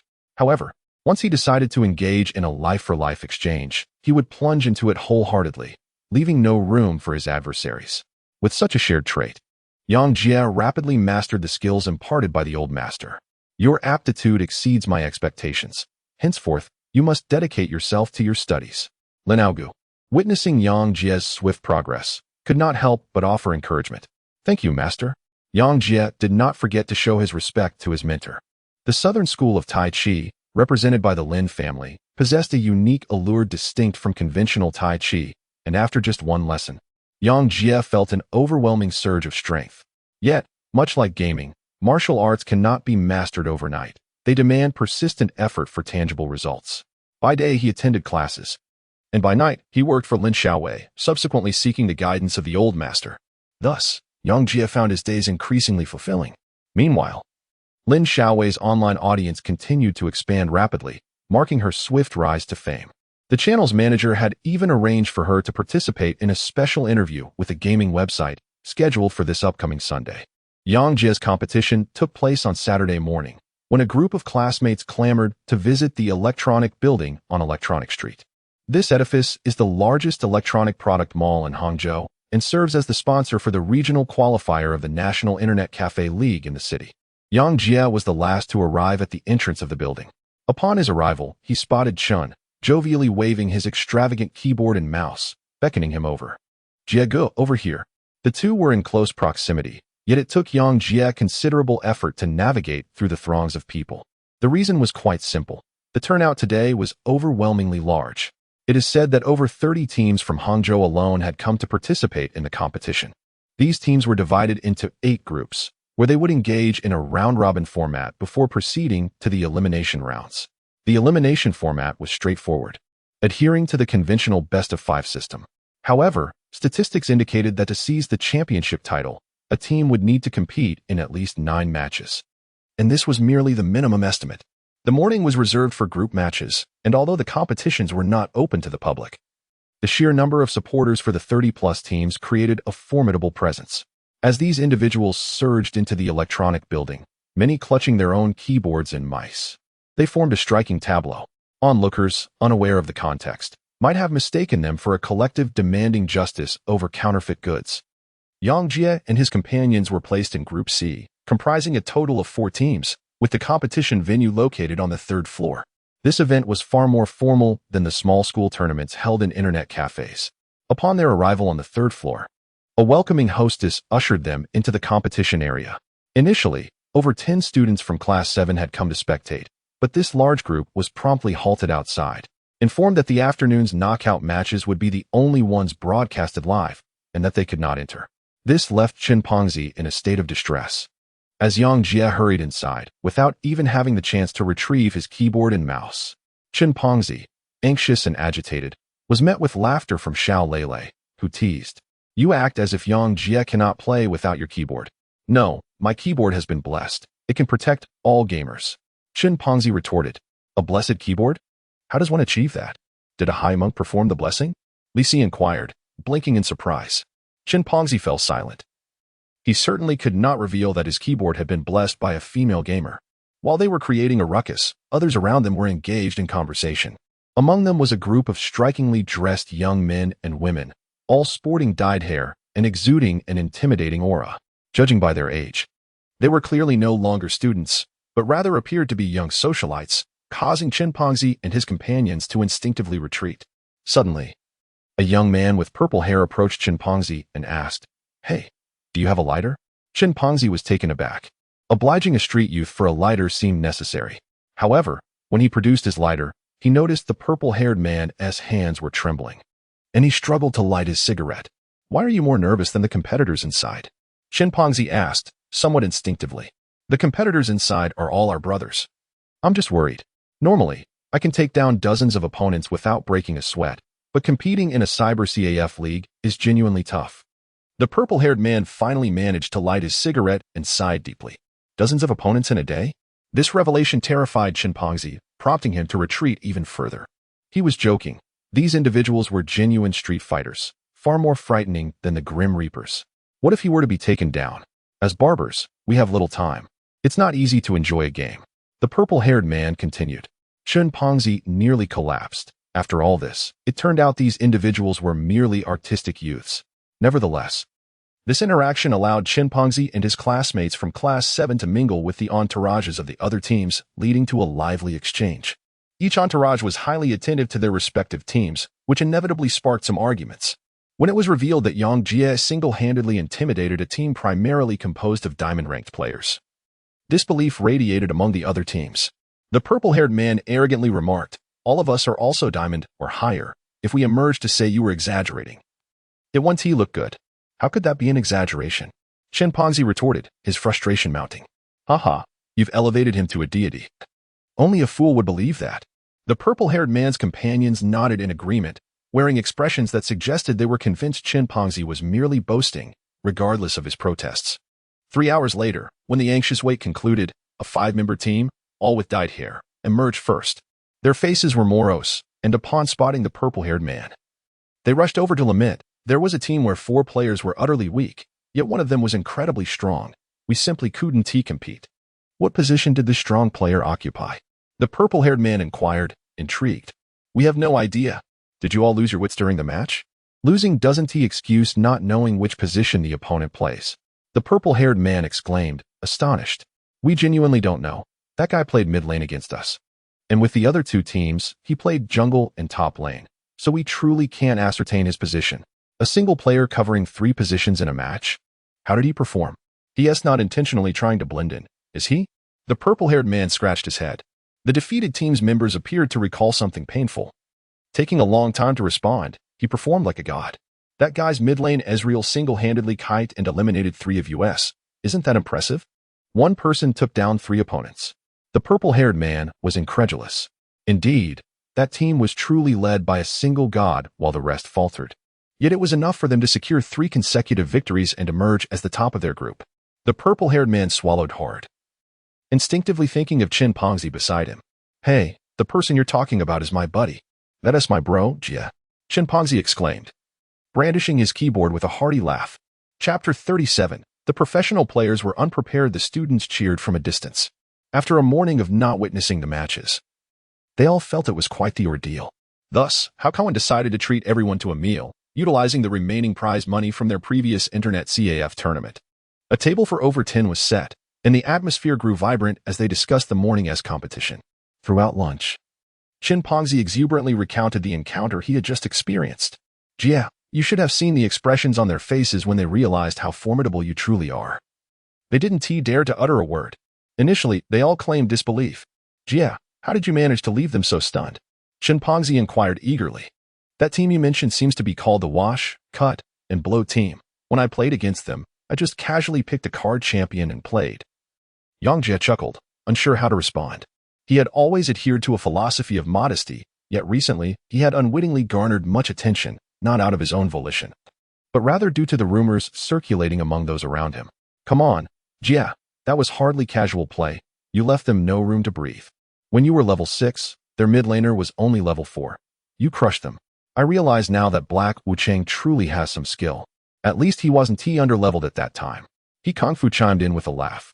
Yang Jie hesitated to speak further, for whenever he attempted to engage in conversation, he was met with assumptions of modesty, leaving him unable to continue. In truth, the opponents in today's competition were not even as formidable as those from Class 1. Otherwise, the support from Wang Zihao for the duo of Black and White would have been entirely meaningless. With only 8 teams remaining in the elimination rounds, the focus was on performing well. Xiao Lele, noticing Yang Jie's discomfort, remarked that it was essential because they might represent Hang City at the provincial competition. Hao Kaiwan cheerfully mused about the possibilities.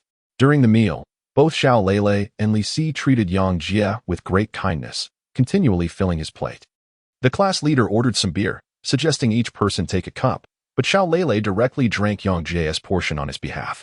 Among the 7th class team, observers noted Xiao Lele's genuine kindness towards Yang Jie, while Wang Kai's expression fluctuated between joy and discontent.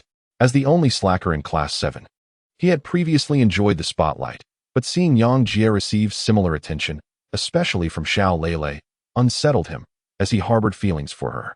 After dining, the group took a brief respite at the restaurant before heading to the electronic building for the elimination matches. In the afternoon, a grand stage was erected outside the electronic building, complete with a band that sang and danced to warm up the crowd for the competition. News of the League of Legends tournament had drawn a significant audience, and curious onlookers paused to watch. It seemed almost every gamer had dabbled in League of Legends, a phenomenon that had swept the nation. Amidst the anticipation, the first to take the stage was not the competitors, but the commentators. The live host announced, "Today, we are honored to welcome the mid laner Snow from the King's squad to serve as our male commentator." This proclamation elicited a wave of excitement from the audience. Although the King's squad was not particularly strong, and Snow ranked low among mid laners, he was undeniably a professional player. The audience's excitement heightened when they recalled rumors of the King's squad scouting for talent at this event, eager to see which of the 8 teams would earn the honor of competing in the professional league. His arrival sparked the first wave of enthusiasm. Snow, a rather short young man, took his seat, and the host proceeded to announce the female commentator, the second person. "Allow me to keep you in suspense and let you see for yourself."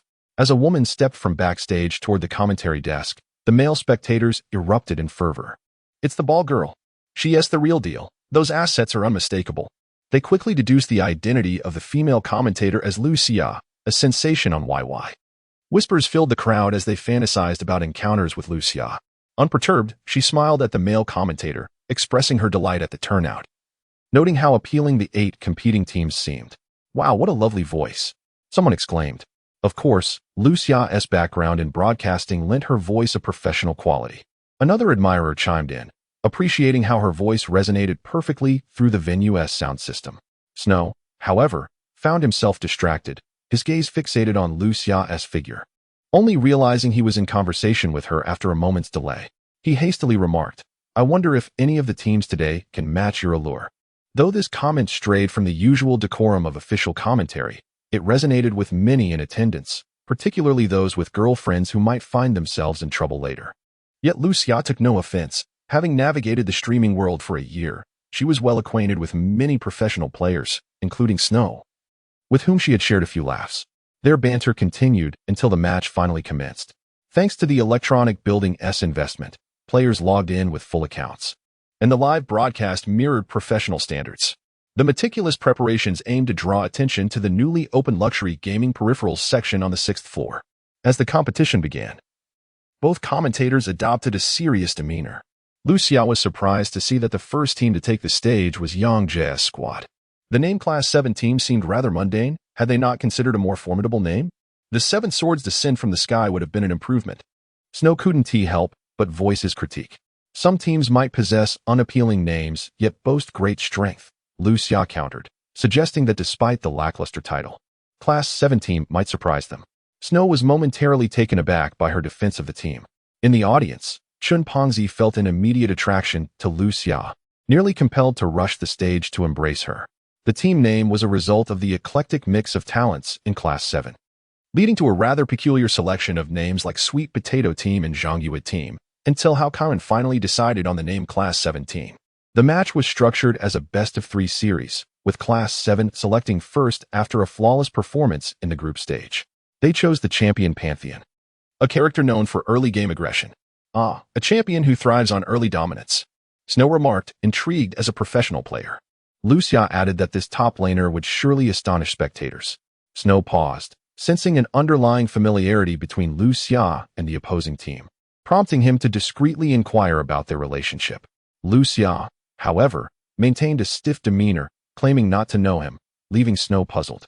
As the match commenced, both teams adopted a cautious approach, avoiding early skirmishes and heading to their lanes.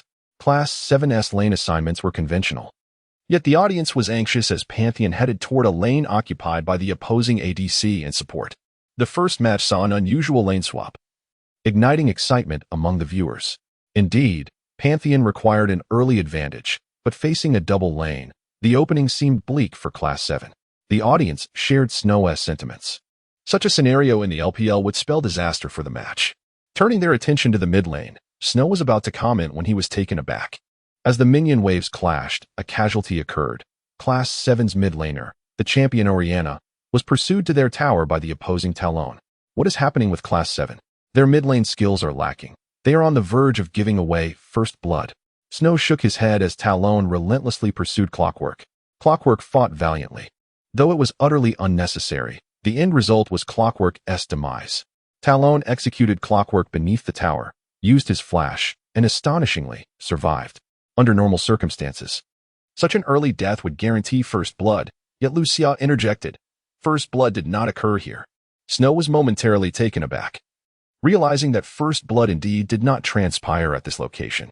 The system notification revealed that the player who secured first blood was, unexpectedly, Pantheon from the top lane. What transpired?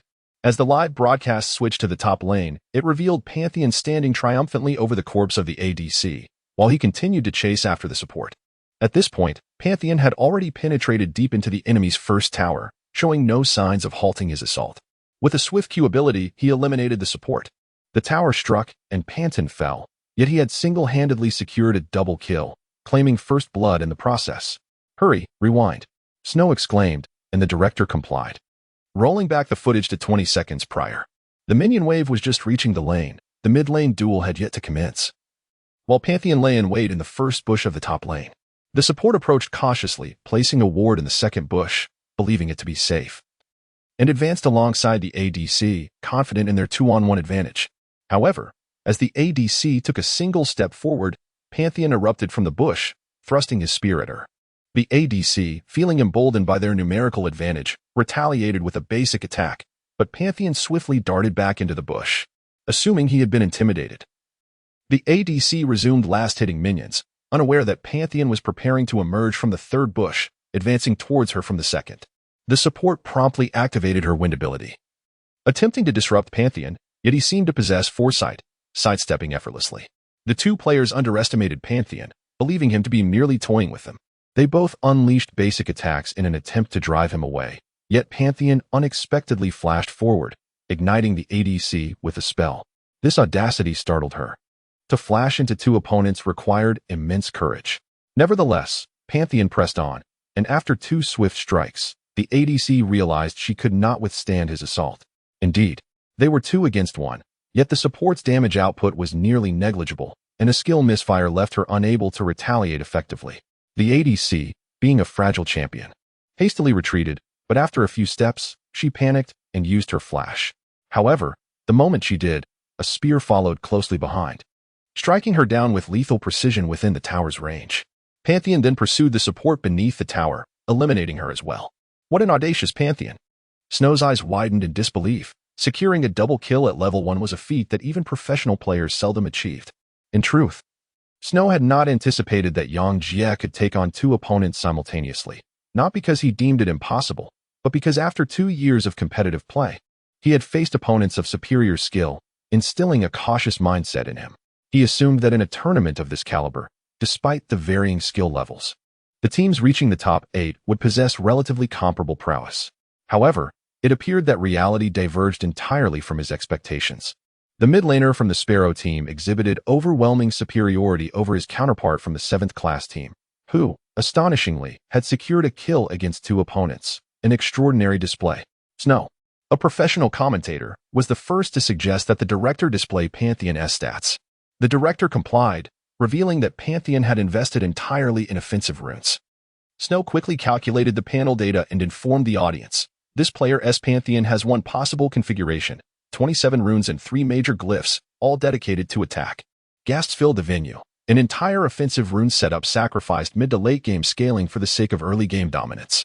Such an approach was audacious, bordering on reckless.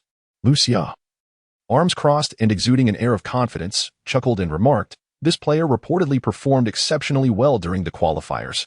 I just watched his group stage matches and was impressed." "Ah, you specifically observed his group matches?" Snow inquired, sensing an inconsistency.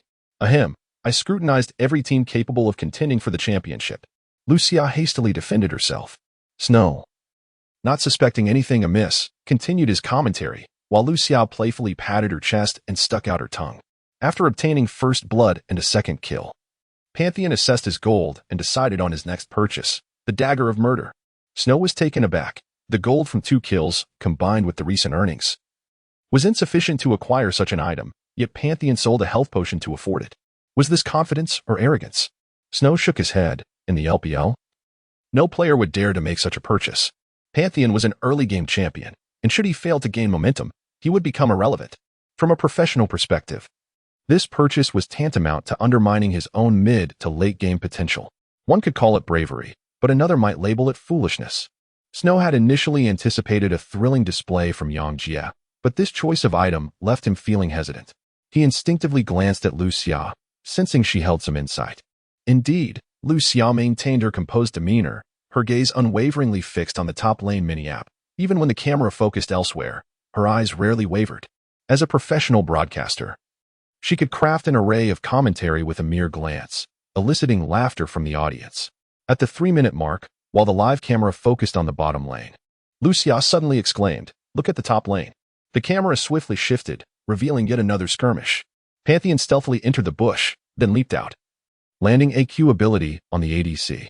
At this moment, Pantheon had just reached level 3, while the ADC and support were still at level 2. Although outnumbered, they did not retreat. Instead, they began targeting Pantheon. However, Pantheon was clearly unwilling to let them escape unscathed. He advanced boldly with his shield raised. The support swiftly activated her wind ability, while the ADC retreated and plotted her escape. With a sound of impact, one of the ADC's attacks struck Pantheon's shield, failing to deal damage, yet Pantheon bypassed the wind and approached the ADC. Realizing the dire situation, the ADC hastily activated her W ability, preparing to leap away. Suddenly, with an audible clang, just as she began to jump, she was abruptly stunned in midair, and Pantheon followed her ascent, delivering a shield bash that sent her crashing down. The unfortunate ADC, it seemed, had not even managed to escape. Now, Pantheon has launched an assault. Despite the shield provided by Janna to the ADC, Pantheon continues his relentless attack. The two champions retreat closely, with the ADC intimidated by Pantheon's fierce aggression, lacking any intention to counterattack and forced to flee. However, Pantheon's damage output exceeds that of his opponent, and bolstered by the shield refresh from his holy shield, His defensive capabilities surpass those of the ADC. By the fourth auto attack, the ADC's health has dwindled to below 30%. With a swift motion, Pantheon hurls his spear and remains stationary, activating his E-skill. Heart-piercing spear. With a flurry of strikes, the Spartan warrior launches a barrage of spears at the ADC. Pantheon's heart-piercing spear delivers a critical hit to targets with low health, and before the ADC can escape the range of Pantheon's assault, she perishes. With the ADC eliminated, Janna, now alone, dares not confront Pantheon and must retreat. This Pantheon is incredibly fierce. Snow exclaims. The pressure he exerts rivals that of the strongest top laners in the LPL, leaving no room for respite. He initiates combat almost immediately upon entering the game. Yes, this player's approach to the game is utterly relentless, engaging in combat without hesitation, and yet he consistently reaps rewards. Lucian nods in agreement. Snow glances at her, momentarily distracted by her appearance, and quips, that hardly seems unreasonable, does it? Oh, the truth is, Pantheon maneuvers around the brush not to avoid enemy vision, but to evade minions. In both of his previous attacks, he chose angles where the enemy minions could not engage him, eliminating any disadvantages from minion waves before striking. His focus on the ADC is unwavering, illustrating his clear strategy. Snow elaborates thoughtfully. If I were in his position, I wouldn't play with such ferocity or maintain such fluidity in my attacks. If his support were a champion like Leona or Thresh, with stronger crowd control, he likely wouldn't be able to execute his plan as effectively. Lucia concedes, yet Snow continues to regard her with mild surprise. For a fleeting moment, Snow considers that Lucia's commentary may lack depth. Janna's crowd control may be less frequent, but it is not inferior to that of Leona. The Janna from the Little Bird team displays excellent timing with her abilities. However, Pantheon seems to anticipate her every move, easily evading her efforts. Nevertheless, Snow refrains from voicing her thoughts, recognizing Lucia's beauty. Meanwhile, on the top lane, Yang Jie's initial 3 kills prompt the Little Bird team's jungler to approach cautiously. Soon, the top lane becomes a 3-man defense. Yet, with his 2-layered killblade, Pantheon departs the top lane for a gank in the mid lane. Talon, unprepared for a level 3 Pantheon gank, suffers a setback and is forced to retreat. Pantheon then returns to the top lane, encountering the Little Bird team's jungler, Elise, in the river. Pantheon engages Elise with a full combo, and despite her dual forms and 6 abilities, he manages to deplete half her health, prompting her to flee towards her tower. The momentum for kills is palpable. Snow shakes her head, acknowledging that according to conventional competitive strategies, a failed lane swap should necessitate a return of the top laner to counter Pantheon. Otherwise, the ADC will struggle to develop. However, the Little Bird team appears oblivious to this strategy, stubbornly attempting to suppress Pantheon with their duo lane and jungler. They believe that Janna's lower damage output will become advantageous once the duo lane levels up. In truth, Pantheon does not linger in this engagement for long and vanishes from the top lane's vision. 30 seconds later, Pantheon emerges from the tri-brush, striking from behind the 2 champions once more. His target remains the ADC. A few swift blows leave her severely weakened, and although she survives, she is forced back home yet again. With half health, Pantheon collects some minions before disappearing from the top lane once more. Janna senses danger in the area and seeks safety by farming under the tower. 20 seconds later, the ADC gingerly approaches the top lane, and just as she crosses the first tower, Pantheon leaps from the brush at the entrance. With a resounding thud, he stuns the ADC and unleashes a brutal assault. This time, she cannot escape, and Pantheon kills her beneath her own tower. The broadcast captures this kill, creating a stir among the audience. This is no longer mere killing. It has transformed into a massacre orchestrated by Pantheon. The ADC has shown no capacity for response. It is widely known that Pantheon struggles with mana in the early game, yet Yang Jie's Pantheon adopts a stealthy approach, lurking for an extended period before suddenly striking, leaving the ADC in despair. Who is this Pantheon? He is incredibly dominant. You have no idea. This guy nearly made his opponents cry during the group stages. And he was playing top lane Pantheon then.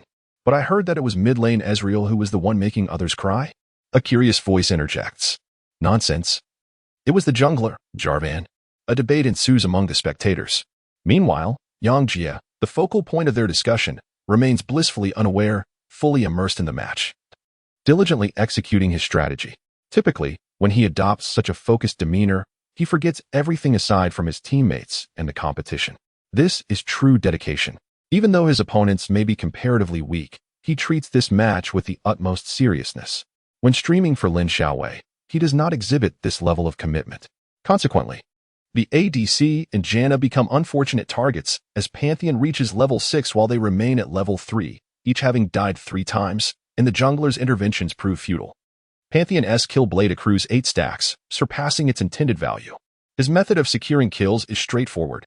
He lurks between the first and second towers, dispatching anyone who dares approach, instilling fear in both champions, preventing them from returning to lane. This is truly dirty play, Snow remarks, exasperated. In this match, as the opposing team initiates a lane swap, the 7-class team South bottom lane duo maintains a solid footing, while only the mid lane falters. Yang Jie quickly turns the tide. At the 30-minute mark, he executes a stunning ultimate, jumping into the midst of the enemy team, sealing their defeat.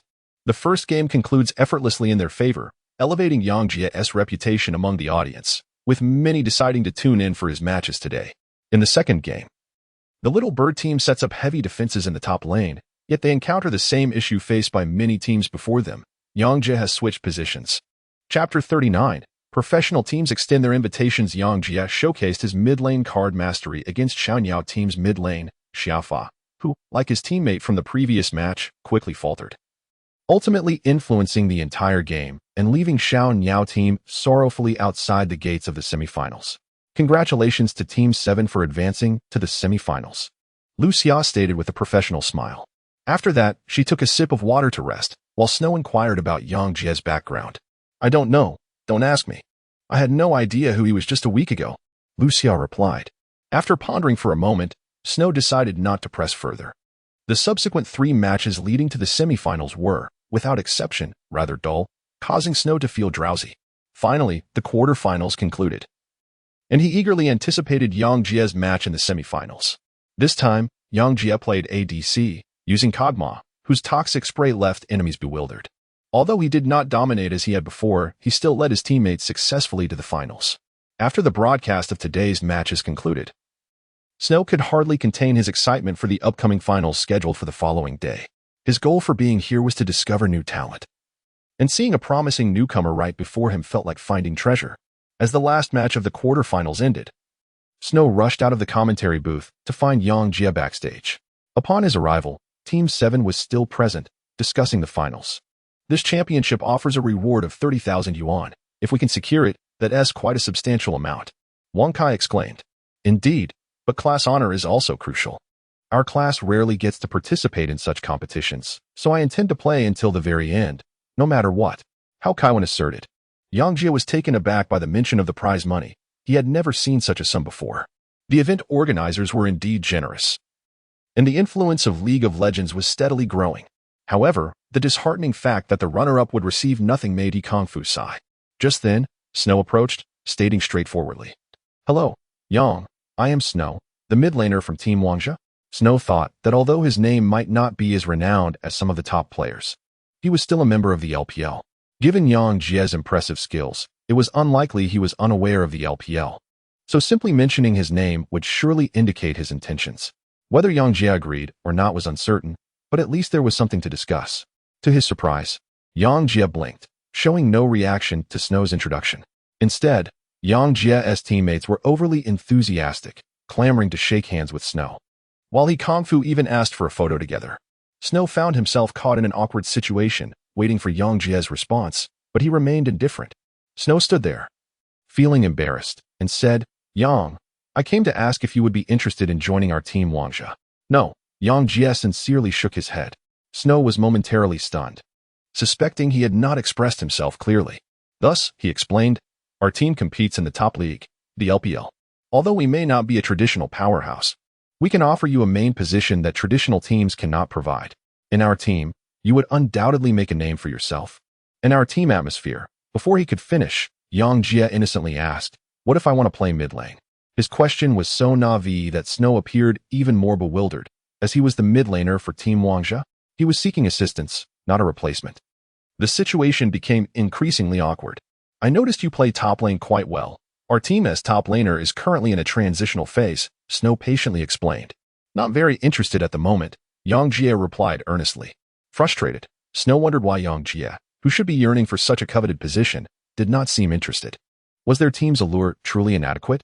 Just as he pondered, another figure entered, dressed in a suit and exuding confidence. The newcomer approached Yang Jie and introduced himself. Hello. I am Su Chao, the team leader of Team Feixiang. I'm here to ask if you would be interested in joining us. Team Feixiang?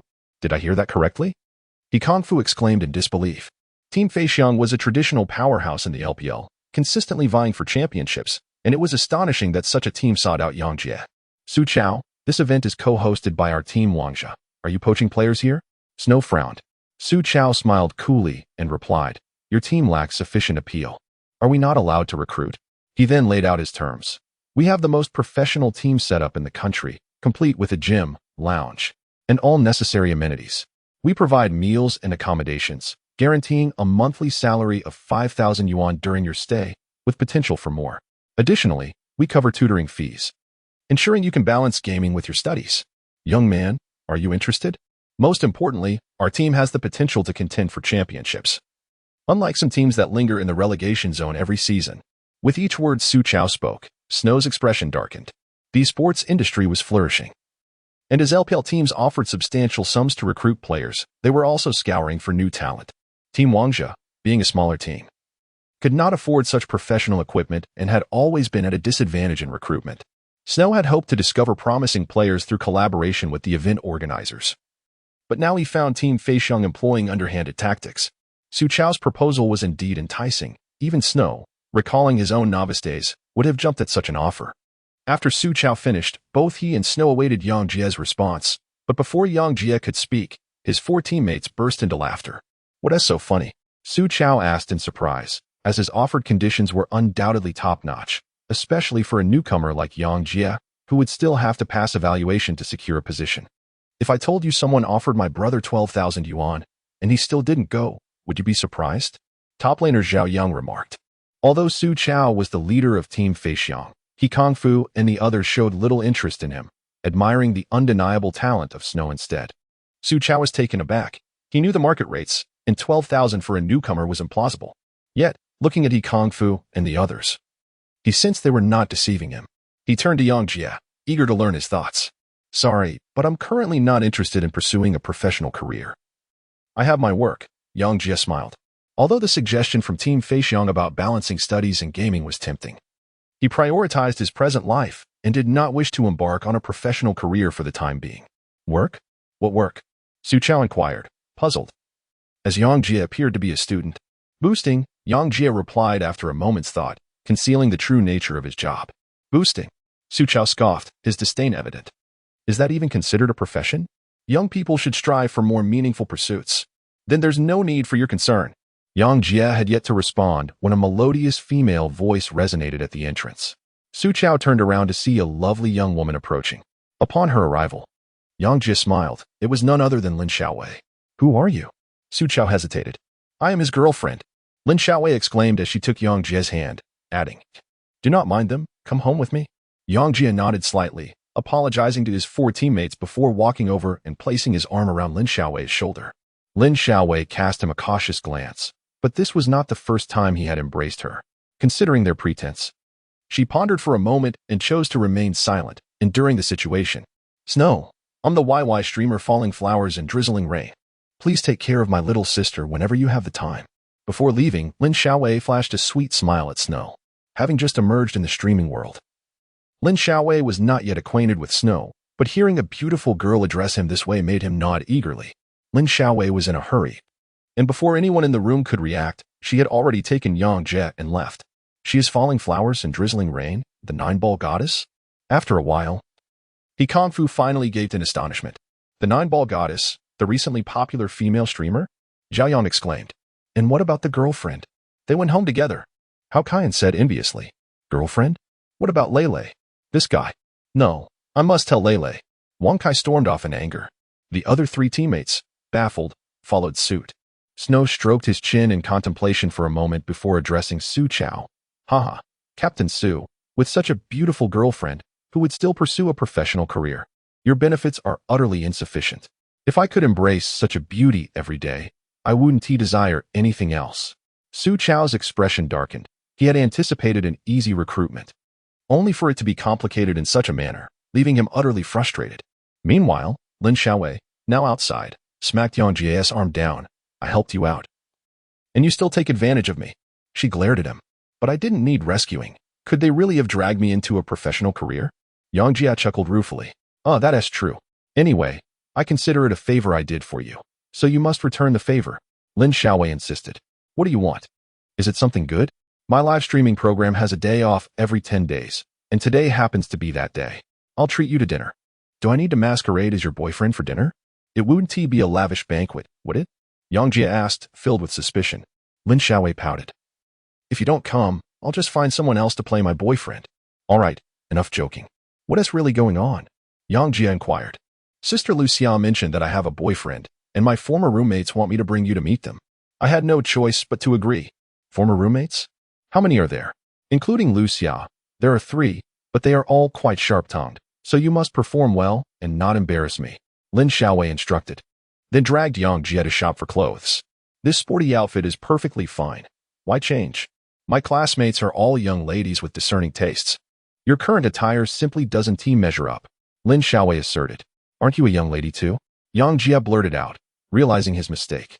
He had previously assured Lin Aogu that he wouldn't reveal his existence, and if he did now, it would surely expose Lin Aogu's situation.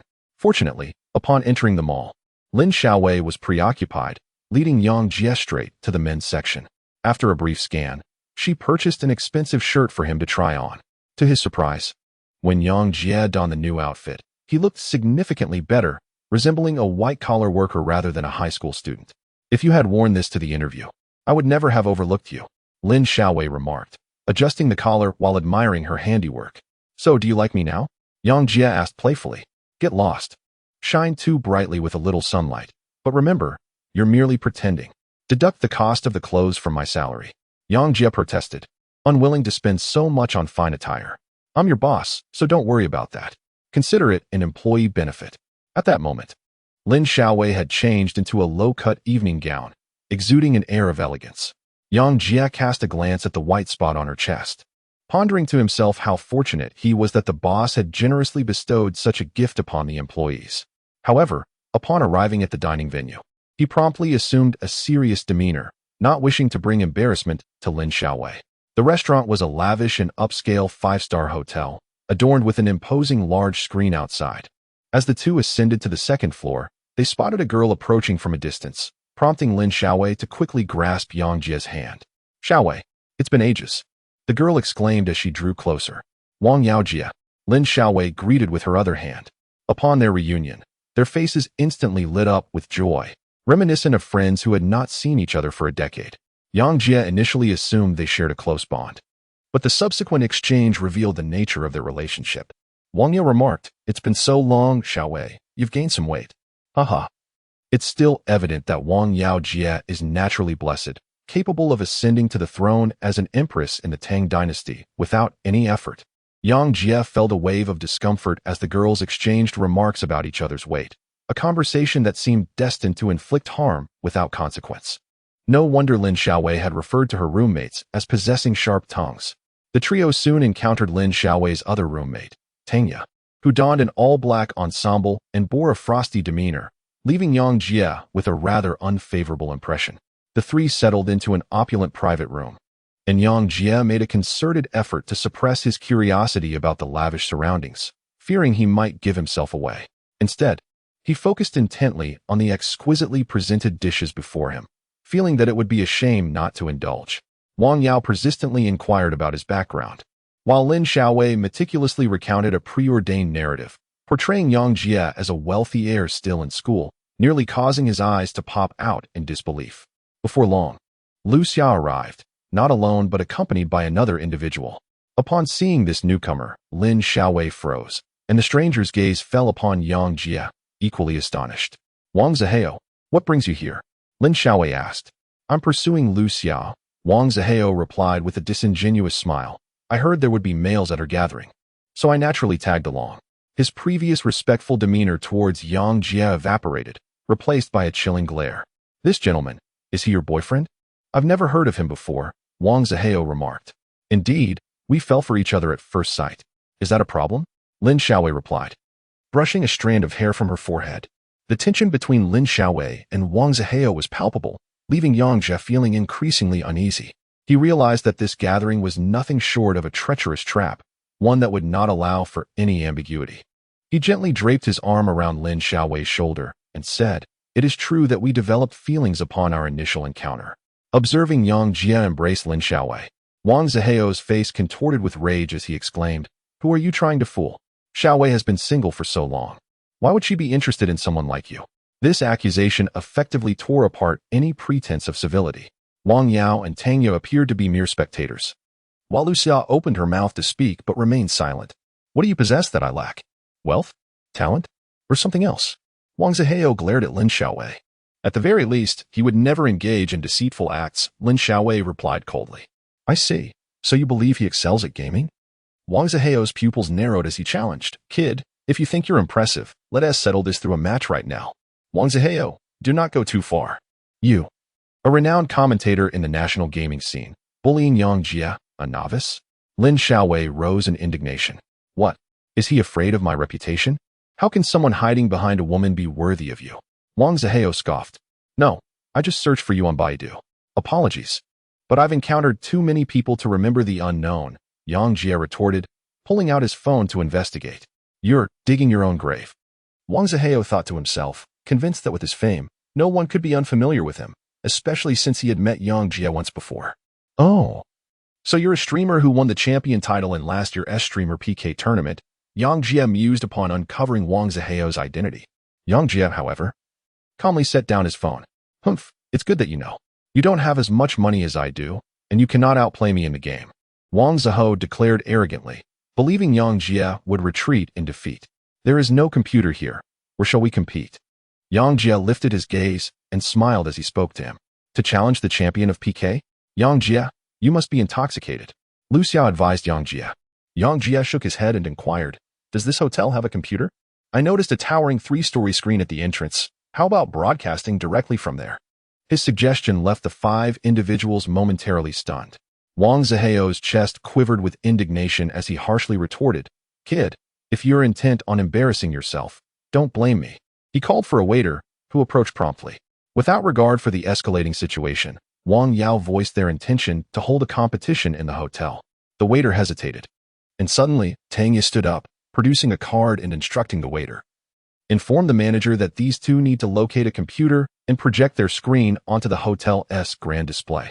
The waiter, glancing at her card, hurried off to find the manager. Before long, the manager himself arrived. Though intrigued by the identities of the young individuals, he nonetheless escorted Yang Jie and Wang Zihao to the control room of the large screen. As the clock struck 8, the streets bustled with shoppers, and the 5-star hotel's screen was displaying advertisements. Suddenly, a resounding bang echoed from the screen, causing several pedestrians to halt in their tracks. "Isn't that the login sound for League of Legends?" someone exclaimed. "What is going on? Is someone playing a game on that screen?" Curiosity piqued. They rushed to see the grand display, which indeed showcased a League of Legends interface, with a mouse clicking away as the game launched. As the crowd observed this spectacle, more people paused, intrigued by the unfolding event. Was it possible that a staff member had mistakenly revealed their gameplay video? That seemed unlikely. If it were true, it would undoubtedly make headlines in Hangzhou the next day. After all, this was the largest advertising screen in the commercial district. The onlookers anticipated that the logging account would select a game mode, but to their astonishment, after a few clicks, it merely added 2 friends and entered spectator mode. What is happening? They wondered. Is the staff member out of their mind? Why are they spectating while on the clock? Among the crowd, a true League of Legends enthusiast recognized one of the IDs in the spectator list as belonging to Wang Zihao. But who was the other one? Falling Petals and Drizzling Rain. That name sounds familiar. Suddenly, someone exclaimed, "ISNT that the recently popular League of Legends female streamer? How is she involved?" She and Wang Zihao share the same YY channel. The discussions grew more animated as they realized something extraordinary was taking place. It couldn't just be a coincidence that this was being broadcasted live. League of Legends had indeed permeated the public consciousness. And the moment it was projected in the commercial street, it instantly captivated dozens of onlookers, with the crowd steadily growing, as they eagerly awaited the unfolding drama. They quickly discovered that both Wang Zihao and Falling Petals in Drizzling Rain were already at level 18. Wang Zihao was playing Katarina, while Falling Petals wielded Fizz, both equipped with full 6-slot items. What are they planning? The crowd pondered, watching as the two characters positioned themselves in the center for a standoff. I understand now.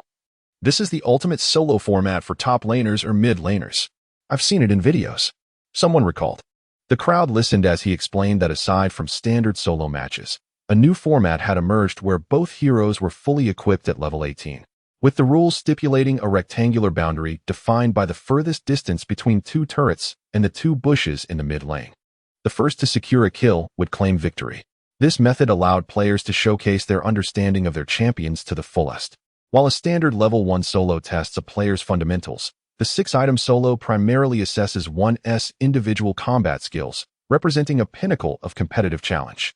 Wait, isn't Wang Zihao the champion from the streamer solo tournament? He used this same format back then, and he played Katarina too, another exclaimed. The realization spread among the crowd. They understood the significance of the event, regardless of the motive. The rising star Falling Petals in Drizzling Rain was challenging the reigning solo champion, marking a clash between new and established streamers. With the excitement mounting, some began snapping photos and posting them on Weibo. The news spread rapidly, and soon the entire internet buzzed with anticipation of this solo match. Particularly, the fans of both streamers were eager to witness the live broadcast, though sadly none was available. Consequently, spectators resorted to live commentary and text updates. As the first so-called live audio broadcast went out, Katarina and Fizz had already engaged in battle. There was no delay. Both players were remarkably swift. Indeed, Yang Jie and Wang Zihao had likely amassed countless minions to achieve their 6-item builds, and with their skills honed to perfection, they launched straight into combat without any preliminary testing. The first to strike was Yang Jie with his Fizz. Aware that Katarina possessed the Hextech rocket belt, he executed a Q ability towards her, aiming to breach her spell shield. Meanwhile, Wang Zihao remained poised, executing a W ability that landed squarely on Yang Jie. Wang Zihao, adopting a defensive stance, managed to whittle down Fizz's health. Wang Zihao applied his Q on Fizz, following up with a basic attack. Wait, did Fizz just use his E? The commentator's voice grew frantic. What perplexed him was Fizz's maneuver. The Trickster ability was typically employed to evade crucial abilities. Yet Fizz had activated it preemptively against Wang Zihao's Q? The commentator found it baffling. Falling Petals and Drizzling Rain must be nervous. She is just a girl. Would Falling Petals make a mistake? If it were Lin Xiaowei at the controls, that would certainly be plausible, especially under the pressure of facing a competitor like Wang Zihao, which could heighten the likelihood of an unintentional error. However, Yang Jie, controlling Falling Petals, was not one to falter. The moment he activated Trickster, his fingers simultaneously pressed the 1 key and the R key, awaiting Wang Zihao's response. Yang Jie is a person who never underestimates his opponents. Although he only learned today about Wang Zihao's considerable reputation, he did not belittle him in the slightest. On the contrary, upon discovering Wang Zihao's identity, he placed even greater importance on him. Having frequently engaged in solo matches against the country's top professional players, Yang Jie understands that dealing with true experts requires unconventional strategies. To secure victory against them, one must devise superior methods. His approach was to initiate with the E skill, thereby exposing his own weakness. Even novices are aware of the peculiar effects of the Trickster on the fishman, let alone Wang Zihao. Yang Jie was curious to see how Wang Zihao would respond to a fishman who had lost his E skill. Meanwhile, Wang Zihao hesitated momentarily, uncertain if he should strike. Let us take a chance. This guy might be formidable, but he cannot possibly possess more experience than I do in high-level solo matches, he mused. He realized that if he unleashed his ultimate ability now, the fishman would retaliate with his own, forcing the fishman to use his invulnerability to evade Wang Zihao's attack. This scenario would result in a trade of ultimates, with Wang Zihao maintaining an advantage by outmaneuvering the fishman's Trickster. With this thought in mind, he shifted to the side, anticipating the fishman's leap. Suddenly, the fishman, Fizz, descended in a cascade of waves, while Katarina seized the moment to unleash her Death Lotus. In an instant, Katarina and the fishman were in close proximity, with her deadly blades homing in on him. At that moment, the fishman unleashed his ultimate ability, the shark. Just as Wang Zihao had anticipated, the fishman activated his ultimate. The cerulean shark, at such a close range, was nearly impossible to evade, and Katarina found herself ensnared. Watching from the sidelines, Lin Xiaowei felt a pang of anxiety for Yang Jia. Both players had used their ultimates, but Katarina's was instantaneous, while the fishman's had a delay, meaning he would likely incur significant damage from Katarina before the shark could strike. Surely he will have to use invulnerability to avoid this, she thought.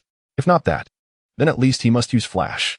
She and Wang Zihao, along with most spectators, shared this sentiment. However, Yang Jia exhibited an entirely different reaction. He did not activate his invulnerability, nor did he use flash. Instead, he charged directly towards Katarina. How audacious! The fishman surged forward, thrusting his harpoon at Katarina. Wang Zihao felt a twinge of doubt. He was in the midst of executing his ultimate, and if he halted now, all would be lost. He resolved to maximize his damage output before the shark could launch him into the air. Thus, he became the fishman's target, exchanging blows in a fierce contest of damage. Who would emerge with the greater damage? The question lingered, but before any conclusions could be drawn, a radiant glow appeared around Katarina. Weakness. The fishman had chosen to forego ignite, opting instead for a flash and weakness. This status significantly diminished Katarina's damage output. In just 1 second, the result became apparent. Katarina's ultimate, combined with the damage from her blades, only reduced the fishman's health by 2/5, while the fishman inflicted an equal amount of damage upon Katarina in the same time frame. Your boyfriend is quite the strategist. He managed to balance his damage with Katarina's ultimate using weakness, Lu Xia remarked, a hint of admiration in her tone. Humph, Lin Xiaowei replied, her focus unyielding. The tension of the match was far from resolved. Just then, Wang Zihao noticed the fishman's shark preparing to emerge, prompting him to activate his invulnerability. With a resounding clang, as the shark's jaws snapped at Katarina, she was rendered untargetable. The fishman's ultimate had missed. This reality was too much for Lin Xiaowei to comprehend. Yang Jia, who was known for his precision, had actually failed to land his ultimate and had not baited Katarina's ultimate effectively. Yang Jia, what is he engaged in? Meanwhile, Wang Zihao was overjoyed, fully aware of the significant advantage he possessed. His golden body had evaded too many crucial skills from the little fishman, and continuing the fight would undoubtedly favor him. When Katarina entered her golden state, the little fishman did not confront her, but instead seized the opportunity to retreat into the nearby bushes in the mid-lane. The brief 2.5 seconds of golden invincibility would soon pass, and as Katarina regained her mobility, she would head into the brush to locate the little fishman. He placed a vision ward in the bushes, yet the little fishman was not there waiting. He had maneuvered to the opposite end of the foliage. Is he waiting for cooldowns? Wang Zihao pondered. With Katarina at 3/5 health and the little fishman at 2/5, he could not afford to let the little fishman wait for his cooldowns to reset. Wang Zihao, controlling Katarina, directly entered the bushes and advanced towards the little fishman's position. He believed the situation was still under his control and that he could maintain his composure. However, suddenly, the little fishman vanished. With a swift motion, he flashed and used his Q ability, appearing right before Katarina. Tried into the sea. The little fishman seemed to have consumed a stimulant, unleashing a flurry of skills upon Katarina, accompanied by his dark fire. Wang Zihao looked on in astonishment as the little fishman struck. He had previously wondered why the little fishman did not use his dark fire before executing his ultimate. But now it dawned on him. The little fishman had never intended for his ultimate to hit. He merely sought to bait out Katarina's golden state. His dark fire was deployed at the most critical moment, and now that moment had arrived. The damage from the dark fire caused a sudden burst of power for the little fishman, and combined with the element of surprise from his flash, he depleted Katarina's health in an instant.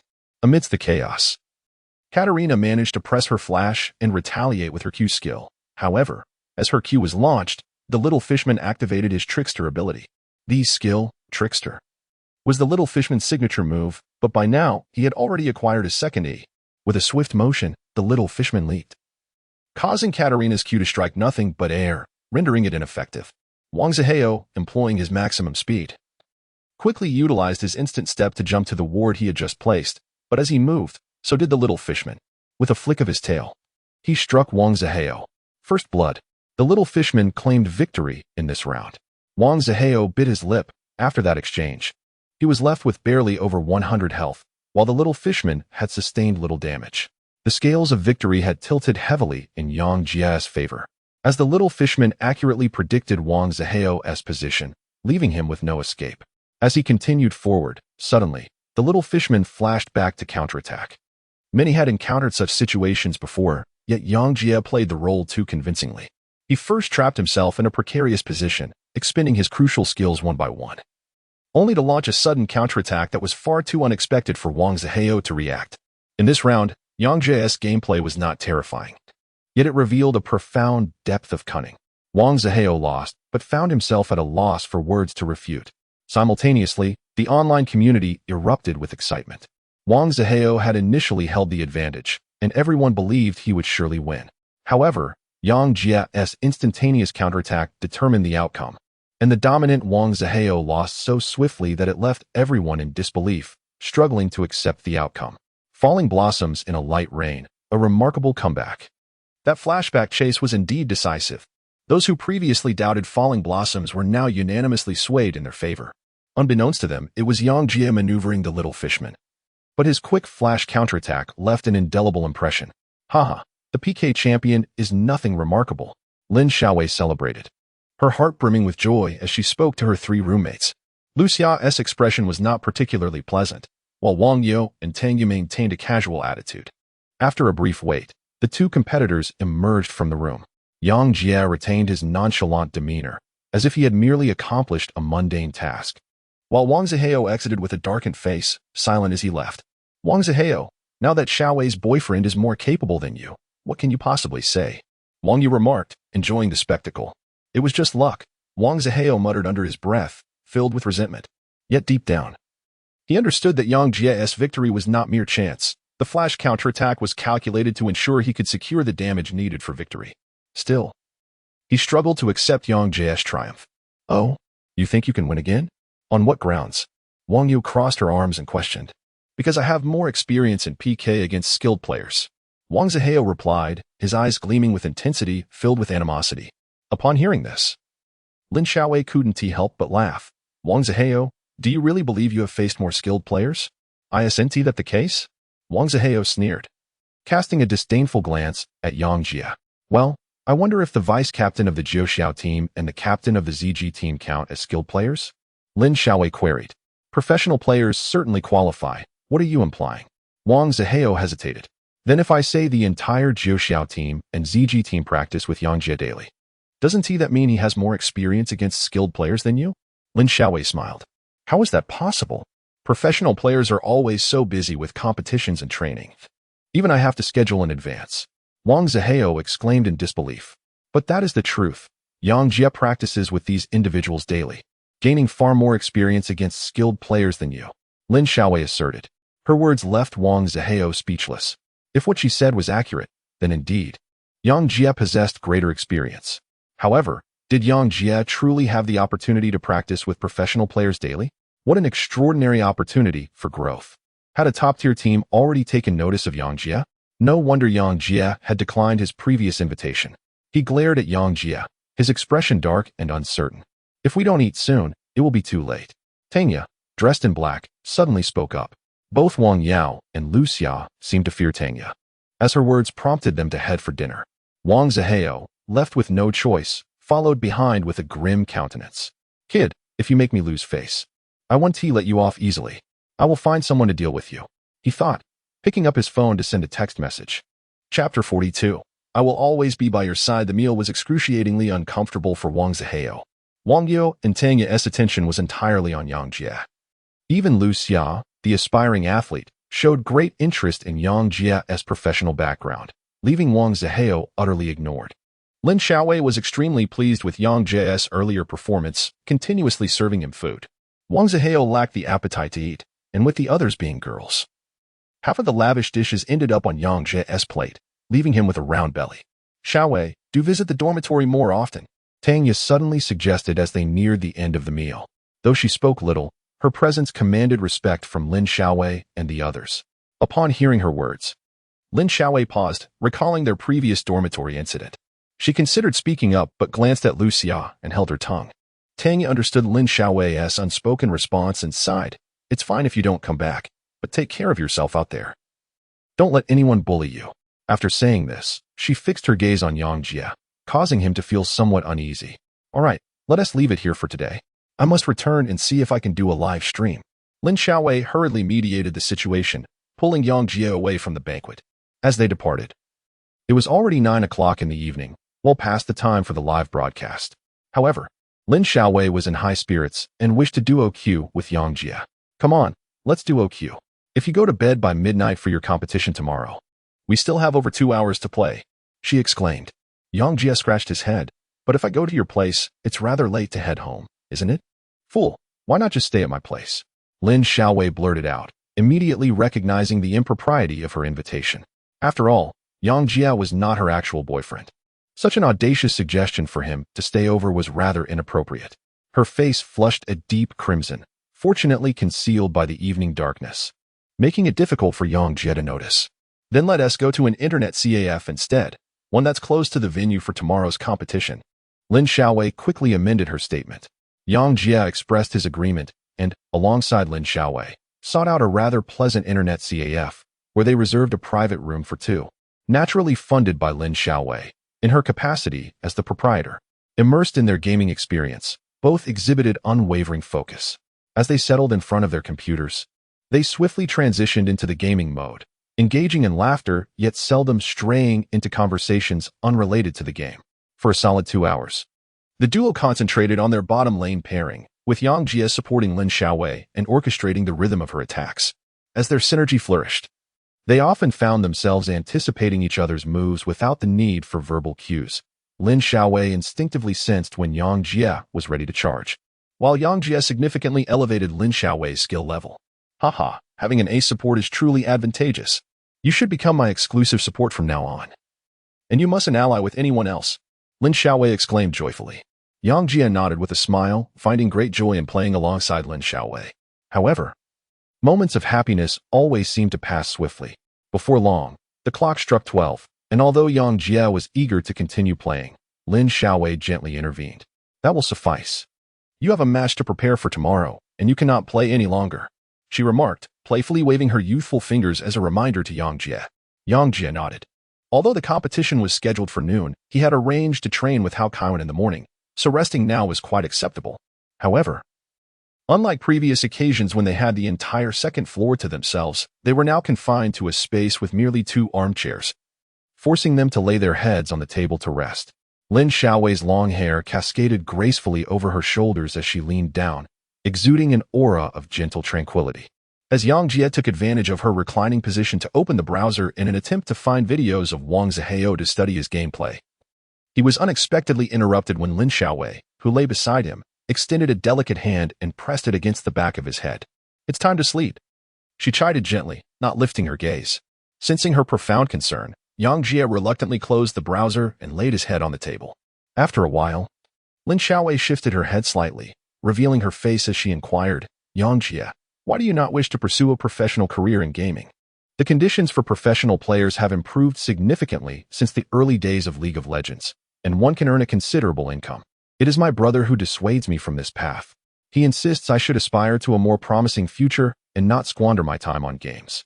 Thus, I would only consider a professional route as a last resort, Yang Jia replied, unveiling his own face to meet her gaze.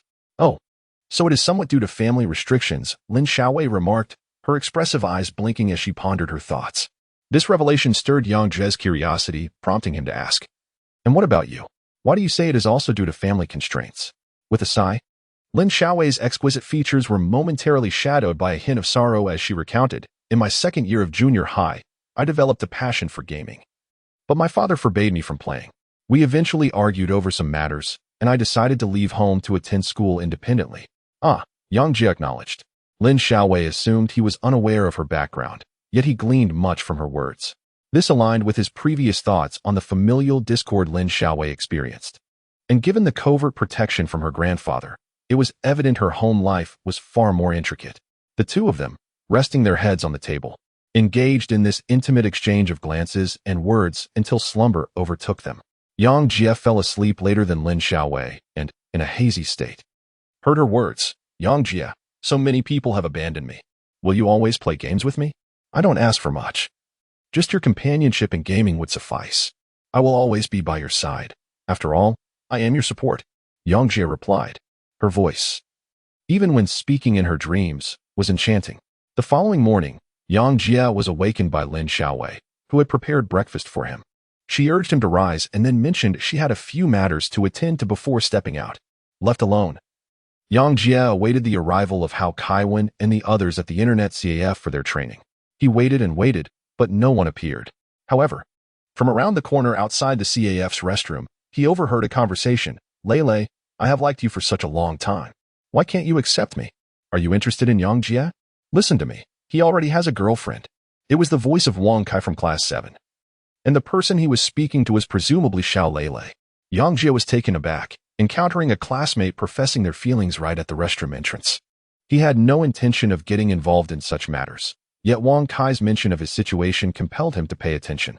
He has a girlfriend now? Is it that seductive Guo Qiao Qiao? Xiao Lele questioned with an unsettled tone. No, it's another girl, someone exceptionally beautiful, who openly acknowledged her relationship with Yang Jie.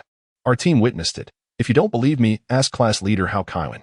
Lele, stop thinking about him. It's merely that he excels in gaming. Would you consider being with me instead? Upon Wang Kai's declaration, Yang Jie heard a scuffle, and at that moment, Xiao Lele exclaimed, Let go of me. Are you out of your mind? I've told you repeatedly that we are not suited for each other. Lele, I genuinely have feelings for you. Wang Kai insisted. Hearing this, Yang Jie could no longer restrain himself. He stepped out from around the corner to find Wang Kai cornering Xiao Lele against the wall, attempting to kiss her. The scent of alcohol emanated from him, indicating he was clearly intoxicated, while Xiao Lele continued to struggle. If you truly care for her, you must respect her. Yang Jie shouted.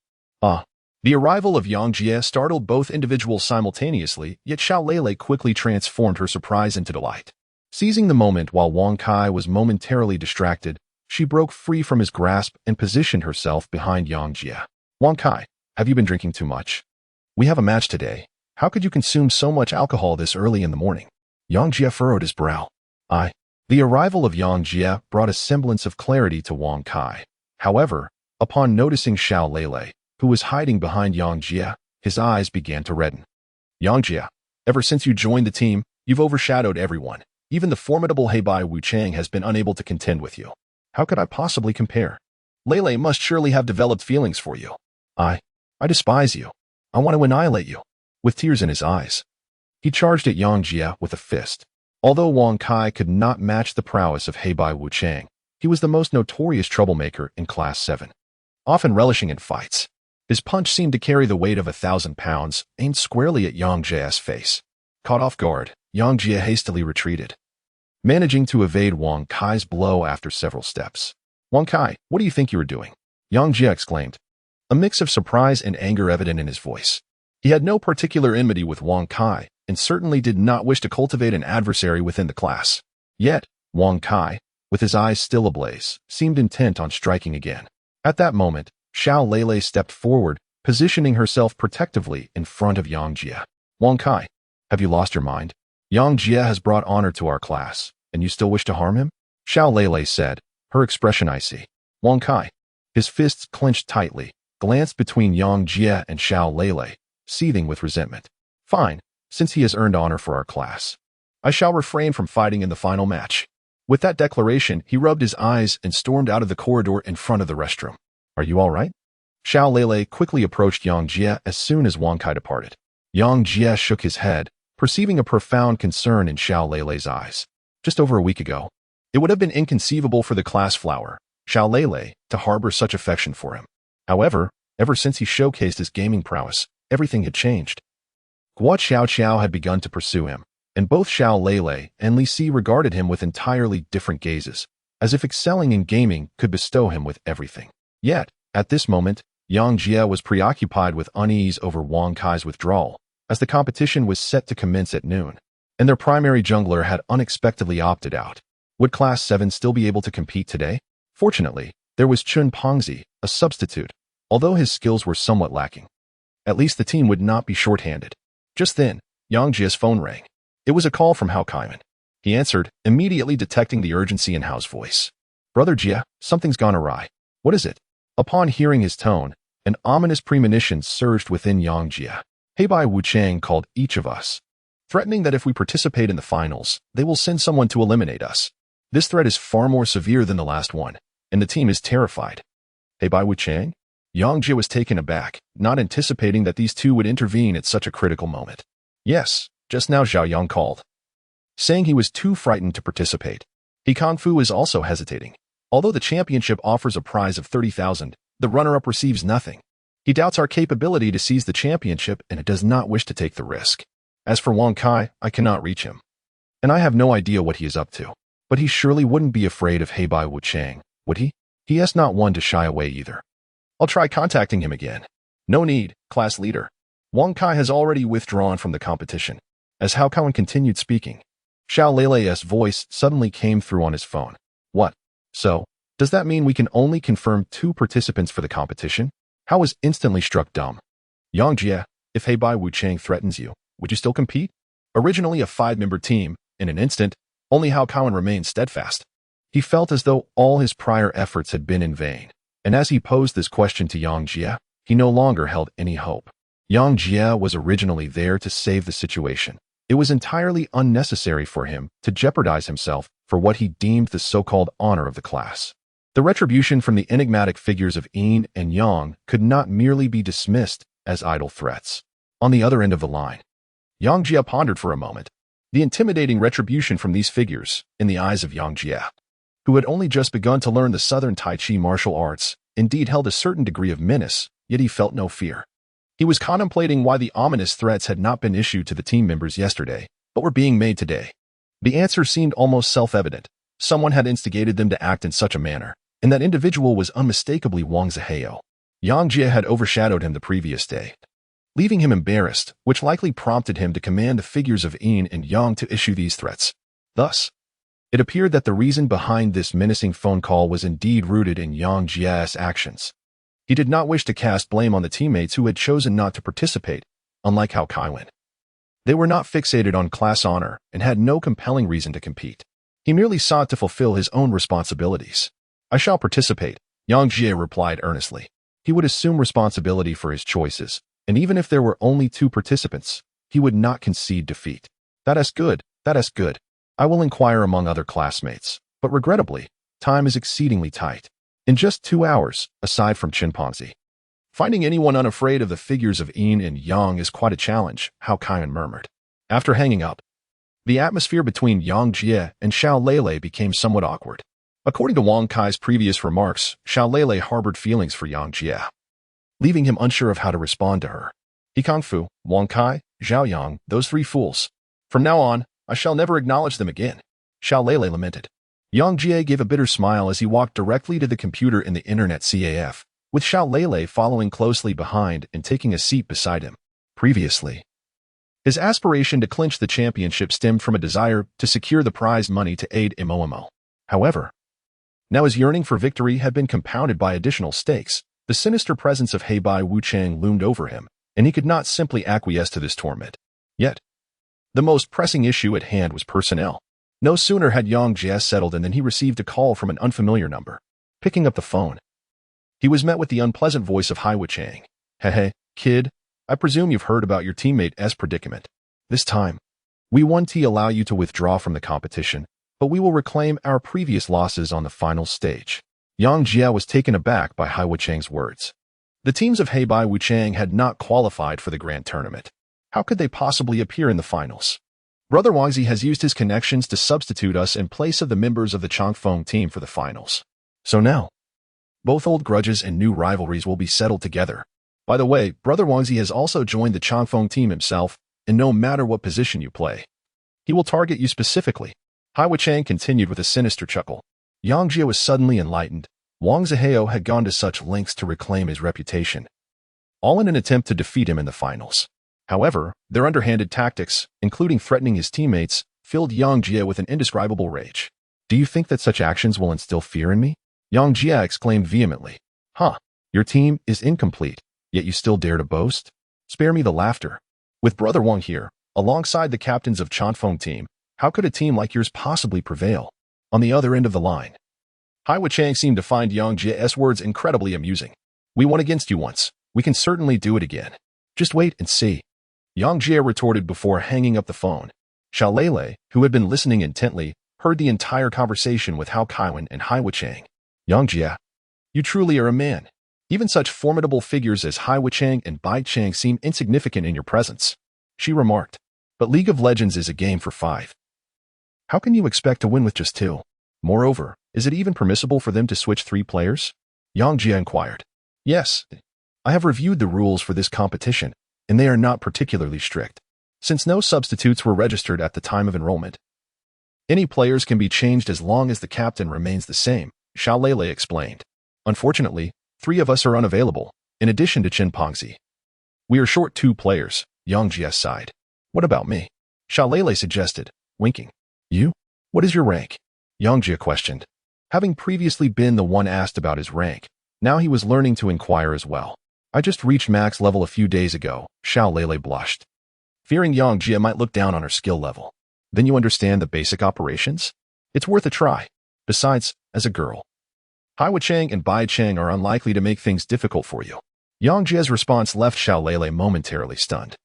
He harbored no disdain for her and genuinely intended to let her take the stage. Xiao Lele felt an immediate surge of excitement, but upon further reflection, a wave of apprehension washed over her, fearing her skills might be inadequate. What rank does Li Si hold? Would she be able to compete? However, it seemed impossible for CC, as her affluent family would never permit her to seek the limelight. Xiao Lele remarked. Indeed, after a moment of contemplation, Yang Jia suddenly had a flash of inspiration and recalled the trio with whom he had previously competed alongside the Black and White Impermanents. Xiao Lele, could you assist me in finding the contact information for those 3 individuals? I would like to inquire further. Yang Jia conveyed his thoughts to Xiao Lele. Just call me Lele. She pouted, yet she swiftly managed to obtain the phone numbers of the 3 people through her connections in Class 1. Yang Jia dialed the number. But unfortunately, despite their disdain for the Grim Reapers, these individuals were too intimidated by their power to participate. Finding one vacant spot was proving to be quite a challenge, and he wondered how things were faring with the class monitor. Frustration simmered within Yang Jia. He refused to be outdone by those who resorted to petty tricks. How do you see me? Suddenly, a feminine voice resonated behind him. Xiao Wei, you're back? Yang Jia exclaimed in surprise as he turned to stand, astonished that Lin Xiao Wei had returned so quickly from her errand. Can I assist you? Lin Xiao Wei shot a hostile glance at Xiao Lele and sidled up to Yang Jia, inquiring. Of course, you are far more capable than those timid classmates of mine. Yang Jia's eyes sparkled with delight. Although Lin Xiao Wei was a girl, she possessed genuine skill as a female streamer. This is Xiao Lele, he introduced, as she stood up, gazing at Lin Xiao Wei with curiosity. Lin Xiao Wei, a university student, dressed far more stylishly than Xiao Lele and possessed an attractive appearance. Her sweet voice rendering even the self-proclaimed beauty, Xiao Lele, somewhat embarrassed. I am his girlfriend, Lin Xiao Wei proclaimed, stepping closer and effortlessly draping her arm around Yang Jia's. Stop fooling around. I still need to inform the class monitor, Yang Jia chuckled. However, to Xiao Lele, this appeared to be flirtation. Initially, she had thought Wang Kai was deceiving her, but upon witnessing Yang Jia with such a beautiful girlfriend, she pouted and fell silent. After a while, Hao Kaiwen and Qin Pengzi arrived at the internet CAF together. Brother Jia, I've come to save the day. For a friend, I would gladly take on any foe, even the Grim Reapers. Qin Pengzi's boisterous voice resonated as he entered. Haha, when it comes to facing the Grim Reapers, it will all be on you. Yang Jia replied with a smile. Wait? But Qin Pengzi's gaze was not fixed on Yang Jia. He immediately spotted Lin Xiaowei, who was seated beside him, her hat pulled low over her face. ISNT that. Qin Pengzi exclaimed in astonishment. Regardless of who I am, you must have mistaken me. Lin Xiaowei playfully winked at him. No, it must be her. It must be the 9-ball goddess. I recognize you. I frequently watch your streams. Qin Pengzi's excitement was palpable, nearly causing him to drool at the sight of his idol. Yang Jia was apprehensive that he might startle Lin Xiaowei, but then Chun, the chubby classmate, suddenly lifted his shirt to reveal his belly and exclaimed, Goddess, would you kindly sign here for me? Lin Xiaowei couldn't help but chuckle. She found Yang Jia's classmate truly amusing. Of course, she would never sign on his body. So she turned to Yang Jia with a beseeching look. Yang Jia cast a glance at Qin Pengzi, who quickly exclaimed, I risked my life to participate in this competition. What is wrong with wanting this little thing? Brother Jia, you surely want the goddess's autograph too, right? Does he even need an autograph? He is my boyfriend. How many signatures does he want? He can have them all. Lin Xiaowei covered her mouth. This statement left Qin Pengzi utterly stunned. Turning to Yang Jia as if seeing him for the first time, Yang Jia could no longer tolerate the unreliability of his tablemate. However, This unexpected turn of events managed to gather 5 participants. Although their skill levels varied greatly, at least they were not lacking in numbers. The trick employed by He Bai Wuchang just over 2 hours before the match was ultimately unraveled by Yang Jie. The 5 formed a team and played 2 matches. Engaging in a brief period of acclimatization, Yang Jie, fueled by determination, unleashed his prowess in the game, dominating with an unparalleled ferocity that left opponents powerless to resist him. By the end of the 2 games, his contribution far surpassed that of the other 4 combined. This peculiar team was indeed quite extraordinary. After a brief practice session, the 5 made their way to the grand building on Electronic Avenue for the competition. Upon arrival, they noticed that the warm-up activities were already in full swing. From a distance, they spotted their classmates from Class 7. At that moment, they were unaware of the situation involving He Bai Wuchang, and upon seeing the lineup, they were momentarily taken aback. Hao Kaiwan had to provide an explanation, leading to disdainful remarks directed at He Kongfu and his companions, along with surprised expressions at Lin Xiaowei's presence. "Go, Lele! Go, Class 7! Li Si led the cheer, and the group left the stands to enter the contestants' backstage area. Having been there the previous day, Hao Kaiwan guided Shin Pongzi at the forefront, while Yang Jie and Lin Xiaowei followed closely behind. Xiaolele lagged behind, walking slowly. Observing Yang Jie and Lin Xiaowei in cheerful conversation, she felt a twinge of regret for being the third wheel, harboring an inexplicable resentment towards Yang Jie. Lost in thought, the group suddenly came to a halt. "Xiaowei, how did you end up in this team?" Prince Hao and 4 others blocked their path. "I came to compete." "Is that a problem?" Lin Xiaowei furrowed her brow. "If you want to have some fun, wouldn't it be easier to join my team and secure the championship? Why must you stick with this guy?" Prince Hao retorted. At least his team doesn't resort to petty tricks like some people, gathering participants and then threatening others to keep them from competing. I'm embarrassed for you just saying that." Lin Xiaowei shot back. That's merely a strategy for competition. If they lack the courage to participate, it only shows their incompetence." Prince Hao's face flushed as Lin Xiaowei spoke so candidly. "Incompetent? You want to know until you try?" Yang Jie stepped forward, glaring at Prince Hao and his entourage. The memory of being slaughtered by Yang Jie in a previous match made He Bai Wuchang take a step back under Yang Jie's intense gaze. "Let us see if you can back that up, but heed my words. A poor boy like you will never be worthy of Xiaowei. Her background would terrify you." Prince Hao sneered at Yang Jie. Upon hearing this, Lin Xiaowei's lips twitched, her gaze icy as she glared at Prince Hao, then cast a worried glance at Yang Jie, fearing that he might learn of her true identity and create a rift between them. Yet, Yang Jie remained unfazed by Prince Hao's words. Instead, he smiled and replied, "Someone like you, who relies on family connections to get ahead, has no right to criticize me. I may be without wealth now, but that is only temporary." His words were delivered with poise and dignity. As Prince Hao opened his mouth to respond, Lin Xiaowei stepped in front of him. "Prince Hao, don't push your luck. You have Lu Xia, yet you still don't cherish her. What do you truly want?" Lin Xiaowei glared at him. "Xiaowei, I truly like you," Prince Hao exclaimed, only to be met with a swift slap from Lin Xiaowei. The sharp sound echoed, leaving everyone around in stunned silence, astonished by her decisive action against Prince Hao. "Prince Hao, you are unworthy of my affection," she coldly declared before turning back and walking to Yang Jie's side. "Let us go?" As she re-wrapped her arm around Yang Jie's, Lin Xiaowei's chest heaved with emotion. She had quarreled with Lu Xia over this matter, yet Prince Hao showed no regard for Lu Xia's feelings. His earlier words had indeed struck a nerve. Prince Hao stood there, dazed, gazing at Lin Xiaowei. A girl of such wealth and beauty, the number of admirers aware of her status was countless. He had believed himself to be among the most competitive suitors, especially as both he and Lin Xiaowei were streamers, thinking he could win her heart. Little did he expect Lin Xiaowei to strike him here and now. What is so special about Yang Jie? At the competition, I will ensure he pays dearly. Consumed by rage, Prince Hao shouted in the corridor, drawing the attention of the staff. Yang Jie merely smiled and remarked, "Is this the quality one expects from the affluent? Since you assert such, let us settle this in the competition." He then took Lin Xiaowei's hand and passed through the throng of opponents, only to be intercepted by the duo known as Black and White Impermanence. "With staff present here, do you truly intend to engage in a brawl?" Yang Jie stated firmly, meeting their gaze with unwavering composure. After a moment of contemplation, Black and White Impermanence, recognizing the futility of their aggression in such a setting, reluctantly parted ways, thus granting Yang Jie a clear path forward. Yang Jie and Lin Xiaowei led the members of Team 7 through the ranks of Team Chanfeng. where the intense gaze of 10 individuals on either side sparked like fire in the air. "Thank you," Yang Jie said to Lin Xiaowei once they had walked a distance. He understood that Lin Xiaowei's reason for confronting Wang Zihao was partly to save face for him, to prevent Yang Jie from losing dignity. "It's nothing. That scoundrel is simply infuriating.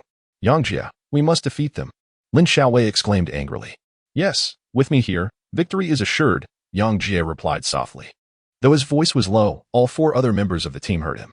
Among them, Chen Pengzi had the utmost trust in Yang Jie. He was indifferent to the opponent's strength, believing wholeheartedly in Yang Jie's assurance of victory. Xiao Lele and Hao Kaiwan, though worried, were inspired by Yang Jie's unwavering confidence. As for Yang Jie, his gaze was resolute. After years of playing League of Legends, he had never desired victory as fervently as he did today. The unscrupulous black and white impermanence had torn his team apart, and he resolved to make them pay.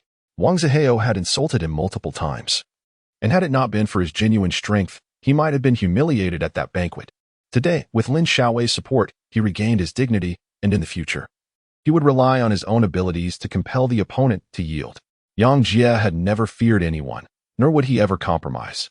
On one side stood what could be considered the strongest lineup in the city, while on the other was a team assembled in less than 2 hours. The disparity was clear, yet Yang Jie had to participate in this battle. He must triumph over Wang Zihao and the formidable Chanfeng team, which included black and white impermanence. In a best-of-5 format, opportunities for chance were slim, but Yang Jie had his own methods to secure victory. Walking through the lengthy backstage corridor, he reached the players' resting area, where he immediately laid out his tactical plans in his mind. Minutes later, the staff summoned them for the match. Yang Jie glanced at his teammates and asked quietly, "The opponent is pushing us too hard. Did you all understand what I laid out?" "Understood." They nodded. In those fleeting minutes, Yang Jie had conveyed countless details to them, all of which required their gradual assimilation. This time, the opponents are exceedingly arrogant. We must win. Does everyone have confidence? Yang Jie raised his head, surveying the group. "We do." Several responded. Even the 2 ladies were swept up in the fervor, voicing their resolute agreement. "Yang Jie, it's all on you. Once we win, we'll see how they react." Previously, the 5 had formed a circle. Now, Hao Kaiwan extended his hand, and Yang Jie understood, placing his hand atop Hao Kaiwan's. Next, Lin Xiaowei followed suit, then Xiao Lele, but when Chen Pengzi attempted to join, he was met with a sharp glare from Xiao Lele. Chen Pengzi's ulterior motives were unveiled, and frightened, he hesitantly placed his hand beneath Hao Kaiwan's. The hands of the 5 stacked together, and Yang Jie shouted, 3, 2, 1, victory! Victory! They all shouted in unison, laughter following suit. In this match, the previously reluctant Xiao Lele and Lin Xiaowei now found themselves fully engaged, fueled by the opponent's provocations. The tension from facing such a formidable foe had been alleviated by this emotional release. Leading the way, Yang Jie stepped towards the stage, pushing open the door to the front. As he did, a wave of heat greeted him. The blazing sun and humid weather peaked at noon. Despite the tent set up for the competition, the heat remained oppressive. Yet this did not dampen the audience's spirits. Thanks to the promotion from yesterday's match, today's crowd nearly doubled. As he looked out, the sea of faces was overwhelming. League of Legends had become a national pastime. Every young person had either played or at least heard of it, and some had even come solely for the chance to win prizes. Snow and Lu Xiao were already seated at the commentary booth, their expressions reflecting different sentiments as they observed Yang Jie and his team make their entrance. Snow lamented not having successfully invited Yang Jie, while Lu Xiao reminisced about Yang Jie's triumph over Wang Zihao the previous day. They were aware of both Wang Zihao and Lin Xiaowei's participation and were particularly intrigued by the presence of players of such caliber on both sides, especially Lu Xiao, who was immersed in the industry. What are your thoughts on your peers participating in the Internet Cafe League, especially given the last-minute substitutions on both sides? Snow initiated the discussion. Every League of Legends player views a professional career as a dream. Perhaps they are dissatisfied with merely streaming online and wish to carve out new paths. Lu Xiao replied optimistically, though her mind lingered on unspoken concerns. Indeed, every capable player aspires to join the professional league. The current LPL and LSPL are not what they were a few years ago. Being a formal member now comes with substantial benefits, Snow added. Now, let us introduce the participants from both teams. Lu Xiao, clearly eager to shift the topic, adjusted her microphone and continued. They then proceeded to announce the real names and IDs of the players. The appearance of the IDs Wang Zigu and Luo Huaweiyu drew gasps from the knowledgeable audience. Wang Zigu was a well-known veteran streamer, while Luo Huawei was a rising star. This match was seen as a continuation of the solo match broadcast on the big screen yesterday. Hearing this, many online fans clamored for a live stream, but the organizers were clearly unprepared for such a request, leaving only text updates for the audience present. In the clash between Team Changfeng and Team 7, both squads had fought valiantly through the group stages and performed admirably in the semifinals, particularly Team 7, whose core player Yang Jie exhibited an unpredictable position and terrifying prowess, consistently delivering remarkable carry performances that dominated the competition. Today, we shall witness whether the champion of the streamer PK tournament, Wang Zigu, can lead Team Changfeng to suppress Yang Jie's gameplay. Lu Xia began her commentary. Her voice, while not as melodious as Lin Xiaowei's, was articulate and professional, surpassing Snow in expertise, but lacking his sharp insight. However, one should not underestimate Luo Huawei. I've watched several of her streams, and this recently famous commentator excels in multiple positions, showcasing formidable strength across the board. Snow interjected. Speaking of Luo Huawei, I have a piece of gossip to share. She now has a boyfriend. What? The goddess of 9 balls has a boyfriend? Who is it? Isn't that going to shatter the dreams of many a homebody? Snow exclaimed, astonished. Far away yet so near. It was none other than Yang Jie from Team 7. Lu Xia's lips curled into a smile. This exchange of dialogue sparked a considerable uproar among the audience, who eagerly discussed the matter at hand. For the devoted male fans supporting Lin Xiaowei, the news of their goddess being swept away felt like a nightmare. Some even speculated that Lin Xiaowei's newfound fame might extinguish with such revelations. Meanwhile, the competitors on stage were still fine-tuning their equipment, oblivious to the surrounding noise as they had not donned their noise-canceling headphones, allowing the live stream's audio to permeate the stands. Lin Xiaowei cast a frustrated glance in Lu Xia's direction. Lu Xia seemed different from before. She sighed, a twinge of concern creeping into her heart. Lu Xia's words evidently impacted her mood. However, the notion of her having a boyfriend was preferable to the insinuation of her hiring a boost service, as a boyfriend would not significantly hinder her career. Is having a boyfriend so bad? It might save her from the absurd comments flooding the live stream. Yang Jie, however, rubbed his nose. Oh, are you feeling jealous? Lin Xiaowei's spirits lifted instantly. We're still in the midst of a match. Let's focus on our strategy, shall we? Xiao Lele timidly suggested, believing that Lin Xiaowei and Yang Jie shared a deep bond, akin to that of longtime romantic partners, which, admittedly, stirred a hint of jealousy within her. Indeed, Yang Jie composed himself and outlined the arrangements for the first round, prompting nods of agreement from the others. As these plans had been discussed previously, Lu Xia was attempting to influence the emotions of their team on behalf of Wang Zihao. But they absolutely needed to secure a victory in this match. He did not wish to let Wang Zihao and the duo of He by Wu Chang claim any triumph from him. As preparations concluded, the match commenced. In the opening round, the Changfeng team made the first pick, while the opposing team promptly banned Yang Jie as previous choices of Zed and Ari. In response, Yang Jie banned by Wu Chang's Oriana. Once the bans were concluded, the selection phase began. The Changfeng team's lineup appeared remarkably structured, featuring a balanced composition with team control and late-game prowess, indicating thorough analysis. However, the lineup from the Chiban team seemed peculiar, showcasing a mid-lane Twisted Fate, top lane Malzahar, jungle Echo, ADC Caitlyn, and a support Pantheon, who is often seen in jungle roles nowadays. Is this a global strategy? Lu Xia and Snow exchanged surprised glances. The Chiban team, with their captain, Twisted Fate, Malzahar, and Pantheon, clearly employed a global strategy, a retro approach that left them incredulous.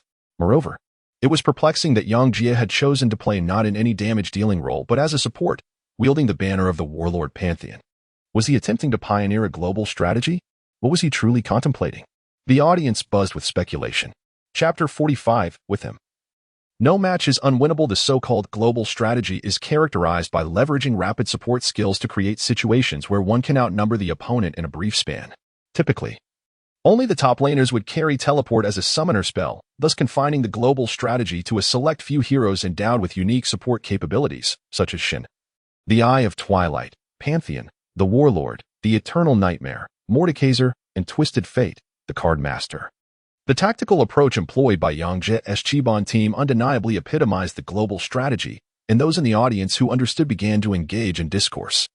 Was this a diversion due to weaker capabilities? The global strategy indeed sparked some anticipation. Yet doubts lingered regarding whether this group of high school students could truly embody the essence of such tactics. Implementing this strategy necessitated a level of professional acumen. Let us face it, executing a global strategy requires coordination, but how long has the Chiban team been established? They could hardly manage such tactics. Amidst the cacophony of opinions, skepticism towards Yang Jie and his team prevailed. Nonetheless, these murmurs failed to reach Yang Jie, who, with the match about to commence, utilized the final moments to elucidate his tactical principles. Remember, after level 6, you must heed my commands. Only when I signal should you unleash your ultimates. While you may utilize your other abilities freely, your ultimates must not be misused. Yang Jie spoke solemnly, his expression grave. While the other 4 members of the makeshift Team 7 appeared equally earnest, Hao Kao's face was taut, and Xiao Lei was incessantly fiddling with her mouse. Yang Jie, why aren't you playing top lane? Can I really handle it? Xiao Lei bit her lip, her voice tinged with anxiety. No problem. Just remember your task. You need to reach level 6 swiftly. You know how to use Nocturne, right? Su Kuang inquired. Xiao Lei nodded. She was quite familiar with the champion, yet she had never anticipated being assigned such a crucial role in the match. She had assumed she would be playing as a support. In fact, in my strategy, the support role is more vital than the top lane. You'll understand when the time comes, Yang Jie said with a smile playing on his lips. Above all, remember our words. As long as everyone has confidence, we will undoubtedly achieve victory. His unwavering self-assurance inspired his teammates, prompting Xiao Lei to nod, while Chen Pongzi slapped his face and muttered to himself, in any case, it's just a loss. Just don't let my excavator catch you, or I'll send you soaring into the sky. This remark elicited laughter from the group, with Lin Xiaowei particularly amused.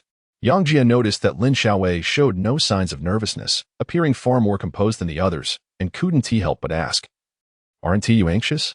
Why should I be nervous? With you here, we are bound to win, Lin Xiaowei said, her cheeks lifted with confidence.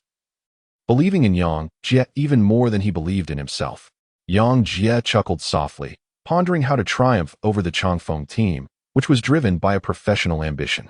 After much contemplation, he realized that to conquer his opponents, he must embody a greater sense of professionalism than they did. Thus, he resolved to employ a global strategy, banking on the element of surprise, as his adversaries would be wholly unprepared for his tactics. Indeed, while a global strategy demands a high level of professional acumen, Yang Jie had spent years honing his skills alongside seasoned players, ensuring that his expertise far surpassed that of these individuals who had never competed at a professional level. He meticulously designed a strategy that was as straightforward as possible, believing that even a player of Xiao Lei's caliber could execute it flawlessly. He was confident that if the 7th class team adhered to his plan, securing the first victory would be well within their grasp. Yang Jie took on the role of support while Lin Xiaowei played ADC, a decision driven by their established synergy. In his vision, as long as he served as the central pivot of their gameplay, victory was assured. On the opposing side, the ADC position was occupied by Wang Zihao, and Yang Jie was eager to face him in direct confrontation.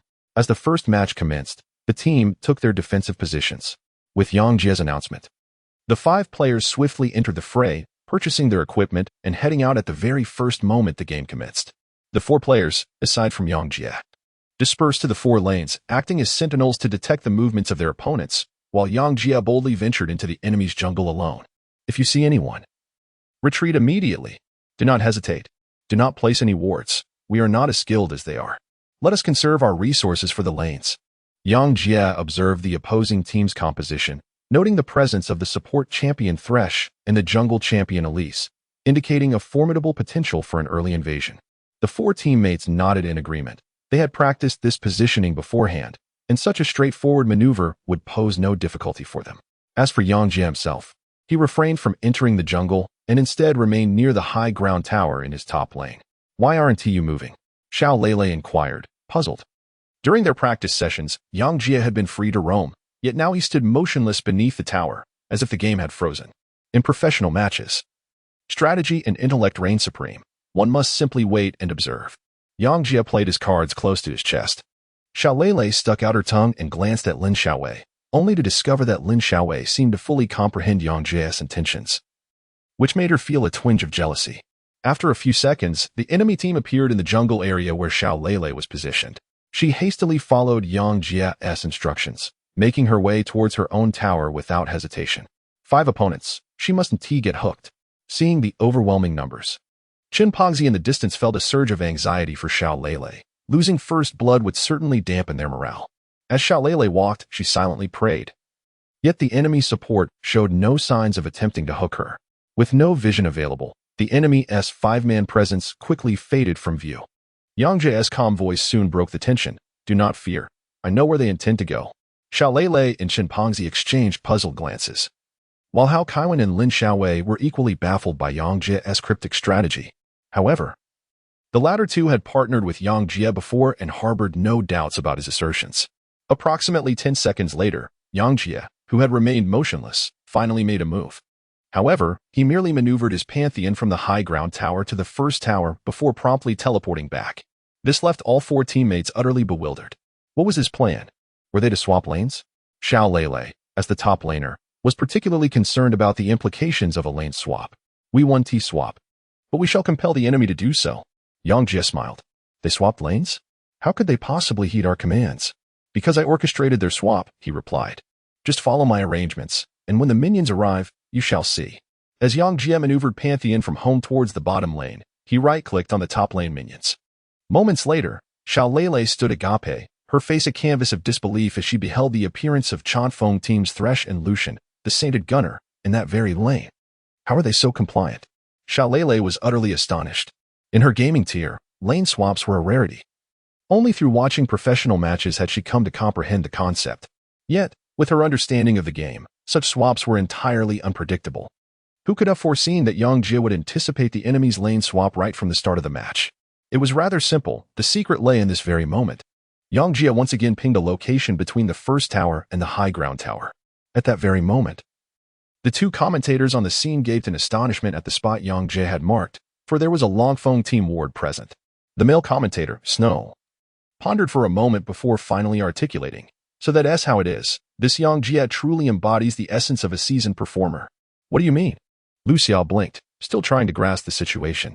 Observe, during the early skirmish, the Longfeng team placed a total of 7 wards on the map, with the support alone deploying 3. Such a strategy, while perhaps not matching the standards of the LPL, certainly reflects the caliber of our LSBL league. It is undeniably professional. Yet, the 7th class team placed not a single ward, Snow explained. Indeed, we too concluded that the 7th class team struggled during the early skirmish, another commentator agreed. Yet how do we account for Yang Jie's earlier journey from the high ground tower to the first tower and back to base? It's important to note that only we, with our godlike perspective, could see that ward. The 5 members of the 7th class team should not have been aware of its presence. Are you suggesting that Yang Jie was aware of the ward from the outset? Lu Xiao finally comprehended.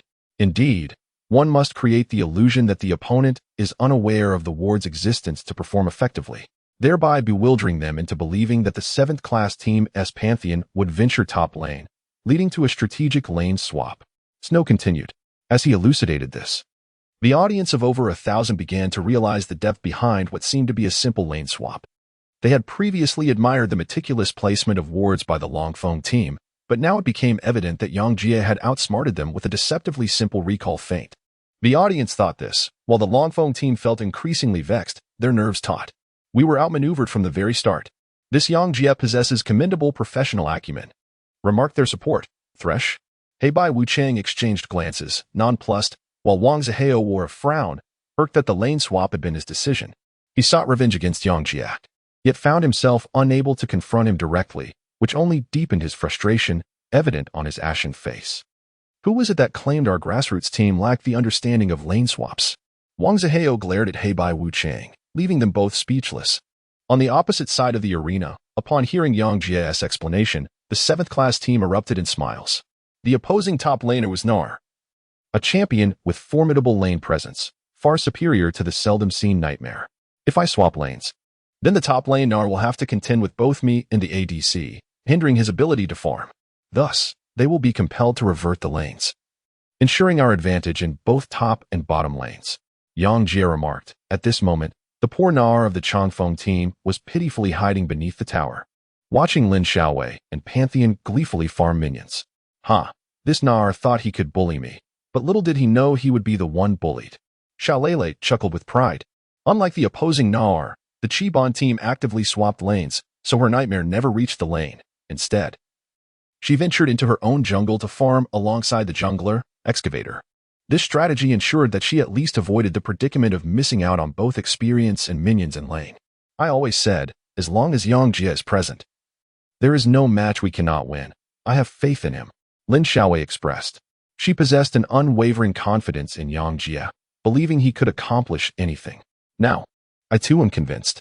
Xiao Lei smiled charmingly. Only by truly being on the same team as Yang Jie could she comprehend his formidable prowess, and at this moment, she genuinely believed Lin Xiaowei's words.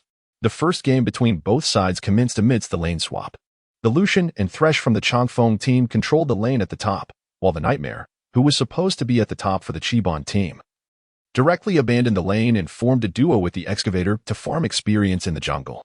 In Yang Jie's strategy, who reached level 6 first, or which hero attained it first, was of utmost importance. The duo jungle approach indicated a lack of experience. And both the Nightmare and Excavator's timing to reach level 6 would be indefinitely postponed. However, Yang Jie remained unperturbed, as he still had the bottom lane to manipulate.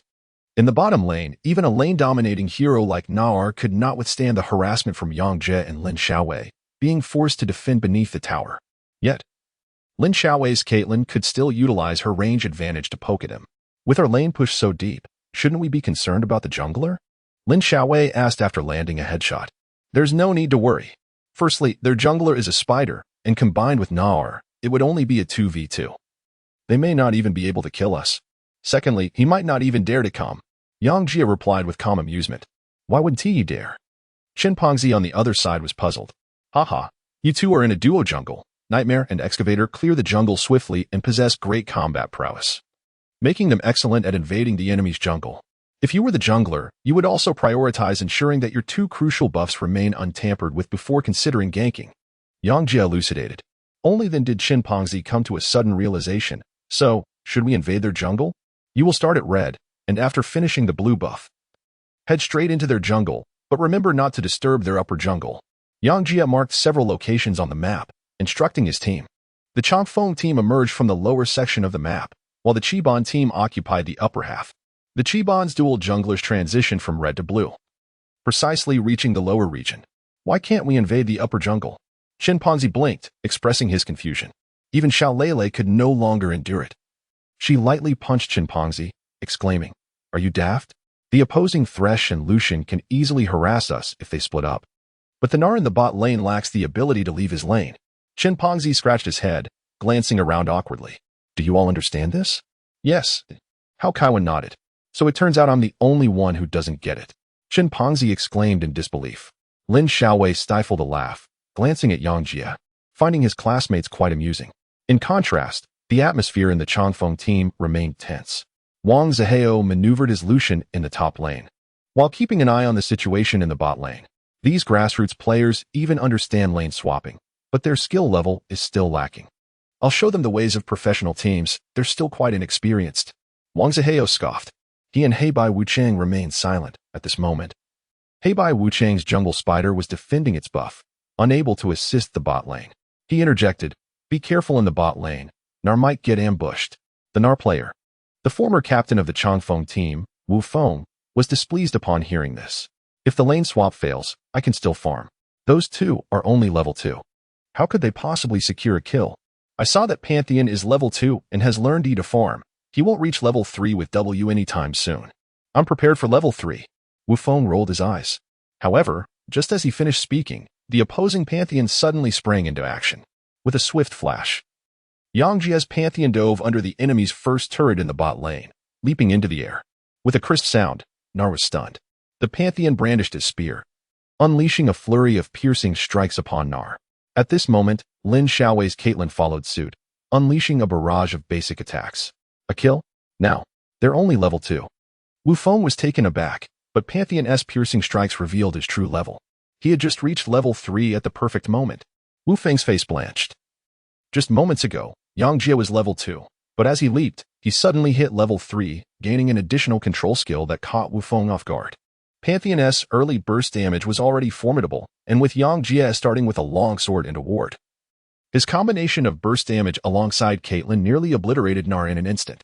By the time Gnar recovered from his stun, he was left with less than 100 health. Wu Feng hurriedly activated his flash and E, leaping away while consuming a health potion. However, as he flashed out, Pantheon's thrown spear followed closely. With a swift strike, Pantheon's non-targeted Q hit him, leaving him with just over 20 health. Wu Feng felt no relief from his narrow escape. Instead, he wore a bitter smile, as he was still afflicted by a burning effect. It was Caitlyn's Ignite. The bot lane duo of the Chiban team had quite the peculiar summoner spell combination, Pantheon with Flash and Teleport, while Caitlyn opted for Flash and Ignite. This unusual synergy showcased their aggressive nature, and it was precisely this Ignite that secured Nar's demise. First Blood. Just over 4 minutes into the game, First Blood was claimed by Lin Xiaowei's Caitlyn. I'm coming. Can we kill under the turret? Didn't he tank it a couple of times? Hey, Bai Wuchang's spider arrived, only to find to his dismay that Pantheon had taken no damage. Damn, he has a shield. Wu Feng was on the brink of madness. What luck? Hey, Bai Wuchang shook his head. The turret's 2 attacks had been entirely absorbed by Pantheon's shields, proving to be an invaluable asset against towers. No, it's not luck. He seized the opportunity perfectly, Wang Zihao remarked solemnly. As an observer, he witnessed the entire sequence of Nar's ambush and subsequent death. While it seemed simple, it was a culmination of precise timing. Wasn't it just the moment when he reached level 3? Wu Feng retorted. Yes. Yang Jie initiated his attack just as Pantheon was about to hit level 3, which was indeed impressive. But in reality, he did much more. Did you not notice? The minion wave's experience allowed him to reach level 3 just as your Nar lacked sufficient rage to transform, meaning there was no way for him to escape Pantheon's range. Wu Feng realized that indeed, he had perished as a small Nar. Moreover, the shield he gained upon jumping to you was accumulated through his passive. When he refreshed his W for a shield and then hit you with a basic attack, he had 2 shields in succession. Just assessing his ability to maintain shields indicates that he had been planning to kill you for quite some time. Wang Zihao's lips twitched. As a top-tier player, Wang Zihao had a deeper understanding of the game than the 4 players present, uncovering the subtleties of Yang Jie's maneuvers.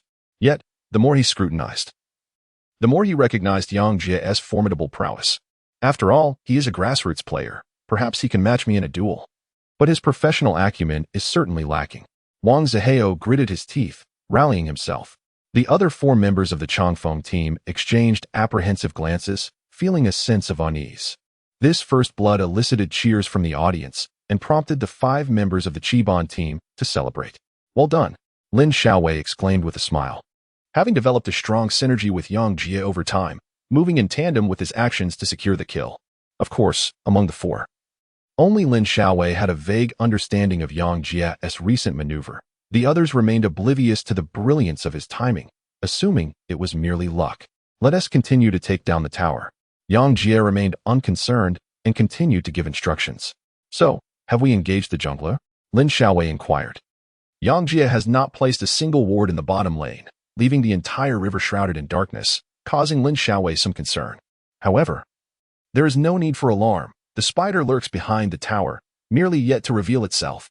With a single statement from Yang Jie, she relinquished her fears. Regardless of the spider's location, as long as Yang Jie was aware of it, Lin Xiaowei felt secure.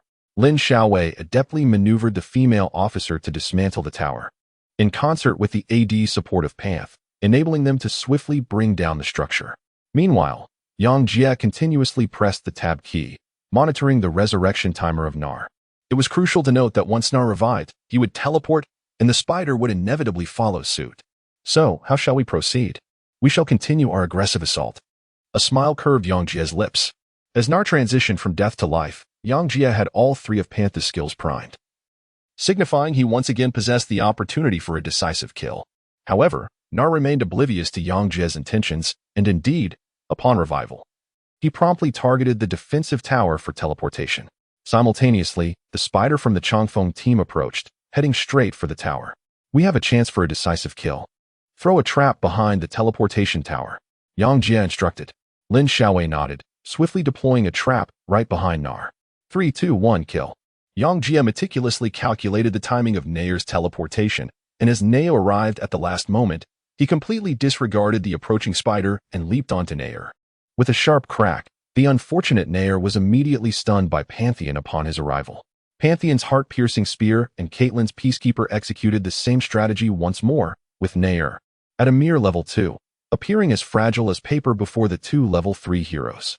After a swift onslaught, over half of his health was depleted. Goodness, is this a blatant attempt to eliminate me? Wu Fengyan thought, his cheeks flushed with urgency.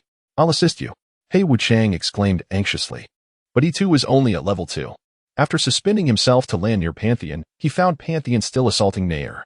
Nair, constrained by Caitlyn's traps, could only retreat slightly, providing Pantheon the opportunity to latch onto him. Die.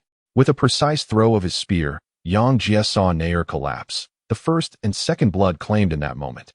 Once again, Pantheon leveraged his passive ability to withstand turret damage, which was minimal. However, the spider remained. After securing the kill, Pantheon dashed between the first and second turrets, with the spider hastily in pursuit. Trying to escape? Not so easily. He Wuchang roared, clutching an E-skill capable of stunning. Waiting for the right moment to close in and unleash his ability, hoping to incapacitate Pantheon beneath the turret. Given Pantheon's current positioning, success seemed inevitable. And with no flash or W to evade, He Wuchang's heart brimmed with murderous intent. The proximity between He Wuchang's spider and Yang Jie's Pantheon made it impossible to miss. And before the eyes of the audience, the spider transformed back into its humanoid form, finally launching its cocoon. However, just prior to the cocoon's release, it too was struck by a skill.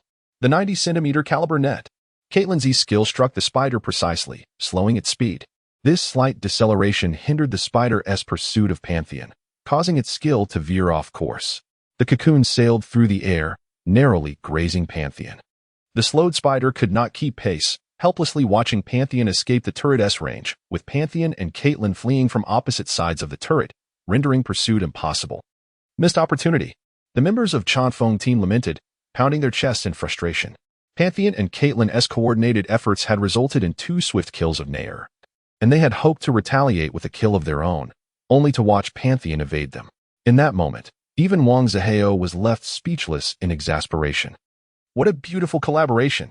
The commentator snow praised, while Lucia, with a glimmer in her eyes, cast a deep glance at Lin Xiaowei, opening her mouth to speak but ultimately remaining silent. Indeed, had it not been for Caitlyn's timely E-skill, the spider would have undoubtedly secured Pantheon, allowing him to escape unscathed. Caitlyn had wisely withheld her E-skill until the perfect moment, ultimately saving Yang Jie. Well done. Yang Jie smiled as he glanced at Lin Xiaowei. Lin Xiaowei made a playful face and cheekily remarked, "Don't you know who I am? I am the goddess of 9-ball. Could you manage to score without my reminder?" Yang Jie intended to express his thoughts, yet was rendered speechless by Lin Xiaowei's adorably self-satisfied demeanor. Their collaboration over this period has been remarkably harmonious. Lin Xiaowei possesses an innate understanding of his needs, which has enabled them to secure 2 consecutive kills as a duo in the bottom lane. Now, the Xiao return to base and shift their focus to the top lane. Yang Jie surveyed the entire battlefield and spoke. Lin Xiaowei nodded. Her marksman was undoubtedly the most formidable character on the field. This time, upon returning, she had drawn her great sword, and in the ensuing confrontations, even if Lucian from the Changfeng team were to return, he would likely be no match for her. Was it finally time to face the opponent head-on? Lin Xiaowei was filled with eager anticipation. No, they will definitely swap Nar to the top lane to seek a farming opportunity since he has died twice, Yang Jie explained. So, when we head to the top lane, we will still be up against Nar. Ah, that is quite splendid. We can continuously bully him. Lin Xiaowei smiled, and the other members of Team 7 chuckled in agreement. This time, there was no need for Yang Jie to elaborate further. They understood his intentions, especially Hao Kaiwen, who had witnessed such scenarios numerous times during his matches with Yang Jie. Whenever Yang Jie declared his intent to suppress someone, it was rare for that individual to regain their footing. In a word, Nar was doomed this match. Sure enough, when Nar finally arrived at the lane with only a ruby crystal after having been thwarted, he had hoped to farm and gather some gold, only to discover that Yang Jie and Lin Xiaowei had also made their way to the top lane, turning his situation into a nightmare. At the 6-minute mark, Nar was slain once more, suffering a humiliating 3 deaths right at the start, while the marksman claimed her 3rd kill. The spider, rushing to the scene, was deftly outmaneuvered by Yang Jie's Pantheon, achieving nothing in the process. During their aggressive plays, Pantheon's passive was the ideal tower dive tool, and combined with the marksman's extraordinary range, Nar was rendered unsafe even beneath the tower. Yang Jie and Lin Xiaowei could strike it well.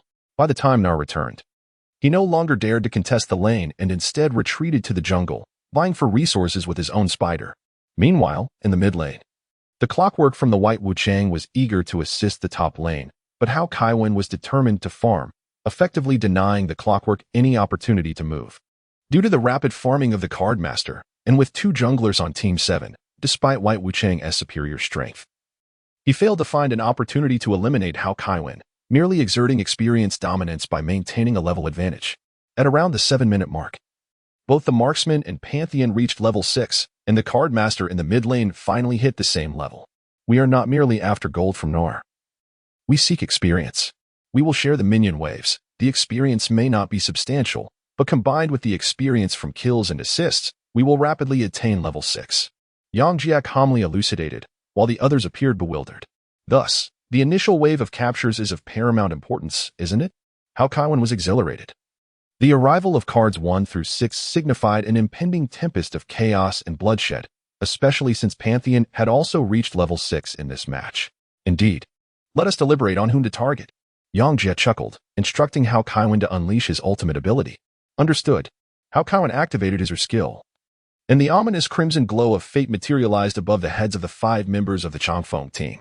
They hastily retreated towards the tower, while the mid lanes by Wuchang appeared ashen-faced. It's actually me. Bai Wuchang, seasoned and wise, had not overextended his position, and as soon as the card was revealed, he began to retreat. However, on his path home, a colossal red circle abruptly manifested before him. It was Pantheon's ultimate ability, obstructing his escape. Never mind. I'll swap with the card. Bai Wuchang, infuriated, turned back and charged towards the card, clutching his ultimate ability and Flash Ignite. If he executed his skills flawlessly, he could indeed eliminate the card. Command, Shockwave. Upon locating the card, Bai Wuchang instantly flashed forward, swiftly activating his ultimate. Goodness, that was quick. Hao Kaiwen was taken aback. Before he could even react, Bai Wuchang had caught him off guard. He had just switched cards but was helplessly ensnared by the clockwork, unable to draw the yellow card. Fear not. The voice of Yang Jia calmed him, and Hao Kaiwen hastily pressed the Aki with fervor, eager to unleash this yellow card. With a swift motion, he activated the skills of the clockwork and the Q and W abilities, simultaneously igniting the flames of battle. With his well-developed prowess, this combination of skills inflicted more than 2/3 of the Card Master's health. Following this, a basic attack from Clockwork further depleted the Card Master's vitality, who, upon awakening from the immobilization, hurriedly began to draw cards. The first card was a blue one, and Hao Kaiwen felt a chill run through him. At that moment, drawing a blue card was of no use to him, leaving him to watch helplessly as his demise approached. Must kill, exclaimed White Wuchang, filled with unrestrained joy, as Pantheon's ultimate ability landed far behind. Given the delay of Pantheon's ultimate, it would take considerable time for him to reach the Card Master, rendering any support impossible. At this moment, the Card Master was merely prey on his chopping board. With a swift motion, Clockwork summoned a ball to herself, forming a protective shield, and unleashed another basic attack. The Card Master was now on the brink of death. Is it truly over? Hao Kaiwen felt his hands beginning to leave the keyboard, as Clockwork's sudden flash and counterattack left him utterly exasperated. The audience collectively believed the Card Master was doomed. However, just as Clockwork prepared to continue her assault, a figure suddenly appeared behind her. With a resounding clang, Clockwork was stunned in place. It was Pantheon. How could the unteleported Pantheon have arrived before him so swiftly? Moreover, the direction was clearly incorrect. It was not the path he had leapt from. Had it not been for this unexpected turn of events, he would have been prepared. White Wuchang's eyes widened in shock as he witnessed the emergence of Pantheon, just as he was about to secure the kill on the Card Master. How splendid! Hao Kaiwen's spirits lifted upon seeing Pantheon.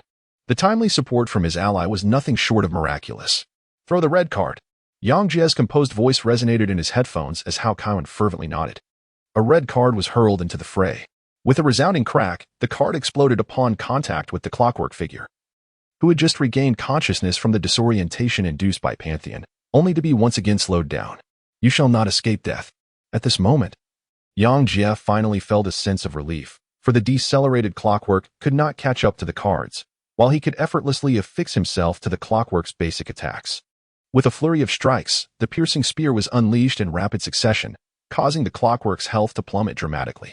Regardless of how well-developed he was, he remained merely a mid-laner, confronted by the early-game dominance of Pantheon, who was equipped entirely with offensive gear. Yang Jie found himself utterly defenseless, especially given that he had already utilized his flash. The fourth kill. Yang Jie's gaze was frigid, each basic attack crashing relentlessly onto the card of the white impermanence, who found himself ensnared in despair. Moments later, the clockwork died, while the card barely escaped with a sliver of health. How magnificent!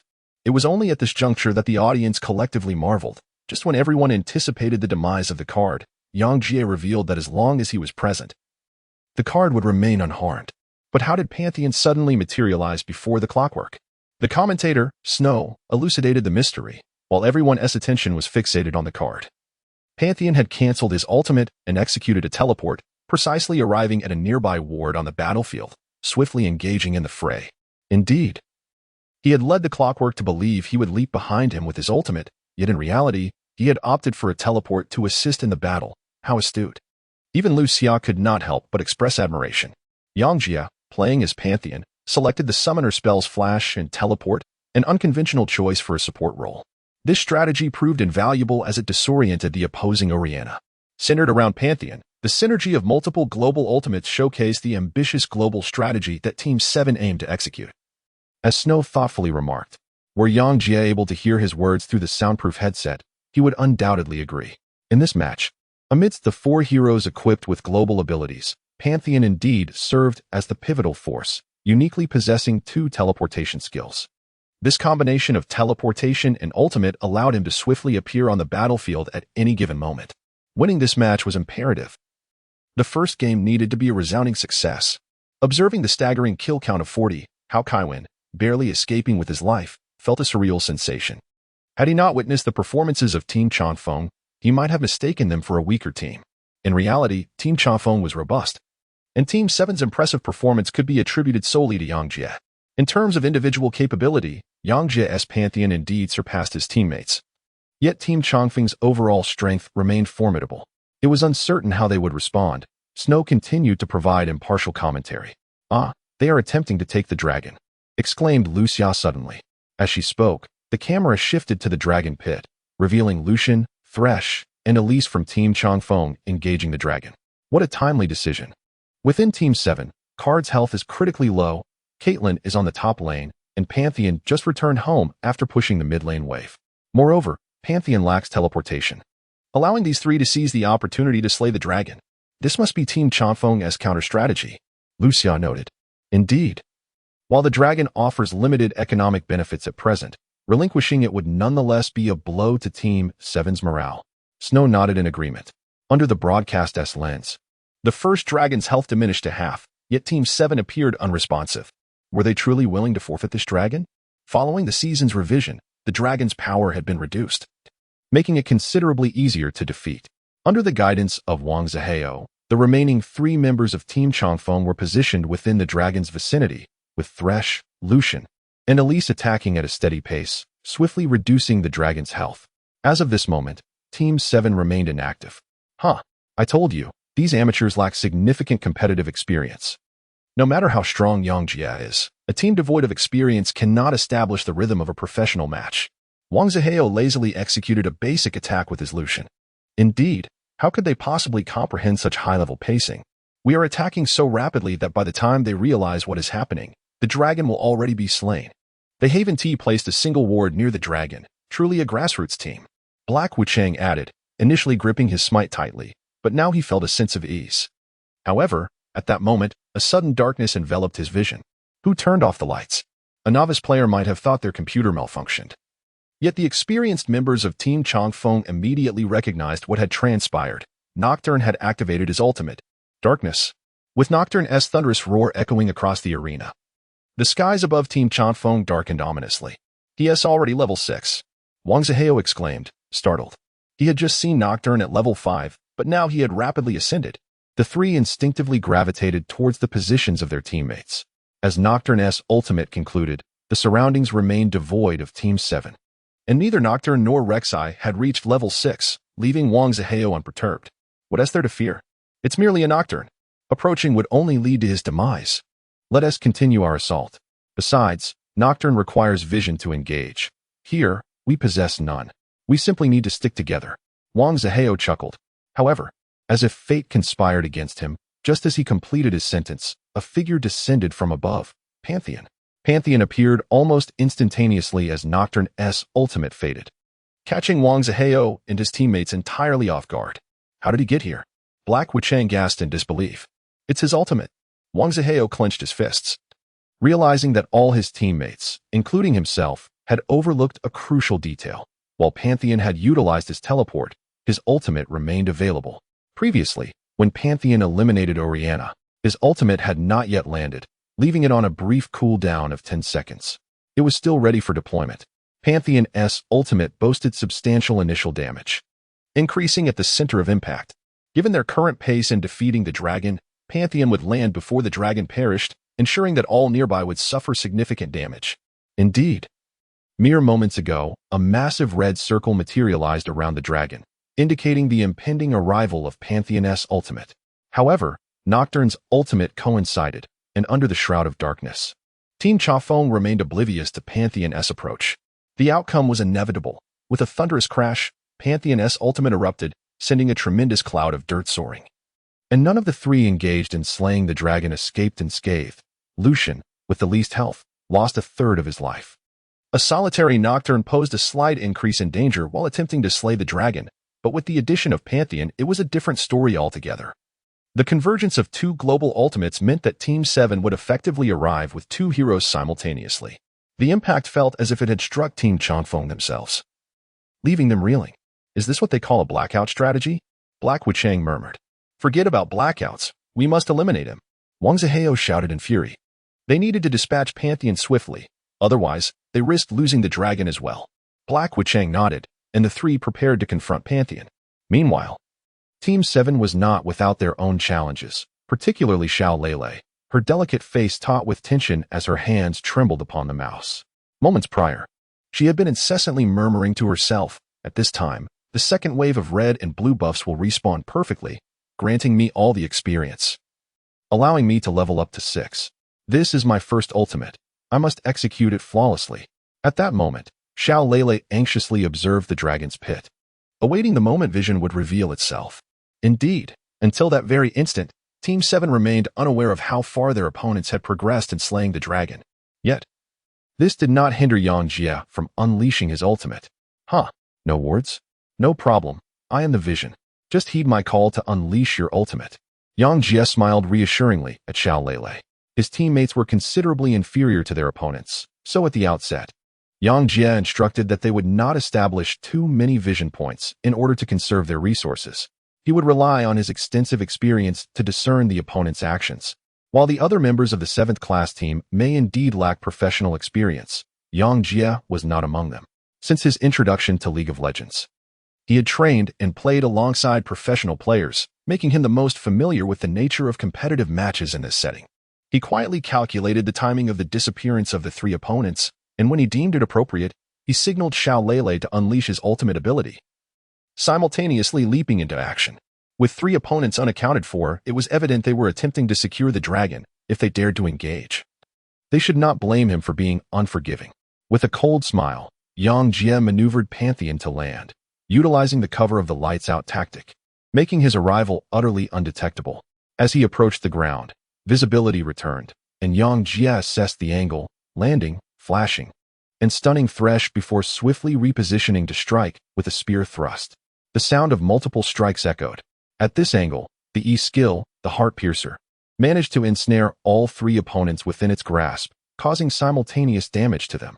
This lights-out strategy was executed flawlessly. I just checked the data, and it takes approximately 5 seconds for Pantheon to soar and land, while Nocturne's ultimate lasts 4 seconds. This means that if the two coordinate perfectly, they can indeed conceal Pantheon's ultimate effectively. While Nocturne's ultimate was wasted, Pantheon's landed with undeniable precision. This lights-out tactic is quite remarkable, Snow remarked while glancing at his phone. Lucia pouted, feeling increasingly discontented as Yang Jie performed better. The initial stun was directed at Thresh. Lucia believed she had spotted Yang Jie's mistake, stating, "The spider is the jungler, and Lucian has the highest damage output." Yet Yang Jie chose to stun Thresh first. Stun Thresh first, and one can see how clear his strategy is, Snow chuckled. Among the three, Thresh possesses the most control abilities. By incapacitating him first, Yang Jie ensured that the damage from his E skill would be wholly unleashed. And what about the spider? Lu Xia retorted. Did you notice that maneuver around the back? It formed a straight line with the dragon and the spider, obstructing the spider's E-skill trajectory. Didn't he it? This time, Lu Xia fell silent. As a commentator herself, she was astonished that Yang Jie's minor positioning and actions bore such profound significance. The pivotal aspect of Pantheon's initiation was regaining vision in the Dragon Canyon, allowing the rest of the Longfeng team to arrive and provide support. Look. Nocturne and the excavator are coming, Snow remarked languidly. On screen, Nocturne raced forward along a lengthy dark line, closely pursued by the excavator. Although they were still a short distance from the Dragon Canyon, the Longfeng team's vision had already detected them. As the two entered the fray, the situation became immediately clear. Pantheon's landing had already rendered the opponent struggling to respond, with the addition of Nocturne and the excavator. The Longfeng team completely abandoned their intention to resist. The three members of Longfeng relinquished the dragon, preparing to retreat. However, the excavator excavated a path and then burrowed underground, reappearing before Lucian. At least the ADC must perish. Qin Pengzi chuckled as his excavator emerged from the earth, launching Lucian into the air with a resounding thud. This one must die. At that moment, Yang Jie had also circumvented Thresh to attack Lucian. Thanks to the earlier Heart Piercer, combined with the excavator's assault, Lucian could no longer endure. The kill is mine. Yang Jie did not hesitate, using a Q skill to secure Lucian's demise. And this, as Lucian neared death, Yang Jie disregarded him and continued to assault Thresh, who found no escape route, pitifully retreating towards the Dragon Canyon, with no other options available. His choice of targets proved to be astute once again. Snow quickly noted, recognizing Yang Jie's precision in target selection. Generally, the jungler's life is valued more than that of the support, yet in this match, the Spider is a highly mobile champion, while Thresh is not. Moreover, Thresh has the capability to save the Spider with his lantern, whereas the Spider cannot rescue Thresh. Thus, choosing to eliminate Thresh first equates to sealing both their fates. With Thresh eliminated, we can relinquish the Spider and secure the dragon. As Yang Jie clung to Thresh, he spoke. Qin Pengzi and Xiao Lele nodded, each maneuvering their respective champions to secure the dragon, leaving Thresh to Yang Jie. Double kill. Yang Jie swiftly vanquished Thresh, achieving his first double kill of the match. After eliminating Thresh, Yang Jie chose to invade the enemy's jungle instead of attending to the dragon. Remember, we are performing exceptionally well this match. We must continue to snowball our advantage. You two can handle this nearly depleted dragon. I shall not squander any more time. Yang Jie proceeded to collect the freshly spawned red buff, exclaiming, understood. Xiao Lele nodded thoughtfully, while Hao Kaiwan from the mid lane felt greatly enlightened. They often squandered time during their matches at such moments, failing to secure towers or dragons after securing kills. At the very least, they ought to invade the enemy jungle to seize a creature, thereby amplifying their advantage and gaining momentum. Thus, the first dragon was securely obtained by the Chiban team, and the red buff was also claimed by Yang Jie. The Chiban team truly held a significant advantage. In the previous two skirmishes, the synergy between Pantheon and Twisted Fate's ultimates for securing kills, along with their coordination with Nocturne's ultimate to secure the dragon, exemplified the essence of global strategies. As Snow remarked, haha, Pantheon has acquired a death's knife. Can it not be exquisite? Lu Xia suddenly rolled her eyes. What? Snow exclaimed in surprise, noticing that Pantheon indeed possessed a death's knife in his equipment inventory. This was the item he purchased after eliminating Oriana in the mid lane and after achieving a double kill. He had already stacked it 4 times. This fellow is bringing a death's knife to the finals? How audacious. Even Snow was taken aback by Yang Jie's boldness. Yang Jie crafted the lethal dagger, not out of arrogance, but rather because he was playing a support role in this match. He relinquished nearly all of the lane's economic resources to Lin Xiaowei's misfortune, leaving himself without the means to secure minion kills and relying solely on team economy to sustain his needs. His itemization was significantly constrained. However, acquiring the dagger allowed him to mitigate some of the economic disadvantage, achieving remarkable results with minimal investment. Pantheon secured 2 kills after the dagger's acquisition, which quickly accumulated 4 layers of buffs, yielding bountiful rewards. Next up was Qin Pengzi. Do you remember what I just mentioned?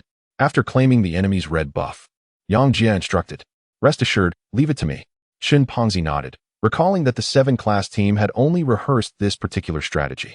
Alright, let us take down the bottom tower. As Yang Jie returned to the bottom lane, Lin Xiaowei's Caitlyn also arrived, and together they commenced a push on the minion wave.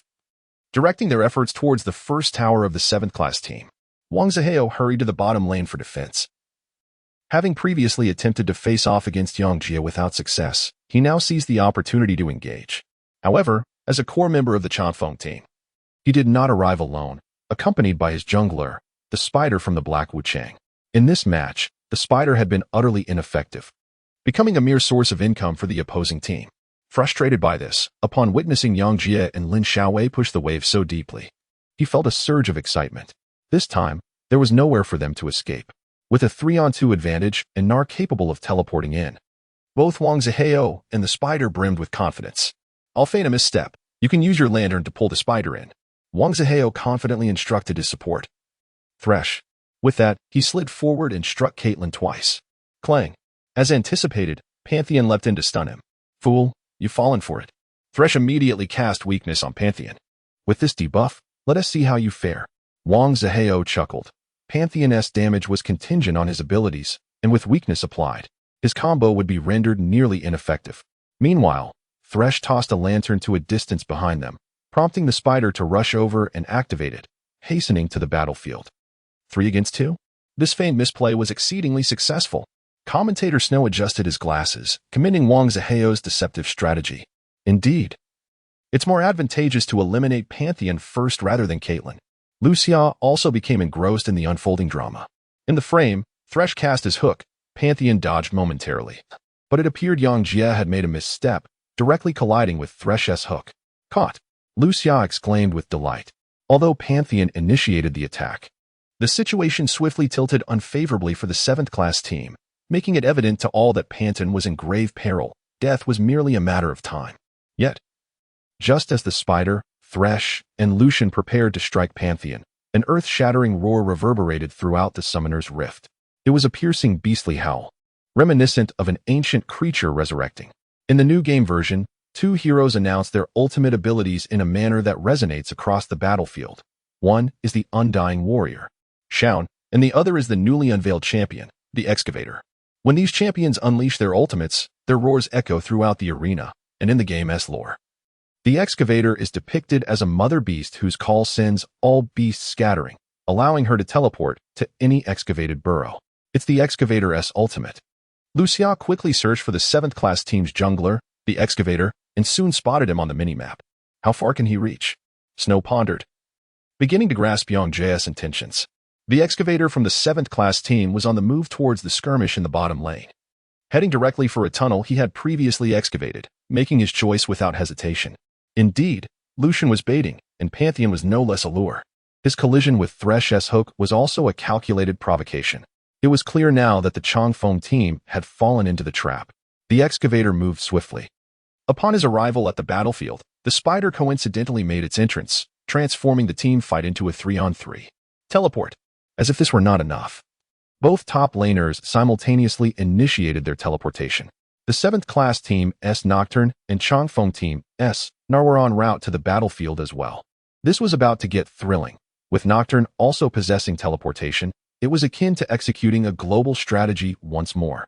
Snow marveled, noting that since Pantheon reached level 6, this marked the 3rd instance of the 7th class team employing a global strategy, their composition intricately linked, allowing them to outnumber opponents wherever they ventured. First, we must eliminate the ADC. Yang Jie revealed a smile at the corners of his mouth. He had long discerned that Wang Zihao was merely putting on a performance. Yet, he felt no fear, for the Excavator's control was far more evident than that of a Spider. As long as Lucian was contained, he would not escape. With resolute determination, Shin Fati pressed the flash and emerged from the ground. A scene reminiscent of the earlier skirmish around the dragon unfolded. Boom. Lucian was sent flying, followed closely by Pantheon SQ skill, while Caitlyn simultaneously unleashed her attack. Q, together with the Celestial Angel. His skill, the net, coupled with her skill. Let the bullets fly. Seeing that Caitlyn's EQ had landed flawlessly and her ultimate was en route, Yang Jia boldly declared, the ADC need not concern themselves. Focus on the Spider. Fool, thinking he could gain an advantage by diving so deep. Shin Fati nodded once more and traversed a pathway to the Spider's vicinity.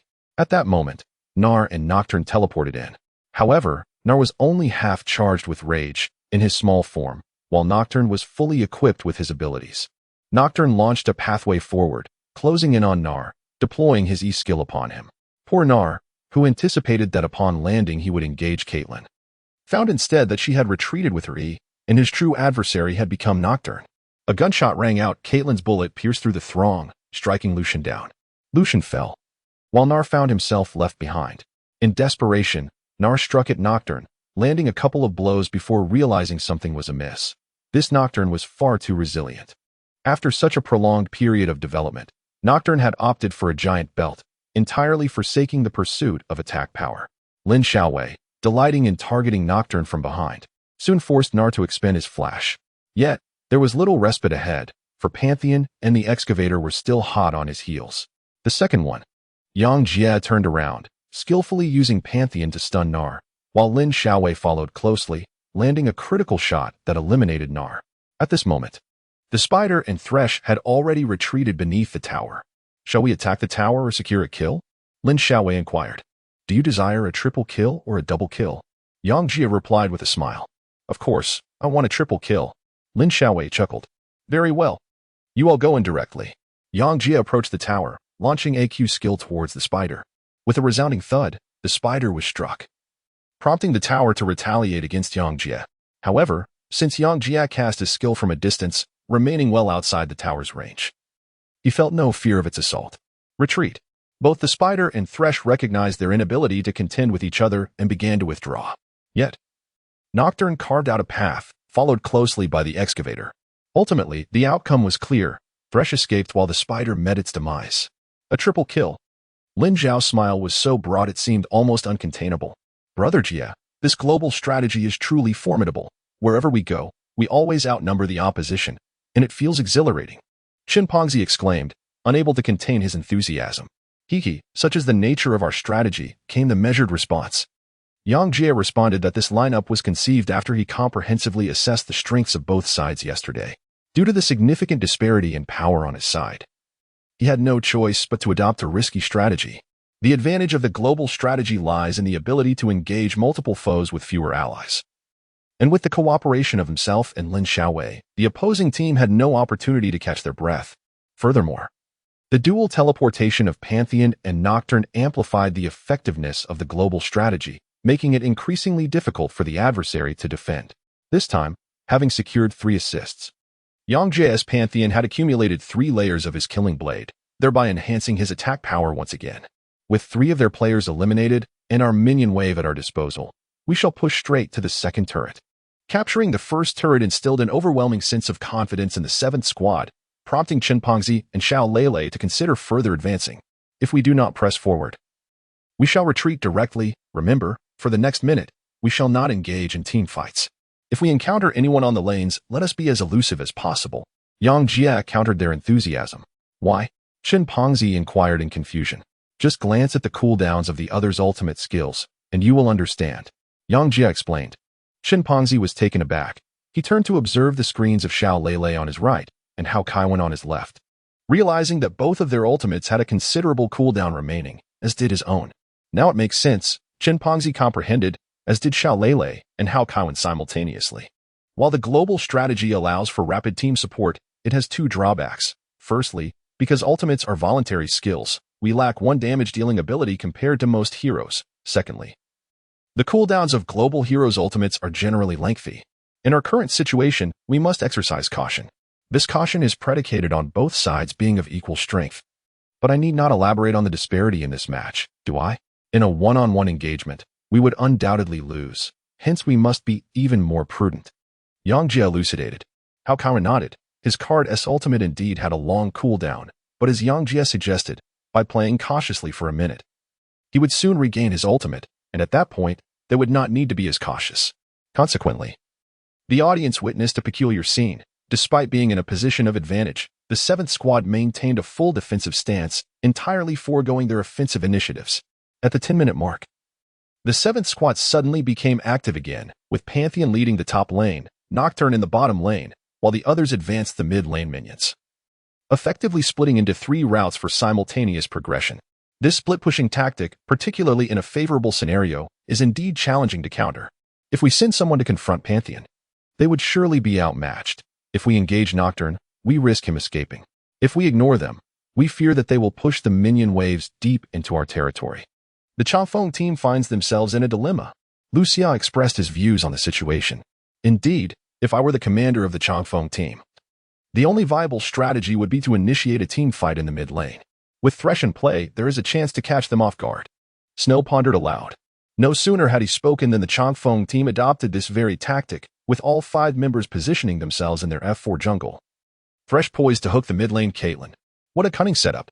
The 7th squad had minimal vision and was utterly unaware of the Changfeng team's maneuvers. It appears that someone may very well perish. The audience watched intently as Caitlyn unwittingly approached.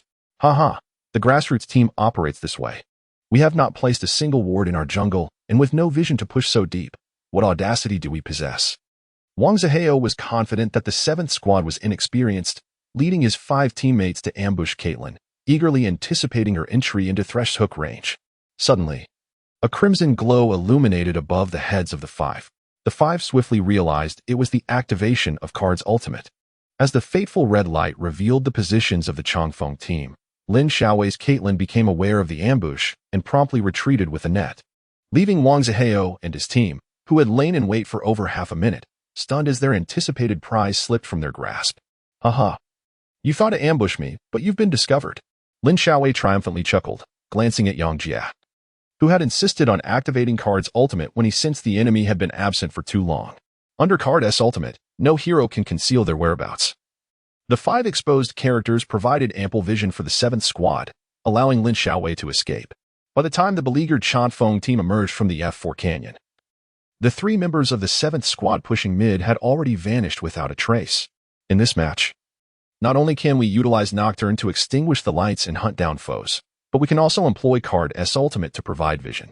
Although using Card's ultimate for vision may seem wasteful, with our plethora of global abilities, we can hardly afford to be concerned about this singular aspect. With a beaming smile, Yang Jia effortlessly dismantled the first tower of the Changfeng team in the upper lane. This structure had already been reduced to half its health during the time when the marksman was present, and now he merely collected the spoils. What should we do next?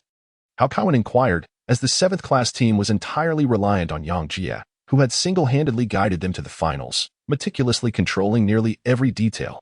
Should they continue with split pushing, leading them to a point of no return? Yang Jia responded. Under his leadership, the 5 members of Team 7 dispersed to various lanes, continuously applying pressure and leaving the Longfeng team scrambling to keep up. At times, when the Longfeng team finally prepared to launch an offensive, intending to catch a member of Team 7, that player would invariably manage to escape just in time, leaving Longfeng's members unable to pursue effectively. At the 16th minute, the Longfeng team, comprising all 5 members, attempted to ambush the split-pushing Pantheon, but before they could initiate the attack, Pantheon teleported to the bottom lane. Half a minute later, upon arriving at the bottom lane to continue their pursuit, they were taken aback when Pantheon suddenly soared into the air, making his way back to the mid lane. Wang Zihao, seething with anger, led his team to the mid lane, resolutely determined to eliminate Pantheon. They believed this time Pantheon had no means of escape. However, to their astonishment, the lights-out tactic was employed once more. Their vision was instantly obscured, allowing Pantheon to escape with ease under the cover of his ally, Nocturne. This was utterly frustrating, bordering on despicable. How could they continue to play under such circumstances? Wang Zihao slammed his hand on the table in exasperation. Despite possessing greater individual prowess than Team 7, they were utterly incapable of executing a 5-on-5 team fight, and their attempts to secure kills were fruitless, leaving them feeling powerless. I can't shake the feeling that the opposing team possesses more professional competitive experience than we do, muttered Hai Wuchang, scratching the back of his head, uncertain. Wang Zihao had also come to this realization but was loath to admit it. He had long believed that his connections with professional players made him the most knowledgeable about competitive play in this tournament, only to discover that Yang Jia far surpassed his understanding of the game, knowing precisely when to engage, when to refrain, when to split push, and when to retreat. All executed with remarkable finesse. As he watched their defensive towers fall one by one, Wang Zihao's expression darkened. In less than 25 minutes, they had lost all outer towers, leaving only 3 inhibitors standing. At that moment, Team 7 finally mustered the courage to engage Longfeng in a direct confrontation. We have the advantage of towers and the dragon. We now possess an economic lead of 5,000 gold over the opposing team, translating to an extra item for each of us. I propose we initiate a team fight. What do you all think? Yang Jie pondered. I shall heed your counsel. Hao Kaowen waved his hand, adopting an air of relinquished authority. Yang Jie glanced over, noticing Lin Xiaowei, Xiao Lele, and Shen Pengzi all gazing at him with eager anticipation. Very well, let's push mid. Follow my lead and initiate the team fight, he declared. All right. The four responded in unison, advancing towards the high ground in the mid lane. On the count of 3. Lele, you initiate your ultimate. Pengzi, follow up with your aggression, and then we engage. Yang Jie instructed. Xiao Lele and Shen Pengzi nodded. As Yang Jie's voice resonated in their ears, 3. The 5 of them anxiously placed their fingers on the keyboard, poised for the commencement of this crucial battle. While the Changfeng team remained blissfully unaware of their impending assault, with only 3 members stationed to defend the tower. 2.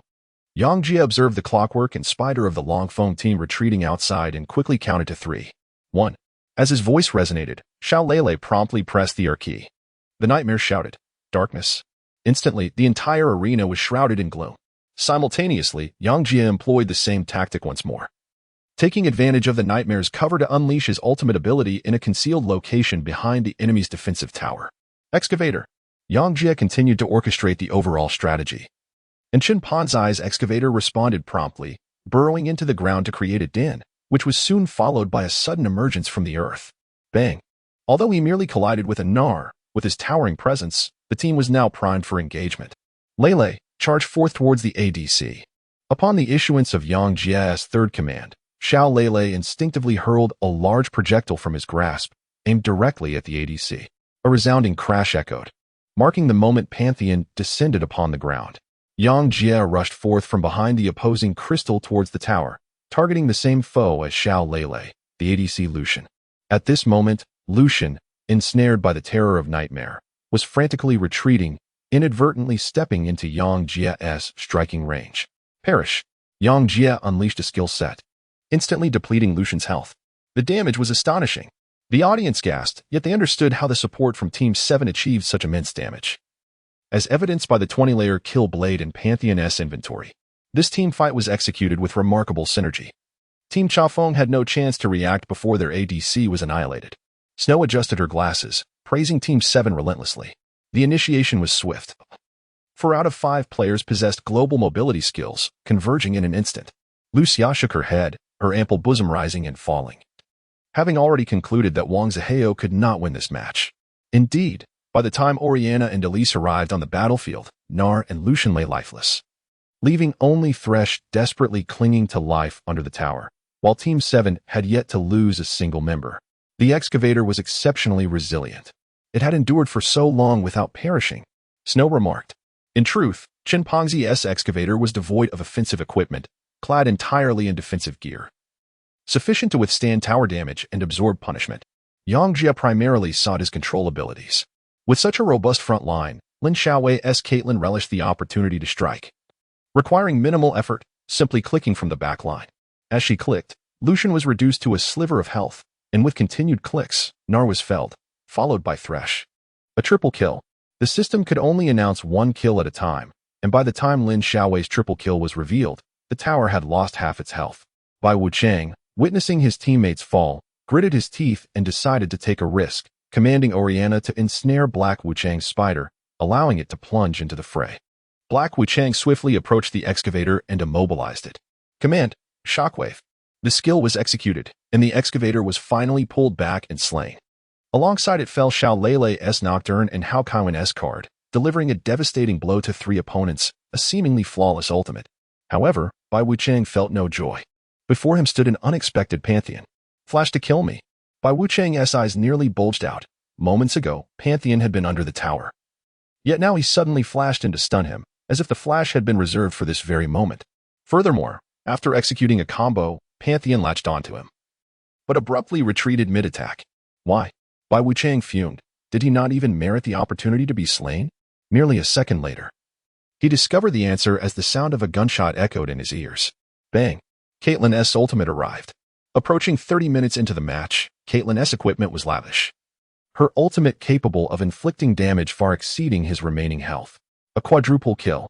The system chimed in with another notification. shortly followed by the spider beneath the tower succumbing. A pentakill. Lin Xiaowei achieved her 5 kills. Yeah, she exclaimed, leaping from her seat, overwhelmed with joy at securing a pentakill in such an exhilarating match. Yang Jia, I love you, Lin Xiaowei shouted, only to realize her outburst was excessive, her face instantly flushed with embarrassment. Hee, with me as your support. Pentakills and godlike statuses will always be within reach. Yang Jia raised his gaze towards his beautiful boss, Lin Xiaowei, whose face was flushed and lovely, resembling a charming apple. Very well, from now on, you shall provide assistance solely to me and to no one else. Otherwise, Lin Xiaowei pondered for a moment before finally formulating a punitive measure. Otherwise, I shall have to deduct your salary. Yang Jia was momentarily speechless. How could one invest their own salary into a game? It was akin to digging a pit for oneself. Cough, cough, and yet this is a competition. Chun, the portly figure, interrupted their conversation with a voice full of envy. In their minds, Yang Jia and Lin Xiaowei were a couple, and they assumed they were playfully bickering. Humph. Xiao Lele let out a soft huff, twisting the corner of her garment in a display of petulance. Yang Jia was at a loss for words.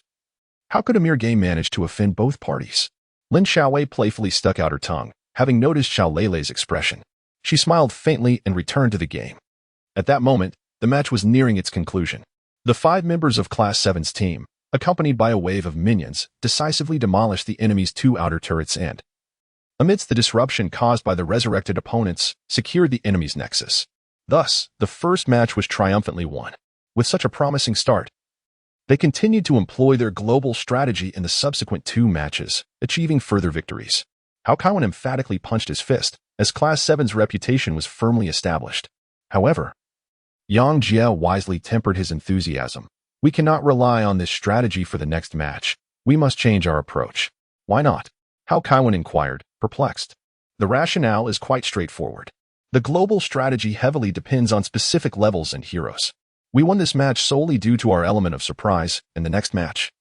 The opposing team will undoubtedly focus on countering our global heroes. Consider this. How many champions in the entire League of Legends possess global abilities? Yang Jia spoke slowly. Aside from the 4 we have here, namely Twilight's Eye, Shin, the captain, in the new version of the Undead, it seems there are hardly any others left. Hao Kaiwan was taken aback, then furrowed his brow and counted on his fingers. Indeed, there were very few. Isn't that the crux of the matter? With over 130 heroes, only about 6 or 7 are globally viable. If we simply ban them during the selection process, won't we find ourselves at a disadvantage? Yang Jia remarked. Then they can ban at most 3 champions, leaving us with 4. Chen Pengzi leaned in and added, the global flow champion's ultimate abilities lack damage. Thus we must depend on a damage-dealing champion like Pantheon or Twisted Fate. Without Pantheon and Twisted Fate, what other early-game global champions can we rely on? If a match features Shin, Rek'Sai, and a fully tanked Nocturne, how are we supposed to play? Yang Jia rolled his eyes. Hee, I was just saying. Shin. The chubby one scratched his head. If we can't utilize the global strategy, how are we supposed to fight? He sighed. We can only take it one step at a time. Is there no plan? Yang Jia's words were like a bucket of cold water poured over the entire team. Let me ask you, how many heroes can you actually play? I suppose there are about 4 or 5 that I can effectively use, Chen replied, momentarily stunned. Out of those 4 or 5, how many are junglers or top laners? Only 1, the excavator and the dragon turtle. You know I'm not that skilled. I usually play support. Chen's face flushed. So it's not that I'm incapable, it's that we are constrained by everyone's individual circumstances, making it difficult to arrange a straightforward strategy. Yang Jia spoke solemnly. The others, except for Lin Xiaowei, felt a bit embarrassed, particularly Hao Kaiwan and Xiao Lele, who began to feel guilty for burdening him.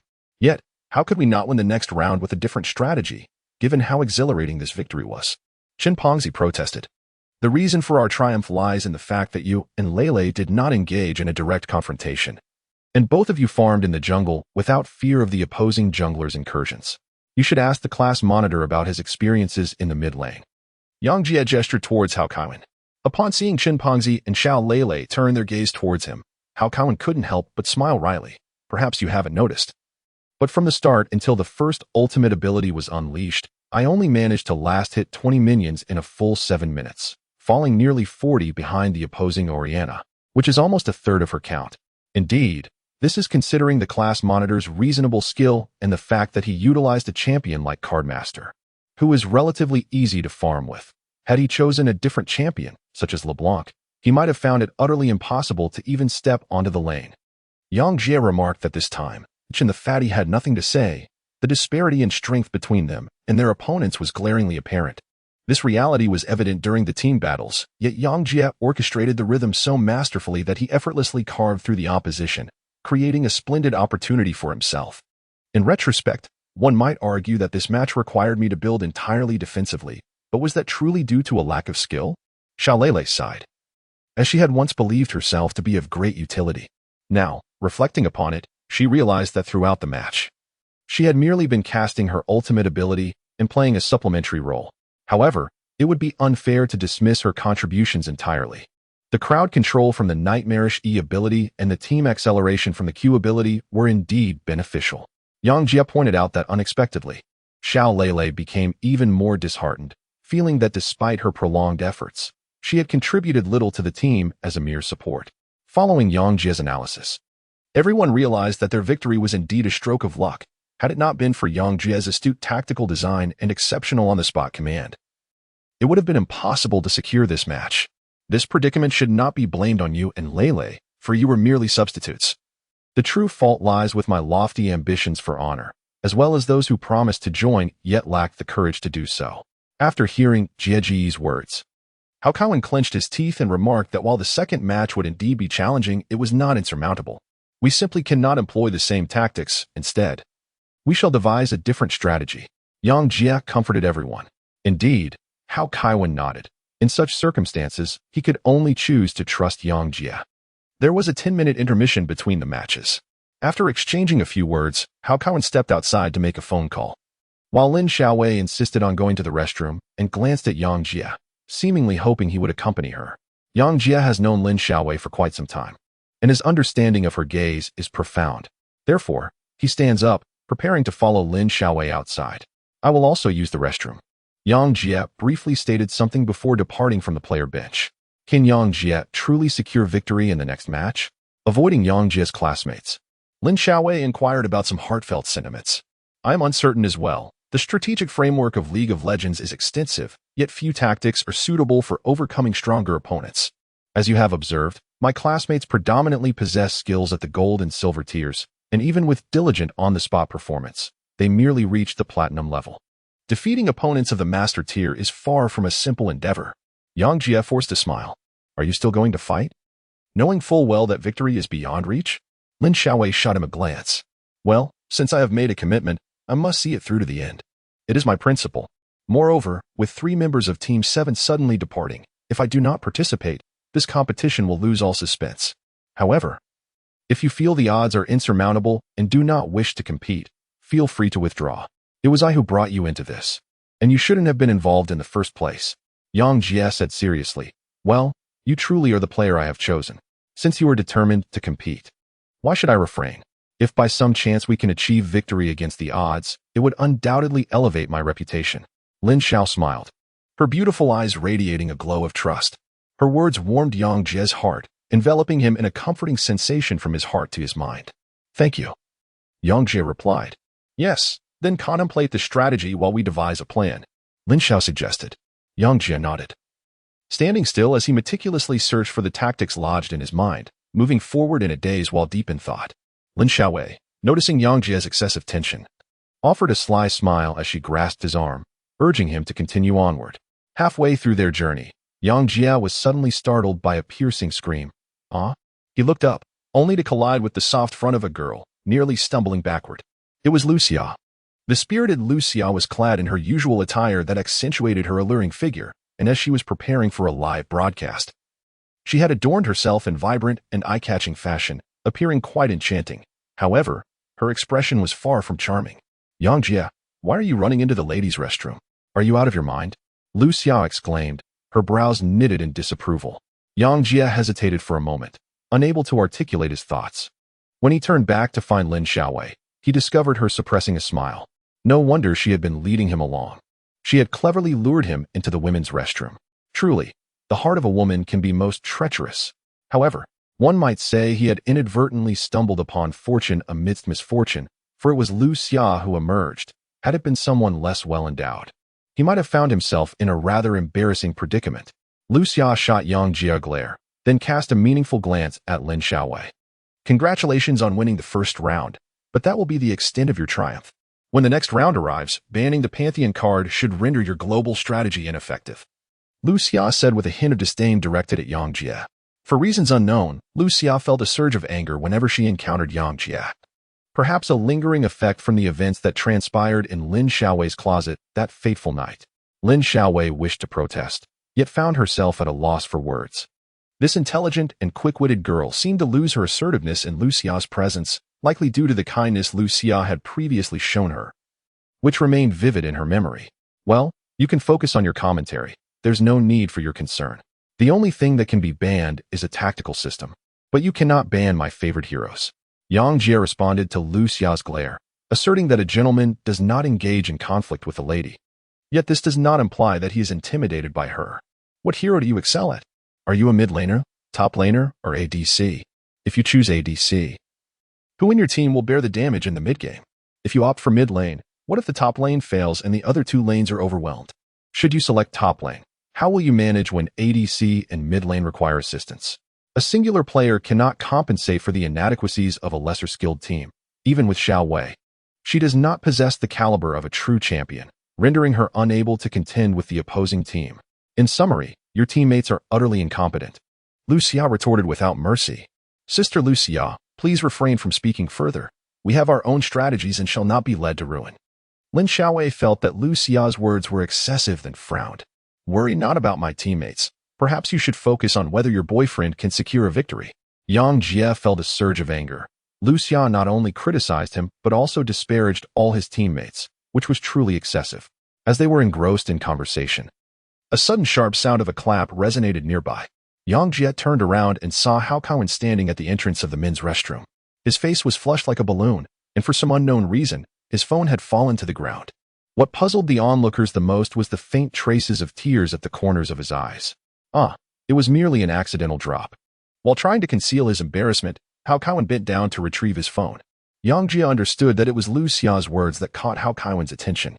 Hao Kaowen was inherently a strong-willed individual. Without him, the 7th class team would not have survived to this day and might have disbanded long ago. When others were reluctant to participate in the competition, it was Hao Kaowen who made numerous attempts to persuade them. Though he was ultimately unsuccessful, his efforts were not in vain. Class leader, allow me to assist you. Yang Jia felt a pang of compassion and was about to crouch down to assist Hao Kaowen. However, as he lowered his head, a voice emanated from his phone. Kaowen, only you are aware of my condition. My desires are not as intricate as you might presume. Whether we win the championship or not is of little consequence. My sole wish is for all the students in Class 7 to safely and smoothly gain admission to university. It was the voice of Wang Yang, the English teacher and homeroom instructor of Class 7. In her 30s and still unmarried, she had always maintained a stern demeanor in class, managing the students with an iron fist. Among them, only Hao Kaowen had established a relatively amicable relationship with her. However, Wang Yang had recently taken a leave of absence, which was why the Class 7 team had been able to indulge so freely in gaming for such an extended period. Why was the homeroom teacher involved? Yang Jia looked at Hao Kaowen with confusion. At this critical moment, what was Hao Kaowen discussing with the homeroom teacher, Wang Yang? Were there others involved? Kaowen, didn't you say there was no one around? Wang Yang's voice came through again. Hao Kaowen sighed and said, Teacher Wang, I no longer wish to conceal your cancer diagnosis. Please inform the students. I wish to dedicate this championship to you as my final gift, if that is acceptable. Upon hearing this, everyone, including Yang Jia, was left in stunned silence. What did you say? Teacher Wang has cancer? Yang Jia felt a momentary daze, and the image of his English teacher involuntarily surfaced in his mind. She was known for her strict demeanor with students and her meticulous approach during lectures. However, whenever something amusing occurred in class, a knowing smile would grace her face. Sometimes, Yang Jia pondered that if it weren't for her responsibilities towards her students, perhaps Wang Yang would be a young person filled with daily joy. Yet, due to her students, she was overwhelmed and could scarcely attend to anything else. Indeed, Hao Kaowen replied, pressing his lips together. When did this happen? Yang Jia inquired further. About a month ago. It was then that she began taking leave. By that time, The late-stage cancer had already spread, and treatment was no longer an option, Hao Kaiwen explained. Yang Jie clenched his fists and asked, "Why didn't you inform your classmates?" "It was Teacher Wang who instructed me not to disclose," Hao Kaiwen replied. "So, the reason you are unafraid of the threats from the black and white impermanents is to assist Teacher Wang in fulfilling his legacy?" "Indeed," Hao Kaiwen said with a bitter smile. "But what about them? The few who withdrew from the competition? Are they aware?" "No, I haven't told anyone," he continued. Lowering his gaze, seemingly burdened by guilt for concealing the matter from his classmates. However, Yang Jie did not cast blame upon him. He gazed deeply into Hao Kaiwen's eyes, inhaled deeply twice, and then tightened his fist once more. "Very well, I understand. In this competition, whether for my personal grievances or for Teacher Wang, I shall prevail." At that moment, Teacher Wang's call had already ended, and the surroundings fell silent. Lu Xia, noticing Yang Jie's expression, chose not to speak further, while Lin Xiao looked at him with deep concern. "Class monitor, let us proceed to compete in the remaining 2 matches." Yang Jie turned towards the arena. 2 matches? Wasn't it a best of 5? "We have only won one." Hao Kaiwen hesitated. "They will not win again, for I am about to play earnestly." Yang Jie shook his head. "Seriously? Has he not been earnest until now? If he has already achieved such prowess without sincerity, how formidable would he be if he truly applied himself?" Hao Kaiwen was taken aback. Lin Xiaowei, trailing behind Yang Jie, sensed a departure from his usual indifferent demeanor. He appeared to emanate a newfound assertiveness. Among the crowd, she alone recognized Yang Jie's true strength, which could not merely be attributed to support roles or lethal weapons. Yet, she had never witnessed him so committed before. "This time, I'll play ADC, and you'll take support, all right?" Yang Jie remarked, noticing Lin Xiaowei's presence. "Sure." Lin Xiaowei replied with a gentle nod, conceding this time to allow him to excel in the support role. "Excellent." Yang Jie responded with a single word. Back at the arena, the scorching midday sun did little to diminish the enthusiasm of the spectators, who numbered in the thousands. Some shading themselves with umbrellas while others sought solace in the shade, all eagerly awaiting the commencement of the second match. The first game, while not particularly distinguished in terms of global strategies, provided ample entertainment through its back-and-forth skirmishes. Despite the one-sided nature of the contest, the creative use of the 4 global skills and dual teleportation dazzled the audience, heightening their anticipation for the imminent second round. However, as the third match began, the Changfeng team swiftly eliminated the cards of the Chiban team, including Pantheon and Nocturne, effectively nullifying their ability to deploy global heroes. Such a tactic seemed rather underhanded. How could Chiban possibly compete under these circumstances? Instantly, some spectators voiced their discontent on behalf of the Chiban team. This is strategy, do you understand?" came the retort. "If Chiban can utilize global strategies, why would Changfeng allow them to do so freely?" The crowd continued to murmur as both teams finalized their lineups. Changfeng opted for a conventional composition, while Chiban's selection was notably less unconventional than in the previous game. This time, Chiban's jungle remained with the excavator. The top lane featured the Frost Witch Lysandra, the mid lane was occupied by the Emperor of the Sands Azir, the support was the Tai Collar Nami. And the ADC was the well-known Spear of Vengeance, often referred to as the skateboard shoes. This composition promised a wealth of control. Furthermore, Snow quickly observed that Yang Jie, who had served as a support in the last match, had now transitioned to ADC.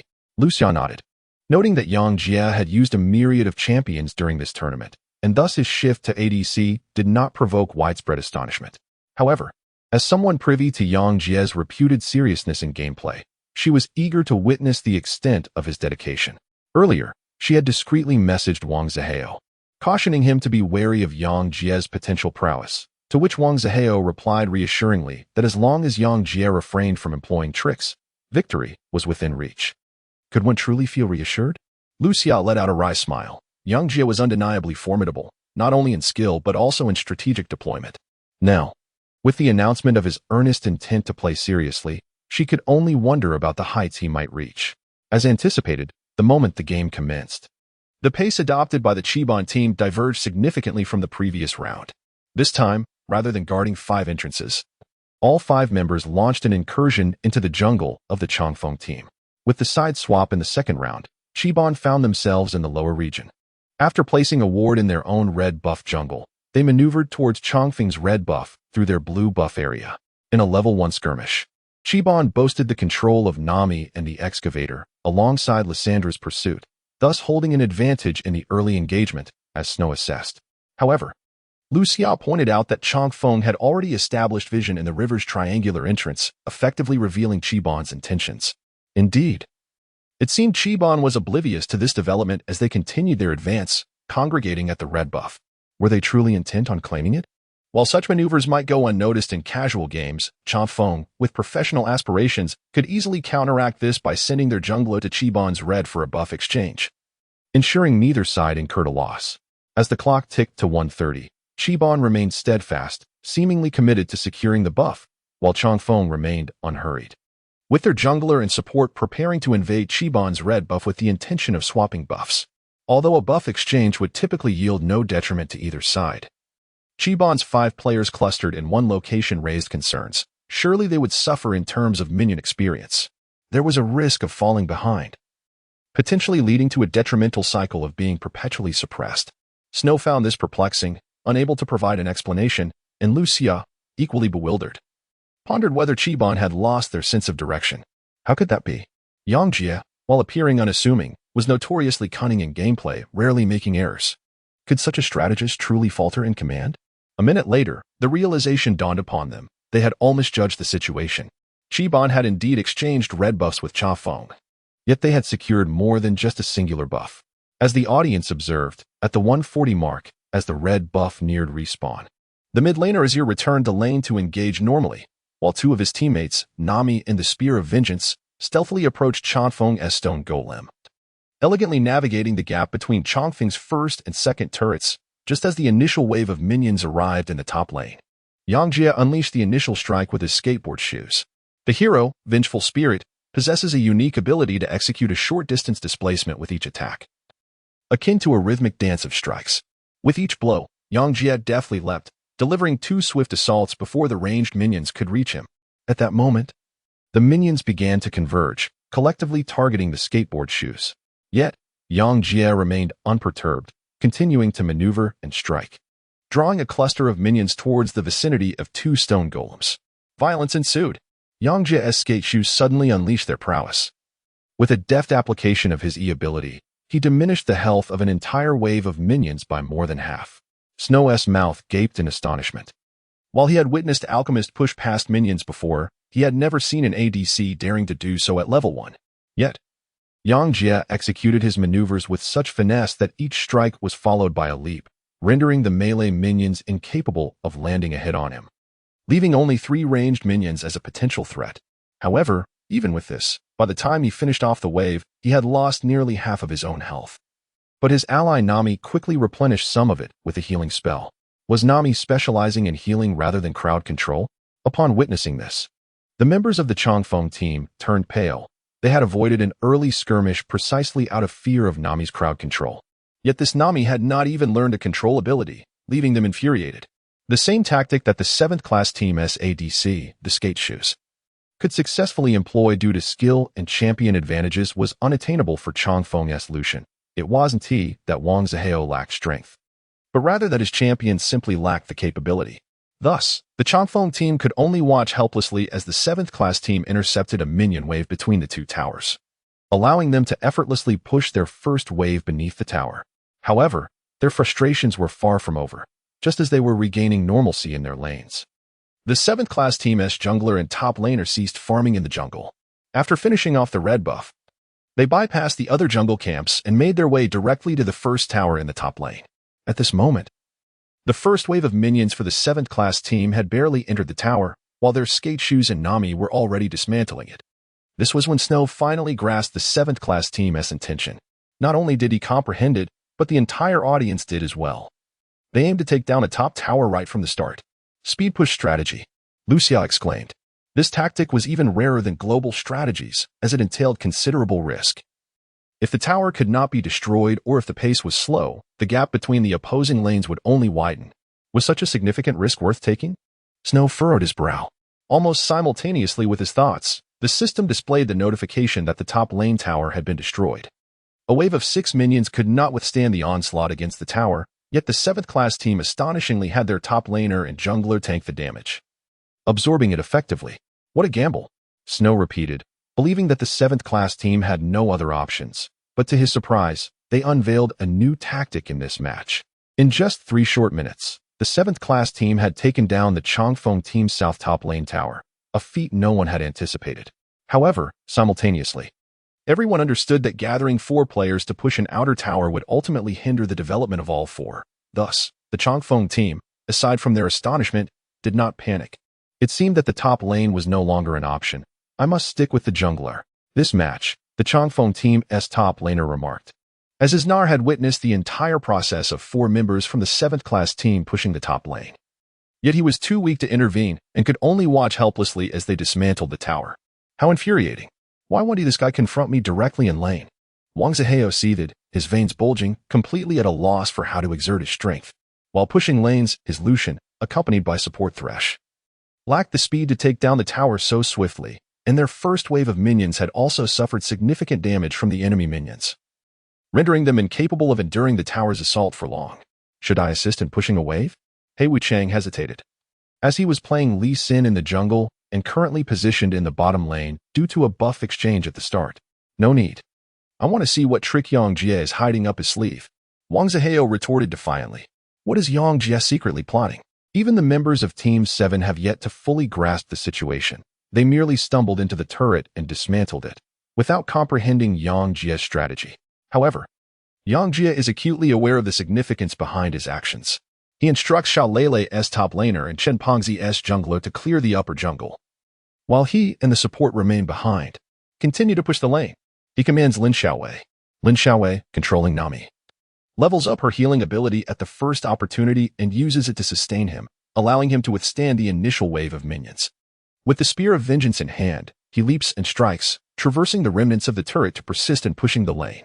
As his top laner and jungler are present, he feels unperturbed by the prospect of an enemy ambush, boldly advancing the minion wave. A minute later, the blind monk appears, only to be met with a full health Lysandra and a half-health Rek'Sai, causing him to retreat in fright. Chen Pengzi, also startled by the blind monk, breathes a sigh of relief. Thank goodness he didn't T-engage. I would have certainly perished. The skilled value their lives. Who would trade with a useless jungler? Xiao Leilei suppresses a smile. Hey, Leilei, both of our starts have involved jungle farming together. The way others are landing is entirely irrelevant to us. We're enjoying a cozy time in the jungle, aren't we? Chen Pengzi remarks with a glint in his eye. Indeed, while the leveling is slow, it is safer than landing. That Nar is quite formidable. I feel I may not be able to handle him, Xiao Leilei admits candidly. Hee. So it seems we are engaging in a duet of jungle warfare. Chen Pengzi chuckles slyly. Jungle warfare? Xiao Leilei contemplates for a moment before realizing she has been teased, her face flushing crimson. She playfully punches Chen Pengzi and then casts a reproachful glance at Yang Jie, relieved to find him oblivious to her predicament. Just scram. Xiao Leilei huffs, ignoring Chen Pengzi, though her gaze still drifts toward Yang Jie. She observes how intensely focused he is while playing. He seems entirely absorbed, meticulously clearing the minion wave, his fingers dancing deftly across the keyboard and mouse. How enviable that he can control such a challenging hero with such finesse. A spark of admiration ignites within Xiao Leilei's heart. Yang Jie was oblivious to Xiao Leilei's little secret. His fingers danced incessantly across the screen. For the hero known as Vengeful Spirit was indeed challenging to master. Due to the nature of her passive ability, a mere tap allowed for a swift displacement. However, this very passive also posed a dilemma. Remaining stationary made it arduous to find the optimal position for dealing damage. Thus, to truly excel with Vengeful Spirit, one must master the art of kiting, which is precisely why this hero is affectionately dubbed the skateboard shoes.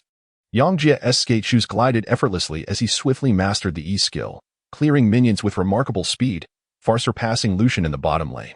After another 2 minutes, the wave he was commanding posed a considerable threat to the second turret in the top lane, while Prince Hao had yet to dismantle even the first turret, exhibiting a stark difference in pace. The Changfeng team realized they could not allow this situation to persist, so they summoned the jungle champion Lee Sin, top laner Nor, and mid laner Zerath to converge on Yang Jie in the top lane. Unfortunately, at that moment, Xiao Leilei and Chen Pengzi were absent from that side, leaving Yang Jie and Lin Xiaowei to confront the challenge as a duo. Yang Jie wielded the Spear of Vengeance at level 5, while Lin Xiaowei commanded Nami at level 4. Their adversaries, Nar and Lee Sin, were both at level 4, with Zerath just shy of reaching level 6. The three of them together would undoubtedly secure victory. Should they engage or retreat? Lin Xiaowei also sensed the impending ambush from the enemy. Her support was not in vain. Having strategically placed wards in advance, a ward nestled in the red buff brush detected the approaching foes, and with so many opponents in sight, she felt a twinge of anxiety. Engage. Yang Jie effortlessly alleviated her tension with a mere word. Had he known of teacher Wang's illness beforehand, perhaps Yang Jie would not have fought so fiercely. He might have chosen to withdraw and seek other opportunities. However, in the present moment, he perceived every opportunity as invaluable and deserving of utmost appreciation. Thus, fully aware that three opponents were approaching to execute a gank, he and Nami opted to remain. Continuing to clear minions before the enemy tower, the trio vanished near the red buff, advancing towards a location devoid of vision from Team 7. Yang Jie could no longer discern their movements, yet he stayed resolute. While methodically targeting the tower, he maintained a vigilant watch over the battlefield, deliberately circling the defensive structure in a clockwise manner. Suddenly, a white line shot forth from beyond the jungle wall, hurtling directly towards Yang Jie. Prepare to strike. Heikong, brimming with excitement from the Changfeng team, shouted. He had meticulously studied Yang Jie's clockwise positioning. His aim was not at Yang Jie's current location, but rather at where he would shift after his next auto attack. As a player of the highest caliber, Heikong's predictions were invariably precise, and he was confident this shot would hit its mark. However, to his astonishment, the moment his blind monk's Q skill soared over the wall, Yang Jie unexpectedly shifted his movement in the opposite direction. Despite having been moving in a clockwise circle, he executed a sudden counterclockwise maneuver, causing the blind monk's Q to veer off by 2 body lengths, as if it had completely missed its target. What a blind kick! Some bewildered spectators expressed their confusion. Yet Heikong wore a look of frustration. He had believed he could anticipate Yang Jie's actions, only to be taken aback by his lightning-fast reflexes. Indeed, this moment was not a matter of prediction, but rather a testament to rapid reaction. Yang Jie had crafted an illusion of perpetual clockwise movement, only to swiftly alter his direction, deftly evading the blind monk's skill. Turning back, Yang Jie calmly resumed targeting the tower, while Lin Xiaowei, the support, appeared oblivious to the three enemies and continued assisting with the tower damage. This blatant disregard incensed the Changfeng team. NAR leapt over the wall, initiating an attack with a boomerang. The boomerang soared forward, yet Yang Jie remained behind the minion wave, allowing it to return without striking him. Nevertheless, due to the prolonged tower engagement, there were few minions left in Yang Jie's wave, and the defensive structure would soon clear them. Yang Jie paid no heed to the distractions and continued to assault the turret. Although Nami's attack power was modest, the relentless onslaught accumulated significant damage, leaving the turret severely weakened, poised for destruction with just a few more strikes. This was a bold exchange for a defensive structure. Lu Xia's eyes widened in disbelief. Sacrificing 2 kills for a Tier 2 turret might be justifiable in the late game, but this was the early game. Such reckless aggression raised questions about their potential for development. What was Yang Jie after? Perhaps he believed he could secure a kill in return, which would indeed be a profitable trade. Snow, however, held a greater faith in Yang Jie, convinced that he had his rationale. While his strategy was sound, Yang Jie was not merely seeking a single kill. His ambition was to secure 3. Just as the blind monk used his W ability on Nar, Yang Jie remained fixated on the turret. Yet, when Zerath appeared, his previous comfort with Nami was abruptly disrupted. The mid laner Zerath, well farmed, unleashed a Q ability that obliterated Yang Jie's wave of minions, leaving the turret without a target and turning its fury upon him. Bang! The first strike from the turret targeted the closer Nami. Sensing the opportunity, the members of the Longfeng team swiftly converged to claim the kill. With a flurry of attacks, Nami absorbed the turret's wrath while Yang Jie delivered the final 2 basic attacks, finally demolishing the turret, though Nami's health was reduced to half. Get Nar first, Yang Jie called out and swiftly shifted his target, opting to eliminate the small beast form of Nar first. As this Nar posed the greatest threat among the 3 due to its ranged capabilities, effectively serving as an ADC. Lin Xiaowei nodded and maneuvered Nami, raising her staff to unleash a torrent of water that cascaded onto Nar, then rebounded onto herself, replenishing some of her health. Simultaneously, Yang Jie targeted Nar, initiating his assault. Within 6 minutes, they had dismantled the second tower, driving the 3 members of the Changfeng team to the brink of madness. Do not strike recklessly. Focus on that half-health Nami. We must prioritize the ADC. Bai Wucheng shouted. His Zerath immediately cast his E-skill, sending a sphere hurtling towards Yang Jie. However, just as the sphere was airborne, Yang Jie executed a basic attack followed by a swift sidestep, narrowly evading it. I refuse to believe this. Bai Wuchang pressed W, attempting to create a circle beneath Yang Jie's feet.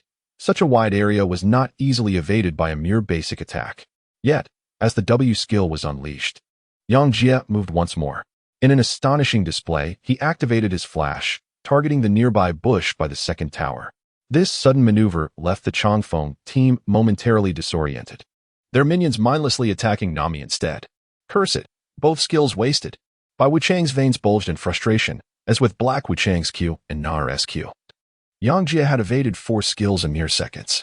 The Spear of Vengeance in Yang Jie's hands became akin to a pair of roller skates, gliding effortlessly and unpredictably, leaving his opponents bewildered. Let us eliminate the support first. I refuse to believe this ADC can take us all down. Bai Wuchang conceded. With all 3 skills of Zerath expended and Yang Jie remaining hidden within the bush, it was more prudent to focus on vanquishing the support. Indeed. Let us eliminate the support first, then we can gradually deal with the ADC. Black Wuchang concurred. However, Na felt a twinge of apprehension. Past experiences had taught him that eliminating Yang Jie was no simple task. At just over 6 minutes into the match, Yang Jie's team had already destroyed 2 towers in the upper lane, a remarkable feat that left spectators astounded. Yet Yang Jie continued to pursue what seemed an impossible task. The flash into the bush indicated he was not resigned to his fate here and was still attempting to escape.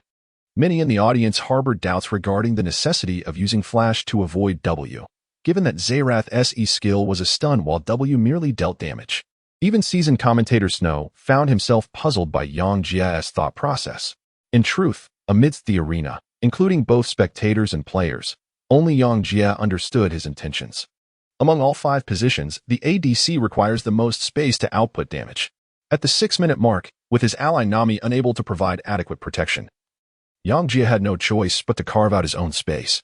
Flashing into the bush may have seemed a reckless expenditure of a life-saving skill. However, he had meticulously assessed the opponent's equipment. Although the 3 approached with fierce intent, the timing was awkward. Arriving without any wards, they had exhausted their vision prior to engaging. Thus, this very flash granted him ample space for counterattacks. Now, with all 3 adversaries focused on Nami, Yang Jie maneuvered within the bush for a moment, waiting until they had distanced themselves before launching his counteroffensive.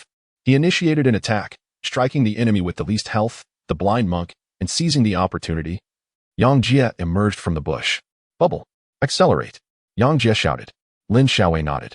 At this moment, Nami was low on health. Yet she still clutched 2 skills in her hands. E-skill, Tai Collar's Blessing. The skill enhancement was bestowed upon Yang Jie's Spear of Vengeance, allowing his subsequent 3 attacks or lasting 6 seconds to deal additional magical damage, along with a slowing effect. Q skill, Aqua Prison. As the blind monk was nearby, she accurately ensnared him in a bubble, causing him to float helplessly. The tides of battle shifted, becoming favorable for Yang Jie. He adeptly capitalized on Nami's skill, and with the first strike, he severely wounded the blind monk. With 100 health remaining, that was more than sufficient. Yang Jie had confidence in the health of the blind monk and struck once more, launching AQ ability. With a swift motion, the Spear of Vengeance was unleashed from his grasp, a brilliant blue lance soaring forth, swiftly finding its mark on the ensnared blind monk. The damage inflicted by the skill was more than sufficient to bring him down. Refresh. Yang Jie fixed his gaze upon his Q skill, a formidable ability that, upon vanquishing a target, would transfer the effect of the rending strike to the next adversary. At the moment the blind monk succumbed, a spear pierced through his form. Soaring backward, with a resounding clap, it struck Nar. The attack. This Q skill once again activated the passive of Vengeful Spear Leap, prompting Yang Jie to swiftly maneuver beside Nar. The call of attack echoed aimlessly, yet Lin Xiaowei understood it was directed at her. At this juncture, Lin Xiaowei's Nami was left with but a sliver of health, yet she exerted every ounce of her strength to land one final blow upon Nar. Crack. Yang Jie executed a basic attack, and according to the passive effect of the Spear of Vengeance's W skill, Nami was bound by the oath of the Spear of Vengeance. Thus, when both struck Nar simultaneously, they inflicted a percentage of magic damage upon him. Although the W skill at level 1 only grants an additional 12 damage, it proved more than sufficient in this instance.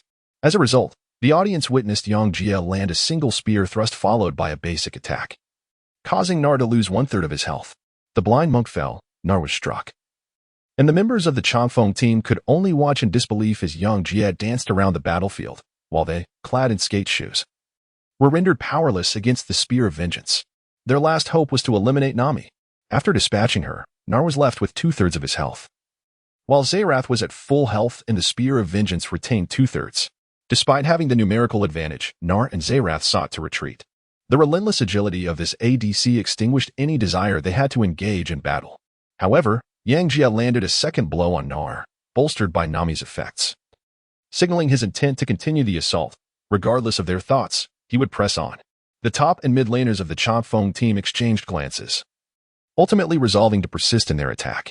3 players converged on a single tower to besiege 2 opponents. To be counter-killed would be a farce. And though this absurdity was unfolding, they were seasoned players with their own dignity, unwilling to allow matters to continue in such a manner. Nar turned back. Unleashing basic attacks to stack his rage, he was on the verge of reaching full capacity. Once fully charged, Nar would elevate his capabilities significantly. Unfortunately for him, Yang Jia's assaults were evidently more ferocious, landing consecutive basic attacks at a swifter pace, leaving Nar bewildered by his rapid movements. I'm about to transform. Nar could no longer contain himself, sensing his body preparing to grow. Just then, Yang Jia swung his arm after a vengeful strike, unleashing another skill, E-skill, Tear. The spear layers transferred from the blind monk to Nar, combined with the layers accumulated from Yang Jia's attacks, resulted in a tear that obliterated nearly 300 of Nar's health. How much health could a level 4 Nar possibly possess? With that single blow, Nar was rendered incapable of fighting. Though the weakened Nar did grow larger, he was still only level 4, without his ultimate and requiring time to utilize his stun ability, leaving him devoid of any combat efficacy. Had it not been for the spear piercing through the blind monk and reaching him, he would not have lost so much health. However, Yang Jia's skill execution was beyond his anticipation. Now, all he could do was flee. Yang Jia would not allow his opponent to escape easily.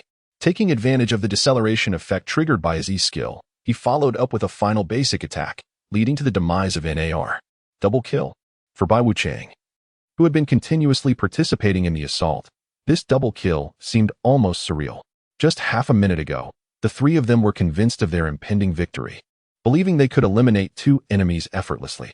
20 seconds prior, they thought that the Spear of Vengeance was merely struggling to exchange a turret. Yet now, he realized how foolish he had been. Yang Jia's intention was not merely to trade a turret, but to eliminate all 3 of them. Bai Wuchang was driven to madness. He maneuvered Zerath and unleashed his Q skill, a blue line charging straight towards Yang Jia. However, the Spear of Vengeance remained remarkably agile, evading with another basic attack.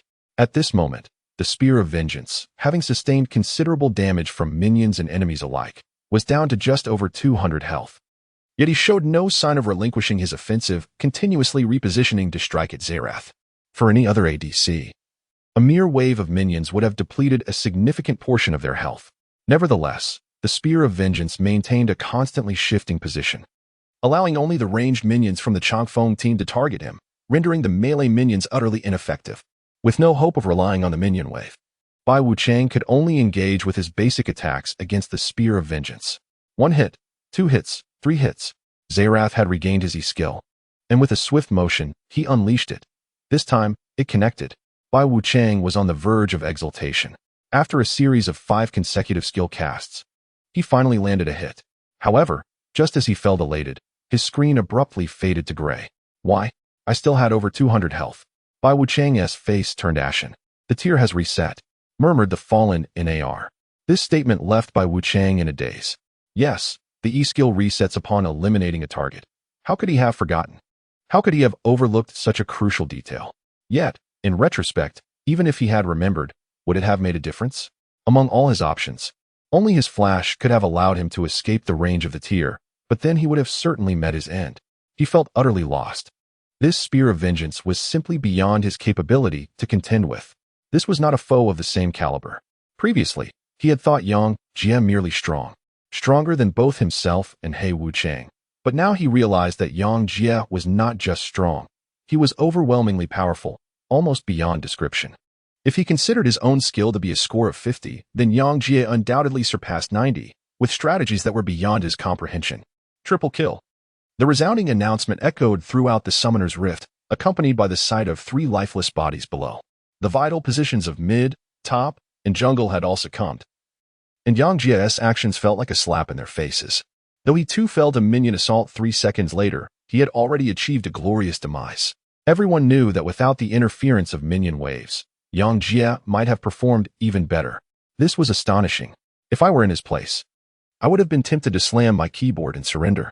It had only been 6 minutes, 3 kills and 2 turrets down. How could this ADC possibly be countered? Snow remarked with a smile. Indeed, the Changfeng team faced an uphill battle. Lu Xia appeared unfazed, yet internally, waves of turmoil surged. Could Wang Zihao possibly match up against such a formidable Yang Jie? The match still required observation, but within the hearts of the Qibon team, the answer had long been clear.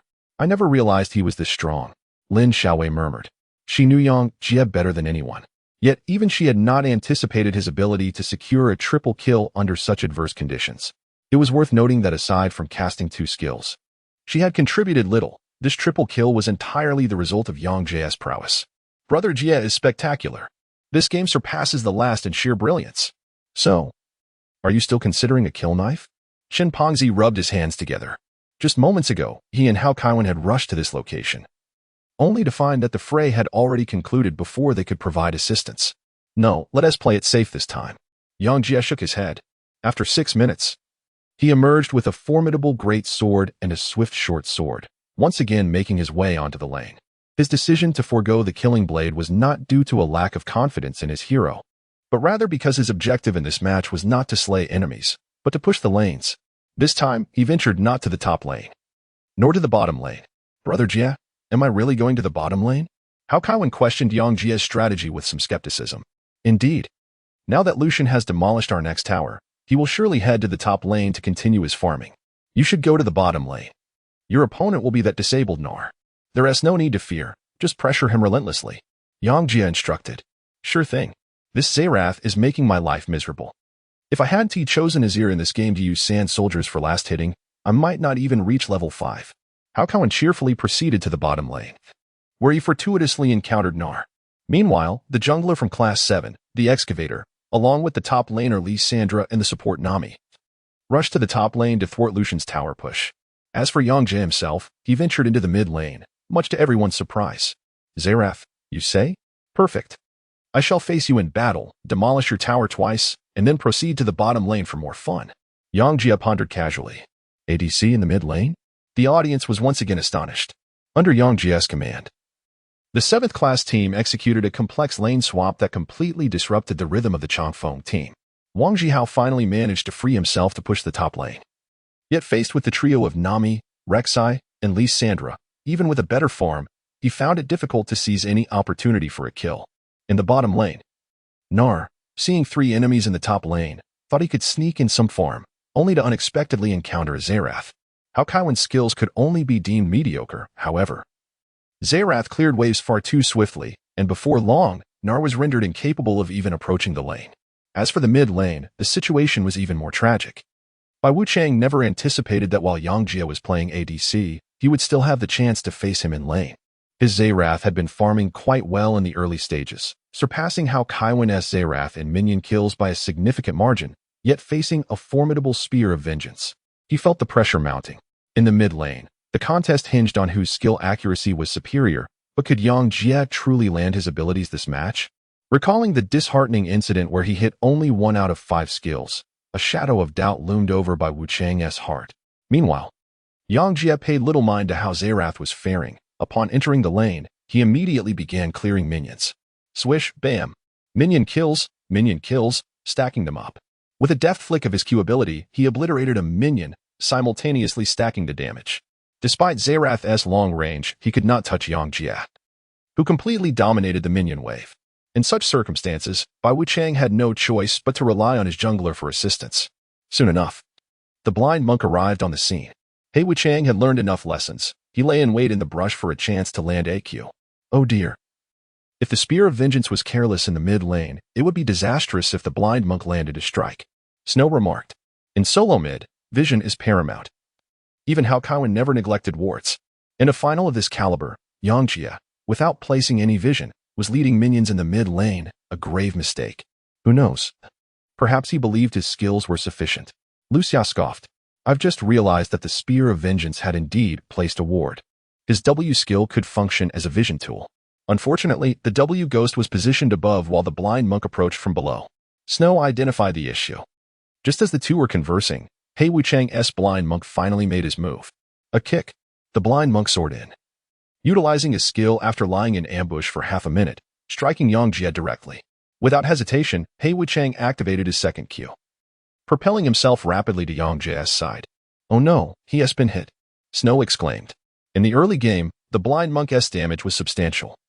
Double Q plus rapid punches caused Yang Jie's health to plummet to nearly half, and lurking nearby was the ever-watchful Zerath. This time, without the aid of a turret or Nami, Yang Jie was left to contend in a pure 1v2 scenario. Yet, he appeared utterly unfazed. Utilizing a basic attack to leap away from the blind monk, he deftly repositioned himself toward the upper brush in the mid lane.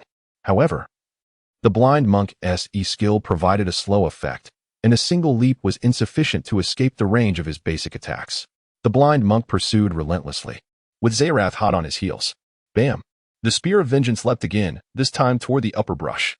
As Snow had noted, his ghost was indeed placed above.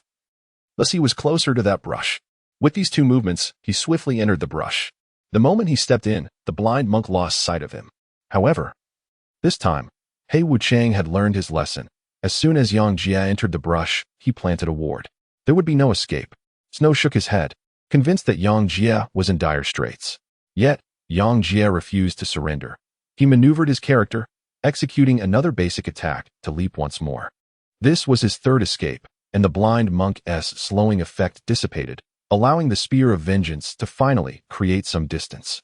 Yet this time, Yang Jie did not continue moving upward. Instead, he traversed horizontally through the brush toward his own territory. Just as he completed this evasive maneuver, Zerath's skill narrowly missed him. Another skill dodged. The audience erupted in excitement, marveling at how Yang Jie skillfully evaded so many abilities with such minute movements. Leaving Zerath on the verge of tears, Zerath unleashed his W skill, but, as before during the ambush, the expansive range of the W made it impossible for Yang Jie to evade without his passive leap. Boom. This time, Yang Jie was finally struck. Having endured several attacks from the blind monk, he now found himself with only one-third of his health remaining. The audience held their breath, anxiously wondering whether Yang Jie would manage to escape. Yang Jie appeared to be devoid of any fear, confidently maneuvering through the bushes while striking and leaping with precision. With the fourth basic attack unleashed, the blind monk found himself with merely half of his health remaining.